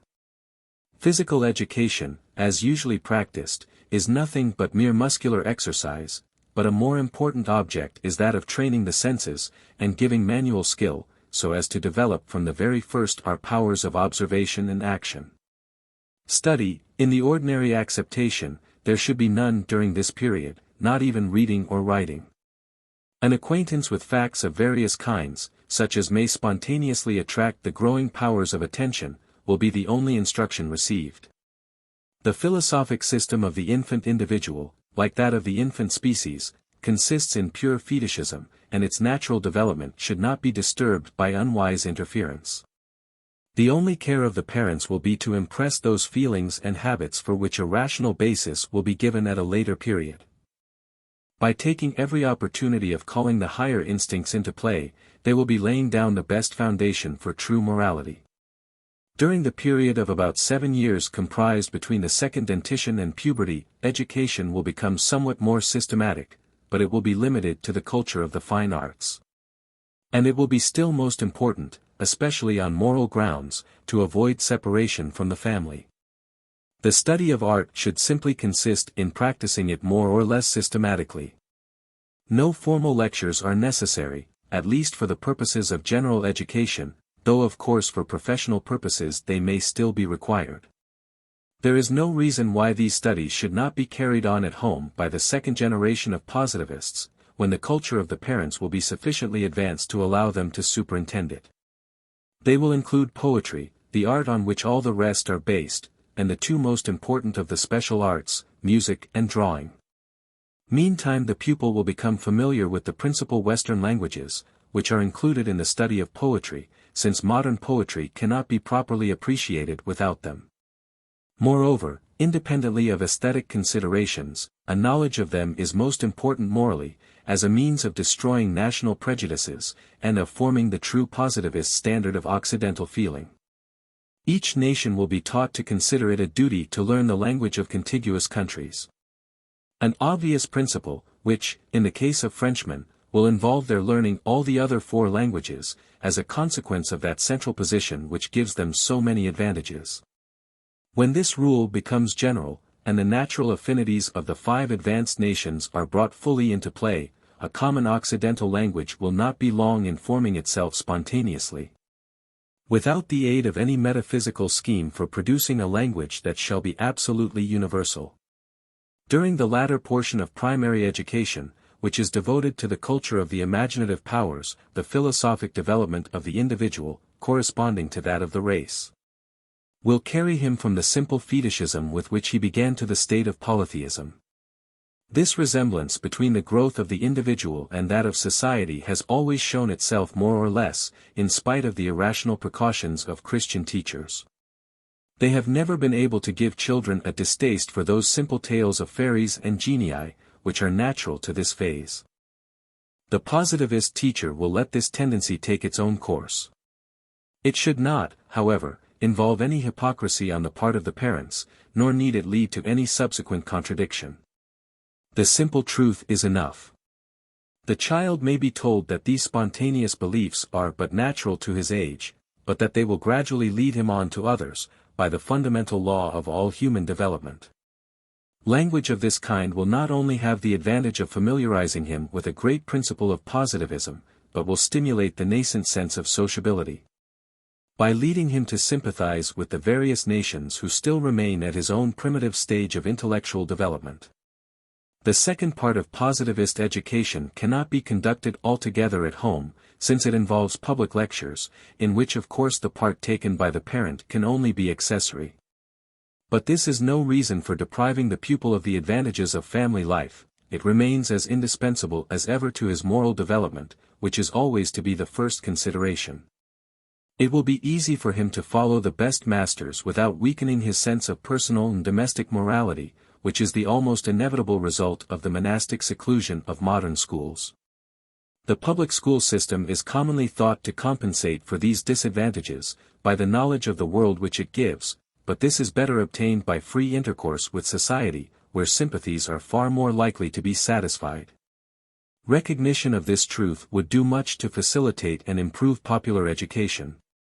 And it applies to all cases, except perhaps to some special professions, where seclusion of the pupils may still be necessary, though even in these cases probably it may be ultimately dispensed with. The plan to be followed in this period of education will obviously be that indicated by the encyclopedic law of classification, which forms part of my theory of development. Scientific study, whether for the working man or the philosopher, should begin with the inorganic world around us, and then pass to the subject of man and society, since our ideas on these 2 subjects form the basis of our practical action. The first class of studies, as I have stated before, includes 4 sciences which we may arrange in pairs, mathematics and astronomy forming the first pair, physics and chemistry the second. To each of these pairs, 2 years may be given. But as the first ranges over a wide field, and is of greater logical importance, it will require 2 lectures weekly, whereas, for all the subsequent studies 1 lecture will be sufficient. Besides, during these 2 years, the necessities of practical life will not press heavily, and more time may fairly be spent in mental occupation. From the study of inorganic science, the pupil will proceed to biology. This subject may easily be condensed in the 5th year into a series of 40 lectures, without really losing either its philosophic or its popular character. This concludes the introductory part of education. The student will now coordinate all his previous knowledge by the direct study of sociology, statically and dynamically viewed. On this subject also 40 lectures will be given, in which the structure and growth of human societies, especially those of modern times, will be clearly explained. With this foundation we come to the last of the 7 years of pupillage, in which the great social purpose of the scheme is at last reached. It will be devoted to a systematic exposition of moral science, the principles of which may be now fully understood by the light of the knowledge previously obtained of the world, of life, and of humanity. During this course of study, part of the 3 unoccupied months of each year will be spent in public examinations, to test the degree to which the instruction has been assimilated. The pupils will of their own accord continue their aesthetic pursuits, even supposing their natural tastes in this direction not to be encouraged as they ought to be. During the last 2 years the Latin and Greek languages might be acquired, as an accessory study, which would improve the poetic culture of the student, and be useful to him in the historical and moral questions with which he will then be occupied. For the purposes of art, Greek is the more useful of the two, but in the second object, that of enabling us to realize our social filiation, Latin is of even greater importance. In the course of these 7 years the philosophic development of the individual, preserving its correspondence with that of the race, will pass through its last phase. As the pupil passed before from fetishism to polytheism, so he will now pass, as spontaneously, into monotheism, induced by the influence on his imaginative powers which hitherto have been supreme, of the spirit of discussion. No interference should be offered to this metaphysical transition, which is the homage that he pays to the necessary conditions under which mankind arrives at truth. There is something in this provisional phase which evidently harmonizes well with the abstract and independent character of mathematics, with which the 2 first years of the 7 are occupied. As long as more attention is given to deduction than to induction, the mind cannot but retain a leaning to metaphysical theories. Under their influence the student will soon reduce his primitive theology to deism of a more or less distinct kind. And this during his physico-chemical studies will most likely degenerate into a species of atheism, which last phase, under the enlightening influence of biological and still more of sociological knowledge, will be finally replaced by positivism. Thus at the time fixed for the ultimate study of moral science, each new member of humanity will have been strongly impressed by personal experience, with a sense of historical filiation, and will be enabled to sympathize with his ancestors and contemporaries, while devoting his practical energies to the good of his successors.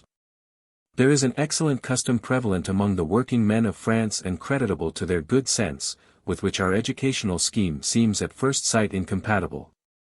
I refer to the custom of traveling from place to place during the last years of apprenticeship, which is as beneficial to their mind and character, as the purposeless excursions of our wealthy and idle classes are in most cases injurious. But there is no necessity for its interfering with study, since it always involves long residence in the chief centers of production, where the workman is sure to find annual courses of lectures similar to those which he would otherwise have been attending at home. As the structure and distribution of the philosophic body will be everywhere the same, there need be no great inconvenience in these changes. For every center not more than 7 teachers will be required, each of whom will take the whole encyclopedic scale successively. Thus the total number of lectures will be so small as to admit of a high standard of merit being everywhere attained, and of finding everywhere a fair measure of material support. So far from discouraging the traveling system, positivism will give it a new character, intellectually and socially, by extending the range of travel to the whole of Western Europe. Since there is no part of it in which the workman will not be able to prosecute his education, the difference of language will then be no obstacle. Not only would the sense of fraternity among Western nations be strengthened by such a plan, but great improvement would result aesthetically. The languages of Europe would be learnt more thoroughly, and there would be a keener appreciation of works of art, whether musical, pictorial, or architectural, for these can never be properly appreciated but in the country which gave them birth. Judging by our present practice, it would seem impossible to include such a mass of important scientific studies, as are here proposed, in 360 lectures. But the length to which courses of lectures on any subject extend at present, is owing partly to the special or professional object with which the course is given, and still more to the discursive and unphilosophical spirit of most of the teachers, consequent on the miserable manner in which our scientific system is organized. Such a regeneration of scientific studies as positivism proposes, will animate them with a social spirit, and thus give them a larger and more comprehensive tendency. Teachers will become more practiced in the art of condensing, and their lectures will be far more substantial. They will not indeed be a substitute for voluntary effort, on which all the real value of teaching depends. Their aim will be rather to direct such effort. A striking example, which is not so well remembered as it should be, will help to explain my meaning.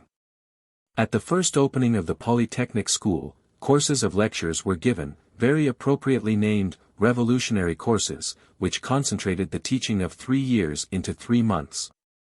What was in that case an extraordinary anomaly, due to Republican enthusiasm, may become the normal state when a moral power arises not inferior in energy, and yet based upon a consistent intellectual synthesis, of which our great predecessors of the Revolution could have no conception.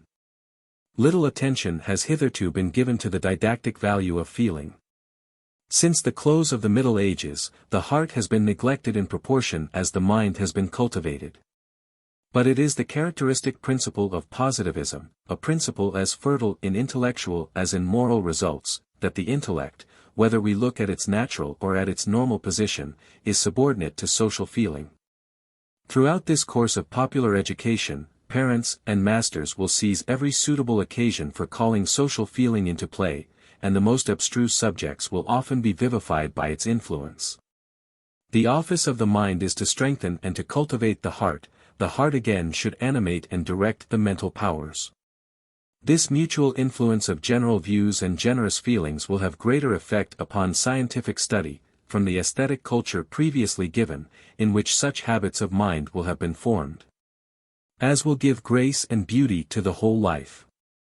When I speak of this education as specially destined for the people, I am not merely using words to denote its comprehensiveness and philosophic character. It is, in my opinion, the only education, with the exception of certain special branches, for which public organization is needed. It should be looked on as a sacred debt which the Republic owes to the working classes.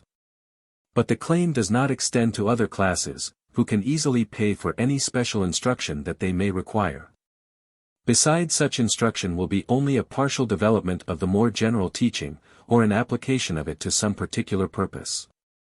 Therefore, if the general training be sound, most people will be able to prosecute accessory studies by themselves. Apprenticeship to any business involves very little, except the practice of it. Even in the highest arts, no course of systematic instruction is necessary.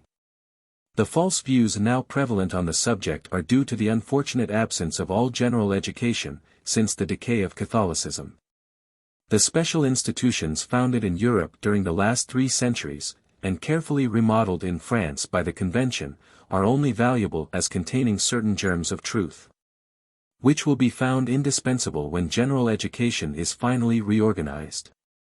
But important as they may be from a scientific aspect, their practical utility, which seems to have been the motive for establishing them, is exceedingly doubtful.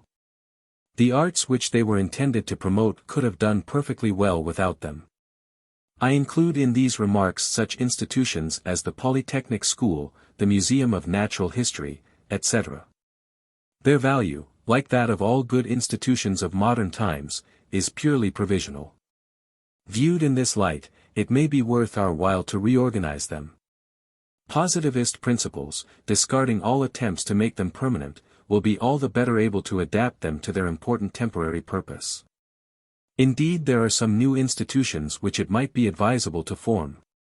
Such, for instance, as a school of comparative philology, the object of which would be to range all human languages according to their true affinities. This would compensate the suppression of Greek and Latin professorships, which is certainly an indispensable measure. But the whole of this provisional framework would no doubt disappear before the end of the 19th century, when a system of general education will have been thoroughly organized. The present necessity for a provisional system should lead to no misconception of its character and purpose. Working men are the only class who have a real claim upon the state for instruction. And this, if wisely organized, dispenses with the necessity of special institutions. The adoption of these views would at once facilitate and ennoble popular education.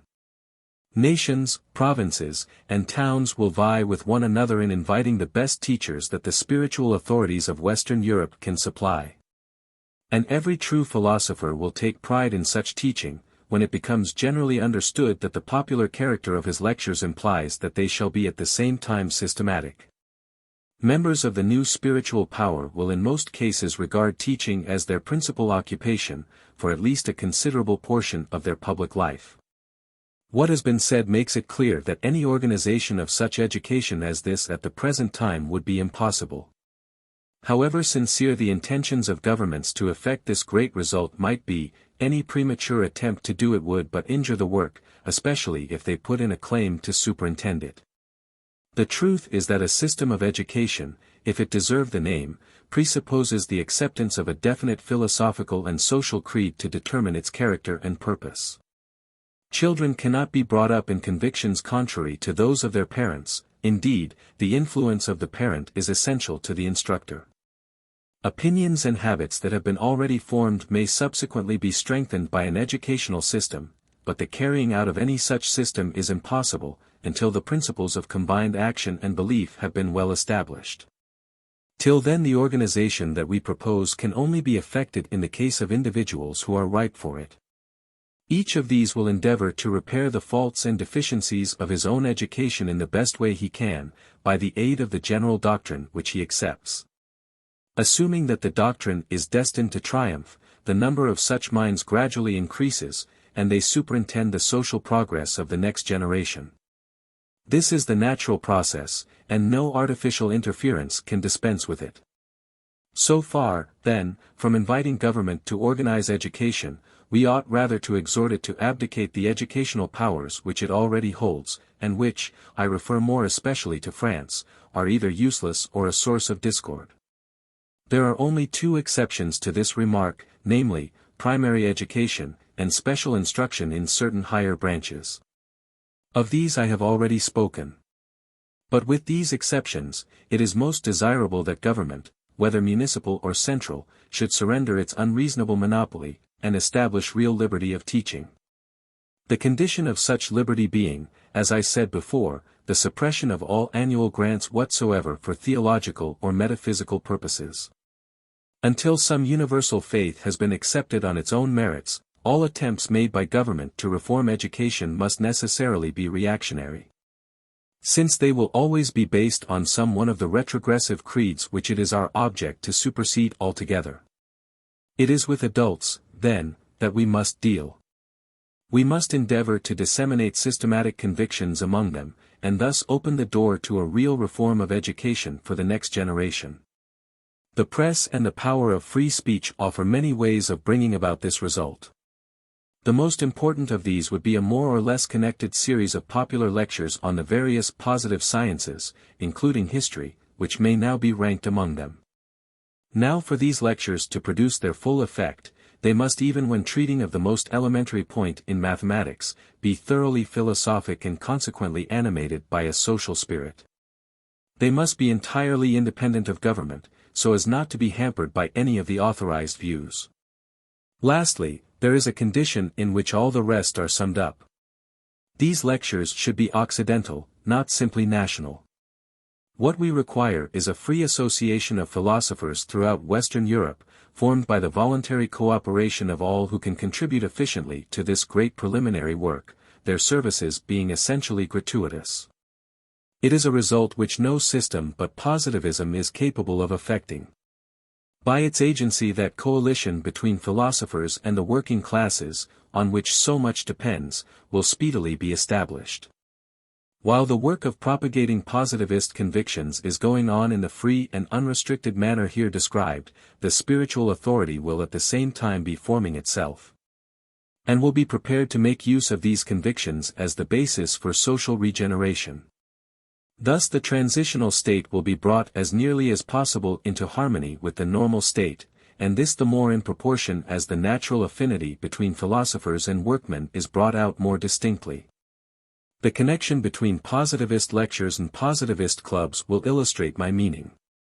While the lectures prepare the way for the future, the clubs work in the same direction by judging the past and advising for the present. So that we have at once a beginning of the three essential functions of the new spiritual power. We have now a clear conception of popular education in its provisional, and in its normal state. Long before the normal state can be realized, the mutual action of philosophers and workmen will have done great service to both. Meeting with such powerful support from the people, the rising spiritual power will win the respect if not the affection of their rulers, even of those among them who are now the most contemptuous of every influence but that of material power. Their excess of pride will often be so far humbled that they will invite its mediation in cases where the people have been roused to just indignation. The force of numbers seems at first so violent as to carry all before it. But in the end it usually proves far inferior to that of wealth. It cannot exist for any length of time without complete convergence of opinion and feeling. Hence, a spiritual power has very great weight in controlling or directing its action. Philosophers will never, indeed, be able to manage the working classes as they please, as some unprincipled agitators have imagined. But when they exercise their authority rightly, whether it be in the cause of order or that of progress, they will have great power over their passions and conduct. Such influence can only spring from long-cherished feelings of gratitude and trust, due not merely to presumed capacity but to services actually rendered. No one is a fit representative of his own claims. But the philosopher may honorably represent the cause of working men before the governing classes, and the people will in their turn compel their rulers to respect the new spiritual power. By this habitual exchange of services the aspirations of the people will be kept clear of all subversive tendencies, and philosophers will be led to abandon the folly of seeking political power. Neither class will degrade itself by making its own interest the chief consideration, each will find its own reward in keeping to the nobler course of its own social duty. To complete this view of the political attitude which positivism recommends to the working class, I have now to speak of the intellectual and moral conditions which that attitude requires, and on which the character of their spiritual leaders depends. What is wanted is only a more perfect development of tendencies which already exist in the people, and which have already shown themselves strong in Paris, the center of the great Western movement. Intellectually the principal conditions are two: emancipation from obsolete beliefs, and a sufficient amount of mental culture. The emancipation of the working classes from theology is complete, at least in Paris. In no other class has it so entirely lost its power. The shallow deism, which satisfies so many of our literary men, finds little favor with the people. They are happily unversed in studies of words and abstractions, without which this last stage in the process of emancipation speedily comes to an end. We only require a stronger expression of popular feeling on this point, so as to avoid all deception and false statement as to the intellectual character of the reorganization that is going on. And the freedom that we are now enjoying will admit of these feelings being unmistakably manifested, especially now that they have the new philosophy for their exponent. A distinct declaration of opinion on this subject is urgently needed on social grounds. That hypocritical affectation of theological belief against which we have to fight, is designed to prevent, or at least has the effect of preventing, the just enforcement of popular claims. These unscrupulous attempts to mystify the people involve their mental subjection. The result is, that their legitimate aspirations for real progress are evaded, by diverting their thoughts towards an imaginary future state. It is for the working classes themselves to break through this concerted scheme, which is even more contemptible than it is odious. They have only to declare without disguise what their intellectual position really is. And to do this so emphatically as to make any mistake on the part of the governing classes impossible. They will consequently reject all teachers who are insufficiently emancipated, or who in any way support the system of theological hypocrisy, which, from Robespierre downwards, has been the refuge of all reactionists, whether Democrat or Royalist. But there are teachers of another kind, who sincerely maintain that our life here on earth is a temporary banishment, and that we ought to take as little interest in it as possible. A prompt answer may be given to such instructors as these. They should be requested to follow out their principle consistently, and to cease to interfere in the management of a world which is so alien to what, in their ideas, is the sole aim of life. Metaphysical principles have more hold on our working classes than theological, yet their abandonment is equally necessary.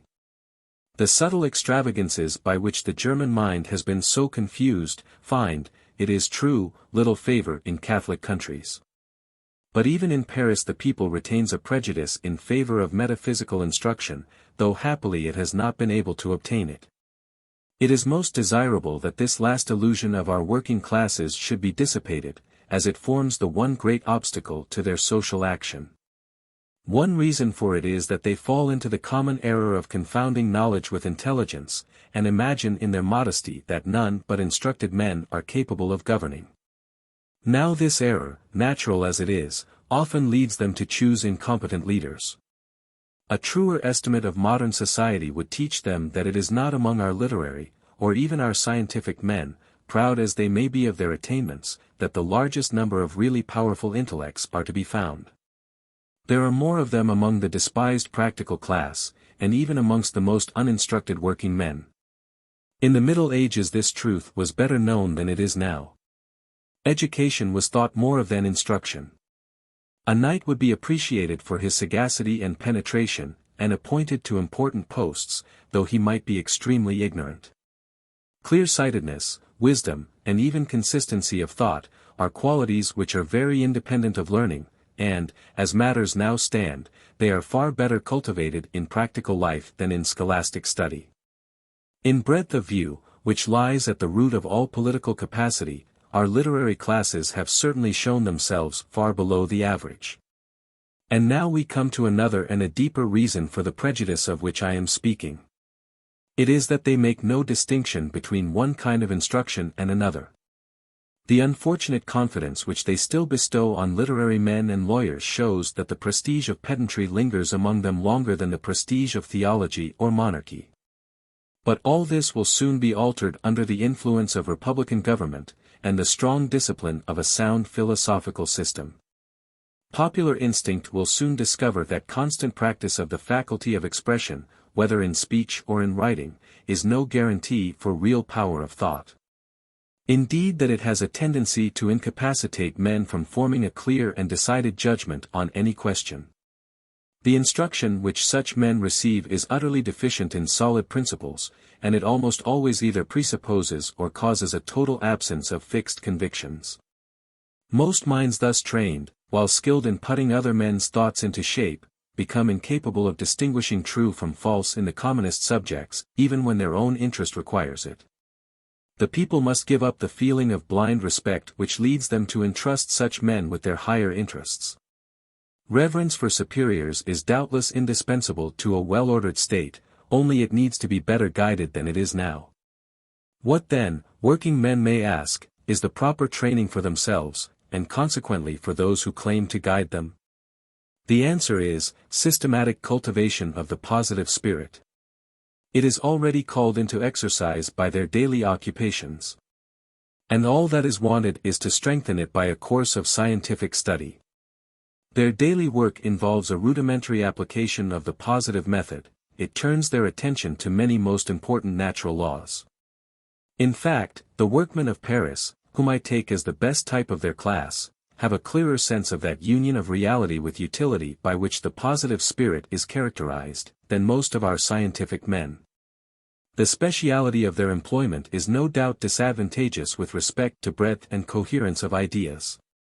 But it leaves the mind free from responsibility, and this is the most favorable condition for developing these qualities to which all vigorous intellects are naturally disposed.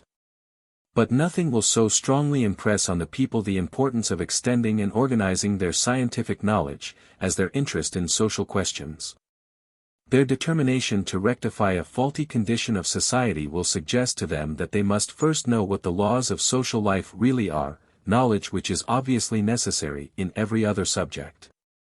They will then feel how impossible it is to understand the present state of society, without understanding its relation on the one hand with the past, and on the other with the future.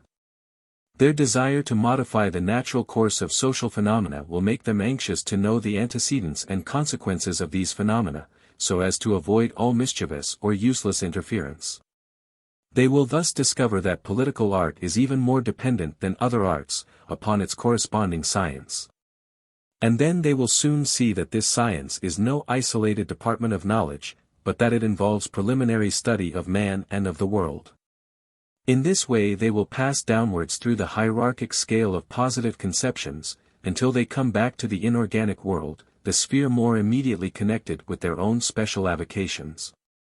And thus they will reach the conclusion that positivism is the only system which can satisfy either the intellectual or material wants of the people, since its subject matter and its objects are identical with their own, and since, like themselves, it subordinates everything to social considerations. All that it claims is to present in a systematic form principles which they already hold instinctively. By coordinating these principles of morality in good sense, their value, whether in public or in private questions, is largely increased.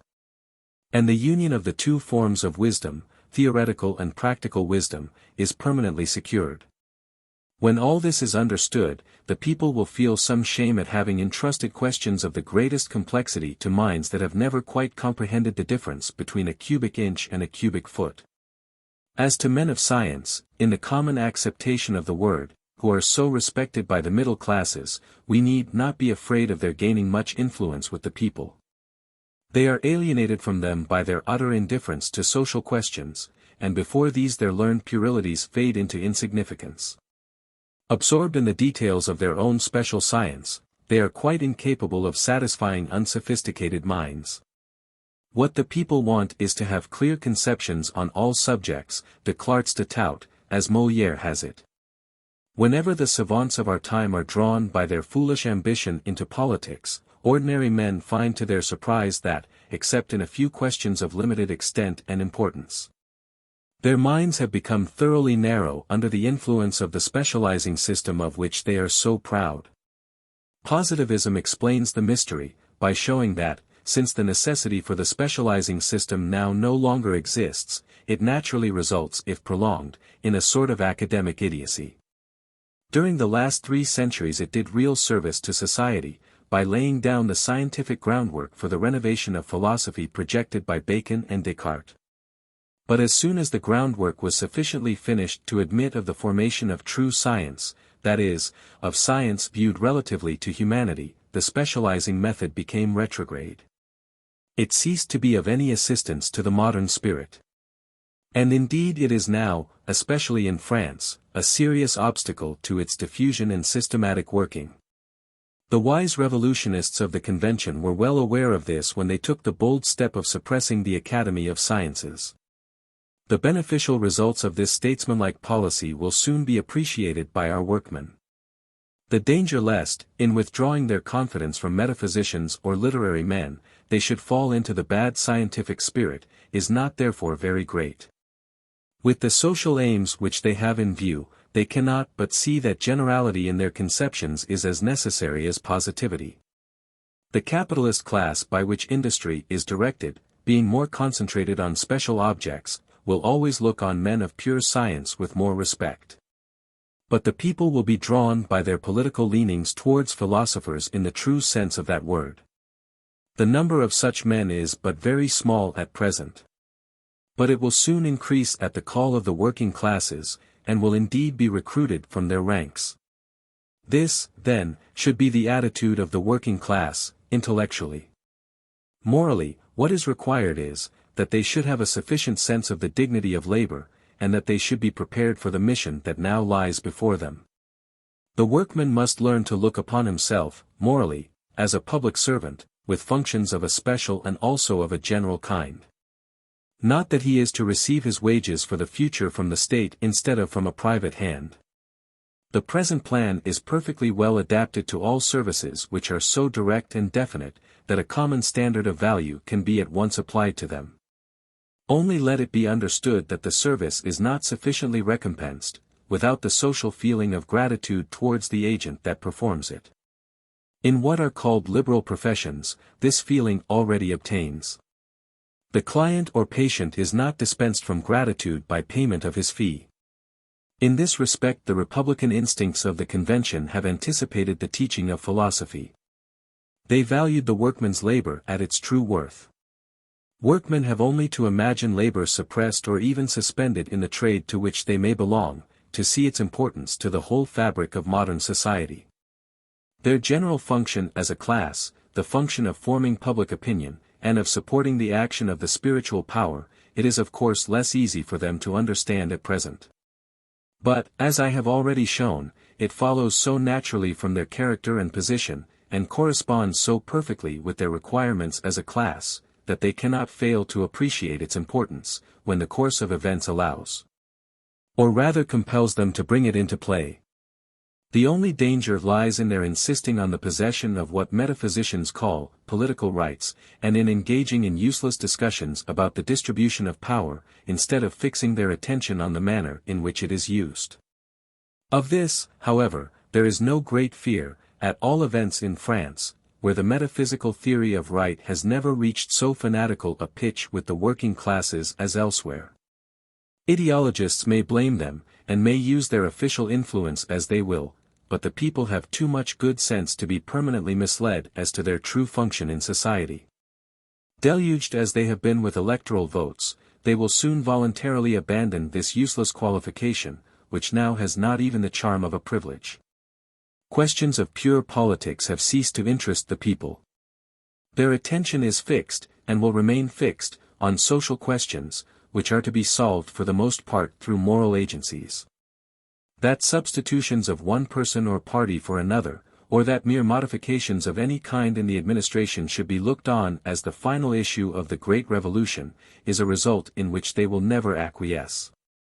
And if this is to be the attitude of the people, it must be the attitude no less of those who seek to gain their confidence.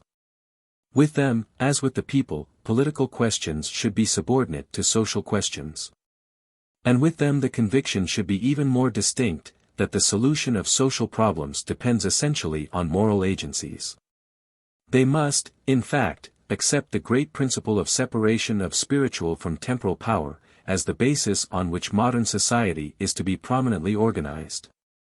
So entirely does the principle meet the wants of the people, that they will soon insist on its adoption by their teachers. They will accept none who do not formally abandon any prospects they may have of temporal power, parliamentary as well as administrative. And by thus dedicating their lives without reservation to the priesthood of humanity, they will gain confidence, not merely from the people, but from the governing classes.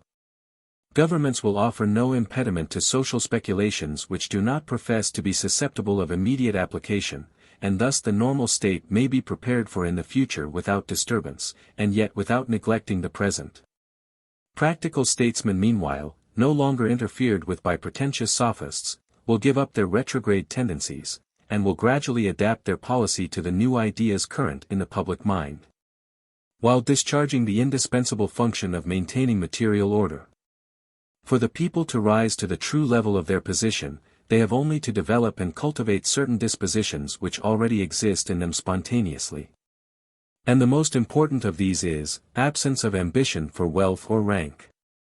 Political metaphysicians would say that the sole object of the Great Revolution was to give the working classes easier access to political and civil power. But this, though it should always be open to them, is very far from meeting their true wants. Individuals among them may be benefited by it, but the mass is left unaffected, or rather is placed often in a worse position, by the desertion of the more energetic members. The convention is the only government by which this result has been properly appreciated. It is the only government which has shown due consideration for working men as such, which has recognized the value of their services, and encouraged what is the chief compensation for their condition of poverty, their participation in public life. All subsequent governments, whether retrograde or constitutional, have, on the contrary, done all they could to divert the people from their true social function, by affording opportunity for individuals among them to rise to higher positions. The moneyed classes, under the influence of blind routine, have lent their aid to this degrading policy, by continually preaching to the people the necessity of saving, a precept which is indeed incumbent on their own class, but not on others. Without saving, capital could not be accumulated and administered. It is therefore of the highest importance that the moneyed classes should be as economical as possible. But in other classes, and especially in those dependent on fixed wages, parsimonious habits are uncalled for and injurious. They lower the character of the laborer, while they do little or nothing to improve his physical condition. And neither the working classes nor their teachers should encourage them. Both the one and the other will find their truest happiness in keeping clear of all serious practical responsibility, and in allowing free play to their mental and moral faculties in public as well as private life. In spite of the economists, savings banks are regarded by the working classes with unmistakable repugnance. And the repugnance is justifiable. They do harm morally, by checking the exercise of generous feelings. Again, it is the fashion to declaim against wine shops, and yet after all they are at present the only places where the people can enjoy society. Social instincts are cultivated there which deserve our approval far more than the self-helping spirit which carries men to the savings bank. No doubt this unconcern for money, wise as it is, involves real personal risk. But it is a danger which civilization is constantly tending to diminish, without effacing qualities which do the workman honor, and which are the source of his most cherished pleasures. The danger ceases when the mental and moral faculties are called into stronger exercise. The interest which positivism will arouse among the people in public questions, will lead to the substitution of the club for the wine shop. In these questions, the generous inspirations of popular instinct hold out a model which philosophers will do well to follow themselves. Fondness for money is as much a disqualification for the spiritual government of humanity, as political ambition. It is a clear proof of moral incompetence, which is generally connected in one way or other with intellectual feebleness. One of the principal results of the spiritual power exercised by philosophers and the working classes under the positivist system, will be to compensate by a just distribution of blame and praise for the imperfect arrangements of social rank, in which wealth must always preponderate. Leaving the present subordination of offices untouched, each functionary will be judged by the intrinsic worth of his mind and heart, without servility and yet without any encouragement to anarchy. It must always be obvious that the political importance which high position gives, is out of all proportion to the real merit implied in gaining that position.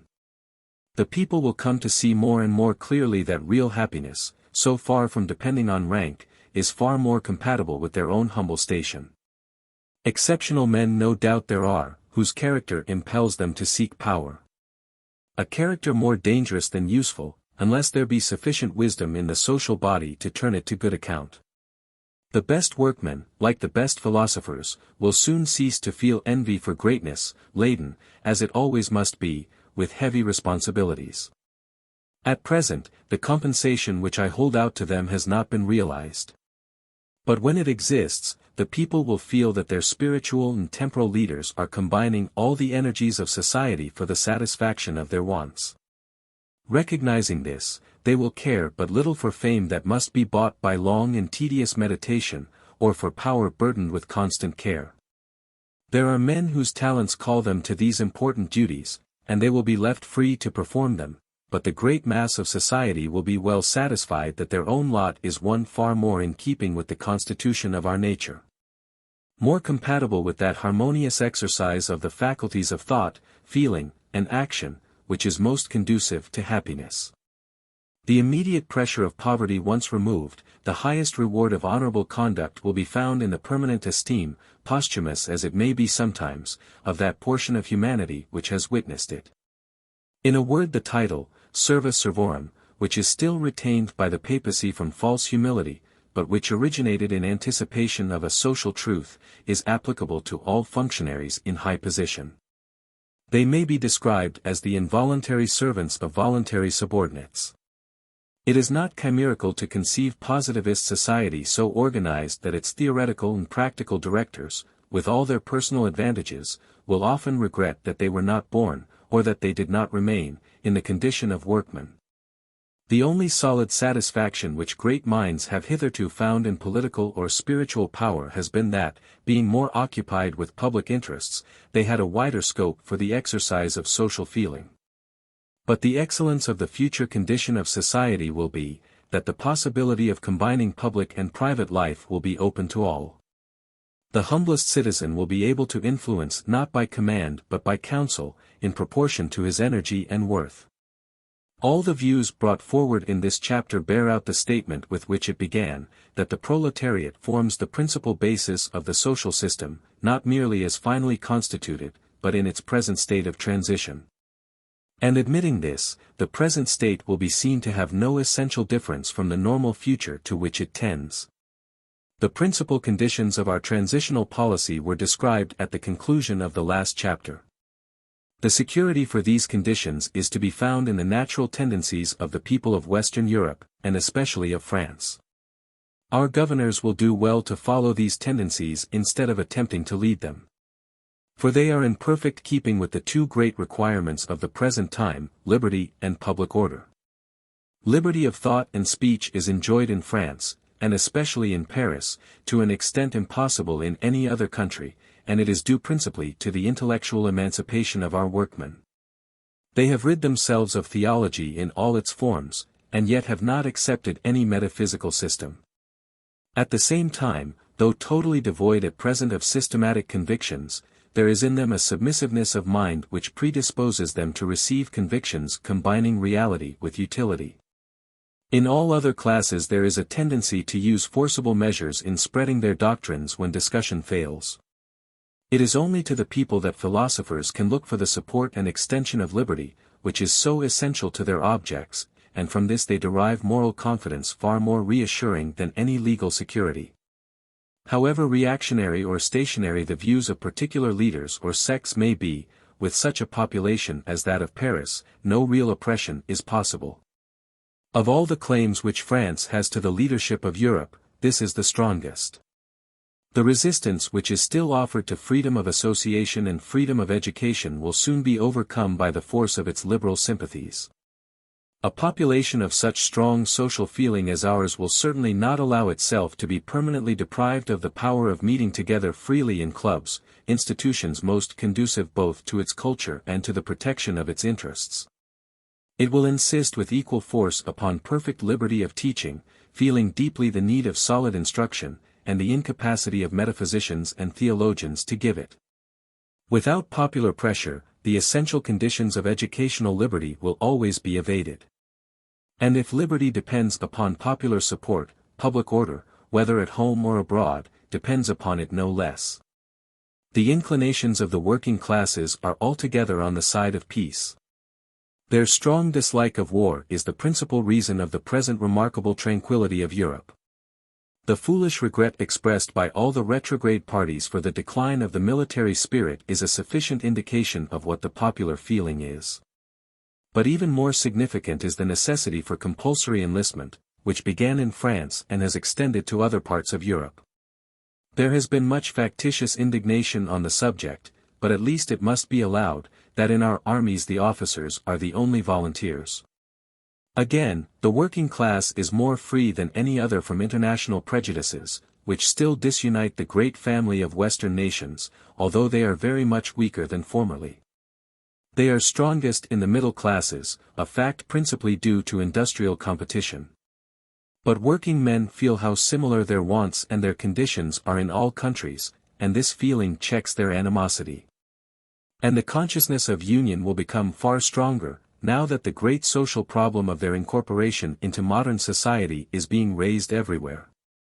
No errors that statesmen can commit, whether in matters of war or peace, can prevent this from becoming the preponderating question in every European country, and thus it tends to preserve their mutual concord. Popular sympathies of this sort are, it may be said, less conducive to internal tranquility than to pacific foreign relations. But the alarm which is naturally aroused by the spiritual anarchy around us must not blind us to the real guarantees for order which popular tendencies, rightly interpreted, hold out.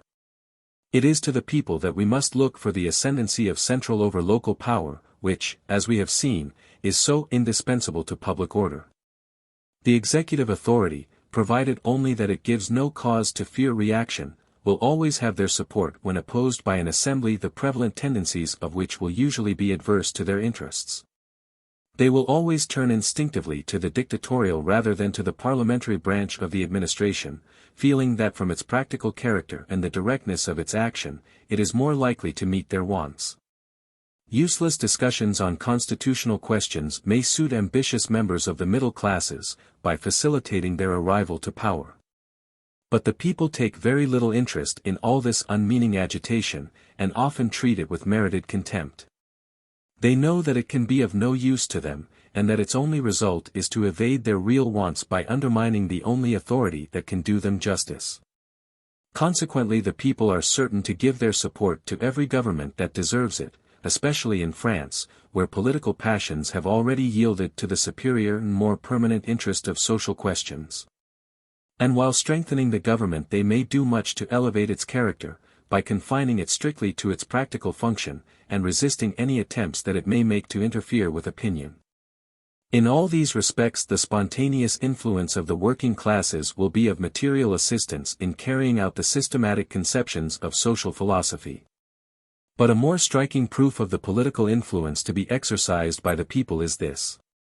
The dictatorship which our transitional policy requires as long as the spiritual interregnum lasts must arise in the first instance from their ranks. In the word people, especially in the French language, there is a fortunate ambiguity, which may serve to remind us that the proletariat class is not, properly speaking, a class at all, but constitutes the body of society. From it proceed the various special classes, which we may regard as organs necessary to that body. Since the abolition of royalty, the last remnant of caste, our political leaders have been recruited, and will continue to be so, from the working class.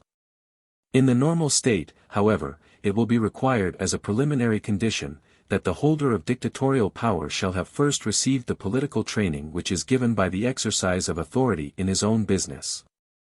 In a settled state of society, government, strictly so called, is a mere extension of civil influence.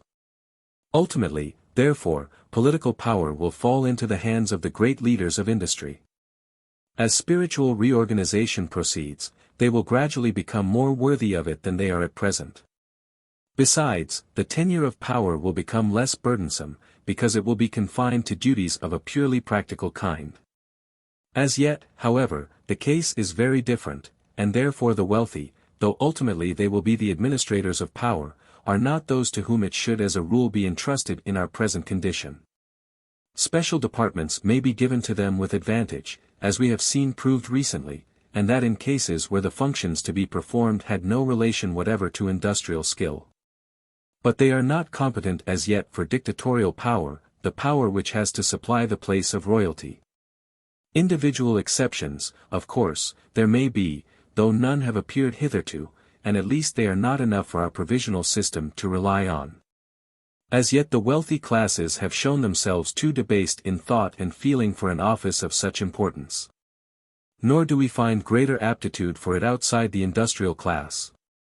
Scientific men are most assuredly unfit for it, especially in France, where the system of academies has narrowed the mind, withered the feelings, and enervated the character to such an extent, that most of them fail in the conduct of common life, and are utterly unworthy of the smallest post of authority, even in their own department.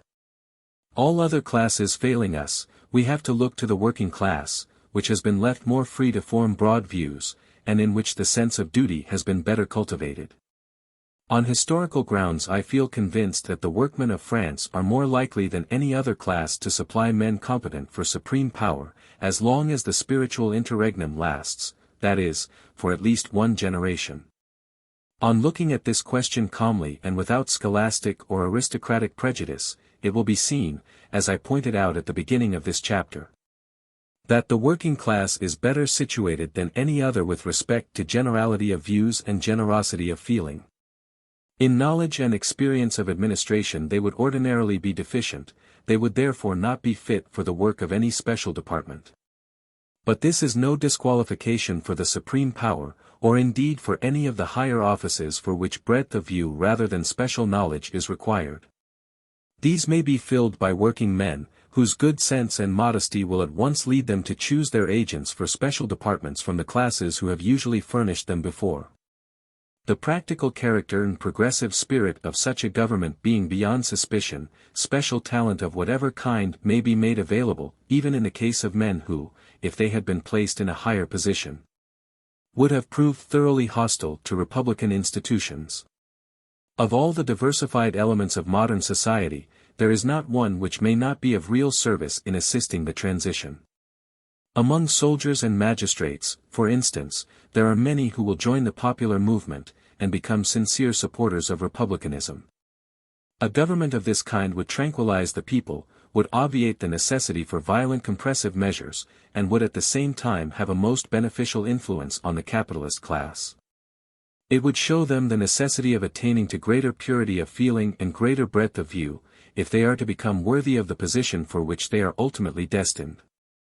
Thus, whether we look at the interests of public order, or at those of liberty, it appears necessary as a provisional measure, during the continuance of our spiritual interregnum, that the holders of dictatorial power shall be chosen from the working class. The success of a few working men in the pursuit of wealth has exercised an unsettling influence on the rest, but in the present instance we need not fear this result. It will be obvious that the career of a proletary governor is a rare exception, and one which requires peculiar endowments. In examining the mode in which this anomalous policy should be carried out, we must bear in mind the object with which it was instituted. It is most important to get rid of the custom, based on motives of self-interest, which has grown up during the last generation, of insisting on parliamentary experience as an apprenticeship for executive power. Executive power being always the real object of ambition. We have found from experience what we might have anticipated on theoretical grounds, that this plan excludes all except mere talkers of the Girondin type, men totally devoid of statesmanlike qualities. To working men it offers almost insurmountable obstacles. And even supposing these obstacles to be overcome, we may be sure that they would lose the straightforwardness and native vigor which constitute their best claim to the exceptional position proposed for them. It is best, then, that they should reach the position assigned to them at once, without the circuitous process of a parliamentary career. Our transition towards the normal state will then exhibit its true character. It will be tranquil and yet decisive, for it will rest on the combined action of philosophers without political ambition, and dictators adverse to spiritual encroachment. The teacher who attempts to govern, the governor who attempts to educate, will both incur severe public censure, as enemies alike of peace and progress. The whole result will be a change in our revolutionary condition identical with that which the Convention would have realized, if, as its founders contemplated, it had lasted till the peace. Such, then, is the nature of the compact into which all true philosophers should enter with the leading members of the proletary class. Their object is to direct the organic and final phase through which the great revolution is now passing. What they have to do is carefully to prolong the provisional system adopted by the Convention, and to ignore, as far as possible, the traditions of all succeeding governments, whether stationary or retrograde. Comprehensiveness of view and social sympathy predominate alike in both members of this great alliance, and it is thus a guarantee for our present state of transition, and a sure earnest of the normal future. The people are the spontaneous representatives of this alliance, the philosophers its systematic organ. The intellectual deficiencies of the former will easily be remedied by philosophers, who will show them how essential it is on social grounds that they should understand the true meaning of history. Since otherwise their conception of the union of mankind must be limited to the present generation, ignoring the more important truth of the continuity of the present with the past and the future. A far greater obstacle is the moral deficiency of most philosophers of our time.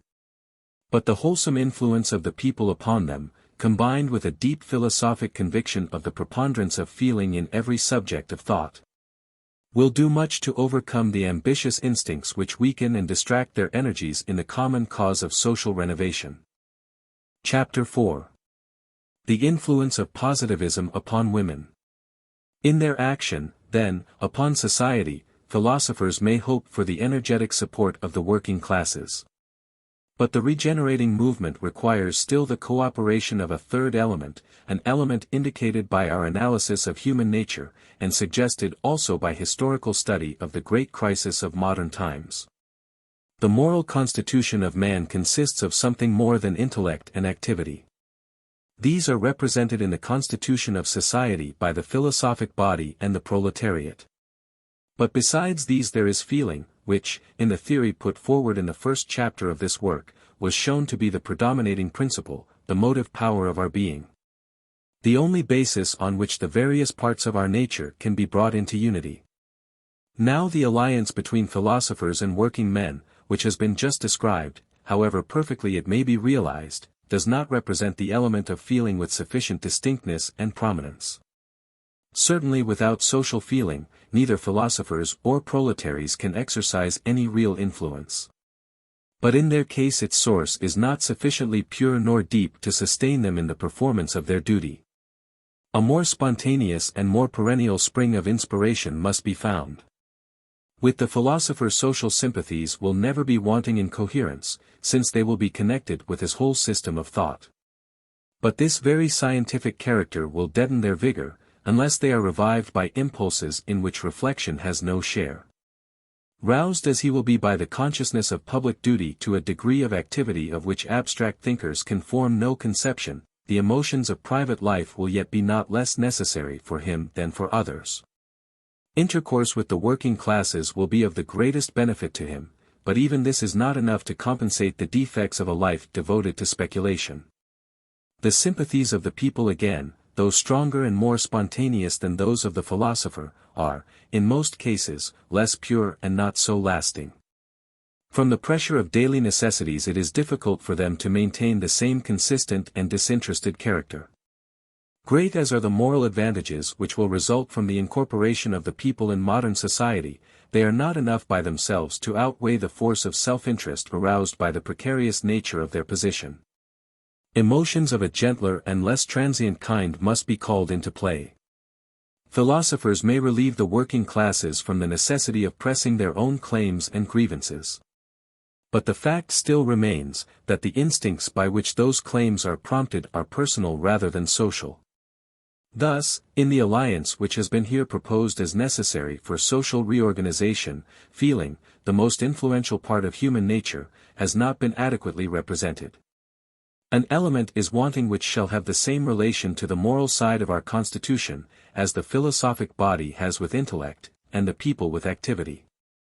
On this, as well as on other grounds, it is indispensable that women be associated in the work of regeneration as soon as its tendencies and conditions can be explained to them. With the addition of this third element, the constructive movement at last assumes its true character. We may then feel confident that our intellectual and practical faculties will be kept in due subordination to universal love. The digressions of intellect, and the subversive tendencies of our active powers will be as far as possible prevented. Indispensable to positivism as the cooperation of women is, it involves one essential condition. Modern progress must rise above its present imperfect character, before women can thoroughly sympathize with it. At present the general feeling amongst them is antipathy to the revolution. They dislike the destructive character which the revolution necessarily exhibited in its first phase. All their social sympathies are given to the Middle Ages. And this is not merely due, as is supposed, to the regret which they very naturally feel for the decline of chivalry. Although they cannot but feel that the Middle Ages are the only period in which the feeling of reverence for women has been properly cultivated. But the real ground of their predilection is deeper and less interested. It is that, being morally the purest portion of humanity, they venerate Catholicism, as the only system which has upheld the principle of subordinating politics to morals. This, I cannot doubt, is the secret cause of most of the regret with which women still regard the irrevocable decay of medieval society. They do not disregard the progress which modern times have made in various special directions. But our erroneous tendencies towards bringing back the old supremacy of politics over morality, are, in their eyes, a retrograde movement so comprehensive in its character that no partial improvements can compensate for it. True, we are able to justify this deviation provisionally, since the decay of Catholicism renders political dictatorship necessary. But women, having comparatively little to do with the practical business of life, can hardly appreciate this necessity without a more satisfactory theory of history than they at present possess. It is a complete mistake to charge women with being retrograde on account of these feelings of regret which are most honorable to them. They might retort the charge with far better reason on the revolutionists, for their blind admiration of Greek and Roman society, which they still persist in asserting to be superior to Catholic feudalism. A delusion, the continuance of which is principally due to our absurd system of classical education, from which women are fortunately preserved. However this may be, the feelings of women upon these subjects are a very plain and simple demonstration of the first condition of social regeneration, which is, that politics must again be subordinated to morality. And this upon a more intelligible, more comprehensive, and more permanent basis than Catholicism could supply. A system which supplied such a basis would naturally involve reverence for women as one of its characteristic results. Such, then, are the terms on which women will cordially cooperate in the progressive movement. Nothing but incapacity to satisfy these terms could induce any thinkers to condemn the conception as retrograde. It is not, then, to the revolution itself that women feel antipathy, but to the anti-historic spirit which prevailed in its first phase. The blind abuse lavished on the Middle Ages wounds their strongest sympathies. They care little for metaphysical theories of society in which human happiness is made to consist in a continual exercise of political rights, for political rights, however attractively presented, will always fail to interest them. But they give their cordial sympathy to all reasonable claims of the people, and these claims form the real object of the revolutionary crisis.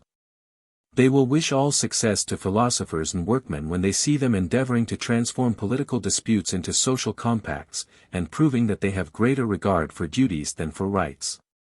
If they regret the decline of the gentle influence which they possessed in former times, it is principally because they find it superseded by coarse and egotistic feelings, which are now no longer counterbalanced by revolutionary enthusiasm.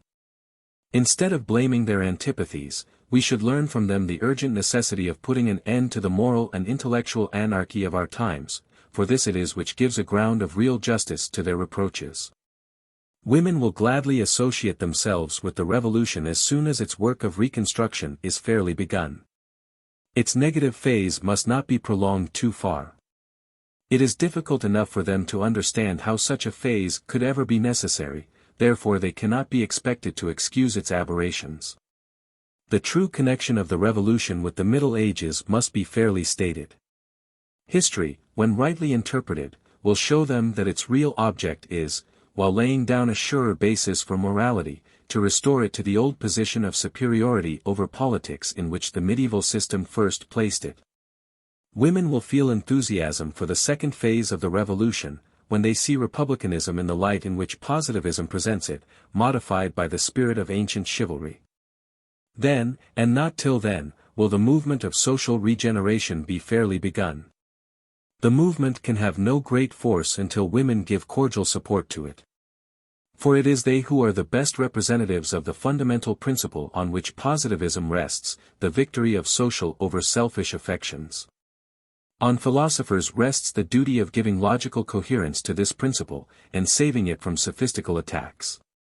Its practical working depends upon the proletary class, without whose aid it would almost always be evaded. But to maintain it in all its purity, as an inspiration that needs neither argument nor compulsion, is the work of women only. So constituted, the alliance of the three classes will be the foreshadowed image of the normal state to which humanity is tending. It will be the living type of perfect human nature. Unless the new philosophy can obtain the support of women, the attempt to substitute it for theology in the regulation of social life had better be abandoned. But if the theory stated in my first chapter be true, positivism will have even greater influence with women than with the working classes. In the principle which animates it, in its manner of regarding and of handling the great problem of human life, it is but a systematic development of what women have always felt instinctively. To them, as to the people, it offers a noble career of social usefulness, and it holds out a sure prospect of improvement in their own personal position. Nor is it surprising that the new philosophy should possess such qualities. They follow naturally from the reality which is one of its chief claims to acceptance, in other words, from the exactness with which it takes account of the facts of every subject that it deals with. Strong as the prejudices of women are upon religious questions, it cannot be long before they find out that positivism satisfies, not merely their intellectual, but their moral and social wants better than Catholicism. They will then have no further reason for clinging to the old system, of the decayed condition of which they are perfectly aware. At present they not unnaturally confound positivism with the scientific specialties on which it is based. Scientific studies have, as they see, a hardening influence, which they cannot suppose that the new school of philosophers, who insist so strongly upon the necessity of studying science, can have escaped. Closer acquaintance with the subject will show them where their error lies. They will see that the moral danger of scientific studies arises almost entirely from want of purpose and from irrational speciality, which always alienate them from the social point of view. But for the positivist this danger does not exist.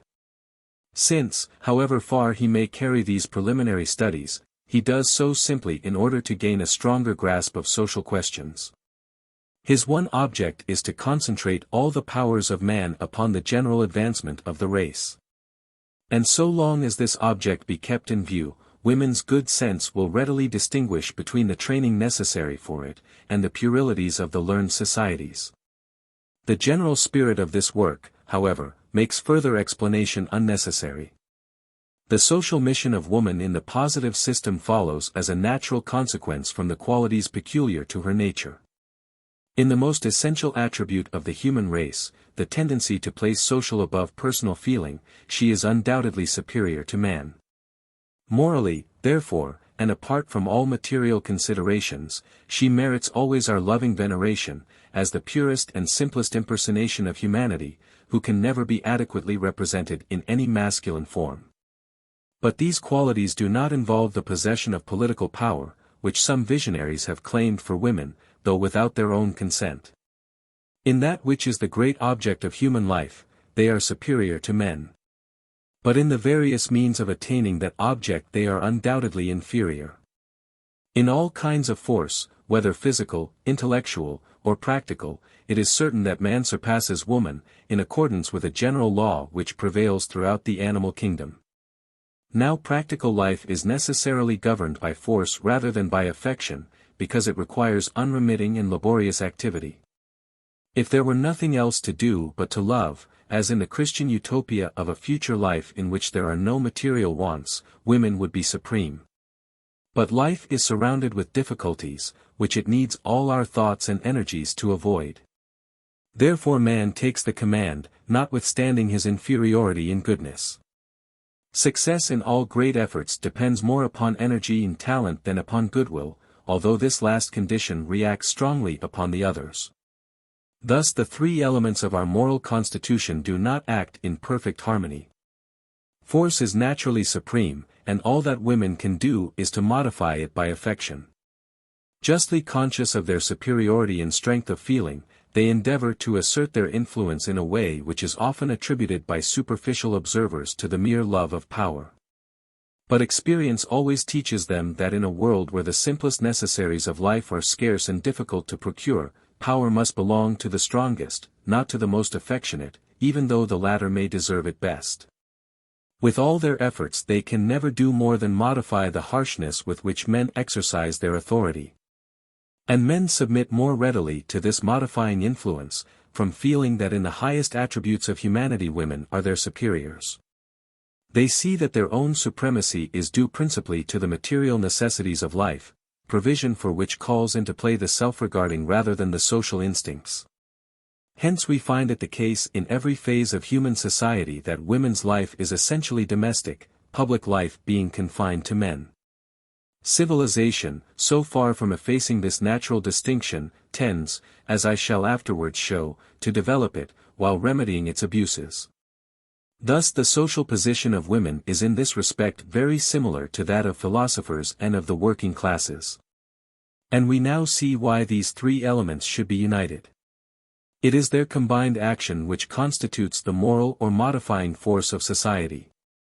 Philosophers are excluded from political power by the same fatality as women, although they are apt to think that their intellectual eminence gives them a claim to it. Were our material wants more easily satisfied, the influence of intellect would be less impeded than it is by the practical business of life. But, on this hypothesis, women would have a better claim to govern than philosophers. For the reasoning faculties would have remained almost inert had they not been needed to guide our energies, the constitution of the brain not being such as to favor their spontaneous development. Whereas the affective principle is dependent on no such external stimulus for its activity. A life of thought is a more evident disqualification for the government of the world even than a life of feeling, although the pride of philosophers is a greater obstacle to submission than the vanity of women.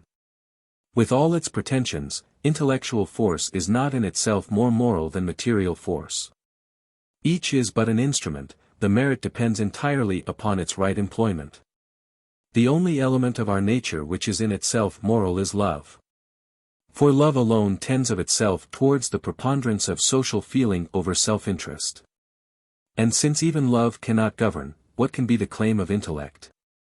In practical life precedence must always depend upon superior energy.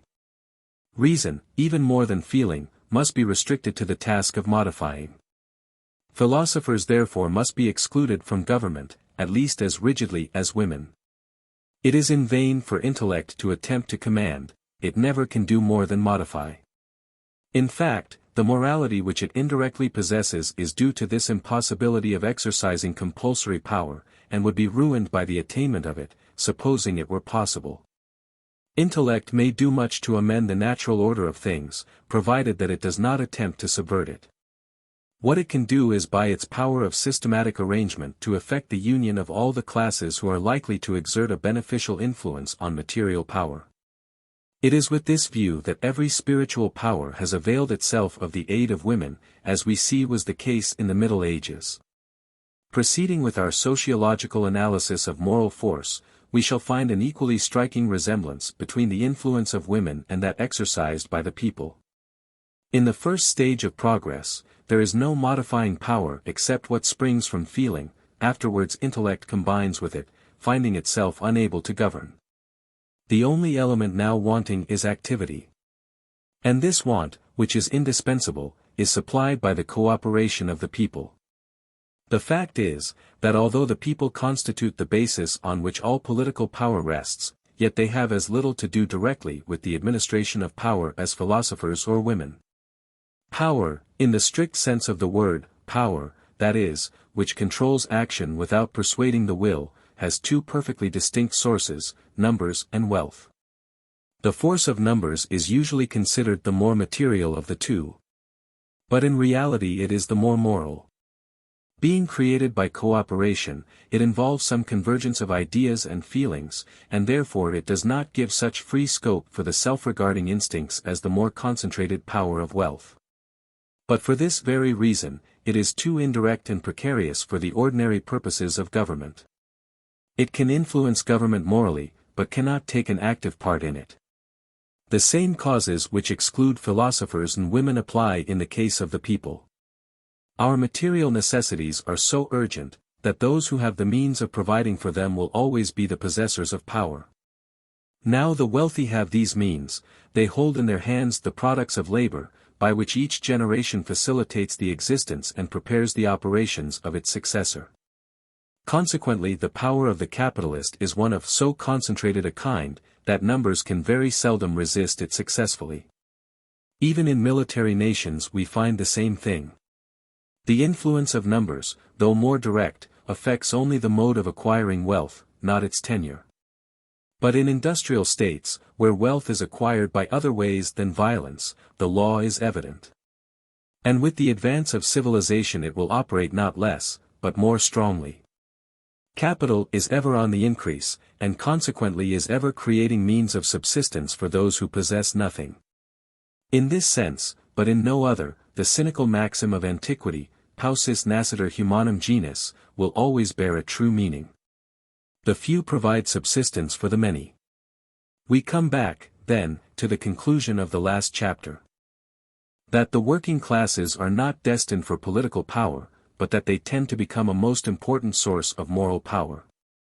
The moral value of their influence is even more indirect than that of philosophers, and depends even more in their case upon subordination politically.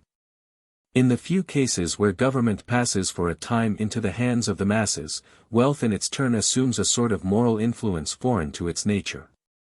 It moderates the violence with which government is apt to be administered in such cases. The high intellectual and moral qualities belonging to the working classes are, as we have seen, in great part due to their social position. They would be seriously impaired if the political authority that belongs to wealth were habitually transferred to numbers. Such, in outline, is the positive theory of moral force. By it the despotism of material force may be in part controlled. It rests upon the union of the three elements in society who are excluded from the sphere of politics strictly so called. In their combined action lies our principal hope of solving, so far as it can be solved, the great problem of man's nature, the successful struggle of social feeling against self-love.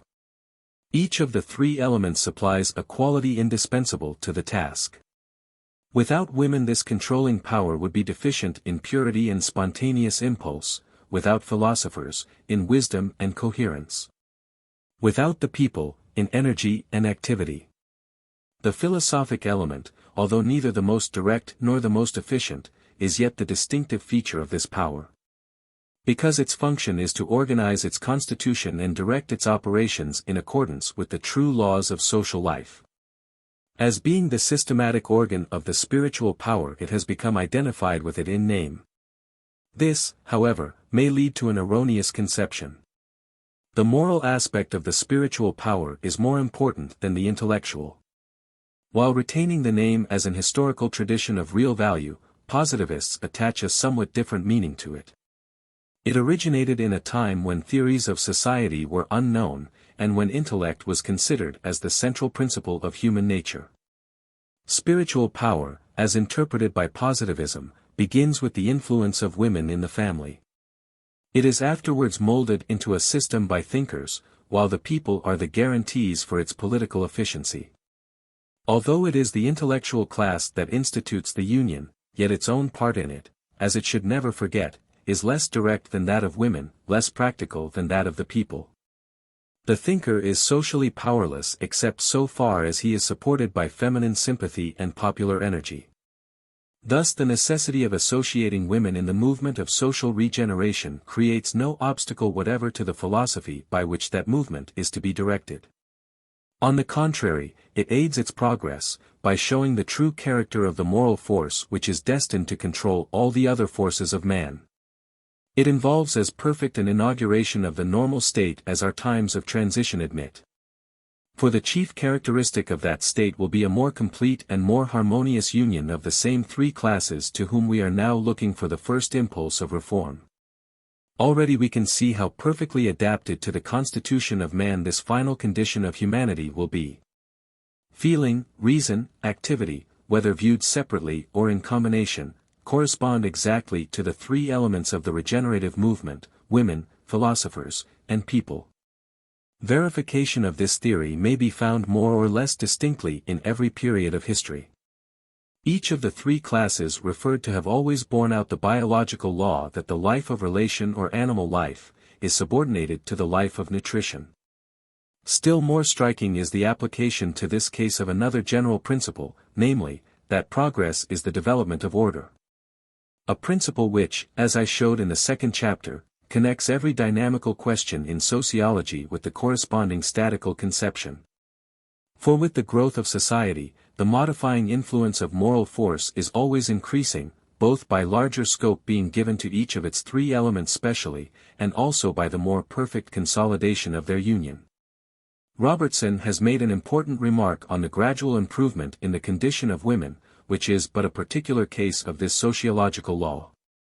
The general principle on which progress in all three classes depends, is the biological law, that the preponderance of vegetable life over animal life diminishes as the organism is higher in the scale and is more perfectly developed. During the various phases of ancient polytheism, the controlling power consisted simply of the moral influence exerted by women in the family. In public life the influence of thinkers had not made itself independent of the governmental authority, of which it was sometimes the source, sometimes the instrument. Medieval Catholicism went a step further, and took the first step in systematizing moral force. It created an independent spiritual authority to which political governments were subordinated, and this authority was always supported by women. But the complete organization of moral force was reserved for modern times. It is only recently that the working classes have begun to interfere actively in social questions. And, as I have shown in the preceding chapter, it is from their cooperation that the new spiritual power will derive its practical efficiency. Limited originally to the sphere of feeling, and subsequently extended to the intellectual sphere, it henceforward embraces the sphere of activity.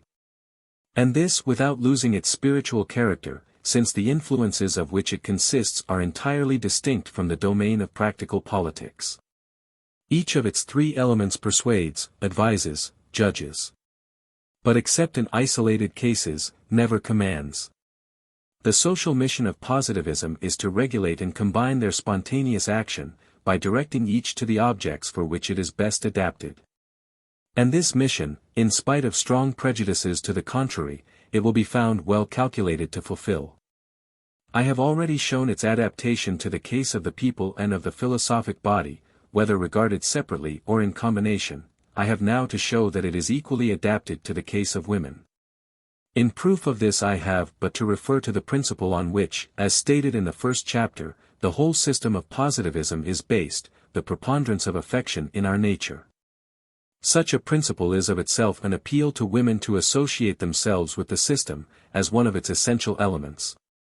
In Catholicism, their cooperation, though valuable, was not of primary importance, because Catholicism claimed a divine origin independent of their assistance. But to positivism they are indispensable, as being the purest and simplest embodiment of its fundamental principle. It is not merely in the family that their influence will be required. Their duty will often be to call philosophers and people back to that unity of purpose which originated in the first place with themselves, and which each of the other elements is often disposed to violate. All true philosophers will no doubt accept and be profoundly influenced by the conviction, that in all subjects of thought the social point of view should be logically and scientifically preponderant. They will consequently admit the truth that the heart takes precedence of the understanding. Still they require some more direct incentive to universal love than these convictions can supply. Knowing, as they do, how slight is the practical result of purely intellectual considerations, they will welcome so precious an incentive, were it only in the interest of their own mission. I recognized its necessity myself, when I wrote on the 11th of March, 1846, to her who, in spite of death, will always remain my constant companion. 7. I was incomplete as a philosopher. Until the experience of deep and pure passion has given me fuller insight into the emotional side of human nature. Strong affection exercises a marvelous influence upon mental effort. It elevates the intellect at once to the only point of view which is really universal. Doubtless, the method of pure science leads up to it also.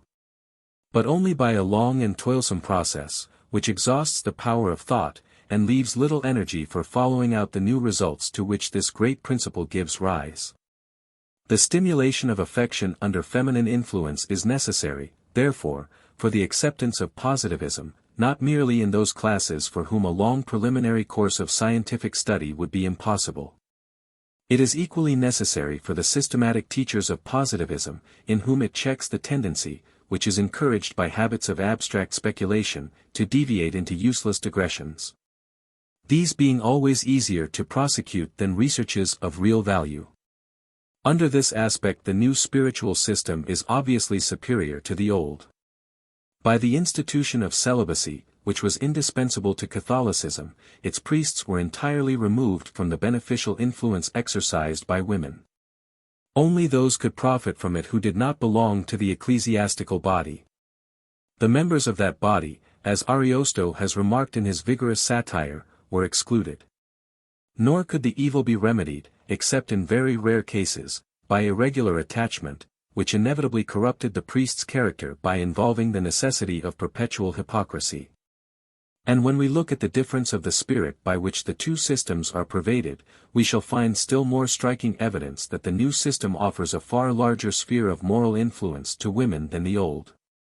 Both are based upon the principle of affection, but in positivism the affection inculcated is social, in Catholicism it is essentially personal. The object of Catholic devotion is one of such stupendous magnitude, that feelings which are unconnected with it are in danger of being crushed. The priesthood, it is true, wise interpreters in this respect of a general instinct, brought all the more important social obligations within the compass of religion, and held them out as necessary for salvation. Indirectly, the nobler feelings were thus called into action, but at the same time they were rendered far less spontaneous and pure. There could be no perfectly disinterested affection under a system which promised eternal rewards for all acts of self-denial. For it was impossible, and indeed it would have been thought sinful, to keep the future out of sight. And thus all spontaneous generosity was unavoidably tainted by self-interest. Catholicism gave rise to an ignoble theory of morals which became very mischievous when it was adopted by the metaphysicians. Because, while retaining the vicious principle, they swept away the checks by which the priesthood had controlled it. But even when we look at the purest form in which the love of God was exhibited, we cannot call it a social feeling, except in so far as the same object of worship was held out simultaneously to all. Intrinsically, it is antisocial, since, when attained in absolute perfection, it implies the entire sacrifice of all other love. And in the best representatives of Christian thought and feeling, this tendency is very apparent. No one has portrayed the Catholic ideal with such sublimity and pathos as the author of The Imitation, a work which so well deserved the beautiful translation of Corneille. And yet, reading it as I do daily, I cannot help remarking how grievously the natural nobleness of Thomas à Kempis was impaired by the Catholic system, although in spite of all obstacles he rises at times to the purest ardor. Certainly those of our feelings which are purely unselfish must be far stronger and more spontaneous than ever has yet been supposed, since even the oppressive discipline of 12 centuries could not prevent their growth. Positivism, from the fact of its conformity with the constitution of our nature, is the only system calculated to develop, both in public and in private life, those high attributes of humanity which, for want of adequate systematic culture, are still in their rudimentary stage. Catholicism, while appealing to the heart, crushed intellect, and intellect naturally struggled to throw off the yoke. Positivism, on the contrary, brings reason into complete harmony with feeling, without impairing the activity of either. Scientific study of the relation which each individual bears to the whole race is a continual stimulus to social sympathy. Without a theory of society, it is impossible to keep this relation distinctly and constantly in view. It is only noticed in a few exceptional cases, and unconnected impressions are soon effaced from the memory. But the positivist teacher, taking the social point of view invariably, will make this notion far more familiar to us than it has ever been before.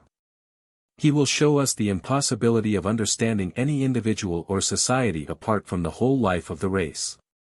Nothing but the bewilderment caused by theological and metaphysical doctrines can account for the shallow explanations of human affairs given by our teachers, attributing as they do to man what is really due to humanity. But with the sounder theory that we now possess, we can see the truth as it really stands. We have but to look each of us at our own life under its physical, intellectual, or moral aspects, to recognize what it is that we owe to the combined action of our predecessors and contemporaries. The man who dares to think himself independent of others, either in feelings, thoughts, or actions, cannot even put the blasphemous conception into words without immediate self-contradiction, since the very language he uses is not his own. The profoundest thinker cannot by himself form the simplest language, it requires the cooperation of a community for several generations. Without further illustration, the tendency of positive doctrine is evident. It appeals systematically to our social instincts, by constantly impressing upon us that only the whole is real, that the parts exist only in abstraction. But independently of the beneficial influence which, in this final state of humanity, the mind will exercise upon the heart, the direct culture of the heart itself will be more pure and more vigorous than under any former system. It offers us the only means of disengaging our benevolent affections from all calculations of self-interest. As far as the imperfection of man's nature admits, these affections will gradually become supreme, since they give deeper satisfaction than all others, and are capable of fuller development. Setting the rewards and punishments of theology aside, we shall attain at last to that which is the real happiness of man, pure and disinterested love. This is truly the sovereign good, sought for so long by former systems of philosophy in vain. That it surpasses all other good one fact will show, known to the tender-hearted from personal experience, that it is even better to love than to be loved. Overstrained as this may seem to many, it is yet in harmony with a general truth, that our nature is in a healthier state when active than when passive. In the happiness of being loved, there is always some tinge of self-love. It is impossible not to feel pride in the love of one whom we prefer to all others. Since, then, loving gives purer satisfaction than being loved, the superiority of perfectly disinterested affection is at once demonstrated. It is the fundamental defect of our nature, that intrinsically these affections are far weaker than the selfish propensities connected with the preservation of our own existence. But when they have been once aroused, even though the original stimulus may have been personal, they have greater capacity of growth, owing to the peculiar charm inherent in them. Besides, in the exercise of these feelings, all of us can cooperate with and encourage one another, whereas the reverse is the case with the selfish instincts. There is, therefore, nothing unreasonable in supposing that positivism, by regulating and combining these natural tendencies, may rouse our sympathetic instincts to a condition of permanent activity hitherto unknown. When the heart is no longer crushed by theological dogmas, or hardened by metaphysical theories, we soon discover that real happiness, whether public or private, consists in the highest possible development of the social instincts. Self-love comes to be regarded as an incurable infirmity, which is to be yielded to only so far as is absolutely necessary. Here lies the universal adaptability of positivism to every type of character and to all circumstances. In the humblest relations of life, as in the highest, regenerate humanity will apply the obvious truth, it is better to give than to receive. The heart thus aroused will in its turn react beneficially upon the intellect. And it is especially from women that this reaction will proceed. I have spoken of it so fully before, that I need not describe it further. It is in feeling that I find the basis on which the whole structure of positivism, intellectually as well as morally considered, rests. The only remark I have now to add is, that by following out this principle, philosophical difficulties of the most formidable kind are at once surmounted. From moral considerations, the intellect may be readily induced to submit to scientific restrictions, the propriety of which would remain for a long time matter of debate, were philosophical discussions the only means of indicating it. Attempt, for instance, to convince a pure mathematician, however conscientious and talented, that sociology is both logically and scientifically superior to all other studies. He would not readily admit this. And severe exertion of the inductive and deductive faculties can alone convince him of it. But by the aid of feeling, an artisan or a woman can, without education, readily grasp this great encyclopedic principle, and apply it practically to the common affairs of life. But for this, the larger conceptions of philosophy would have but a limited range, and very few would be capable of the course of study which is yet so important on social grounds for all. Comprehensiveness of mind is no doubt favorable to sympathy, but is itself more actively stimulated by it. When the positivist method of education is accepted, moral excellence will be very generally regarded as a guarantee of real intellectual capacity. The revolutionist leaders of the convention showed their sense of this connection by allowing, as they did sometimes, republican ardor to outweigh scientific attainment. Of course, so long as men remain without a systematic theory of morals, such policy would be likely to fail of its object, and indeed would become positively mischievous. But the reproach is usually that it was a retrograde policy, a reproach far more applicable to the present system, in which the standard of fitness for any office is regulated exclusively by intellectual considerations. The heart being altogether disregarded. Historically we can explain this practice by the fact that the religious faith in which our moral nature has hitherto been trained has been of a most oppressive character. Ever since the Middle Ages, the intellect and the heart have been unavoidably at issue. Positivism is the only system which can put an end to their antagonism, because, as I have before explained, while subordinating reason to feeling, it does so in such a way as not to impair the development of either. With its present untenable claims to supremacy, intellect is in reality the principal source of social discord. Until it abdicates in favor of the heart, it can never be of real service in reconstruction. But its abdication will be useless, unless it is entirely voluntary. Now this is precisely the result which positivism attains, because it takes up the very ground on which the claims of intellect are defended, namely, scientific demonstration. A ground which the defenders of intellect cannot repudiate without suspicion at once attaching to their motives. But theological or metaphysical remedies can only exasperate the disease. By oppressing the intellect they provoke it to fresh insurrection against the heart. For all these reasons, women, who are better judges of moral questions than ourselves, will admit that positivism, incontestably superior as it is to other systems intellectually, surpasses them yet more in dealing with the affections. Their only objection arises from confounding positive philosophy itself with its preliminary course of scientific study. Women's minds no doubt are less capable than ours of generalizing very widely, or of carrying on long processes of deduction. They are, that is, less capable than men of abstract intellectual exertion. On the other hand, they are generally more alive to that combination of reality with utility which is one of the characteristics of positive speculation. In this respect they have much in common intellectually with the working classes, and fortunately they have also the same advantage of being untrammeled by the present absurd system of education. Nor is their position far removed from what it should be normally. Being less engaged than men in the business of life, their contemplative faculties are called into activity more easily. Their minds are neither preoccupied nor indifferent. The most favorable condition for the reception of philosophical truth.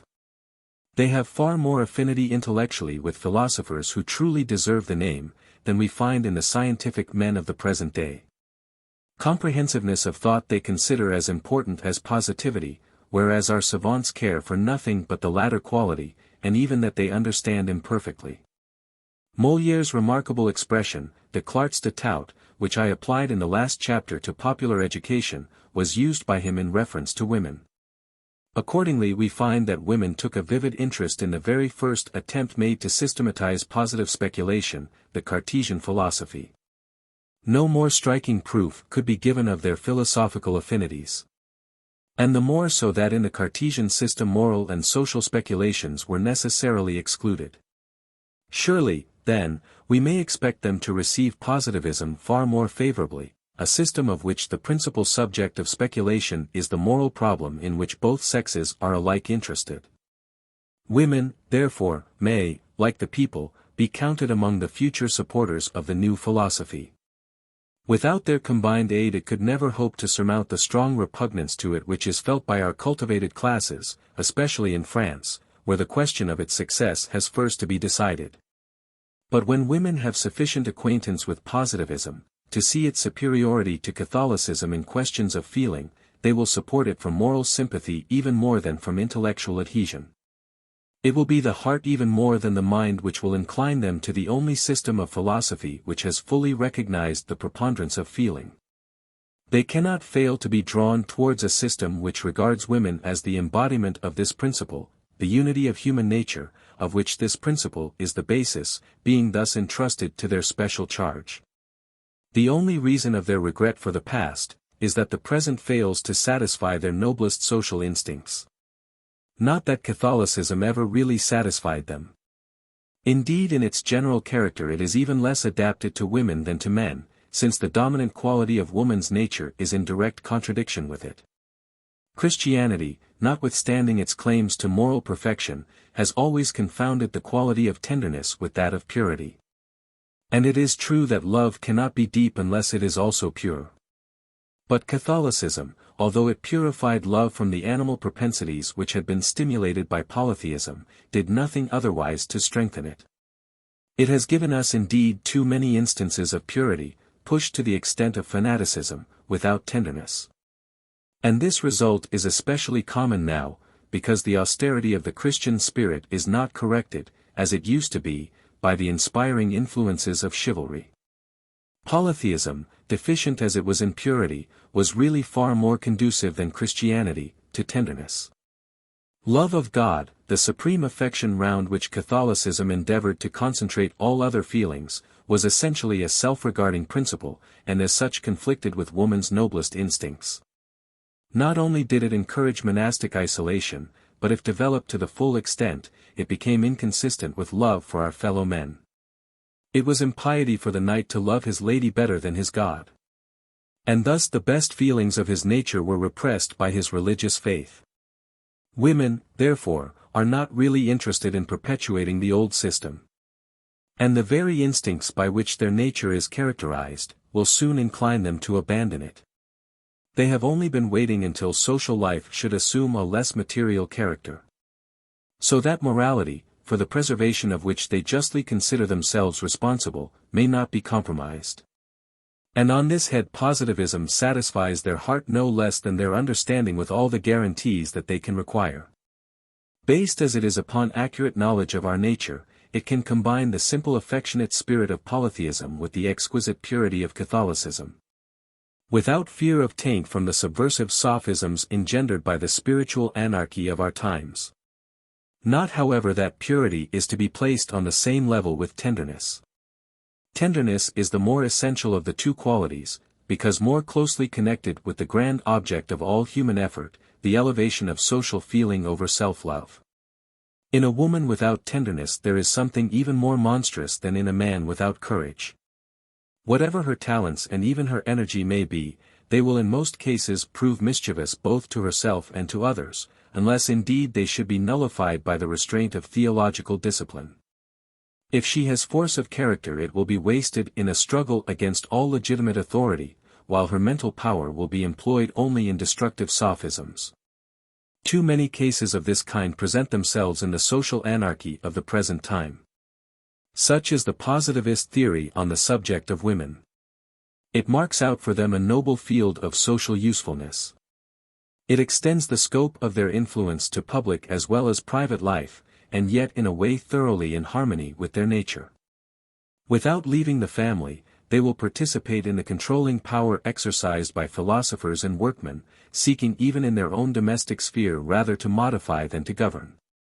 In a word, as I shall show more fully in the last chapter of this introductory work, woman is the spontaneous priestess of humanity. She personifies in the purest form the principle of love upon which the unity of our nature depends. And the culture of that principle in others is her special function. All classes, therefore, must be brought under women's influence, for all require to be reminded constantly of the great truth that reason and activity are subordinate to feeling. Of their influence upon philosophers I have spoken. If they are men worthy of their mission, they will be conscious of the tendency which their life has to harden them and lead them into useless speculation. And they will feel the need of renewing the ardor of their social sympathy at its native source. Feeling, when it is pure and deep, corrects its own errors, because they clash with the good to which it is ever tending. But erroneous use of the intellectual or practical faculties cannot be even recognized, much less corrected, without the aid of affection, which is the only part of our nature that suffers directly from such errors. Therefore whenever either the philosopher or the people deviate from duty, it will be the part of women to remonstrate with them gently, and recall them to the true social principles which are entrusted to their special charge. With the working classes, the special danger to be contended against is their tendency to abuse their strength, and to resort to force for the attainment of their objects, instead of persuasion.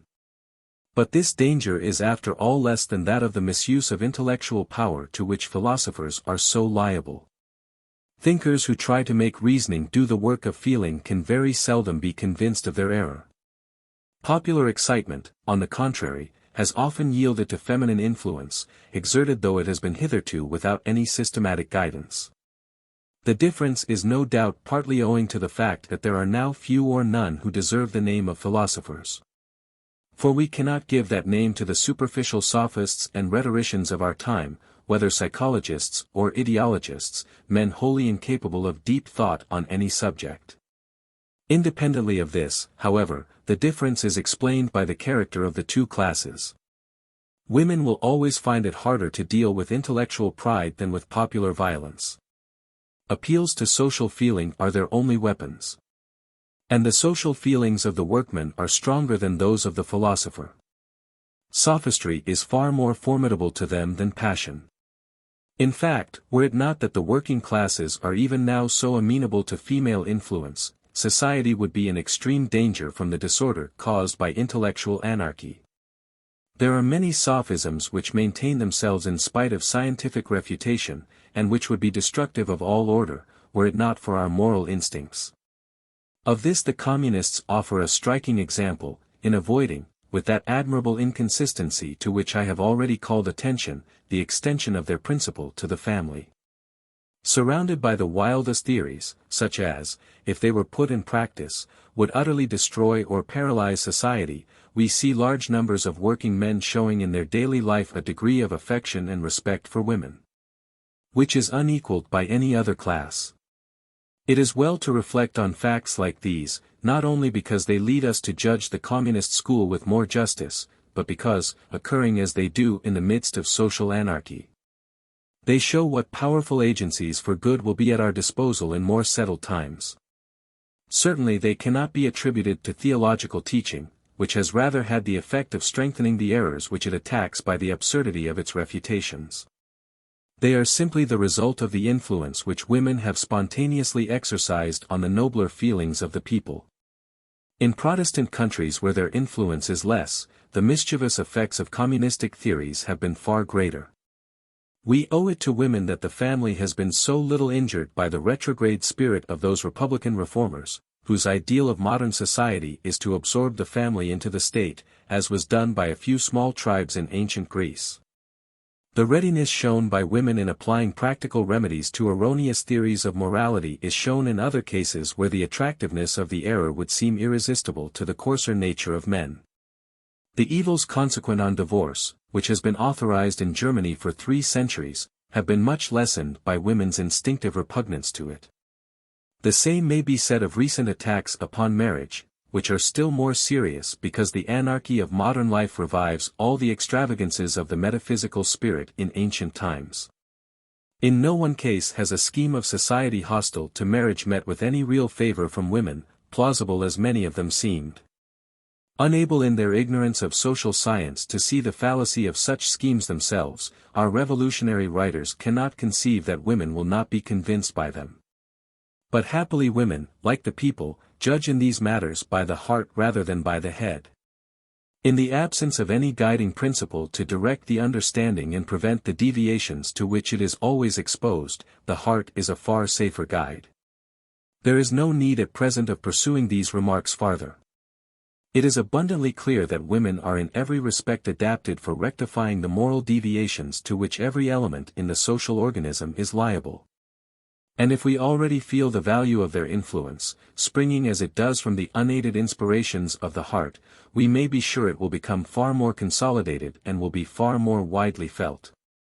When it rests on the basis of a sound philosophical system, capable of refuting sophisms and exposing fallacies from which their unassisted instinct is insufficient to preserve us. Thus the part to be played by women in public life is not merely passive. Not only will they give their sanction individually and collectively to the verdicts of public opinion as formed by philosophers and by the people, but they will themselves interfere actively in moral questions. It will be their part to maintain the primary principle of positivism, which originated with themselves, and of which they will always be the most natural representatives. But, how, it may be asked, can this be reconciled with my previous remark that women's life should still be essentially domestic? For the ancients, and for the greater part of the human race at the present time, it would be irreconcilable. But in Western Europe the solution has long ago been found. From the time when women acquired, as they did in the Middle Ages, a fair measure of domestic freedom, opportunities for social intercourse arose, which combined most happily the advantages of private and of public life, and in these women presided. The practice afterwards extended, especially in France, and these meetings became the laboratories of public opinion. It seems now as if they had died out, or had lost their character. The intellectual and moral anarchy of our times is most unfavorable to free interchange of thoughts and feelings. But a custom so social, and which did such good service in the philosophical movement preceding the Revolution, is assuredly not destined to perish. In the more perfect social state to which we are tending, it will be developed more fully than ever, when men's minds and hearts have accepted the rallying point offered by the new philosophy.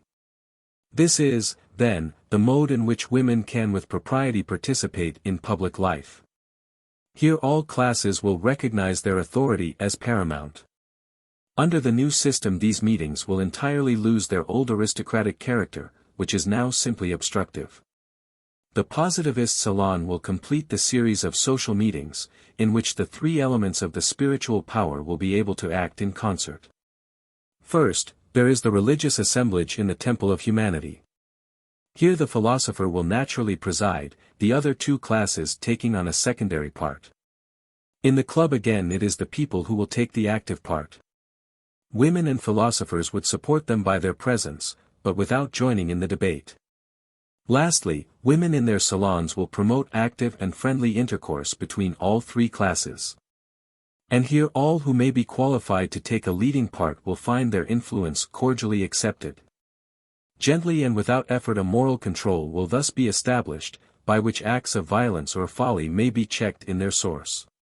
Kind advice, given indirectly but earnestly, will often save the philosopher from being blinded by ambition, or from deviating, through intellectual pride, into useless digressions.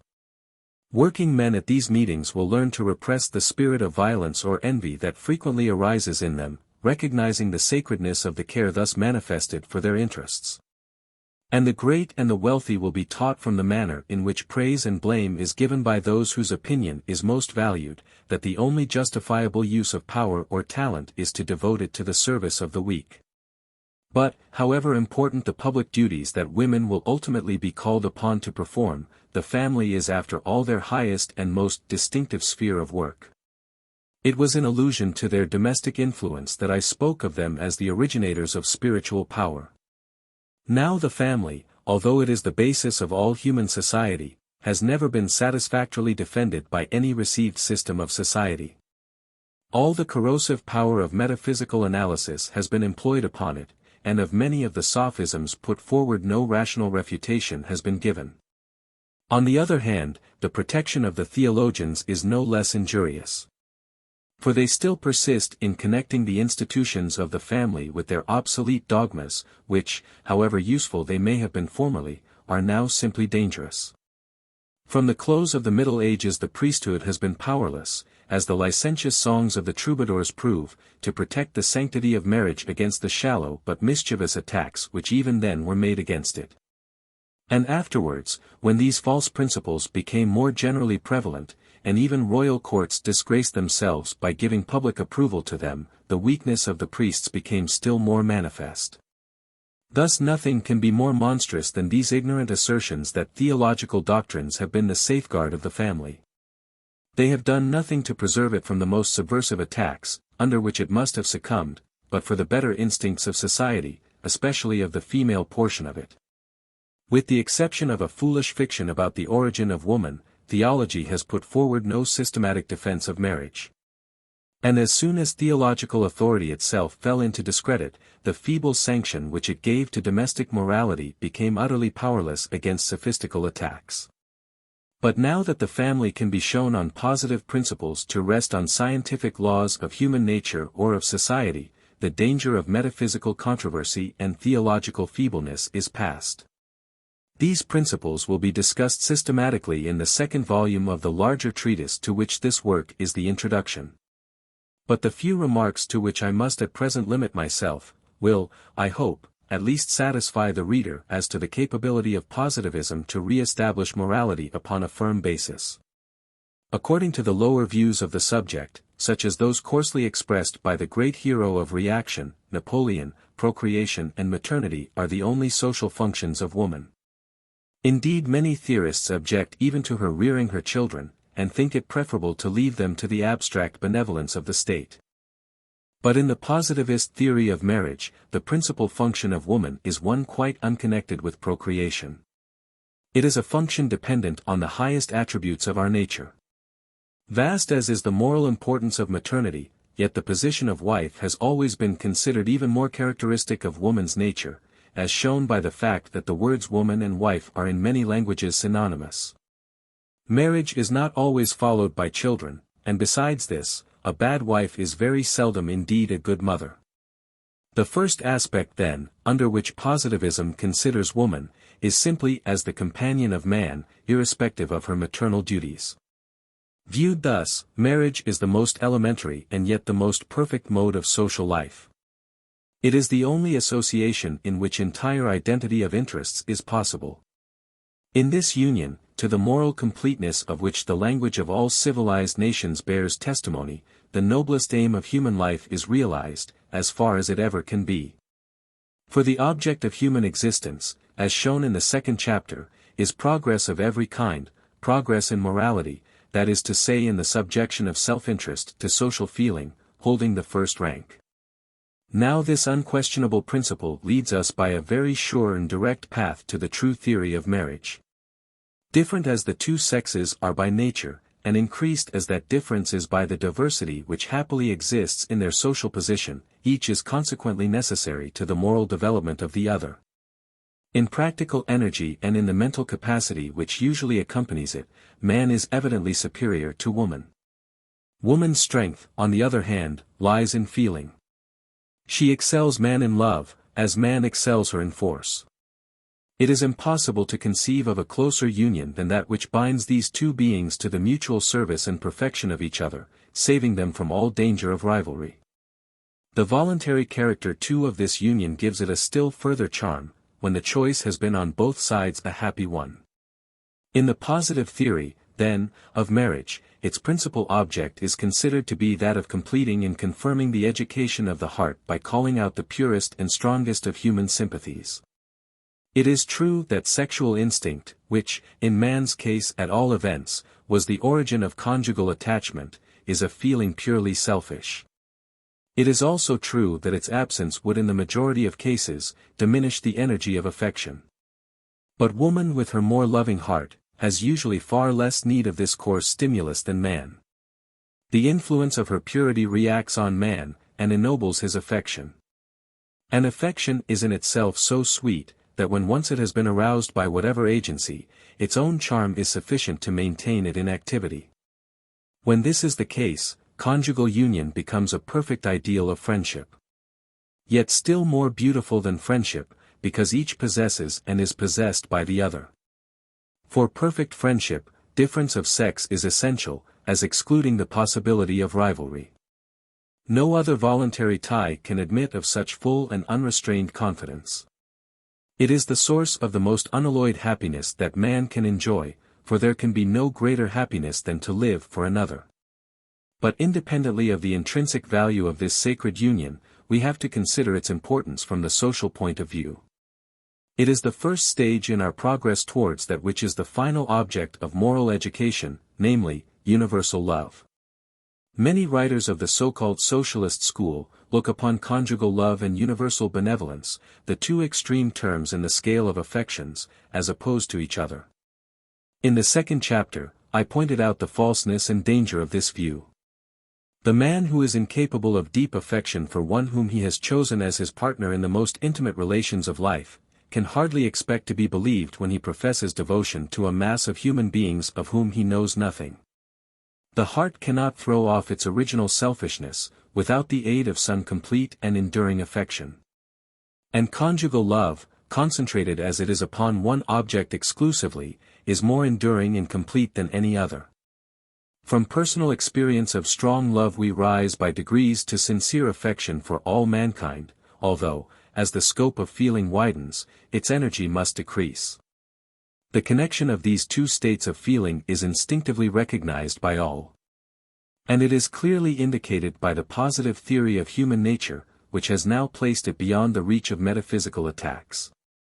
When the moral empire of woman has been more firmly established by the diffusion of positivist principles, men will see that the common practice of looking to the private life of a statesman as the best guarantee of his public conduct had deep wisdom in it. One of the strongest symptoms of the general laxity of morals to which mental anarchy has brought us, is that disgraceful law passed in France 30 years ago, and not yet repealed. The avowed object of which was to surround men's lives with a wall of privacy, a law introduced by psychologist politicians who no doubt needed such a wall. 8. The purpose of marriage once clearly understood, it becomes easy to define its conditions. The intervention of society is necessary, but its only object is to confirm and to develop the order of things which exists naturally. It is essential in the first place to the high purposes for which marriage has been instituted, that the union shall be both exclusive and indissoluble. So essential indeed are both conditions, that we frequently find them even when the connection is illegal. That anyone should have ventured to propound the doctrine that human happiness is to be secured by levity and inconsistency in love, is a fact which nothing but the utter deficiency of social and moral principles can explain. Love cannot be deep unless it remains constant to a fixed object. The very possibility of change is a temptation to it. So differently constituted as man and woman are, is their short life too much for perfect knowledge and love of one another? Yet the versatility to which most human affection is liable makes the intervention of society necessary. Without some check upon indecision and caprice, life might degenerate into a miserable series of experiments, each ending in failure and degradation. Sexual love may become a powerful engine for good, but only on the condition of placing it under rigorous and permanent discipline. Those who doubt the necessity for this, have only to cast a glance beyond Western Europe at the countries where no such discipline has been established. It has been said that the adoption or rejection of monogamy is a simple question of climate. But for this hypothesis there is no ground whatever. It is as contrary to common observation as to philosophic theory. Marriage, like every other human institution, has always been improving. Beginning in all countries with unrestricted polygamy, it tends in all to the purest monogamy. Tracing back the history of Northern Europe, we find polygamy there as well as in the South. And Southern nations, like Northern, adopt polygamy as their social life advances.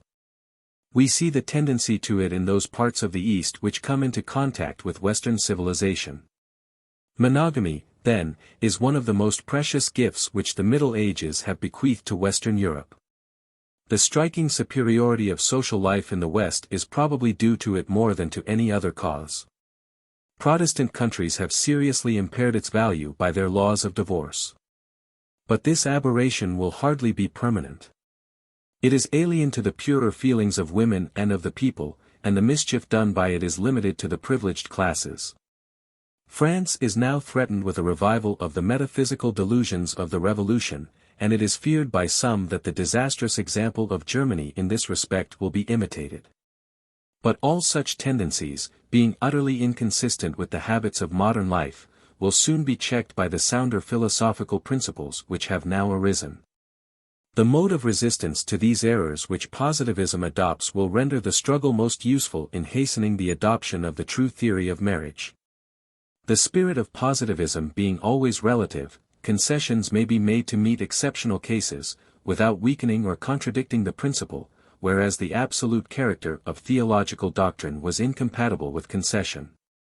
The rules of morality should be general and comprehensive, but in their practical application exceptions have often to be made. By no philosophy but the positive can these two conditions be reconciled. To the spirit of anarchy, however, positivism yields nothing. The unity essential to marriage, it renders more complete than ever. It develops the principle of monogamy, by inculcating, not as a legal institution, but as moral duty, the perpetuity of widowhood. Affection so firmly concentrated has always been regarded with respect even on man's side. But hitherto no religion has had sufficient purity or influence to secure its adoption. Positivism, however, from the completeness of its synthesis, and from the fact that its rules are invariably based on the laws of nature, will gain such influence. And we find little difficulty in inducing all natures of delicate feeling to accept this additional obligation. It follows from the very principle which to the positivist is the object of all marriage, the raising and purifying of the heart. Unity of the tie which is already recognized as necessary in life, is not less so in death. Constancy in widowhood was once common among women, and if its moral beauty is less appreciated now, it is because all systematic morality has been forgotten. But it is none the less, as careful study of human nature will show, a most precious source of moral good, and one which is not beyond the reach of nobler natures, even in their youth. Voluntary widowhood, while it offers all the advantages which chastity can confer on the intellectual and physical as well as on the moral nature, is yet free from the moral dangers of celibacy. Constant adoration of one whom death has implanted more visibly and deeply on the memory, leads all high natures, and especially philosophers, to give themselves more unreservedly to the service of humanity. And thus their public life is animated by the ennobling influence of their innermost feelings. Alike from a sense of their own truest happiness and from devotion to public duty, they will be led to this result. Deep as is the satisfaction in this prolongation of the sacredness of marriage, it may be carried by those who recognize its value yet further. As the death of one did not destroy the bond, so neither should the death of both. Let, then, those whom death could not divide be laid in the same grave together. A promise of this solemn act of perpetuation might be given beforehand, when the organs of public opinion judged it merited. A man would find a new motive for public exertion, if it were felt to be a pledge that the memory of her whom he loved should be forever coupled with his own. We have a few instances where this union of memories has taken place spontaneously, as in the case of Laura and Petrarch, and of Dante and Beatrice. Yet these instances are so exceptional, that they hardly help us to realize the full value of the institution proposed. There is no reason for limiting it to cases of extraordinary genius. In the more healthy state of society to which we are tending, where private and public life will be far more closely connected than they have been hitherto, this recompense of service may be given to all who have deserved it. By those who have come within their circle of influence. Such, then, are the consolations which positivist sympathy can give. They leave no cause to regret the visionary hopes held out by Christianity, hopes which now are as enfeebling to the heart as to the intellect. Here, as in all other respects, the moral superiority of positivism is shown, for the comfort which it gives to the bereaved implies a strengthening of the tie. Christian consolation, of which so much has been said, rather encourages a second union. By so doing it seriously impairs the value of the institution, for a division of affection arises, which indeed seems hardly compatible with the vague utopia of a future life. The institutions of perpetual widowhood and of union in the tomb have found no place in any previous system, though both were wanting to make monogamy complete. Here, as elsewhere, the best reply which the new philosophy can give to ignorant prejudice or malignant calumny, is to take new steps forward in the moral advancement of man. Thus the theory of marriage, as set forward by the positivist, becomes totally independent of any physical motive. It is regarded by him as the most powerful instrument of moral education, and therefore as the basis of public or individual welfare. It is no overstrained enthusiasm which leads us to elevate the moral purity of marriage. We do so from rigorous examination of the facts of human nature. All the best results, whether personal or social, of marriage may follow, when the union, though more impassioned, is as chaste as that of brother and sister. The sexual instinct has no doubt something to do in most cases with the first formation of the passion, but it is not necessary in all cases to gratify the instinct. Abstinence, in cases where there is real ground for it on both sides, will but serve to strengthen mutual affection. We have examined the position of woman as a wife, without supposing her to be a mother. We shall find that maternity, while it extends her sphere of moral influence, does not alter its nature. As a mother, no less than as a wife, her position will be improved by positivism. She will have, almost exclusively, the direction of household education. Public education given subsequently, will be little but a systematic development of that which has been previously given at home. For it is a fundamental principle that education, in the normal condition of society, must be entrusted to the spiritual power, and in the family the spiritual power is represented by woman. There are strong prejudices against entrusting the education of children to mothers, prejudices springing from the revolutionary spirit of modern times. Since the close of the Middle Ages, the tendency has been to place the intellect above the heart. We have neglected the moral side of education, and I have given undue importance to its intellectual side. But positivism having superseded this revolutionary phase by demonstrating the preponderance of the heart over the intellect, moral education will resume its proper place. Certainly the present mode of instruction is not adopted for woman's teaching. But their influence over the education of the future will be even greater than it was in the Middle Ages. For in the first place, in every part of it, moral considerations will be paramount, and moreover, until puberty, nothing will be studied continuously except art and poetry. The knights of old times were usually brought up in this way under feminine guidance, and on them most assuredly it had no enervating influence. The training can hardly be supposed less adapted to a pacific than to a warlike state of society. For instruction, theoretical and practical, as distinguished from education, masters are no doubt necessary. But moral education will be left entirely to women, until the time arrives for systematic teaching of moral science in the years immediately preceding majority. Here the philosopher is necessary. But the chief duties of the philosopher lie with adults. His aim being to recall them, individually or collectively, to principles impressed on them in childhood, and to enforce the right application of these principles to special cases as they may arise. That part of education which has the greatest influence on life, what may be called the spontaneous training of the feelings, belongs entirely to the mother. Hence it is, as I have already observed, of the greatest importance to allow the pupil to remain with his family, and to do away with the monastic seclusion of our public schools. The peculiar fitness of women for inculcating these elementary principles of morality is a truth which every true philosopher will fully recognize. Women, having stronger sympathies than men, must be better able to call out sympathies in others. Men of good sense have always felt it more important to train the heart than the head, and this is the view adopted by positive philosophy.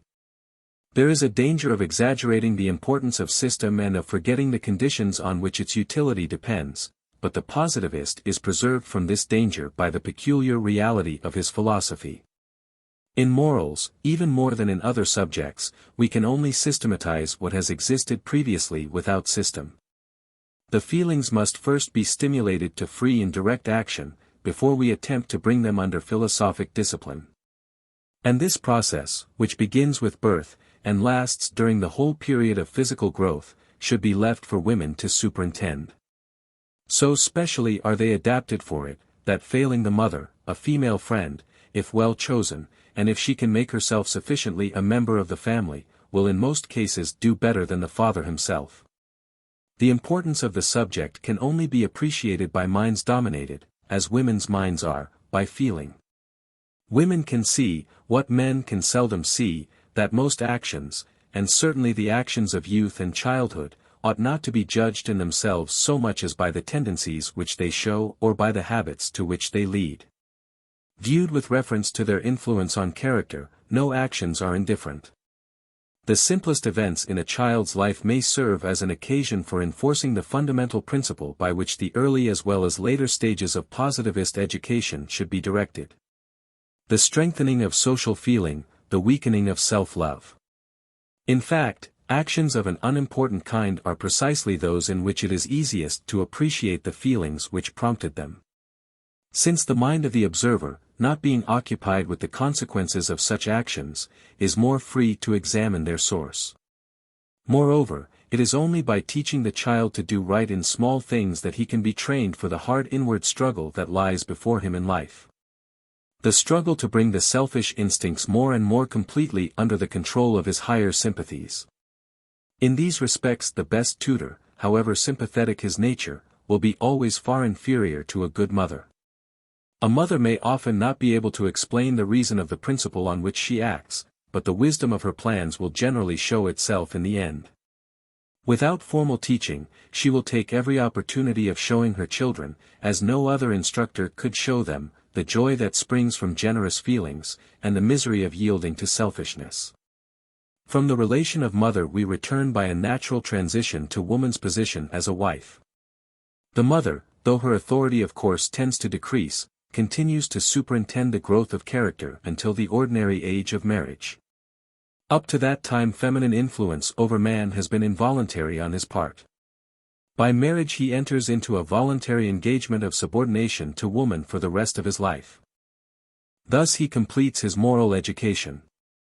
Destined himself for action, he finds his highest happiness in honorable submission to one in whom the dominant principle is affection. Positivism holds out to woman a most important sphere of public and private duty. This sphere, as we may now see, is nothing but a larger and more systematic development of the qualities by which she is characterized. Her mission is so uniform in its nature and so clearly defined, that there seems hardly room for much uncertainty as to her proper social position. It is a striking instance of the rule which applies universally to all human effort. Namely, that the order of things instituted by man ought to be simply a consolidation and improvement of the natural order. In all ages of transition, as in our own, there have been false and sophistical views of the social position of woman. But we find it to be a natural law that woman should pass the greater part of her life in the family, and this law has never been affected to any important extent. It has always been accepted instinctively, though the sophistical arguments against it have never yet been adequately refuted. The institution of the family has survived the subtle attacks of Greek metaphysics, which then were in all the vigor of their youth, and which were acting on minds that had no systematic principles to oppose to them. Therefore, profound as the intellectual anarchy of the present day may be, we need not be seriously alarmed when we see that nothing worse comes of it than shallow plagiarisms from ancient utopias, against which the vigorous satire of Aristophanes was quite enough to rouse general indignation. True, there is a more complete absence of social principles now, than when the world was passing from polytheism to monotheism, but our intellectual powers are more developed than they were then, and in moral culture our superiority is even greater. Women in those times were too degraded to offer even the opposition of their silence to the pedants who professed to be taking up their cause. The only resistance offered was of a purely intellectual kind. But happily in modern times the women of the West have been free, and have consequently been able to manifest such unmistakable aversion for these ideas, and for the want of moral discipline which gives rise to them, that, though still unrefuted philosophically, their mischievous effects have been neutralized. Nothing but women's antipathy has prevented the practical outrages which seem logically to follow from these subversive principles. Among our privileged classes the danger is aggravated by indolence. Moreover, the possession of wealth has a bad influence on women's moral nature. Yet even here the evil is not really very deep or widely spread. Men have never been seriously perverted, and women still less so, by flattery of their bad propensities. The really formidable temptations are those which act upon our better instincts, and give them a wrong direction. Schemes which are utterly offensive to female delicacy will never really be adopted, even by the wealthier classes, who are less averse to them than others. The repugnance shown to them by the people, with whom the mischief that they would cause would be irreparable, is far more decided. The life which working people led makes it very clear to both sexes what the proper position of each should be. Thus it will be in the very class where the preservation of the institution of the family is of the greatest importance, that positivists will find the least difficulty in establishing their theory of the social position of women. As consequent on the sphere of public and private duty which has been here assigned to them. Looking at the relation of this theory to other parts of the positive system, we shall see that it follows from the great principle which dominates every other social problem, the principle of separating spiritual and temporal power. That woman's life should be concentrated in her family, and that even there her influence should be that of persuasion rather than that of command, is but an extension of the principle which excludes the spiritual power from political administration. Women, as the purest and most spontaneous of the moral forces of society, are bound to fulfill with rigorous exactness all the conditions which the exercise of moral force demands. Effectually to perform their mission of controlling and guiding our affections, they must abstain altogether from the practical pursuits of the stronger sex. Such abstinence, even when the arrangements of society may leave it optional, is still more desirable in their case than in the case of philosophers.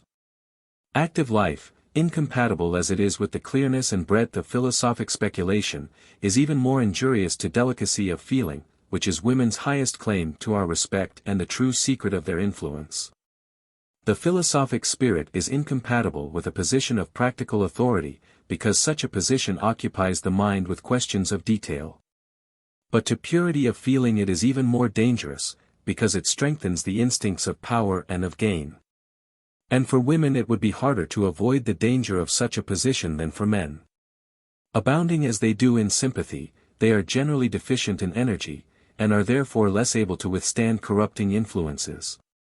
The more we examine this important subject, the clearer it becomes that the present condition of women does not hamper them in their true work, that, on the contrary, it is well calculated to develop and even improve their highest qualities. The natural arrangements of society in this as in other respects are far less faulty than certain blind declaimers would have us believe. But for the existence of strong material forces, moral force would soon deteriorate, because its distinctive purpose would be gone. Philosophers and proletaries would soon lose their intellectual and moral superiority by the acquisition of power. On women its effect would be still more disastrous. From instances in the upper classes of society, where wealth gives them independence, and sometimes unfortunately even power, we see but too clearly what the consequences would be. And this is why we have to look to the poorer classes for the highest type of womanly perfection. With the people's sympathy is better cultivated, and has a greater influence upon life. Wealth has more to do with the moral degradation of women among the privileged classes than even idleness and dissipation.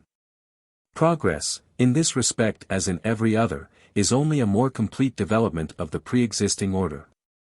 Equality in the position of the two sexes is contrary to their nature, and no tendency to it has at any time been exhibited.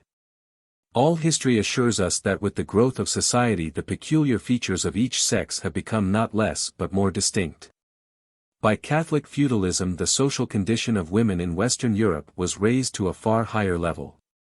But it took away from them the priestly functions which they had held under polytheism, a religion in which the priesthood was more occupied with art than with science. So too with the gradual decline of the principle of caste, women have been excluded more and more rigidly from royalty and from every other kind of political authority. Again, there is a visible tendency towards the removal of women from all industrial occupations, even from those which might seem best suited to them.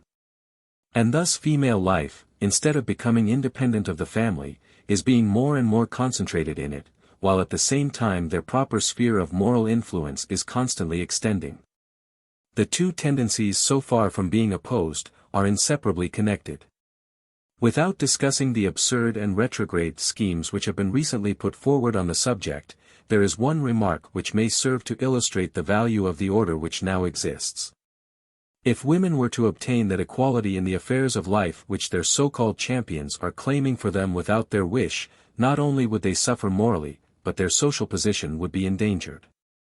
They would be subject in almost every occupation to a degree of competition which they would not be able to sustain.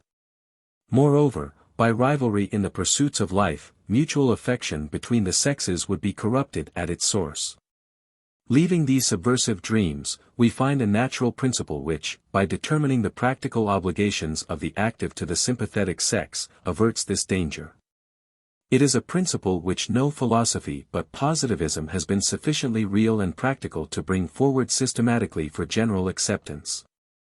It is no new invention, however, but a universal tendency, confirmed by careful study of the whole past history of man. The principle is, that man should provide for woman. It is a natural law of the human race. A law connected with the essentially domestic character of female life. We find it in the rudest forms of social life, and with every step in the progress of society its adoption becomes more extensive and complete. A still larger application of this fundamental principle will meet all the material difficulties under which women are now laboring.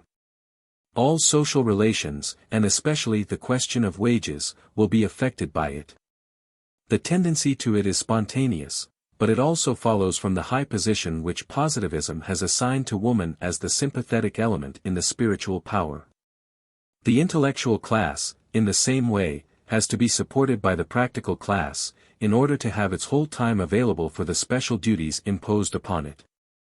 But in the case of women, the obligation of the other sex is still more sacred, because the sphere of duty in which protection for them is required, is the home. The obligation to provide for the intellectual class affects society as a whole.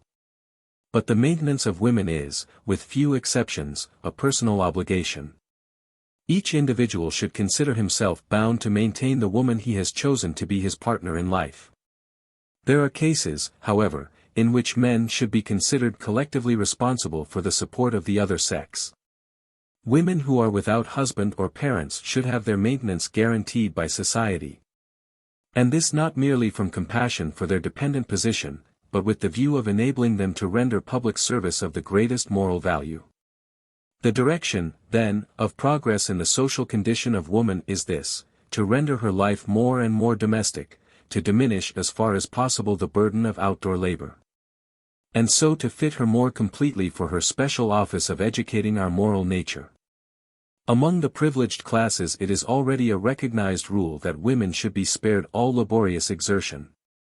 It is the one point in the relations of the sexes in which the working classes would do well to imitate the habits of their employers. In every other respect the people of Western Europe have a higher sense of their duties to women than the upper classes. Indeed, there are few of them who would not be ashamed of the barbarity of subjecting women to their present burdensome occupations, if the present state of our industrial system allowed of its abolition. But it is chiefly among the higher and wealthier classes that we find those degrading and very often fraudulent bargains, connected with unscrupulous interference of parents in the question of marriage, which are so humiliating to one sex and so corrupting to the other. Among the working classes the practice of giving dowries is almost extinct. And as women's true mission becomes more recognized, and as choice in marriage becomes less restricted, this relic of barbarism, with all its debasing results, will rapidly die out. With this view the application of our theory should be carried one step further. Women should not be allowed to inherit. If inheritance be allowed, the prohibition of dowries would be evaded in a very obvious manner by discounting the reversionary interest. Since women are to be exempt from the labor of production, capital, that is to say, the instruments of labor produced by each generation for the benefit of the next, should revert to men. This view of inheritance, so far from making men a privileged class, places them under heavy responsibilities. It is not from women that any serious opposition to it will proceed. Wise education will show them its value to themselves personally, as a safeguard against unworthy suitors. But, important as the rule is, it should not be legally enforced until it has become established on its own merits as a general custom, which everyone has felt to conduce to the healthy organization of the family as here described. Coming now to the subject of female education, we have only to make a further application of the theory which has guided us hitherto. Since the vocation assigned by our theory to women is that of educating others, it is clear that the educational system which we have proposed in the last chapter for the working classes applies to them as well as to the other sex with very slight alterations. Unencumbered as it is with specialties, it will be found, even in its more scientific parts, as suitable to the sympathetic element of the moderating power, as to the synergic element. We have spoken of the necessity of diffusing sound historical views among the working classes, and the same necessity applies to women. For social sympathy can never be perfectly developed, without a sense of the continuity of the past, as well as of the solidarity of the present. Since, then, both sexes alike need historical instruction as a basis for the systematization of moral truth, both should alike pass through the scientific training which prepares the way for social studies, and which moreover has as intrinsic a value for women as for men. Again, since the first or spontaneous stage of education is entirely to be left to women, it is most desirable that they should themselves have passed through the second or systematic stage. The only department with which they need not concern themselves, is what is called professional education. But this, as I have before observed, is not susceptible of regular organization.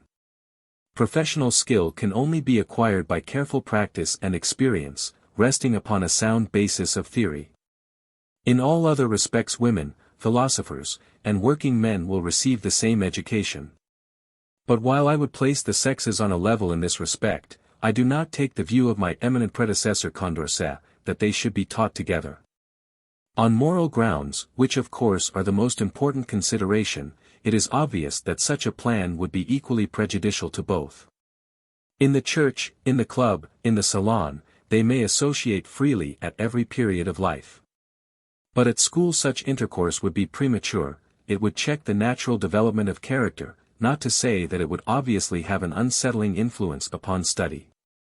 Until the feelings on both sides are sufficiently matured, it is of the greatest importance that the relations of the two sexes should not be too intimate, and that they should be superintended by the watchful eye of their mothers. As, however, the subjects of study are to be the same for both, the necessity of separating the sexes does not imply that there should be special teachers for women. Not to speak of the increased expenditure that would thus be incurred, it would inevitably lower the standard of female education. It would always be presumed that their teachers were men of inferior attainments. To ensure that the instruction given is the same for both sexes, the instructors must be the same, and must give their lectures alternately to each sex. These conditions are perfectly compatible with the scheme described in the last chapter. It was there mentioned that each philosopher would be expected to give one, or, in some cases, 2 lectures every week. Now supposing this were doubled, it would still come far short of the intolerable burdens which are imposed upon teachers in the present day. Moreover, as the positivist educator will pass successively through the 7 stages of scientific instruction, he will be able so to regulate his work as to avoid wearisome repetition of the same lectures in each year. Besides, the distinguished men to whom our educational system will be entrusted will soon discover that their 2 audiences require some difference in the manner of teaching. And that this may be done without in any way lowering the uniform standard which their method and their doctrines require. But independently of the importance to female education of this identity of teachers, it will react beneficially on the intellectual and moral character of the philosopher who teaches. It will preclude him from entering into useless details, and will keep him involuntarily to the broad principles of his subject. By coming into contact simultaneously with 2 natures, in one of which thought, and in the other emotion, is predominant, he will gain clearer insight into the great principle of subordinating the intellect to the heart. The obligation of teaching both sexes will complete that universality of mind which is to be required of the new school of philosophers. To treat with equal ability of all the various orders of scientific conceptions, and to interest 2 audiences of so different a character, is a task which will demand the highest personal qualifications. However, as the number required by the conditions is not excessive, it will not be impossible to find men fit for the purpose, as soon as the proper means are taken to procure their services, and to guarantee their material subsistence. It must be borne in mind, too, that the corporation of teachers is not to be recruited from any one nation for itself, but from the whole of Western Europe. So that the positivist educator will change his residence, when required, even more frequently than the priests of the Middle Ages. Putting these considerations together, we shall find that positivist education for both sexes may be organized on a sufficient scale for the whole of Western Europe, with less than the useless, or worse than useless expenditure incurred by the clergy of the Anglican Church. This would give each functionary an adequate maintenance, though none of them would be degraded by wealth. A body of 20,000 philosophers would be enough now, and probably would always suffice, for the spiritual wants of the 5 Western nations. This would imply the establishment of the septennial system of instruction in 2,000 stations. The influence of women and of working men will never become so systematic as to enable them to dispense with philosophic assistance altogether. But in proportion as they become more effectually incorporated as elements of the spiritual power, the necessity of enlarging the purely speculative class will diminish. Under theological systems it has been far too numerous. The privilege of living in comfort without productive labor will be ultimately so rare and so dearly earned, that no rational ground of objection to it will be left. It will be generally felt that the cost of maintaining these philosophic teachers, like that of maintaining women, is no real burden to the productive classes. On the contrary, that it conduces to their highest interest, by ensuring the performance of intellectual and moral functions which are the noblest characteristics of humanity. It appears, then, that the primary principle laid down at the beginning of this chapter enables us to solve all the problems that offer themselves on the subject of woman. Her function in society is determined by the constitution of her nature. She is spontaneously the organ of feeling, on which the unity of human nature entirely depends. And she constitutes the purest and most natural element of the moderating power, which, while avowing its own subordination to the material forces of society, purposes to direct them to higher uses. As mother and as wife, it is her office to conduct the moral education of humanity. In order the more perfectly to fulfill this mission, her life must be connected even more closely than it has been with the family. At the same time she must participate, to the full extent that is possible, in the general system of instruction. A few remarks on the privileges which the fulfillment of this vocation will bring, will complete this part of my subject. Women's mission is a striking illustration of the truth that happiness consists in doing the work for which we are naturally fitted. That mission is always the same, it is summed up in one word, love. But love is a work in which there can never be too many workers, it grows by cooperation, it has nothing to fear from competition. Women are charged with the education of sympathy, the source of human unity.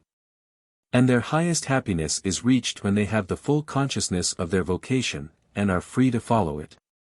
It is the admirable feature of their social mission, that it invites them to cultivate qualities which are natural to them. To call into exercise emotions which all allow to be the most pleasurable. All that is required for them in a better organization of society are certain improvements in their external condition. They must be relieved from outdoor labor. And other means must be taken to prevent their moral influence from being impaired. Both objects are contemplated in the material, intellectual, and moral ameliorations which positivism is destined to effect in female life.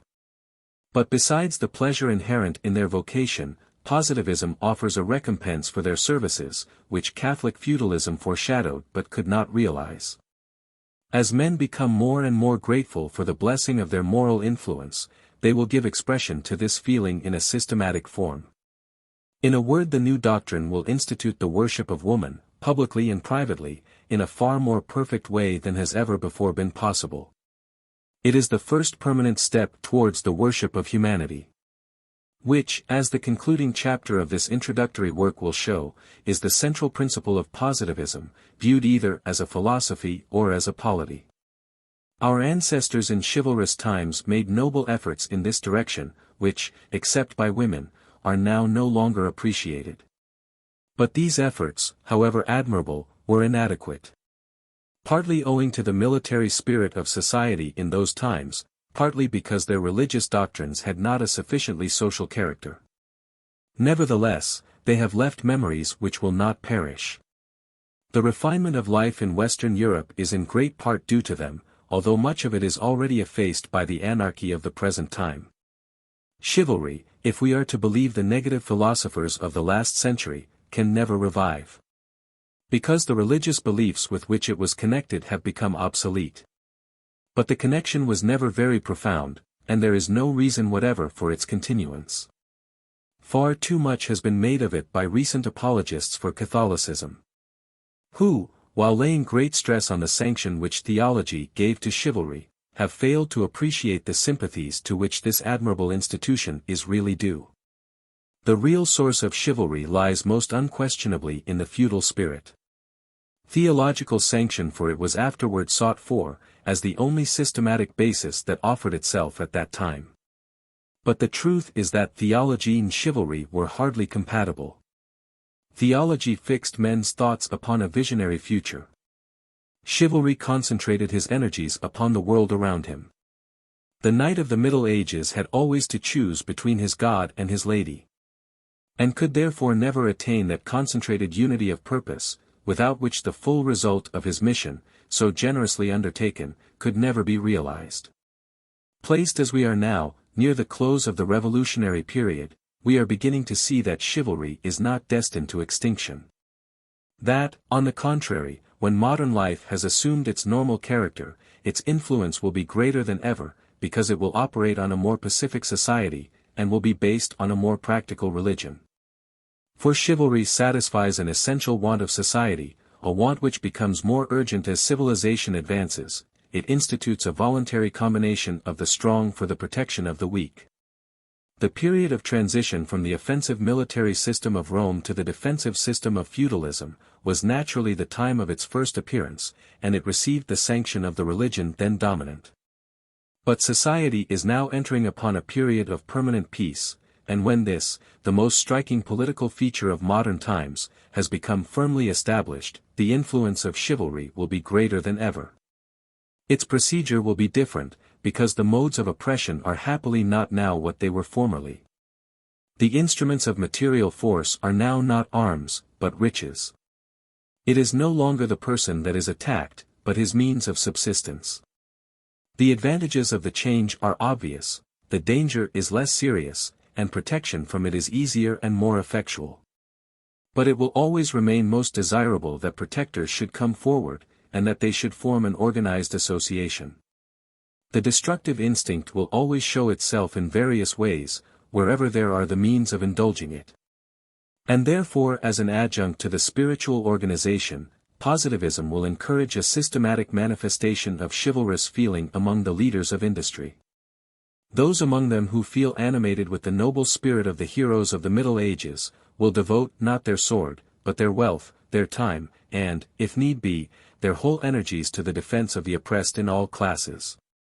The objects of their generosity will principally be found, as in the Middle Ages, among the classes specially exposed to material suffering, that is to say, among women, philosophers, and working men.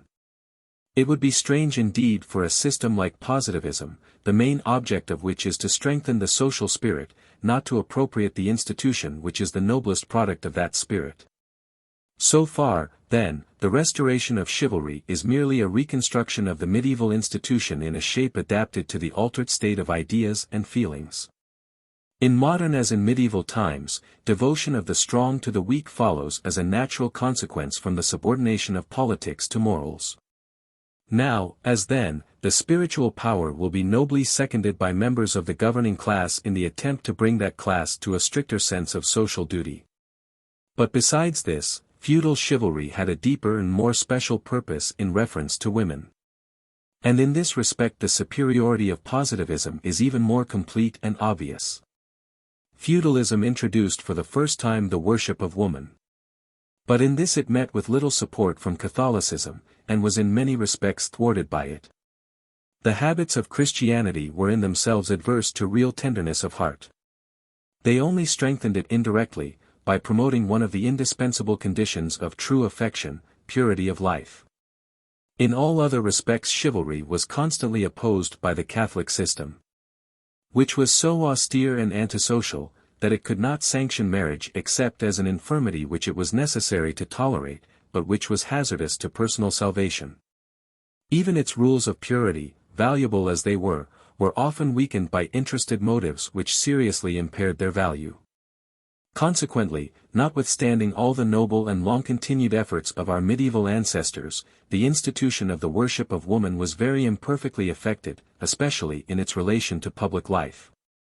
Whatever Catholic apologists may say, there is every reason to believe that if feudalism could have arisen before the decline of polytheism, the influence of chivalry would have been greater. It was reserved for the more comprehensive system of positivism, in which sound practice is always supported by sound theory, to give full expression to the feeling of veneration for women. In the new religion, tenderness of heart is looked upon as the first of woman's attributes. But purity is not neglected. On the contrary, its true source and its essential value, as the first condition of happiness and of moral growth, are pointed out more distinctly than before. The shallow and sophistical views of marriage maintained in these unsettled times by men of narrow minds and coarse feelings, will be easily refuted by a more careful study of human nature. Even the obstacles presented by scientific materialism will rapidly disappear before the spread of positivist morality. A physician of great sagacity, Hufeland, has remarked, with truth, that the well-known vigor of the knights of old times was a sufficient answer to men who talked of the physical dangers of continence. Positivism, dealing with this question in all its aspects, teaches that while the primary reason for insisting on purity is that it is essential to depth of affection, it has as close a connection with the physical and intellectual improvement of the individual and the race as with our moral progress. Positivism then, as the whole tendency of this chapter indicates, encourages, on intellectual as well as on moral grounds, full and systematic expression of the feeling of veneration for women, in public as well as in private life, collectively as well as individually. Born to love and to be loved, relieved from the burdens of practical life, free in the sacred retirement of their homes, the women of the West will receive from positivists the tribute of deep and sincere admiration which their life inspires. They will feel no scruple in accepting their position as spontaneous priestesses of humanity, they will fear no longer the rivalry of a vindictive deity. From childhood each of us will be taught to regard their sex as the principal source of human happiness and improvement, whether in public life or in private. The treasures of affection which our ancestors wasted upon mystical objects, and which these revolutionary times ignore, will then be carefully preserved and directed to their proper purpose. The enervating influence of chimerical beliefs will have passed away. And men in all the vigor of their energies, feeling themselves the masters of the known world, will feel it their highest happiness to submit with gratitude to the beneficent power of womanly sympathy. In a word, man will in those days kneel to woman, and to woman alone. The source from which these reverential feelings for the sympathetic sex proceed, is a clear appreciation in the other sex of benefits received, and a spirit of deep thankfulness for them. The positivist will never forget that moral perfection, the primary condition of public and private happiness, is principally due to the influence of woman over man, first as mother, then as wife. Such a conviction cannot fail to arouse feelings of loving veneration for those with whom, from their position in society, he is in no danger of rivalry in the affairs of life. When the mission of woman is better understood, and is carried out more fully, she will be regarded by man as the most perfect impersonation of humanity. Originating in spontaneous feelings of gratitude, the worship of woman, when it has assumed a more systematic shape, will be valued for its own sake as a new instrument of happiness and moral growth. Inert as the tender sympathies are in man, it is most desirable to strengthen them by such exercise as the public and private institution of this worship will afford. And here it is that positivists will find all the elevating influences which Catholicism derived from prayer. It is a common but very palpable error to imagine that prayer is inseparable from the chimerical motives of self-interest in which it first originated. In Catholicism there was always a tendency to rise above these motives, so far at least as the principles of theology admitted. From St. Augustine downwards, all the nobler spirits have felt more and more strongly, notwithstanding the self-absorbing tendencies of Christian doctrine, that prayer did not necessarily imply petition. When sounder views of human nature have become prevalent, the value of this important function will be more clearly appreciated, and it will ultimately become of greater importance than ever, because founded on a truer principle. In the normal state of humanity, the moral efficacy of prayer will no longer be impaired by thoughts of personal recompense. It will be simply a solemn outpouring, whether in private or in public, of men's nobler feelings, inspiring them with larger and more comprehensive thoughts. As a daily practice, it is inculcated by positivism as the best preservative against the selfish and narrow views which are so apt to arise in the ordinary avocations of life. To men its value is even greater than to women. Their life being less favorable to large views and general sympathies, it is the more important to revive them at regular periods. But prayer would be of little value unless the mind could form a clear conception of its object. The worship of woman satisfies this condition, and is so far of greater efficacy than the worship of God. True, the ultimate object of positivist prayer, as shown in the concluding chapter of this volume, is humanity. But some of its best moral effects would hardly be realized, if it were at once and exclusively directed to an object so difficult to conceive clearly. It is possible that women with their stronger sympathies may be able to reach this stage without intermediate steps. However this may be, men certainly would not be able to do so.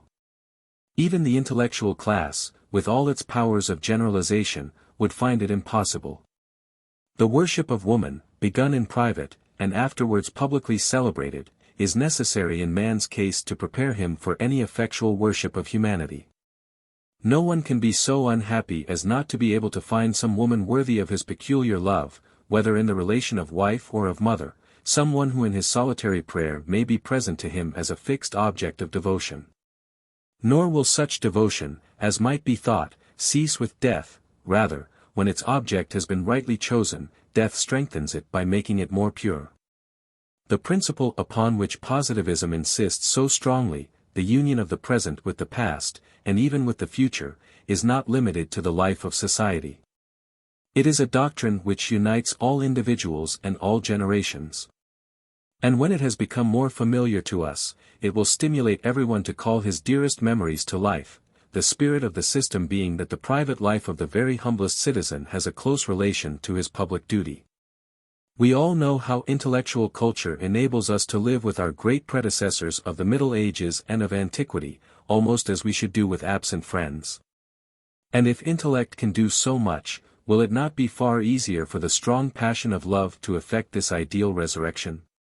We have already many instances where whole nations have shown strong sympathies or antipathies to great historical names, especially when their influence was still sensibly felt. There is no reason why a private life should not produce the same effect upon those who have been brought into contact with it. Moral culture has been conducted hitherto on such unsatisfactory principles, that we can hardly form an adequate notion of its results when positivism has regenerated it, and has concentrated the affections as well as the thoughts of man upon human life. To live with the dead is the peculiar privilege of humanity, a privilege which will extend as our conceptions widen and our thoughts become more pure.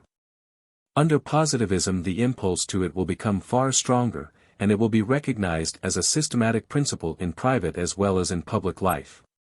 Even the future is not excluded from its application. We may live with those who are not yet born. A thing impossible only till a true theory of history had arisen, of scope sufficient to embrace at one glance the whole course of human destiny.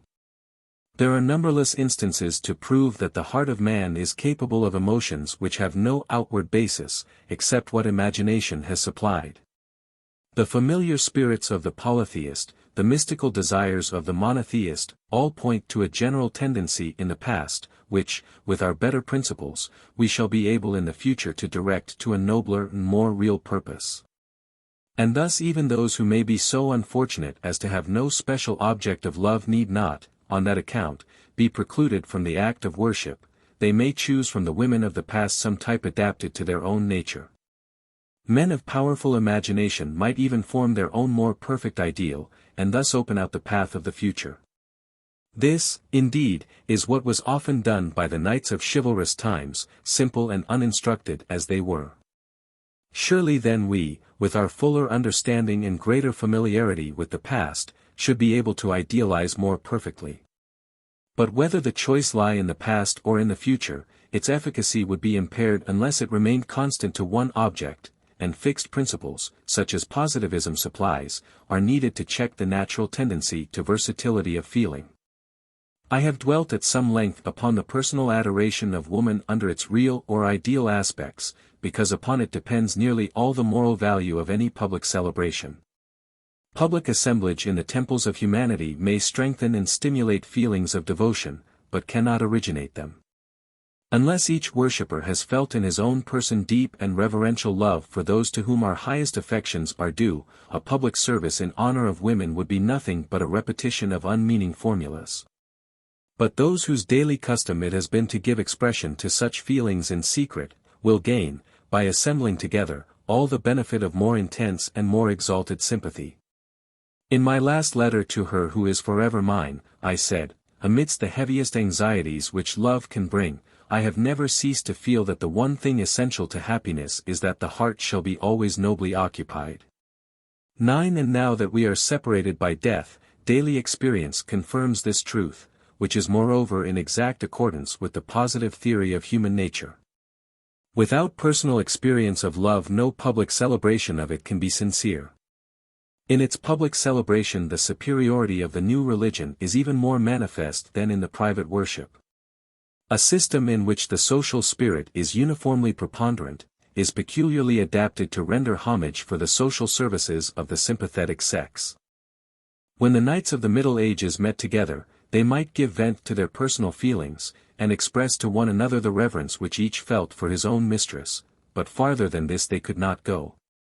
And such personal feelings will never cease to be necessary. Still, the principal object of public celebration is to express gratitude on the part of the people for the social blessings conferred by woman, as the organ of that element in our nature on which its unity depends, and as the original source of moral power.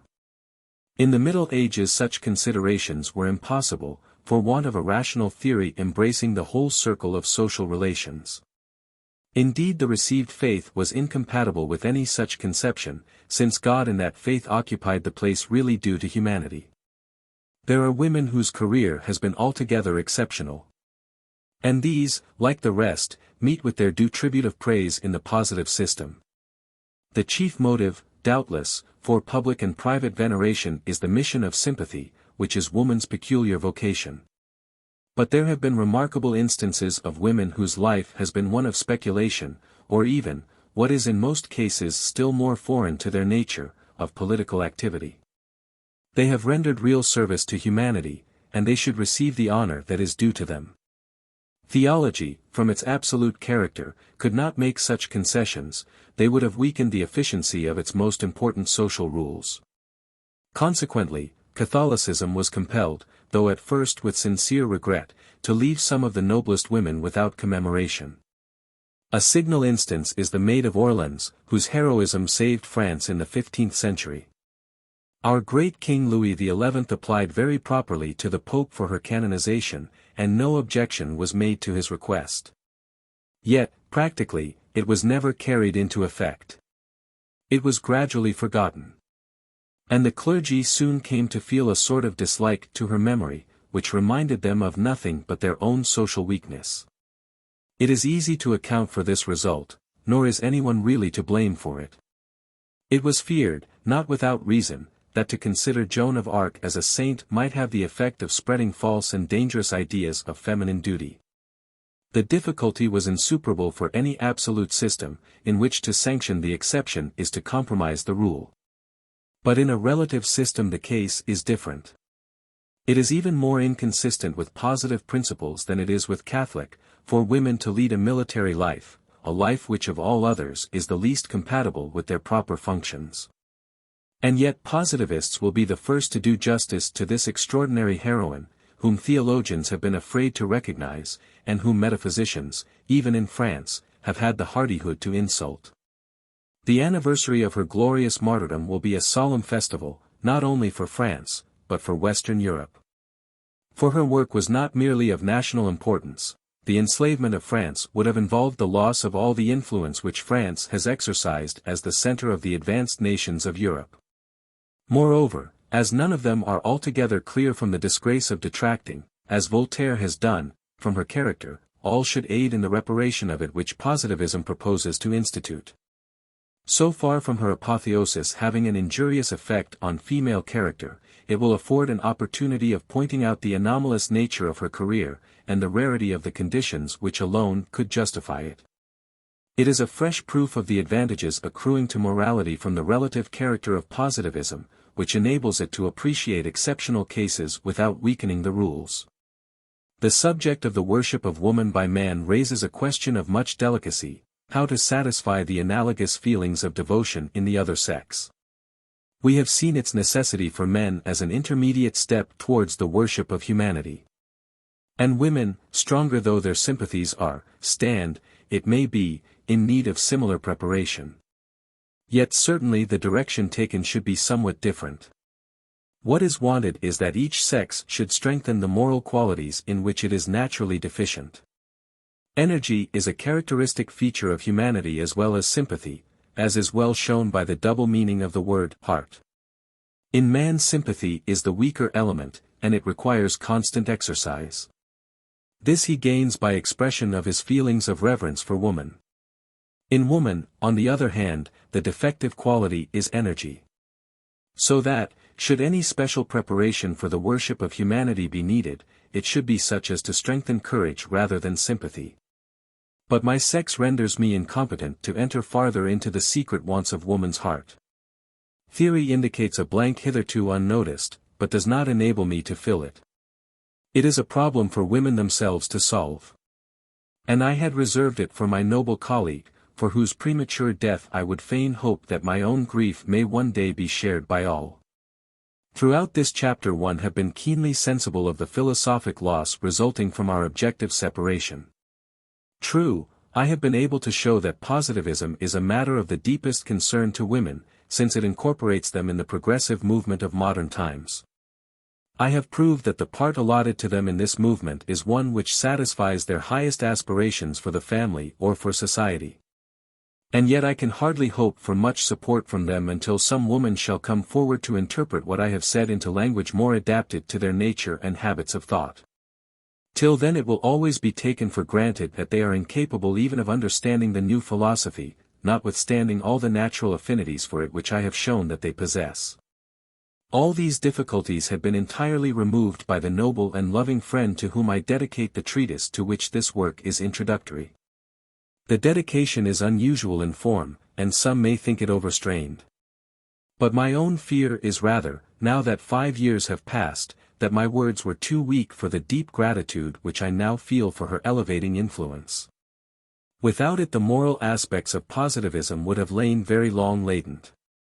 Clotilde de Vaux was gifted equally in mind and heart, and she had already begun to feel the power of the new philosophy to raise feminine influence from the decline into which it had fallen, under the revolutionary influences of modern times. Misunderstood everywhere, even by her own family, her nature was far too noble for bitterness. Her sorrows were as exceptional as they were undeserved, but her purity was even more rare than her sorrow. And it preserved her unscathed from all sophistical attacks on marriage, even before the true theory of marriage had come before her. In the only writing which she published, there is a beautiful remark, which to those who know the history of her life is deeply affecting: great natures should always be above bringing their sorrows upon others.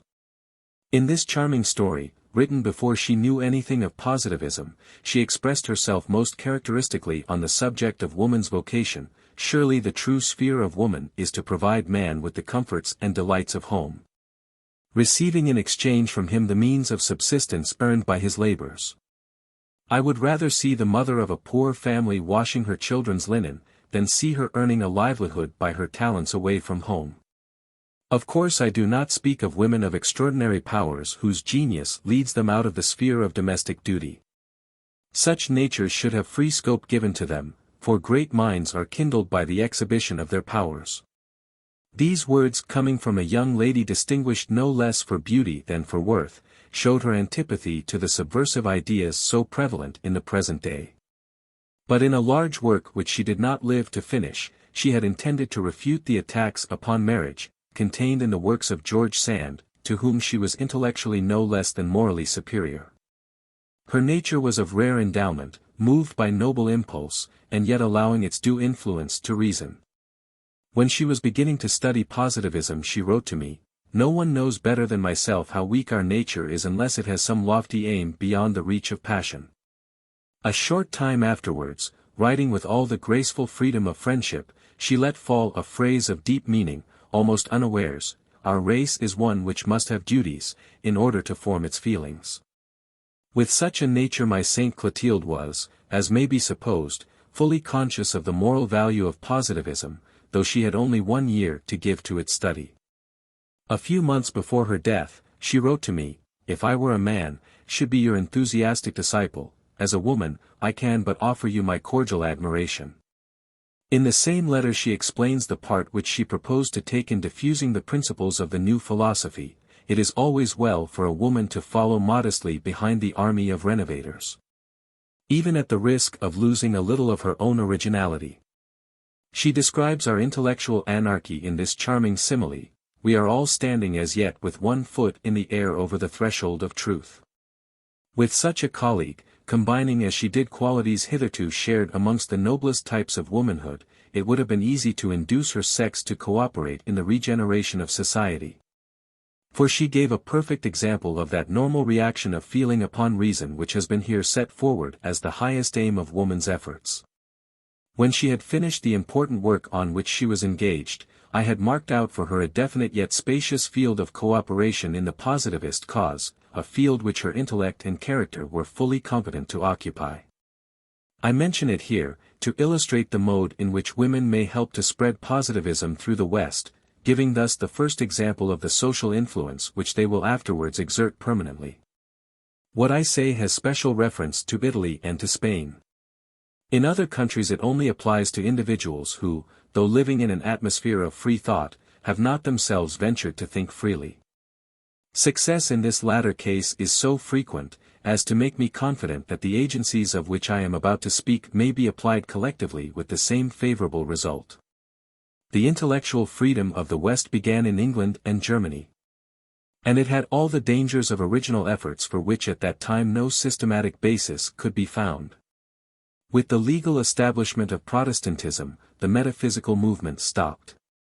Protestantism, by consolidating it, seriously impeded subsequent progress, and is still, in the countries where it prevails, the chief obstacle to all efficient renovation. Happily France, the normal center of Western Europe, was spared this so-called Reformation. She made up for the delay, by passing at one stride, under the impulse given by Voltaire, to a state of entire freedom of thought. And thus resumed her natural place as leader of the common movement of social regeneration. But the French, while escaping the inconsistencies and oscillations of Protestantism, have been exposed to all the dangers resulting from unqualified acceptance of revolutionary metaphysics. Principles of systematic negation have now held their ground with us too long. Useful as they once were in preparing the way for social reconstruction, they are now a hindrance to it.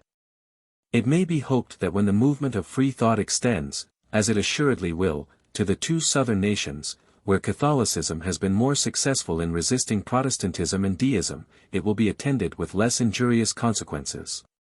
If France was spared the Calvinistic stage, there seems no reason why Italy and even Spain should not be spared Voltaireanism. As a compensation for this apparent stagnation, they might pass at once from Catholicism to Positivism, without halting for any length of time at the negative stage. These countries could not have originated the new philosophy, owing to their insufficient preparation, but as soon as it has taken root in France, they will probably accept it with extreme rapidity. Direct attacks upon Catholicism will not be necessary. The new religion will simply put itself into competition with the old by performing in a better way the same functions that Catholicism fulfills now, or has fulfilled in past times. All evidence, especially the evidence of the poets, goes to prove that before Luther's time, there was less belief in the south of Europe, certainly less in Italy, than in the north. And Catholicism, with all its resistance to the progress of thought, has never been able really to revive the belief in Christianity. We speak of Italy and Spain as less advanced. But the truth is that they only cling to Catholicism because it satisfies their moral and social wants better than any system with which they are acquainted. Morally they have more affinity to positivism than other nations. Because their feelings of fraternity have not been weakened by the industrial development which has done so much harm in Protestant countries. Intellectually, too, they are less hostile to the primary principle of positive polity. The separation of spiritual and temporal power.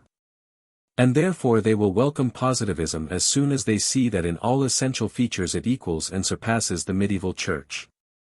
Now as this question is almost entirely a moral one, their convictions in this respect will depend far more upon feeling than upon argument.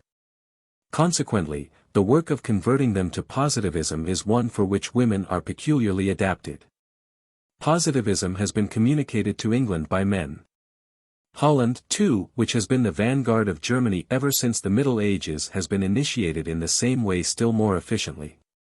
But its introduction in Italy and Spain will depend upon the women of those countries, and the appeal to them must come, not from a Frenchman, but from a Frenchwoman, for heart must speak to heart. Would that these few words might enable others to appreciate the inestimable worth of the colleague whom I had intended to write such an appeal, and that they might stimulate someone worthy to take her place. Already, then, there is ground for encouragement. Already we have one striking instance of a woman ready to cooperate in the philosophical movement, which assigns to her sex a mission of the highest social consequence as the prelude to the function for which in the normal state they are destined. Such an instance, though it may seem now exceptional, does but anticipate what will one day be universal. Highly gifted natures pass through the same phases as others, only they undergo them earlier, and so become guides for the rest.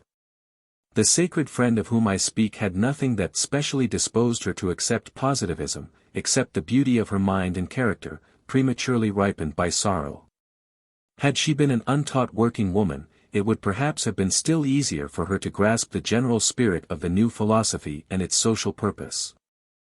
The result of this chapter is to show the affinity of the systematic element of the modifying power, as represented by philosophers, with women who form its sympathetic element. An affinity not less close than that with the people, who constitute its synergic element. The organization of moral force is based on the alliance of philosophers with the people, but the adhesion of women is necessary to its completion. With the union of all three, the regeneration of society begins, and the revolution is brought to a close. But more than this, their union is at once an inauguration of the final order of society. Each of these three elements will be acting as it will be called upon to act in the normal state, and will be occupying its permanent position relatively to the temporal power. The philosophic class whose work it is to combine the action of the other two classes, will find valuable assistance from women in every family, as well as powerful cooperation from the people in every city. The result will be a union of all who are precluded from political administration, instituted for the purpose of judging all practical measures by the fixed rules of universal morality. Exceptional cases will arise when moral influence is insufficient. In these it will be necessary for the people to interfere actively. But philosophers and women are dispensed from such interference. Direct action would be most injurious to their powers of sympathy or of thought. They can only preserve these powers by keeping clear of all positions of political authority. But while the moral force resulting from the combined action of women and of the people, will be more efficient than that of the Middle Ages, the systematic organs of that force will find their work one of great difficulty. High powers of intellect are required and a heart worthy of such intellect. To secure the support of women, and the cooperation of the people, they must have the sympathy and purity of the first, the energy and disinterestedness of the second. Such natures are rare, yet without them the new spiritual power cannot obtain that ascendancy over society to which positivism aspires. And with all the agencies, physical or moral, which can be brought to bear, we shall have to acknowledge that the exceeding imperfections of human nature form an eternal obstacle to the object for which positivism strives. The victory of social sympathy over self-love. Chapter 5. The relation of positivism to art.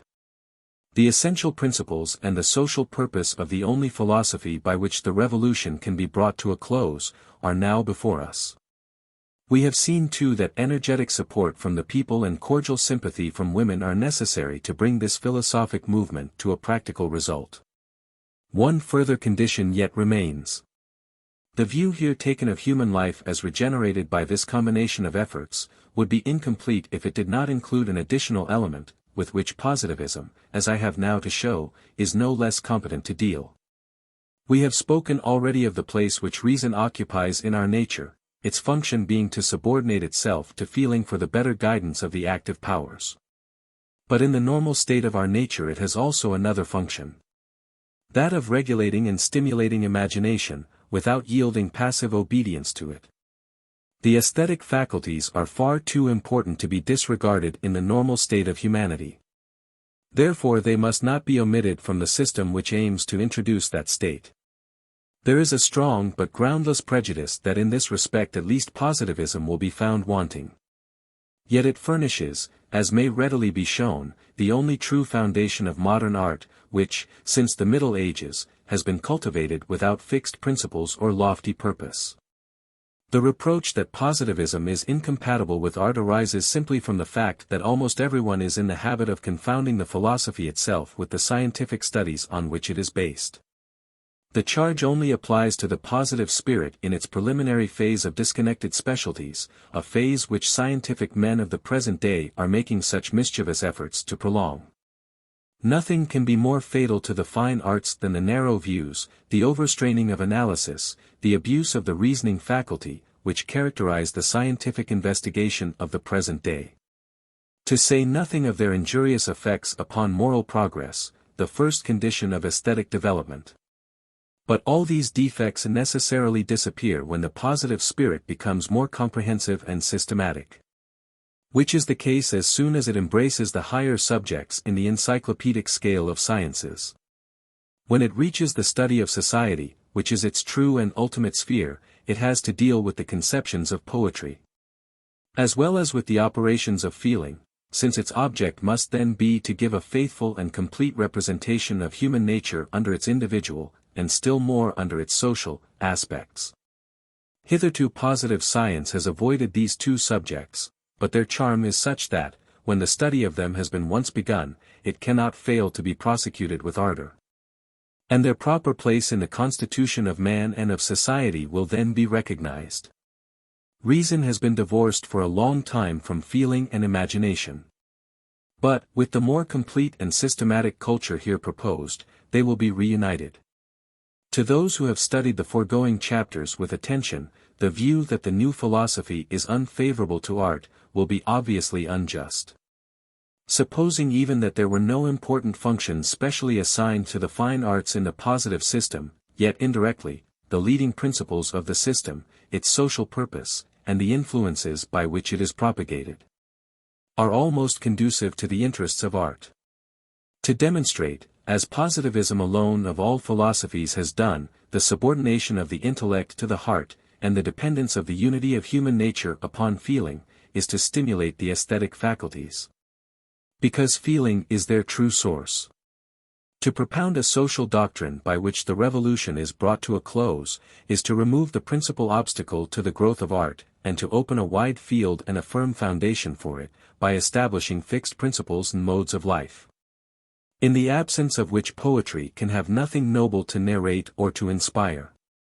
To exhort the working classes to seek happiness in calling their moral and mental powers into constant exercise, and to give them an education, the principal basis of which is aesthetic, is to place art under the protection of its natural patrons. But one consideration is of itself sufficient for our purpose.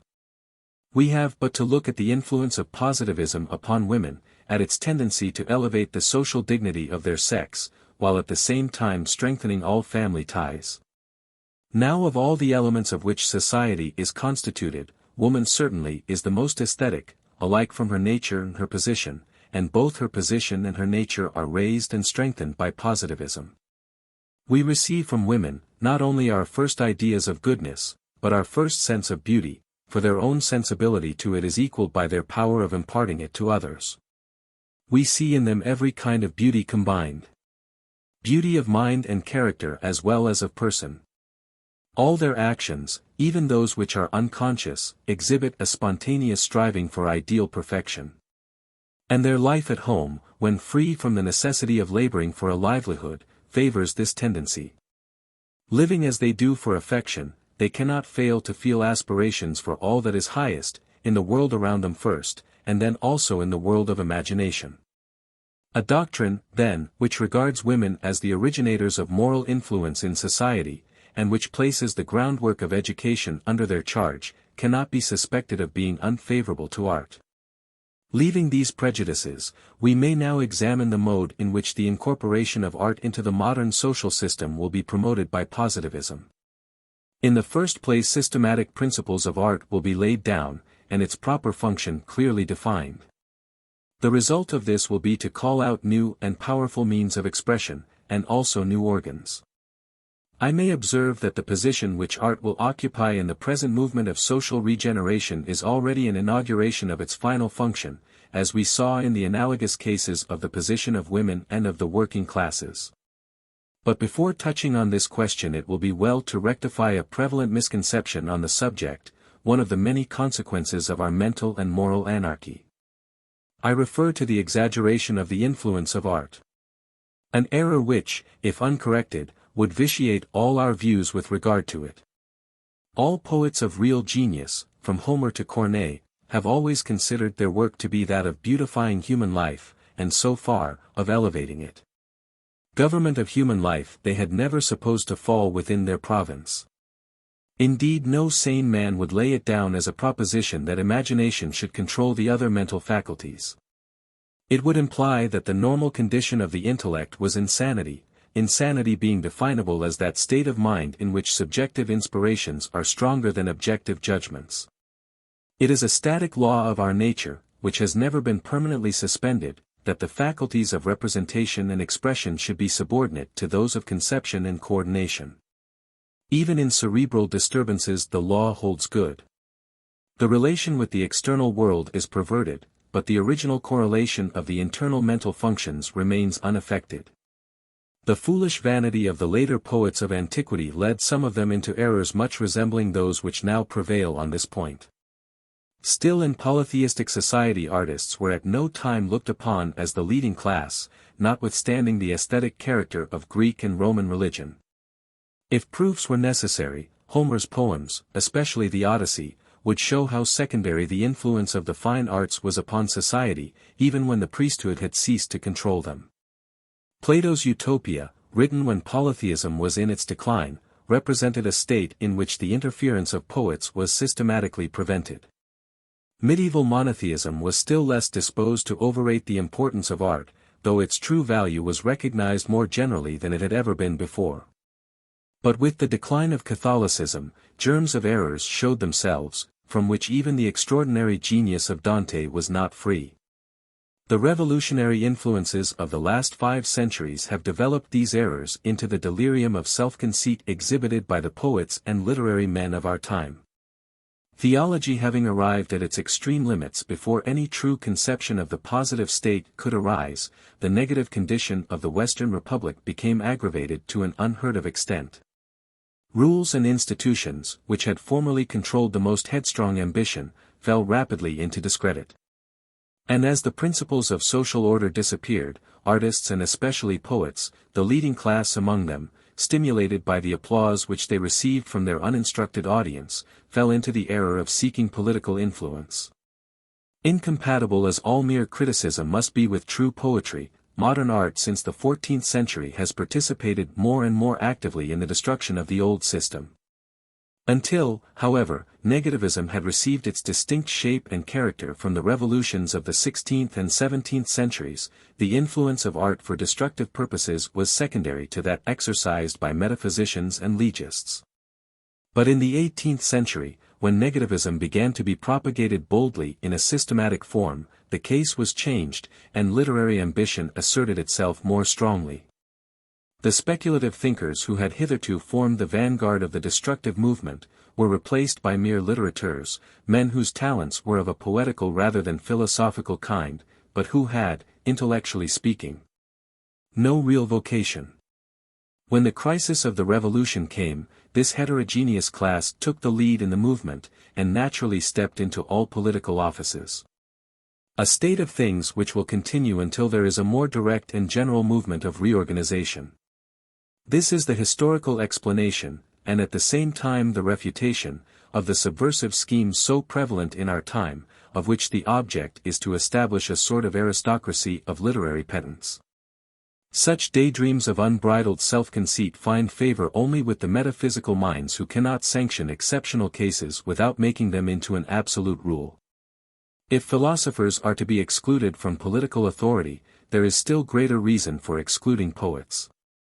The mental and moral versatility which makes them so apt in reflecting the thoughts and feelings of those around them, utterly unfits them for being our guides.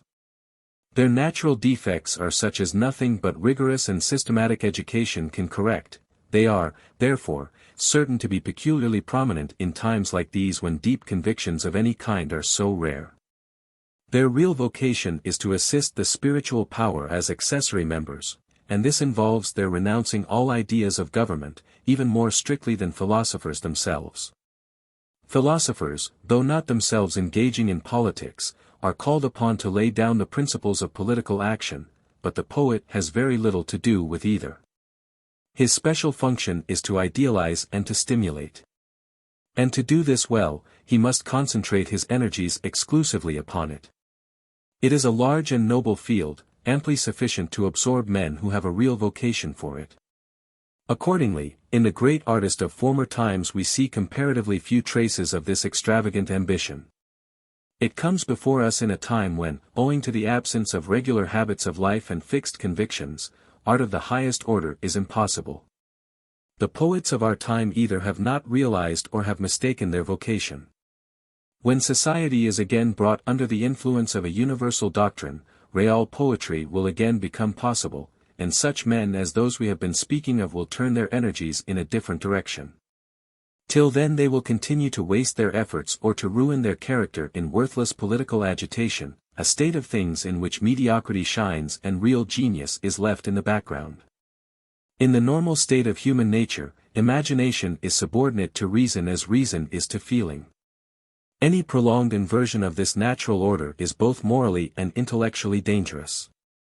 The reign of imagination would be still more disastrous than the reign of reason, only that it is even more incompatible with the practical conditions of human life.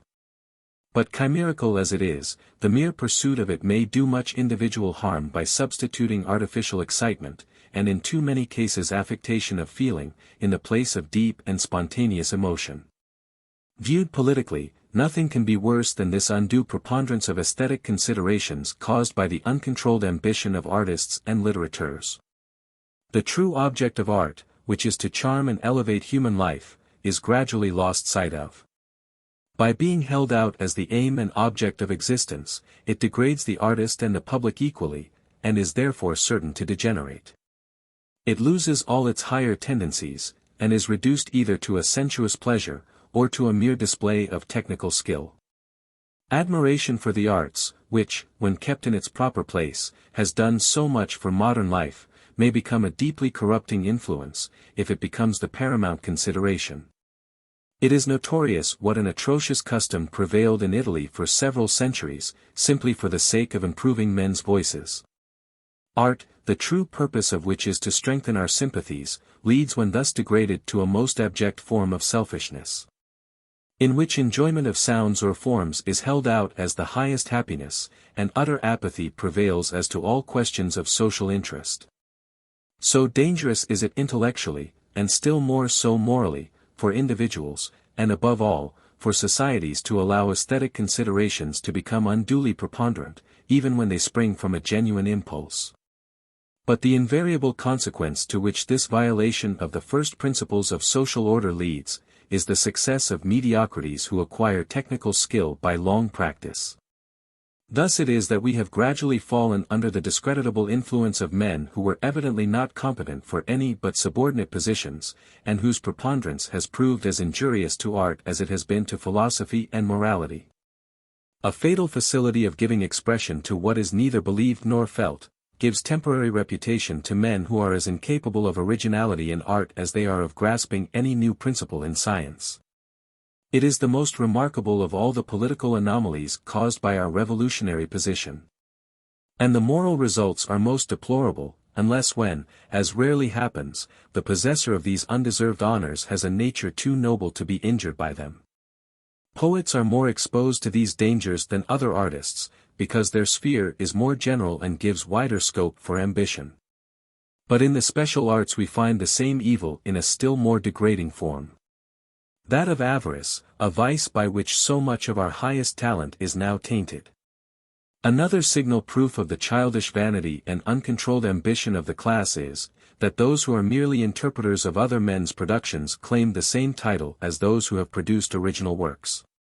Such are the results of the extravagant pretensions which artists and literary men have gradually developed during the last 5 centuries. I have dwelt upon them because they constitute at present serious impediments to all sound views of the nature and purposes of art. My strictures will not be thought too severe by really aesthetic natures, who know from personal experience how fatal the present system is to all talent of a high order. Whatever the outcry of those personally interested, it is certain that in the true interest of art the suppression of mediocrity is at least as important as the encouragement of talent. True taste always implies distaste. The very fact that the object is to foster in us the sense of perfection, implies that all true connoisseurs will feel a thorough dislike for feeble work. Happily there is this privilege in all masterpieces, that the admiration aroused by them endures in its full strength for all time. So that the plea which is often put forward of keeping up the public taste by novelties which in reality injure it, falls to the ground.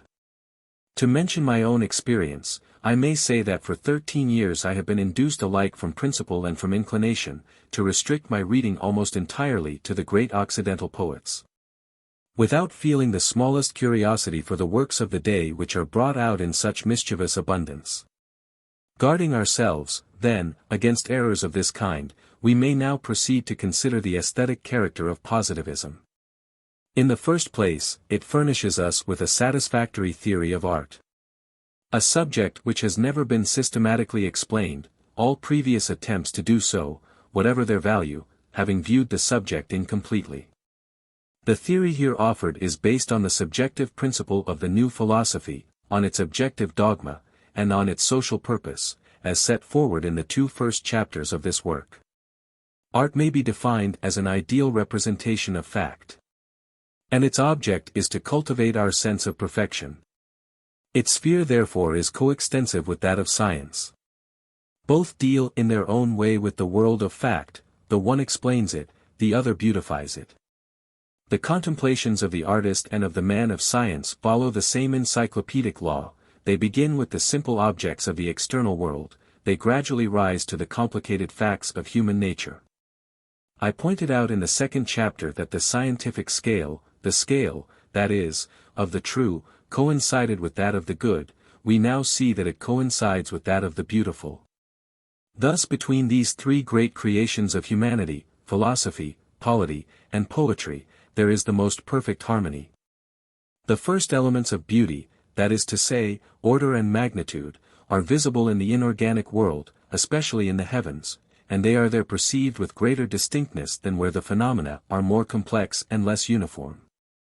The higher degrees of beauty will hardly be recognized by those who are insensible to this its simplest phase. But as in philosophy we only study the inorganic world as a preliminary to the study of man. So, but to a still greater extent, is it with poetry. In polity the tendency is similar but less apparent. Here we begin with material progress, we proceed to physical and subsequently to intellectual progress. But it is long before we arrive at the ultimate goal, moral progress.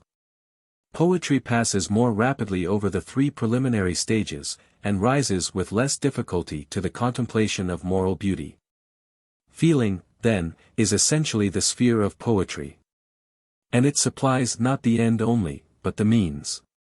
Of all the phenomena which relate to man, human affections are the most modifiable, and therefore the most susceptible of idealization.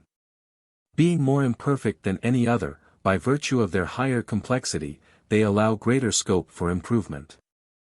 Now the act of expression, however imperfect, reacts powerfully upon these functions, which from their nature are always seeking some external vent. Everyone recognizes the influence of language upon thoughts, and surely it cannot be less upon feelings, since in them the need of expression is greater. Consequently all aesthetic study, even if purely imitative, may become a useful moral exercise, by calling sympathies and antipathies into healthy play. The effect is far greater when the representation, passing the limits of strict accuracy, is suitably idealized.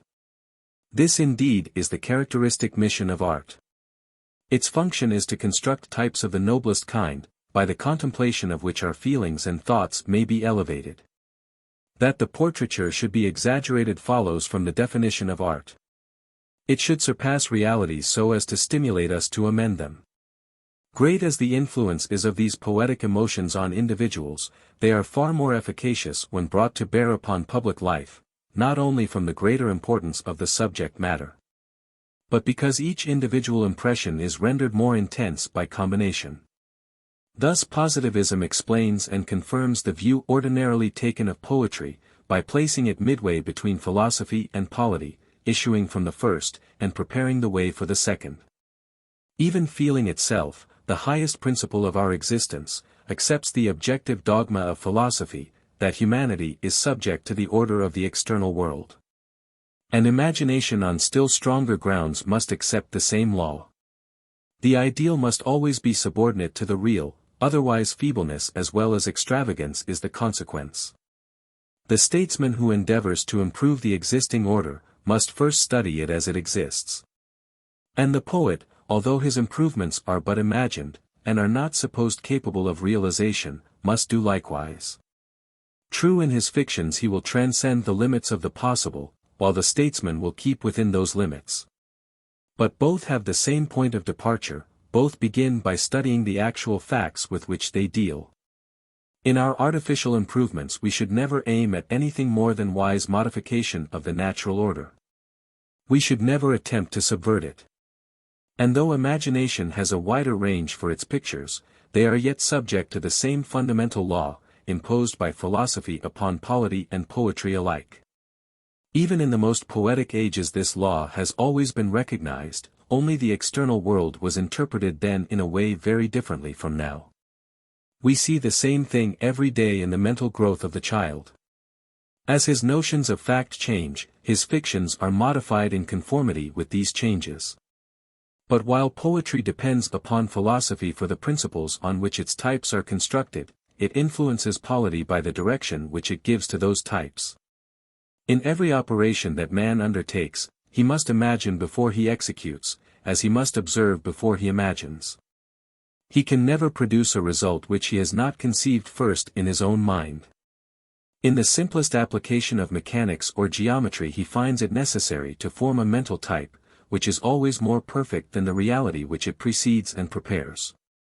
Now none but those who confound poetry with verse-making can fail to see that this conception of a type is the same thing as aesthetic imagination, under its simplest and most general aspect. Its application to social phenomena, which constitute the chief sphere both of art and of science, is very imperfectly understood as yet, and can hardly be said to have begun, owing to the want of any true theory of society. The real object of so applying it is, that it should regulate the formation of social utopias, subordinating them to the laws of social development as revealed by history. Utopias are to the art of social life what geometrical and mechanical types are to their respective arts.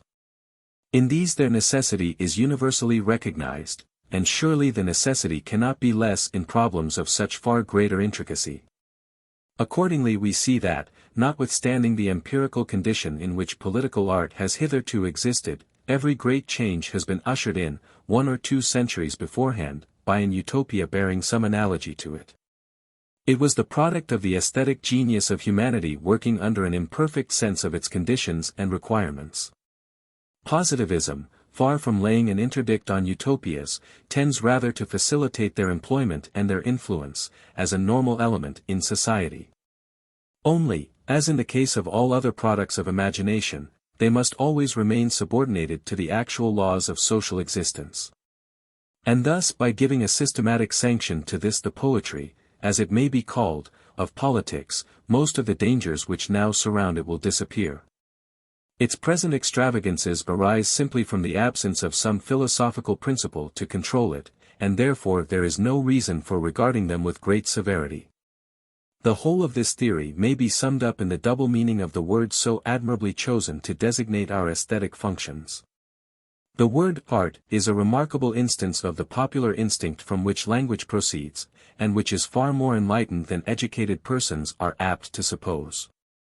It indicates, however vaguely, a sense of the true position of poetry, midway between philosophy and polity, but with a closer relation to the latter. True, in the case of the technical arts the improvements proposed are practically realized, while those of the fine arts remain imaginary. Poetry, however, does produce one result of an indirect but most essential kind. It does actually modify our moral nature. If we include oratory, which is only poetry in a simpler phase, though often worthless enough, we find its influence exerted in a most difficult and critical task, that of arousing or calming our passions. And this not arbitrarily, but in accordance with the fixed laws of their action. Here it has always been recognized as a moral agency of great power. On every ground, then, poetry seems more closely related to practical than to speculative life. For its practical results are of the most important and comprehensive nature. Whatever the utility of other arts, material, physical, or intellectual, they are only subsidiary or preparatory to that which in poetry is the direct aim, moral improvement. In the Middle Ages it was common in all Western languages to speak of it as a science, the proper meaning of the word science being then very imperfectly understood. But as soon as both artistic and scientific genius had become more fully developed, their distinctive features were more clearly recognized, and finally the name of art was appropriated to the whole class of poetic functions. The fact is, at all events, an argument in favor of the positive theory of idealization, as standing midway between theoretical inquiry and practical result. Evidently, then, it is in art that the unity of human natures finds its most complete and most natural representation. For art is in direct relation with the three orders of phenomena by which human nature is characterized: feelings, thoughts, and actions. It originates in feeling. The proof of this is even more obvious than in the case of philosophy and polity. It has its basis in thought, and its end is action. Hence its power of exerting an influence for good alike on every phase of our existence, whether personal or social. Hence too its peculiar attribute of giving equal pleasure to all ranks and ages. Art invites the thinker to leave his abstractions for the study of real life. It elevates the practical man into a region of thought where self-love has no place. By its intermediate position it promotes the mutual reaction of affection and reason. It stimulates feeling in those who are too much engrossed with intellectual questions. It strengthens the contemplative faculty in natures where sympathy predominates. It has been said of art that its province is to hold a mirror to nature. The saying is usually applied to social life where its truth is most apparent. But it is no less true of every aspect of our existence, for under every aspect it may be a source of art, and may be represented and modified by it. Turning to biology for the cause of this sociological relation, we find it in the relation of the muscular and nervous systems. Our motions, involuntary at first, and then voluntary, indicate internal impressions, moral impressions more especially. And as they proceed from them, so they react upon them.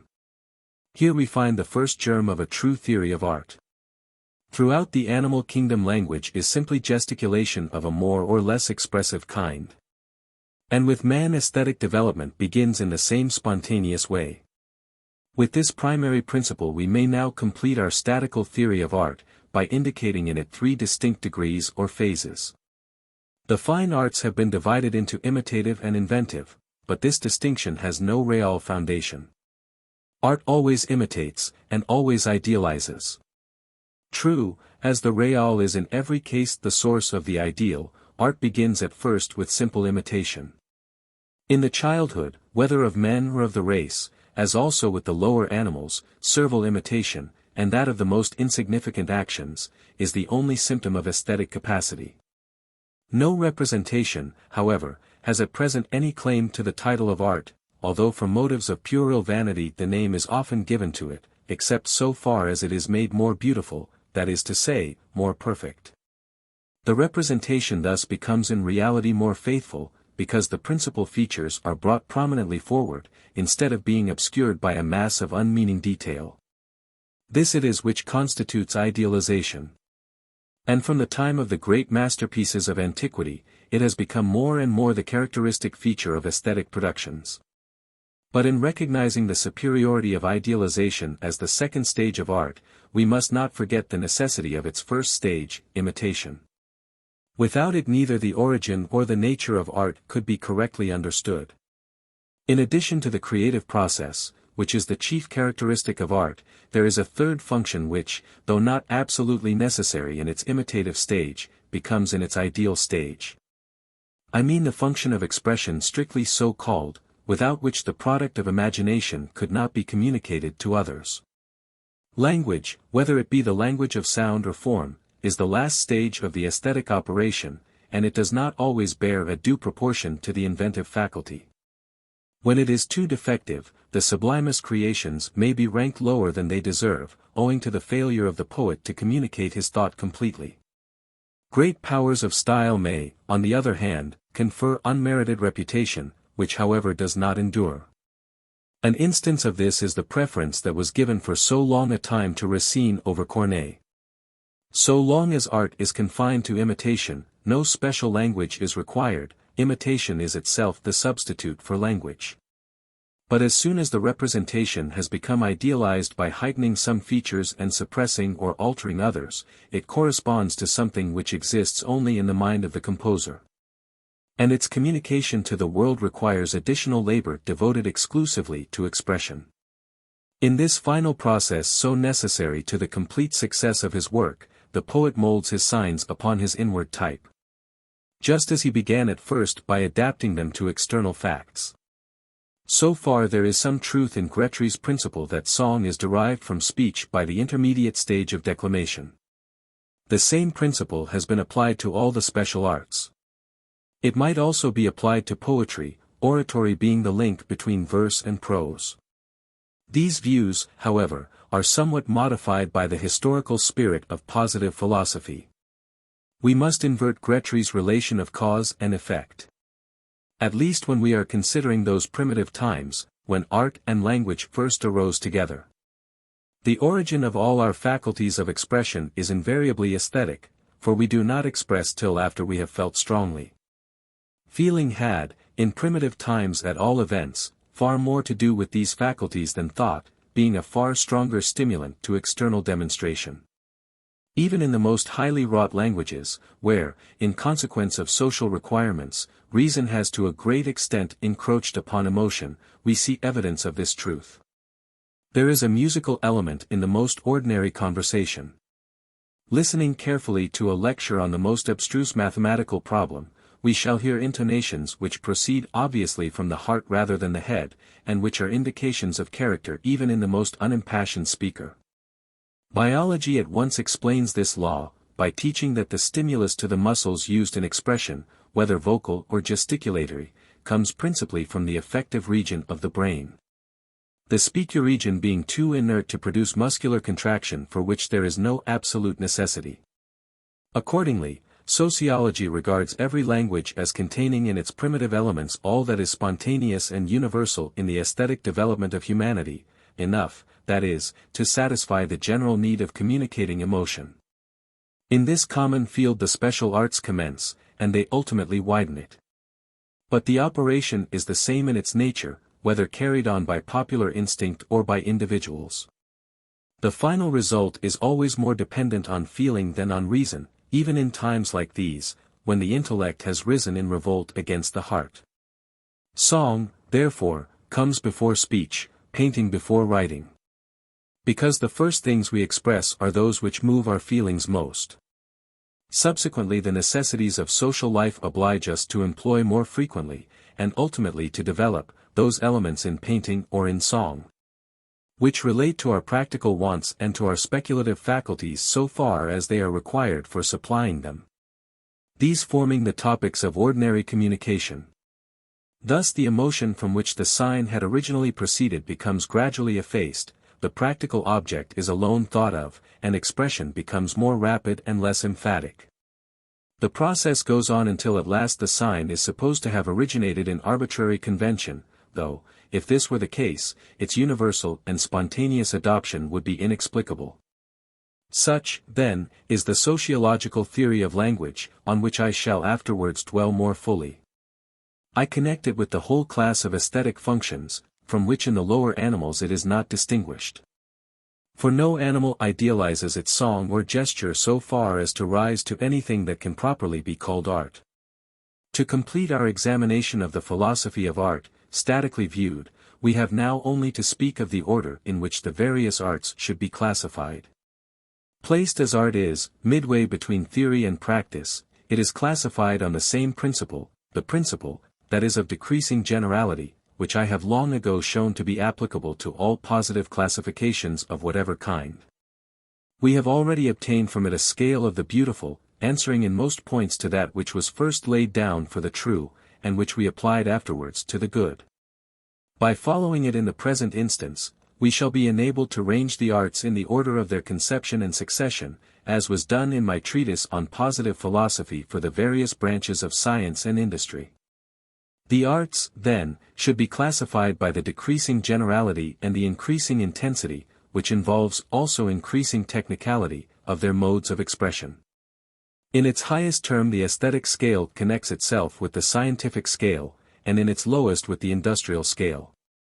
This is in conformity with the position assigned to art intermediate between philosophy and practical life. Art never becomes disconnected from human interests.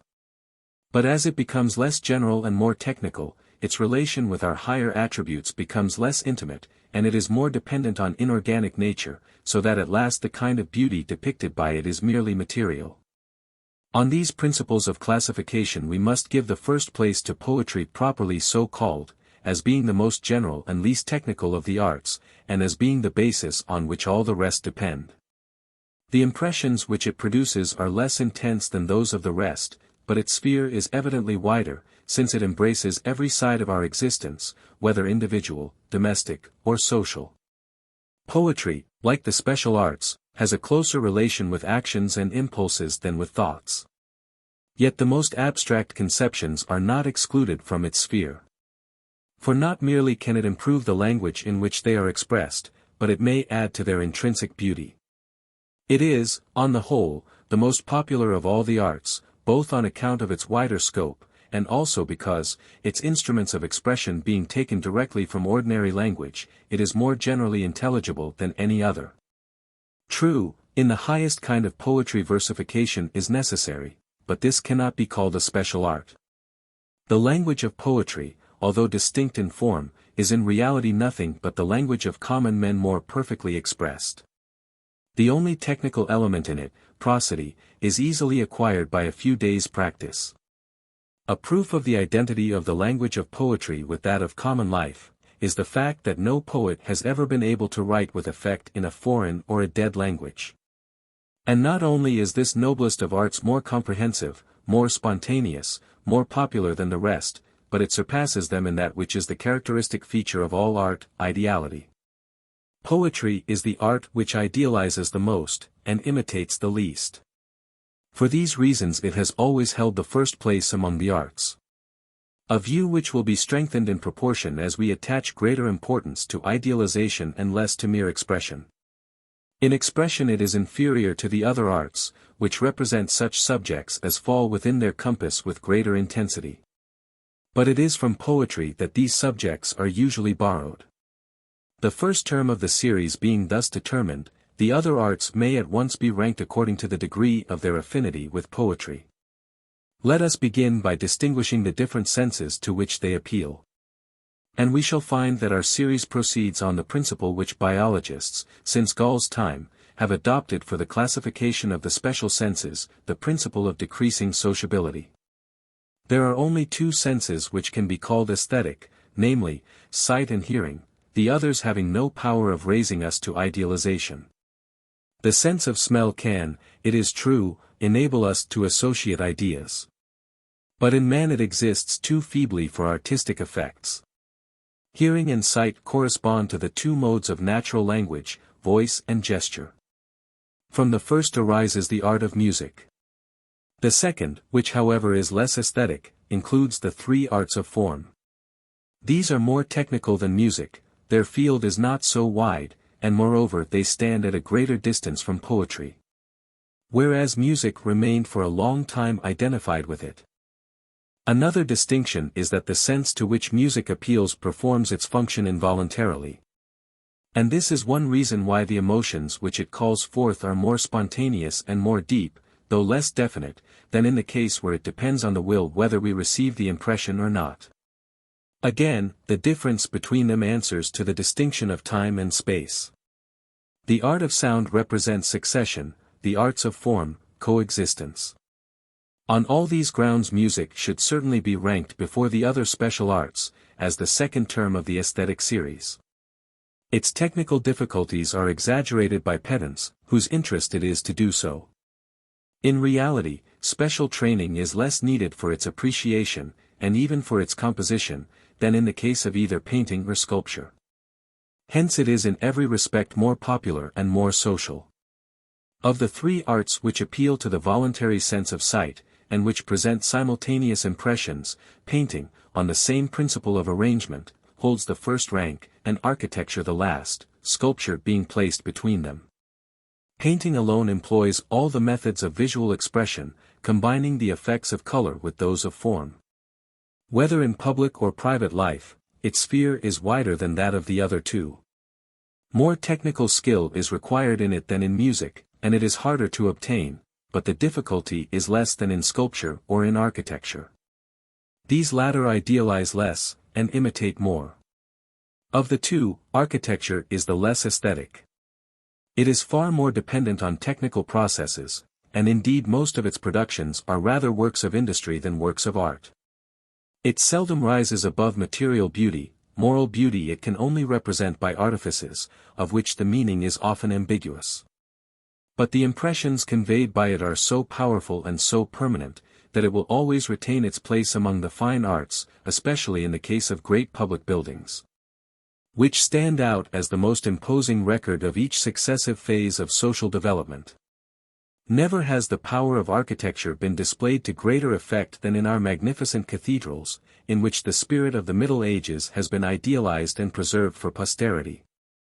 They exhibit in a most striking manner the property which architecture possesses of bringing all the arts together into a common center. These brief remarks will illustrate the method adopted by the new philosophy in investigating a systematic theory of art under all its statical aspects. We have now to speak of its action upon social life, whether in the final state of humanity, or in the transitional movement through which that state is to be reached. The positive theory of history shows us at once, in spite of strong prejudices to the contrary, that up to the present time the progress achieved by art has been, like that of science and industry, only preparatory. The conditions essential to its full development never having yet been combined. Too much has been made of the aesthetic tendencies of the nations of antiquity, owing to the free scope that was given to imagination in constructing their doctrines. In fact, polytheism, now that the belief in its principles exists no longer, has been regarded as simply a work of art. But the long duration of its principles would be sufficient proof that they were not created by the poets, but that they emanated from the philosophic genius of humanity working spontaneously, as explained in my theory of human development, in the only way that was then possible. All that art did for polytheism was to perform its proper function of clothing it in a more poetic form. It is quite true that the peculiar character of polytheistic philosophy gave greater scope for the development of art than has been afforded by any subsequent system. It is to this portion of the theological period that we must attribute the first steps of aesthetic development, whether in society or in the individual. Yet art was never really incorporated into the ancient order. Its free growth was impossible so long as it remained under the control of theocracy, which made use of it as an instrument, but which, from the stationary character of its dogmas, shackled its operations.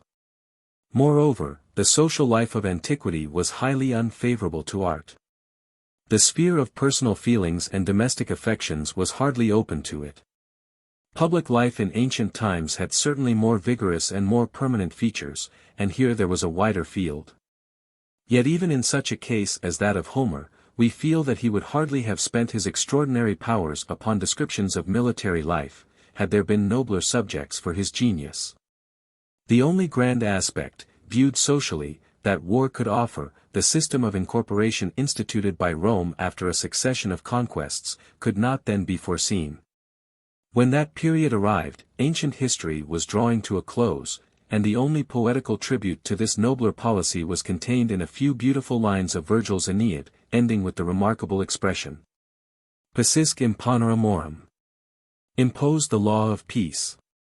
Medieval society, notwithstanding irrational prejudices to the contrary, would have been far more favorable to the fine arts, could it have continued longer. I do not speak, indeed, of its dogmas, which were so incompatible with art, as to lead to the strange inconsistency of giving a factitious sanction to paganism in the midst of Christianity. By holding personal and chimerical objects before us as the end of life, monotheism discouraged all poetry, except so far as it related to our individual existence. This, however, was idealized by the mystics, whose beautiful compositions penetrated into our inmost emotions, and wanted nothing but greater perfection of form. All that Catholicism effected for art in other respects was to secure a better position for it, as soon as the priesthood became strong enough to counteract the intellectual and moral defects of Christian doctrine. But the social life of the Middle Ages was far more aesthetic than that of antiquity. War was still the prevailing occupation, but by assuming a defensive character, it had become far more moral, and therefore more poetic. Woman had acquired a due measure of freedom, and the free development of home affections were thus no longer restricted. There was a consciousness of personal dignity hitherto unknown, and yet quite compatible with social devotion, which elevated individual life in all its aspects. All these qualities were summed up in the noble institution of chivalry, which gave a strong stimulus to art throughout Western Europe, and diffused it more largely than in any former period. This movement was in reality, though the fact is not recognized as it should be, the source of modern art. The reason for its short duration is to be found in the essentially transient and provisional character of medieval society under all its aspects. By the time that its language and habits had become sufficiently stable for the aesthetic spirit to produce works of permanent value, Catholic feudalism was already undermined by the growing force of the negative movement. The beliefs and modes of life offered for idealization were seen to be declining, and neither the poet nor his readers could feel those deep convictions which the highest purposes of art require. During the decline of chivalry, art received indirectly an additional impulse from the movement of social decomposition which has been going on rapidly for the last 5 centuries. In this movement all mental and social influences gradually participated. Negativism, it is true, is not the proper province of art. But the dogmas of Christianity were so oppressive to it, that its efforts to shake off the yoke were of great service to the cause of general emancipation. Dante's incomparable work is a striking illustration of this anomalous combination of 2 contradictory influences. It was a situation unfavorable for art, because every aspect of life was rapidly changing and losing its character before there was time to idealize it. Consequently the poet had to create his own field artificially from ancient history, which supplied him with those fixed and definite modes of life which he could not find around him. Thus it was that for several centuries the classical system became the sole source of aesthetic culture, the result being that art lost much of the originality and popularity which had previously belonged to it. That great masterpieces should have been produced at all under such unfavorable circumstances is the best proof of the spontaneous character of our aesthetic faculties. The value of the classical system has been for some time entirely exhausted. And now that the negative movement has reached its extreme limits there only remained one service, a service of great temporary importance, for art to render, the idealization of doubt itself. Such a phase of course admitted of but short duration. The best examples of it are the works of Byron and Goethe, the principal value of which has been, that they have initiated Protestant countries into the unrestricted freedom of thought which emanated originally from French philosophy. Thus history shows that the aesthetic development of humanity has been the result of spontaneous tendencies rather than of systematic guidance. The mental conditions most favorable to it have never been fulfilled simultaneously with its social conditions. At the present time both are alike wanting. Yet there is no evidence that our aesthetic faculties are on the decline. Not only has the growth of art proceeded in spite of every obstacle, but it has become more thoroughly incorporated into the life of ordinary men. In ancient times it was cultivated only by a small class. So little was it recognized as a component part of social organization, that it did not even enter into men's imaginary visions of a future existence. But in the Middle Ages the simplest minds were encouraged to cultivate the sense of beauty as one of the purest delights of human life, and it was held out as the principal occupation of the celestial state. From that time all classes of European society have taken an increasing interest in these elevating pleasures, beginning with poetry, and thence passing to the special arts, especially music, the most social of all. The influence of artists, even when they had no real claim to the title, has been on the increase, until at last the anarchy of the present time has introduced them to political power, for which they are utterly unqualified. All this would seem to show that the greatest epoch of art has yet to come. In this respect, as in every other, the past has but supplied the necessary materials for future reconstruction. What we have seen as yet is but a spontaneous and immature prelude. But in the manhood of our moral and mental powers, the culture of art will proceed on principles as systematic as the culture of science and of industry, both of which at present are similarly devoid of organization. The regeneration of society will be incomplete until art has been fully incorporated into the modern order. And to this result all our antecedents have been tending. To renew the aesthetic movement so admirably begun in the Middle Ages, but interrupted by classical influences, will form a part of the great work which Positivism has undertaken. The completion and re-establishment of the medieval structure upon a firmer intellectual basis. And when art is once restored to its proper place, its future progress will be unchecked, because, as I shall now proceed to show, all the influences of the final order, spontaneous or systematic, will be in every respect favorable to it. If this can be made clear, the poetic capabilities of positive philosophy will require no further proof. As being the only rallying point now possible for fixed convictions, without which life can have no definite or permanent character, Positivism is on this ground alone indispensable to all further development of modern art. If the poet and his readers are alike devoid of such convictions, no idealization of life, whether personal, domestic, or social, is in any true sense possible. No emotions are fit subjects for art unless they are felt deeply, and unless they come spontaneously to all. When society has no marked intellectual or moral feature, art, which is its mirror, can have none either. And although the aesthetic faculty is so innate in us that it never can remain inactive, yet its culture becomes in this case vague and objectless. The fact therefore that Positivism terminates the revolution by initiating the movement of organic growth is of itself enough to prove its beneficial influence upon art. Art, indeed, would profit by any method of reorganization, whatever its nature. But the principle on which Positivism proposes to reconstruct is peculiarly favorable to its growth. The opinions and the modes of life to which that principle conducts are precisely those which are most essential to aesthetic development. A more aesthetic system cannot be imagined than one which teaches that feeling is the basis on which the unity of human nature rests. And which assigns as the grand object of man's existence, progress in every direction, but especially moral progress. It may seem at first as if the tendency of the new philosophy was merely to make us more systematic.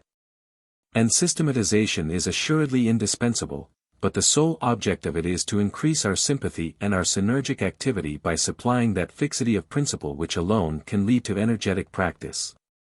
By teaching that the highest happiness is to aid in the happiness of others, Positivism invites the poet to his noblest function, the culture of generous sympathies. A subject far more poetic than the passions of hatred and oppression which hitherto have been his ordinary theme. A system which regards such culture as the highest object cannot fail to incorporate poetry as one of its essential elements, and to give to it a far higher position than it has ever held before. Science, although it be the source from which the positive system emanates, will be restricted to its proper function of supplying the objective basis for human provision. Thus giving to art and industry, which must always be the principal objects of our attention, the foundation they require. Positivism, substituting in every subject the relative point of view for the absolute, regarding, that is, every subject in its relation to humanity, would not prosecute the study of the true beyond what is required for the development of the good and the beautiful. Beyond this point, scientific culture is a useless expenditure of time, and a diversion from the great end for which man and society exist. Subordinate as the ideal must ever be to the real, art will yet exercise a most salutary influence upon science, as soon as we cease to study science in an absolute spirit. In the very simplest phenomena, after reaching the degree of exactness which our wants require, there is always a certain margin of liberty for the imagination. And advantage may very well be taken of this to make our conceptions more beautiful and so far more useful. Still more available is this influence of the beautiful on the true in the highest subjects, those which directly concern humanity. Minute accuracy being here more difficult and at the same time less important, more room is left for aesthetic considerations. In representing the great historical types, for instance, art has its place as well as science. A society which devotes all its powers to making every aspect of life as perfect as possible, will naturally give preference to that kind of intellectual culture which is of all others the best calculated to heighten our sense of perfection. The tendency of positivism to favor these the most energetic of our intellectual faculties and the most closely related to our moral nature, is apparent throughout its educational system. The reader will have seen in the third chapter that in positive education more importance is attached to art than to science, as the true theory of human development requires. Science intervenes only to put into systematic shape what art, operating under the direct influence of affection, has spontaneously begun. As in the history of mankind aesthetic development preceded scientific development, so it will be with the individual, whose education on the positive method is but a reproduction of the education of the race.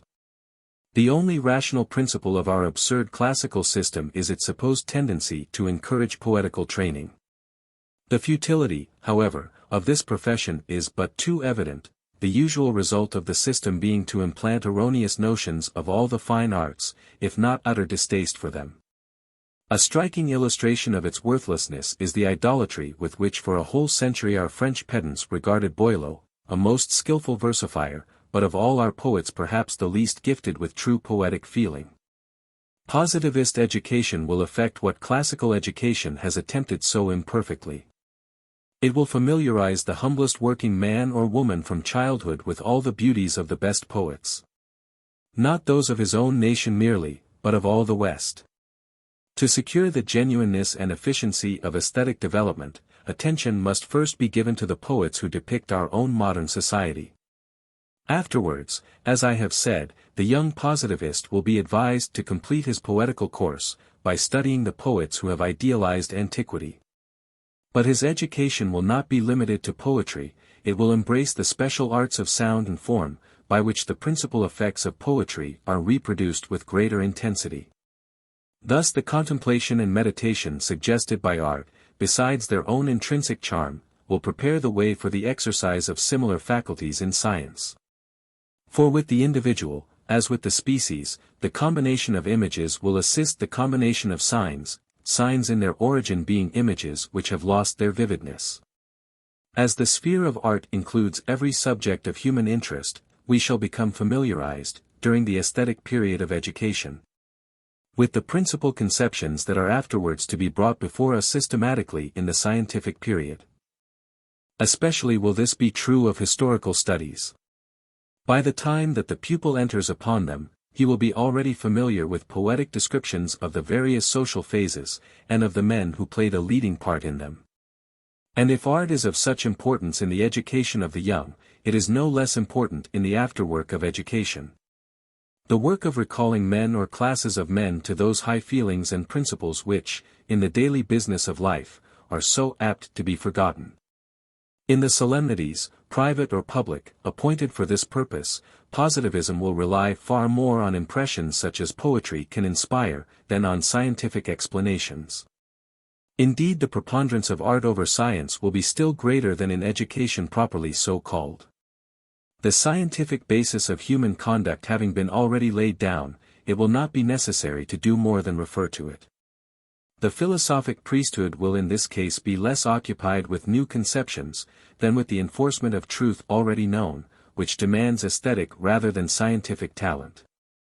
A vague presentiment of the proper function of art in regulating public festivals was shown empirically by the revolutionists. But all their attempts in this direction proved notorious failures.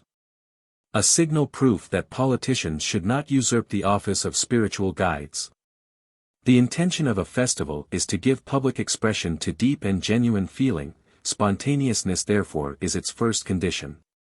Hence it is a matter with which political rulers are incompetent to deal, and even the spiritual power should only act as the systematic organ of impulses which already exist. Since the decline of Catholicism we have had no festivals worthy of the name, nor can we have them until positivism has become generally accepted. All that governments could do at present is to exhibit unmeaning and undignified shows before discordant crowds, who are themselves the only spectacles worth beholding. Indeed, the usurpation of this function by government is in many cases as tyrannical as it is irrational. Arbitrary formulas are often imposed, which answer to no pre-existing feeling whatever. Evidently, the direction of festivals is a function which more than any other belongs exclusively to the spiritual power, since it is the spiritual power which regulates the tendencies of which these festivals are the manifestation. Here its work is essentially aesthetic. A festival, even in private, and still more in public life, is or should be a work of art, its purpose being to express certain feelings by voice or gesture, and to idealize them. It is the most aesthetic of all functions, since it involves usually a complete combination of the four special arts, under the presidence of the primary art, poetry. On this ground, governments have in most cases been willing to waive their official authority in this matter, and to be largely guided by artistic counsel, accepting even the advice of painters and sculptors in the default of poets of real merit. The aesthetic tendencies of positivism, with regard to institutions of this kind, are sufficiently evident in the worship of woman, spoken of in the preceding chapter, and in the worship of humanity, of which I shall speak more particularly afterwards. From these, indeed, most positivist festivals, private or public, will originate. But this subject has been already broached, and will be discussed in the next chapter with as much detail as the limits of this introductory work allow. While the social value of art is thus enhanced by the importance of the work assigned to it, new and extensive fields for its operations are opened out by positivism. Chief amongst these is history, regarded as a continuous whole. A domain at present almost untouched. Modern poets, finding little to inspire them in their own times, and driven back into ancient life by the classical system, have already idealized some of the past phases of humanity. Our great Corneille, for instance, is principally remembered for the series of dramas in which he has so admirably depicted various periods of Roman history. In our own times, where the historical spirit has become stronger, novelists, like Scott and Manzoni, have made similar though less perfect attempts to idealize later periods. Such examples, however, are but spontaneous and imperfect indications of the new field which positivism now offers to the artist, a field which extends over the whole region of the past and even of the future. Until this vast domain had been conceived of as a whole by the philosopher, it would have been impossible to bring it within the compass of poetry. Now theological and metaphysical philosophers were prevented by the absolute spirit of their doctrines from understanding history in all its phases, and were totally incapable of idealizing them as they deserved.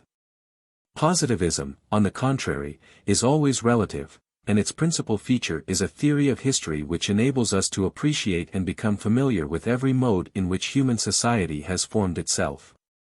No sincere monotheist can understand and represent with fairness the life of polytheists or fetishists. But the positivist poet, accustomed to look upon all past historical stages in their proper filiation, will be able so thoroughly to identify himself with all, as to awaken our sympathies for them, and revive the traces which each individual may recognize of corresponding phases in his own history. Thus we shall be able thoroughly to enter into the aesthetic beauty of the pagan creeds of Greece and Rome, without any of the scruples which Christians could not but feel when engaged on the same subject. In the art of the future, all phases of the past will be recalled to life with the same distinctness with which some of them have been already idealized by Homer and Corneille. And the value of this new source of inspiration is the greater that, at the same time that it is being opened out to the artist, the public is being prepared for its enjoyment. An almost exhaustless series of beautiful creations in epic or dramatic art may be produced, which, by rendering it more easy to comprehend and to glorify the past in all its phases, will form an essential element, on the one hand, of our educational system, and on the other, of the worship of humanity. Lastly, not only will the field for art become wider, but its organs will be men of a higher stamp. The present system, in which the arts are cultivated by special classes, must be abolished, as being wholly alien to that synthetic spirit which always characterizes the highest poetic genius. Real talent for art cannot fail to be called out by the educational system of positivism, which, though intended for the working classes, is equally applicable to all others. We can only idealize and portray what has become familiar to us. Consequently, poetry has always rested upon some system of belief, capable of giving a fixed direction to our thoughts and feelings. The greatest poets, from Homer to Corneille, have always participated largely in the best education of which their times admitted. The artist must have clear conceptions before he can exhibit true pictures. Even in these anarchic times, when the system of specialties is being carried to such an irrational extent, the so-called poets who imagine that they can themselves save the trouble of philosophical training have in reality to borrow a basis of belief from some worn-out metaphysical or theological creed. Their special education, if it can be called so, consists merely in cultivating the talent for expression, and is equally injurious to their intellect and their heart. Incompatible with deep conviction of any kind, while giving mechanical skill in the technical department of art, it impairs the far more important faculty of idealization. Hence it is that we are at present so deplorably overstocked with verse-makers and literary men, who are wholly devoid of real poetic feeling, and are fit for nothing but to disturb society by their reckless ambition. As for the four special arts, the training for them at present given, being still more technical, is even more hurtful in every respect to the student whose education does not extend beyond it. On every ground, then, artists of whatever kind should begin their career with the same education as the rest of society.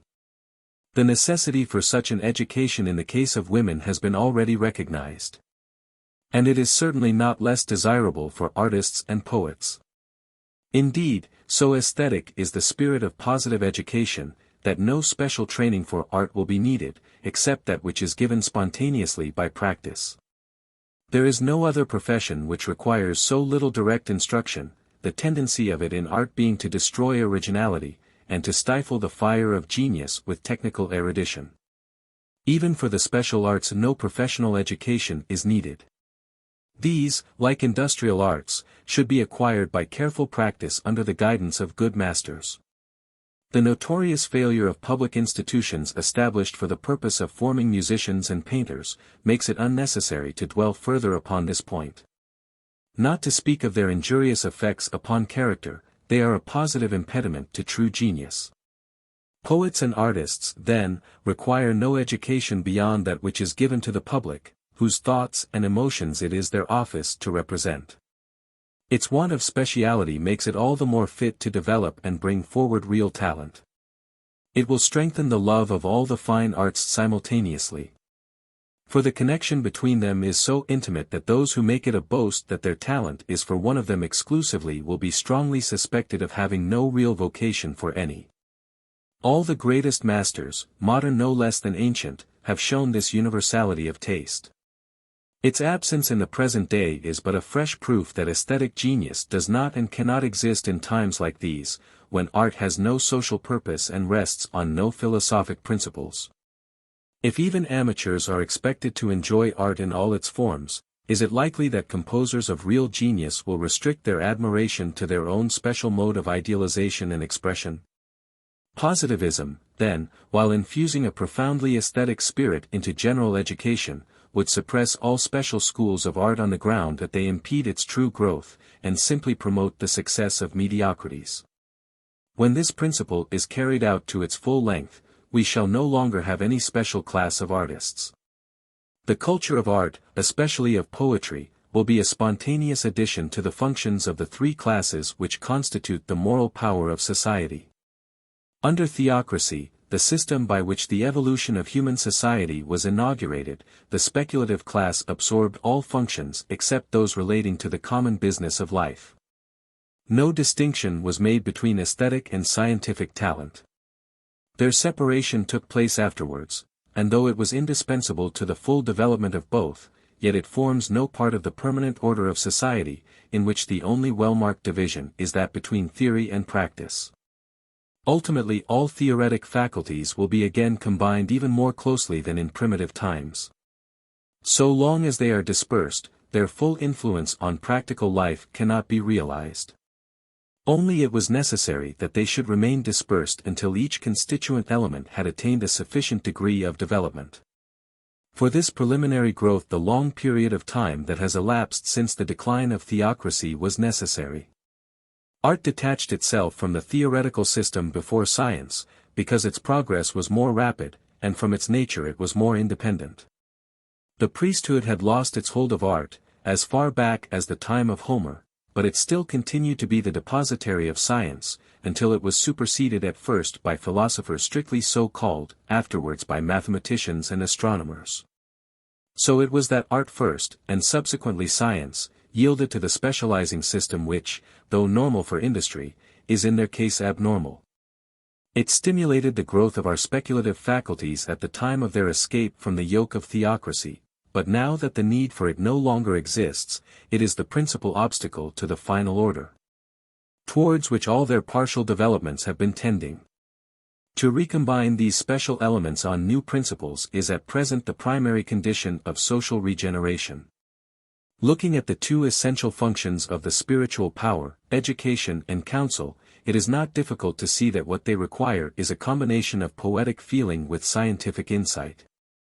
We look for a measure of both these qualities in the public, therefore men who are devoid of either of them cannot be fit to be its spiritual guides. That they take the name of philosophers in preference to that of poets, is because their ordinary duties are more connected with science than with art, but they ought to be equally interested in both. Science requires systematic teaching, whereas art is cultivated spontaneously, with the exception of the technical branches of the special arts. It must be remembered that the highest aesthetic functions are not such as can be performed continuously. It is only works of rare excellence which are in the highest sense useful. These, once produced, supply an unfailing source of idealization and expression for our emotions, whether in public or in private. It is enough, if the interpreter of these works and his audience have been so educated as to appreciate what is perfect, and reject mediocrity. Organs of unusual power will arise occasionally, as in former times, from all sections of society, whenever the need of representing new emotions may be felt. But they will come more frequently from the philosophic class in whose character, when it is fully developed, sympathy will be as prominent a feature as system. There is, in truth, no organic distinction between scientific and poetic genius. The difference lies merely in their combinations of thought, which are concrete and ideal in the one case, abstract and real in the other. Both employ analysis at starting, both alike aim ultimately at synthesis. The erroneous belief in their incompatibility proceeds merely from the absolute spirit of metaphysical philosophy, which so often leads us to mistake a transitory phase for the permanent order. If it is the fact, as appears, that they have never been actually combined in the same person, it is merely because the two functions cannot be called into action at the same moment. A state of society that calls for great philosophical efforts cannot be favorable to poetry, because it involves a new elaboration of first principles, and it is essential to art that these should have been already fixed. This is the reason why in history we find periods of aesthetic growth succeeding periods of great philosophical change, but never coexisting. If we look at instances of great minds who were never able to find their proper sphere, we see at once that had they risen at some other time, they might have cultivated either poetry or philosophy, as the case might be, with equal success. Diderot would no doubt have been a great poet in a time more favorable to art, and Goethe, under different political influences, might have been an eminent philosopher. All scientific discoverers in whom the inductive faculty has been more active than the deductive, have given manifest proof of poetic capacity. Whether the powers of invention take an abstract or a concrete direction, whether they are employed in discovering truth or in idealizing it, the cerebral function is always essentially the same. The difference is merely in the objects aimed at. And as these alternate according to the circumstances of the time, they cannot both be pursued simultaneously. The remarkably synthetic character of Buffon's genius may be looked on historically as an instance of fusion of the scientific and aesthetic spirit. Bossuet is even a more striking instance of a mind equally capable of the deepest philosophy and of the sublimest poetry, had the circumstances of his life given him a more definite impulse in either direction. It is then not unreasonable to expect, notwithstanding the opinion usually maintained, that the philosophical class will furnish poets of the highest rank when the time calls for them. To pass from scientific thought to aesthetic thought will not be difficult for minds of the highest order, for in such minds there is always a natural inclination towards the work which is most urgently required by their age. To meet the technical conditions of the arts of sound and form, it will be necessary to provide a few special masters, who, in consideration of the importance of their services to general education, will be looked upon as accessory members of the new spiritual power. But even here the tendency to specialties will be materially restricted. This exceptional position will only be given to men of sufficient aesthetic power to appreciate all the fine arts. And they should be capable of practicing at least the three arts of form simultaneously, as was done by Italian painters in the 16th century. As an ordinary rule, it is only by their appreciation and power of explaining ideal art in all its forms that our philosophers will exhibit their aesthetic faculty. They will not be actively engaged in aesthetic functions, except in the arrangement of public festivals. But when the circumstances of the time are such as to call for great epic or dramatic works, which implies the absence of any philosophical question of the first importance, the most powerful minds among them will become poets in the common sense of the word. As the work of coordination and that of idealization will for the future alternate with greater rapidity, we might conceive them, were man's life longer, performed by the same organ. But the shortness of life, and the necessity of youthful vigor for all great undertakings, excludes this hypothesis. I only mention it to illustrate the radical identity of two forms of mental activity which are often supposed incompatible. An additional proof of the aesthetic capacity of the moderating power in works of less difficulty, but admitting of greater frequency, will be furnished by its feminine element.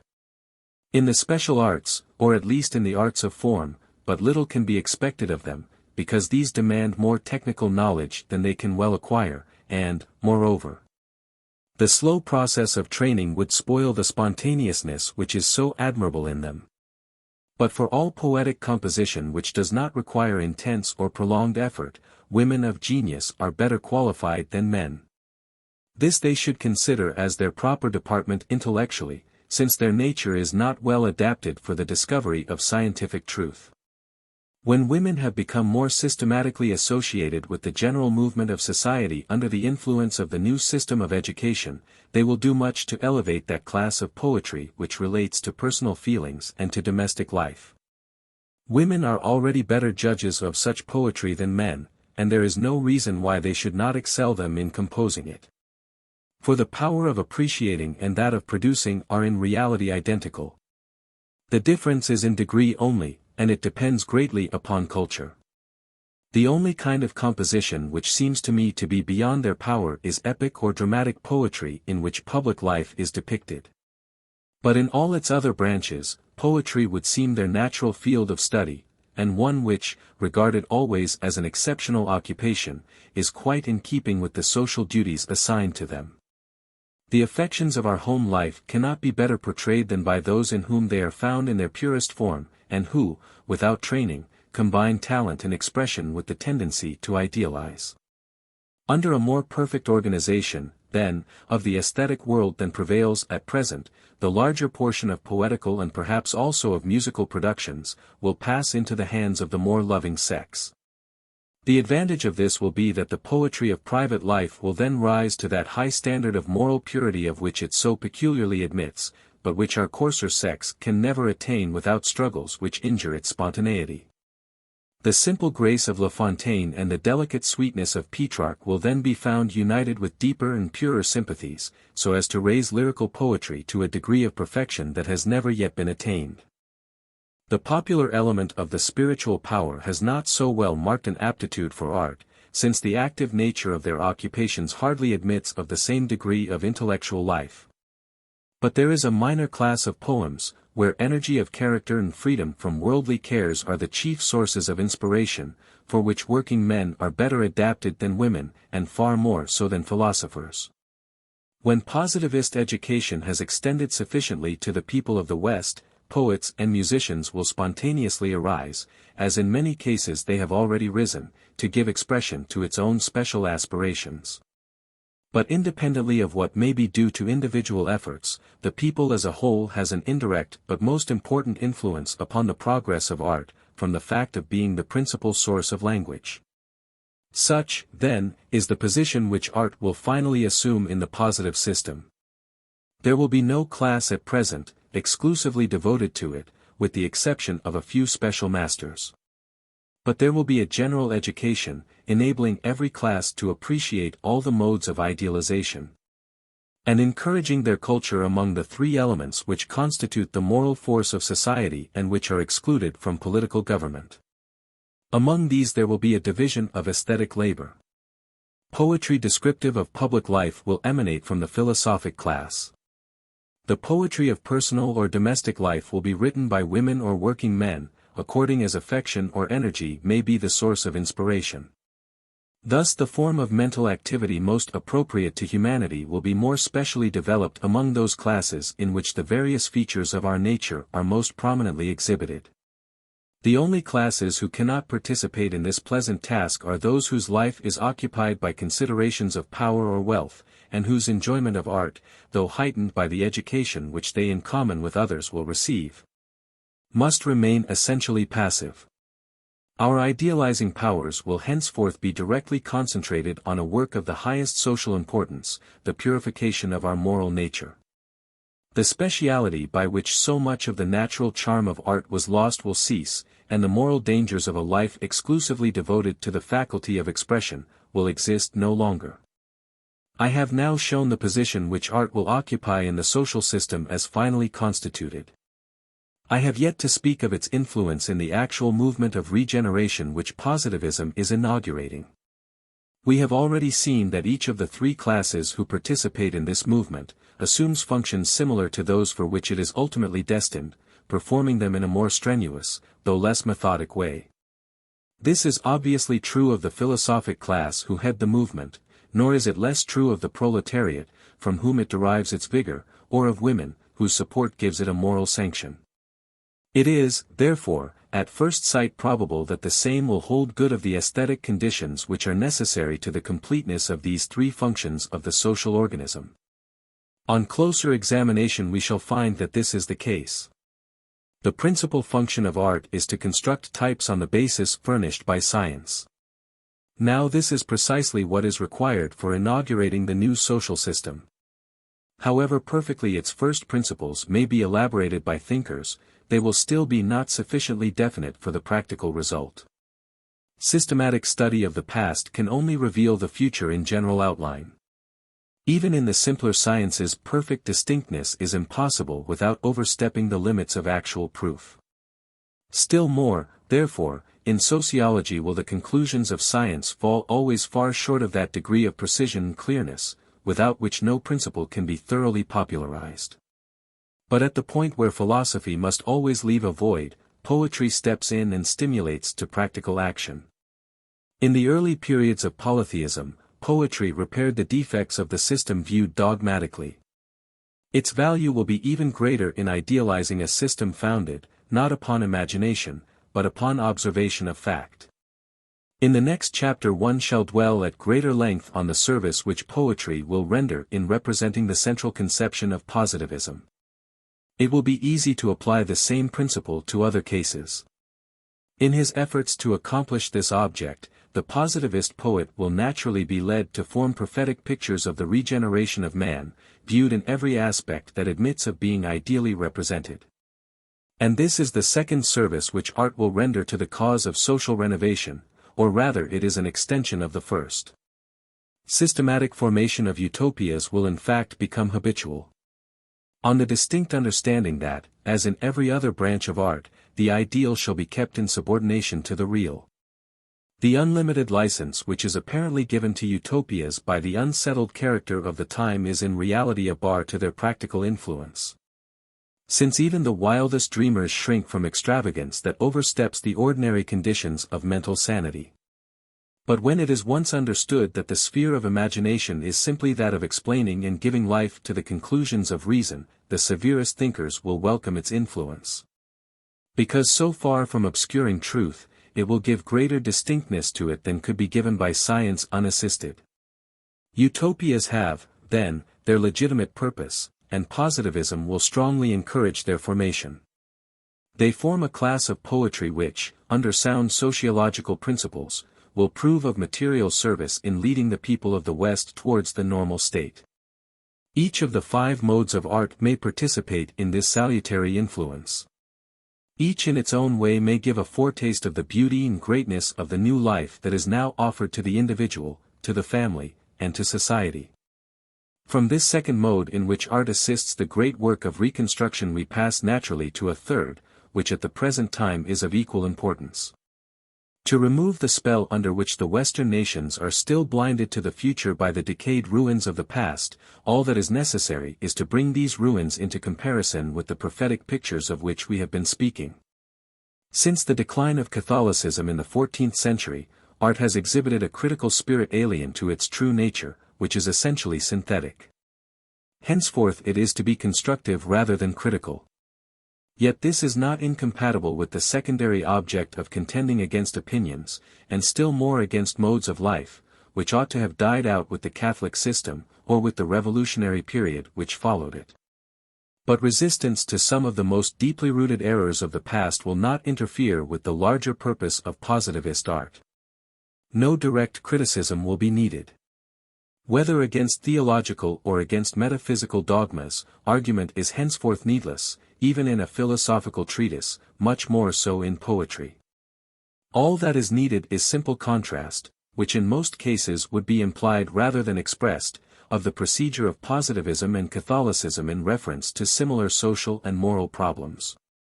The scientific basis of such a contrast is already furnished, it is for art to do the rest, since the appeal should be to feeling rather than to reason. At the close of the last chapter one mentioned the principal case in which this comparison would have been of service, the introduction, namely, of positivism to the 2 southern nations. It was the task that I had marked out for my saintly fellow worker, for it is one in which the aesthetic powers of women would be peculiarly available. In this, the third of its temporary functions, positivist art approximates to its normal character. We have spoken of its idealization of the future, but here it will idealize the past also. Positivism cannot be accepted until it has rendered the fullest and most scrupulous justice to Catholicism. Our poets, so far from detracting from the moral and political worth of the medieval system, will begin by doing all the honor to it that is consistent with philosophical truth. As a prelude to the still higher beauty of the system which supersedes it. It will be the inauguration of their permanent office of restoring the past to life. For it is equally in the interest of systematic thought and of social sympathy that the relation of the past to the future should be deeply impressed upon all. But these 3 steps towards the incorporation of art into the final order, though not far distant, cannot be taken immediately. They presuppose a degree of intellectual preparation which is not yet reached either by the public or by its aesthetic teachers. The present generation under which, in France, the Great Revolution is now peacefully entering upon its second phase, may diffuse positivism largely, not merely amongst qualified thinkers, but among the people of Paris, who are entrusted with the destinies of Western Europe, and among women of nobler nature. The next generation, growing up in the midst of this movement, may, before the expiration of a century from the date of the convention, complete spontaneously the moral and mental inauguration of the new system. By exhibiting the new aesthetic features which humanity in her regenerate condition will assume. Let us now sum up the conclusions of this chapter. We have found positive philosophy peculiarly favorable to the continuous development of all the fine arts. A doctrine which encourages humanity to strive for perfection of every kind, cannot but foster and assimilate that form of mental activity by which our sense of perfection is so highly stimulated. It controls the ideal, indeed, by systematic study of the real, but only in order to furnish it with an objective basis, and so to secure its coherence and its moral value. Placed on this footing, our aesthetic faculties are better adapted than the scientific, both to the nature and range of our understanding, and also to that which is the object of all intellectual effort, the organization of human unity. For they are more immediately connected with feeling, on which the unity of our nature must rest. Next to direct culture of the heart, it is in ideal art that we shall find the best assistance in our efforts to become more loving and more noble. Logically, art should have a salutary influence upon our intellectual faculties, because it familiarizes us from childhood with the features by which all constructive efforts of man should be characterized. Science has for a long time preferred the analytic method, whereas art, even in these times of anarchy, always aims at synthesis, which is the final goal of all intellectual activity. Even when art, contrary to its nature, undertakes to destroy, it cannot do its work, whatever it be, without constructing. Thus, by implanting a taste and faculty for ideal construction, art enables us to build with greater effect than ever upon the more stubborn soil of reality. On all these grounds art, in the positive system, is made the primary basis of general education. In a subsequent stage education assumes a more scientific character, with the object of supplying systematic notions of the external world. But in after-life art resumes its original position. There the ordinary functions of the spiritual power will be aesthetic rather than scientific. The three elements of which the modifying power is composed will become spontaneously the organs of idealization, a function which will henceforth never be dissociated from the power of philosophic synthesis. Such a combination implies that the new philosophers shall have a true feeling for all the fine arts. In ordinary times passive appreciation of them will suffice. But there will occasionally be periods where philosophic effort ceases to be necessary, and which call rather for the vigor of the poet. And at these times the more powerful minds among them should be capable of rising to the loftiest creative efforts. Difficult as the condition may be, it is essential to the full degree of moral influence of which their office admits and which their work requires. The priest of humanity will not have attained his full measure of superiority over the priest of God, until, with the intellect of the philosopher, he combines the enthusiasm of the poet, as well as the tenderness of woman, and the people's energy.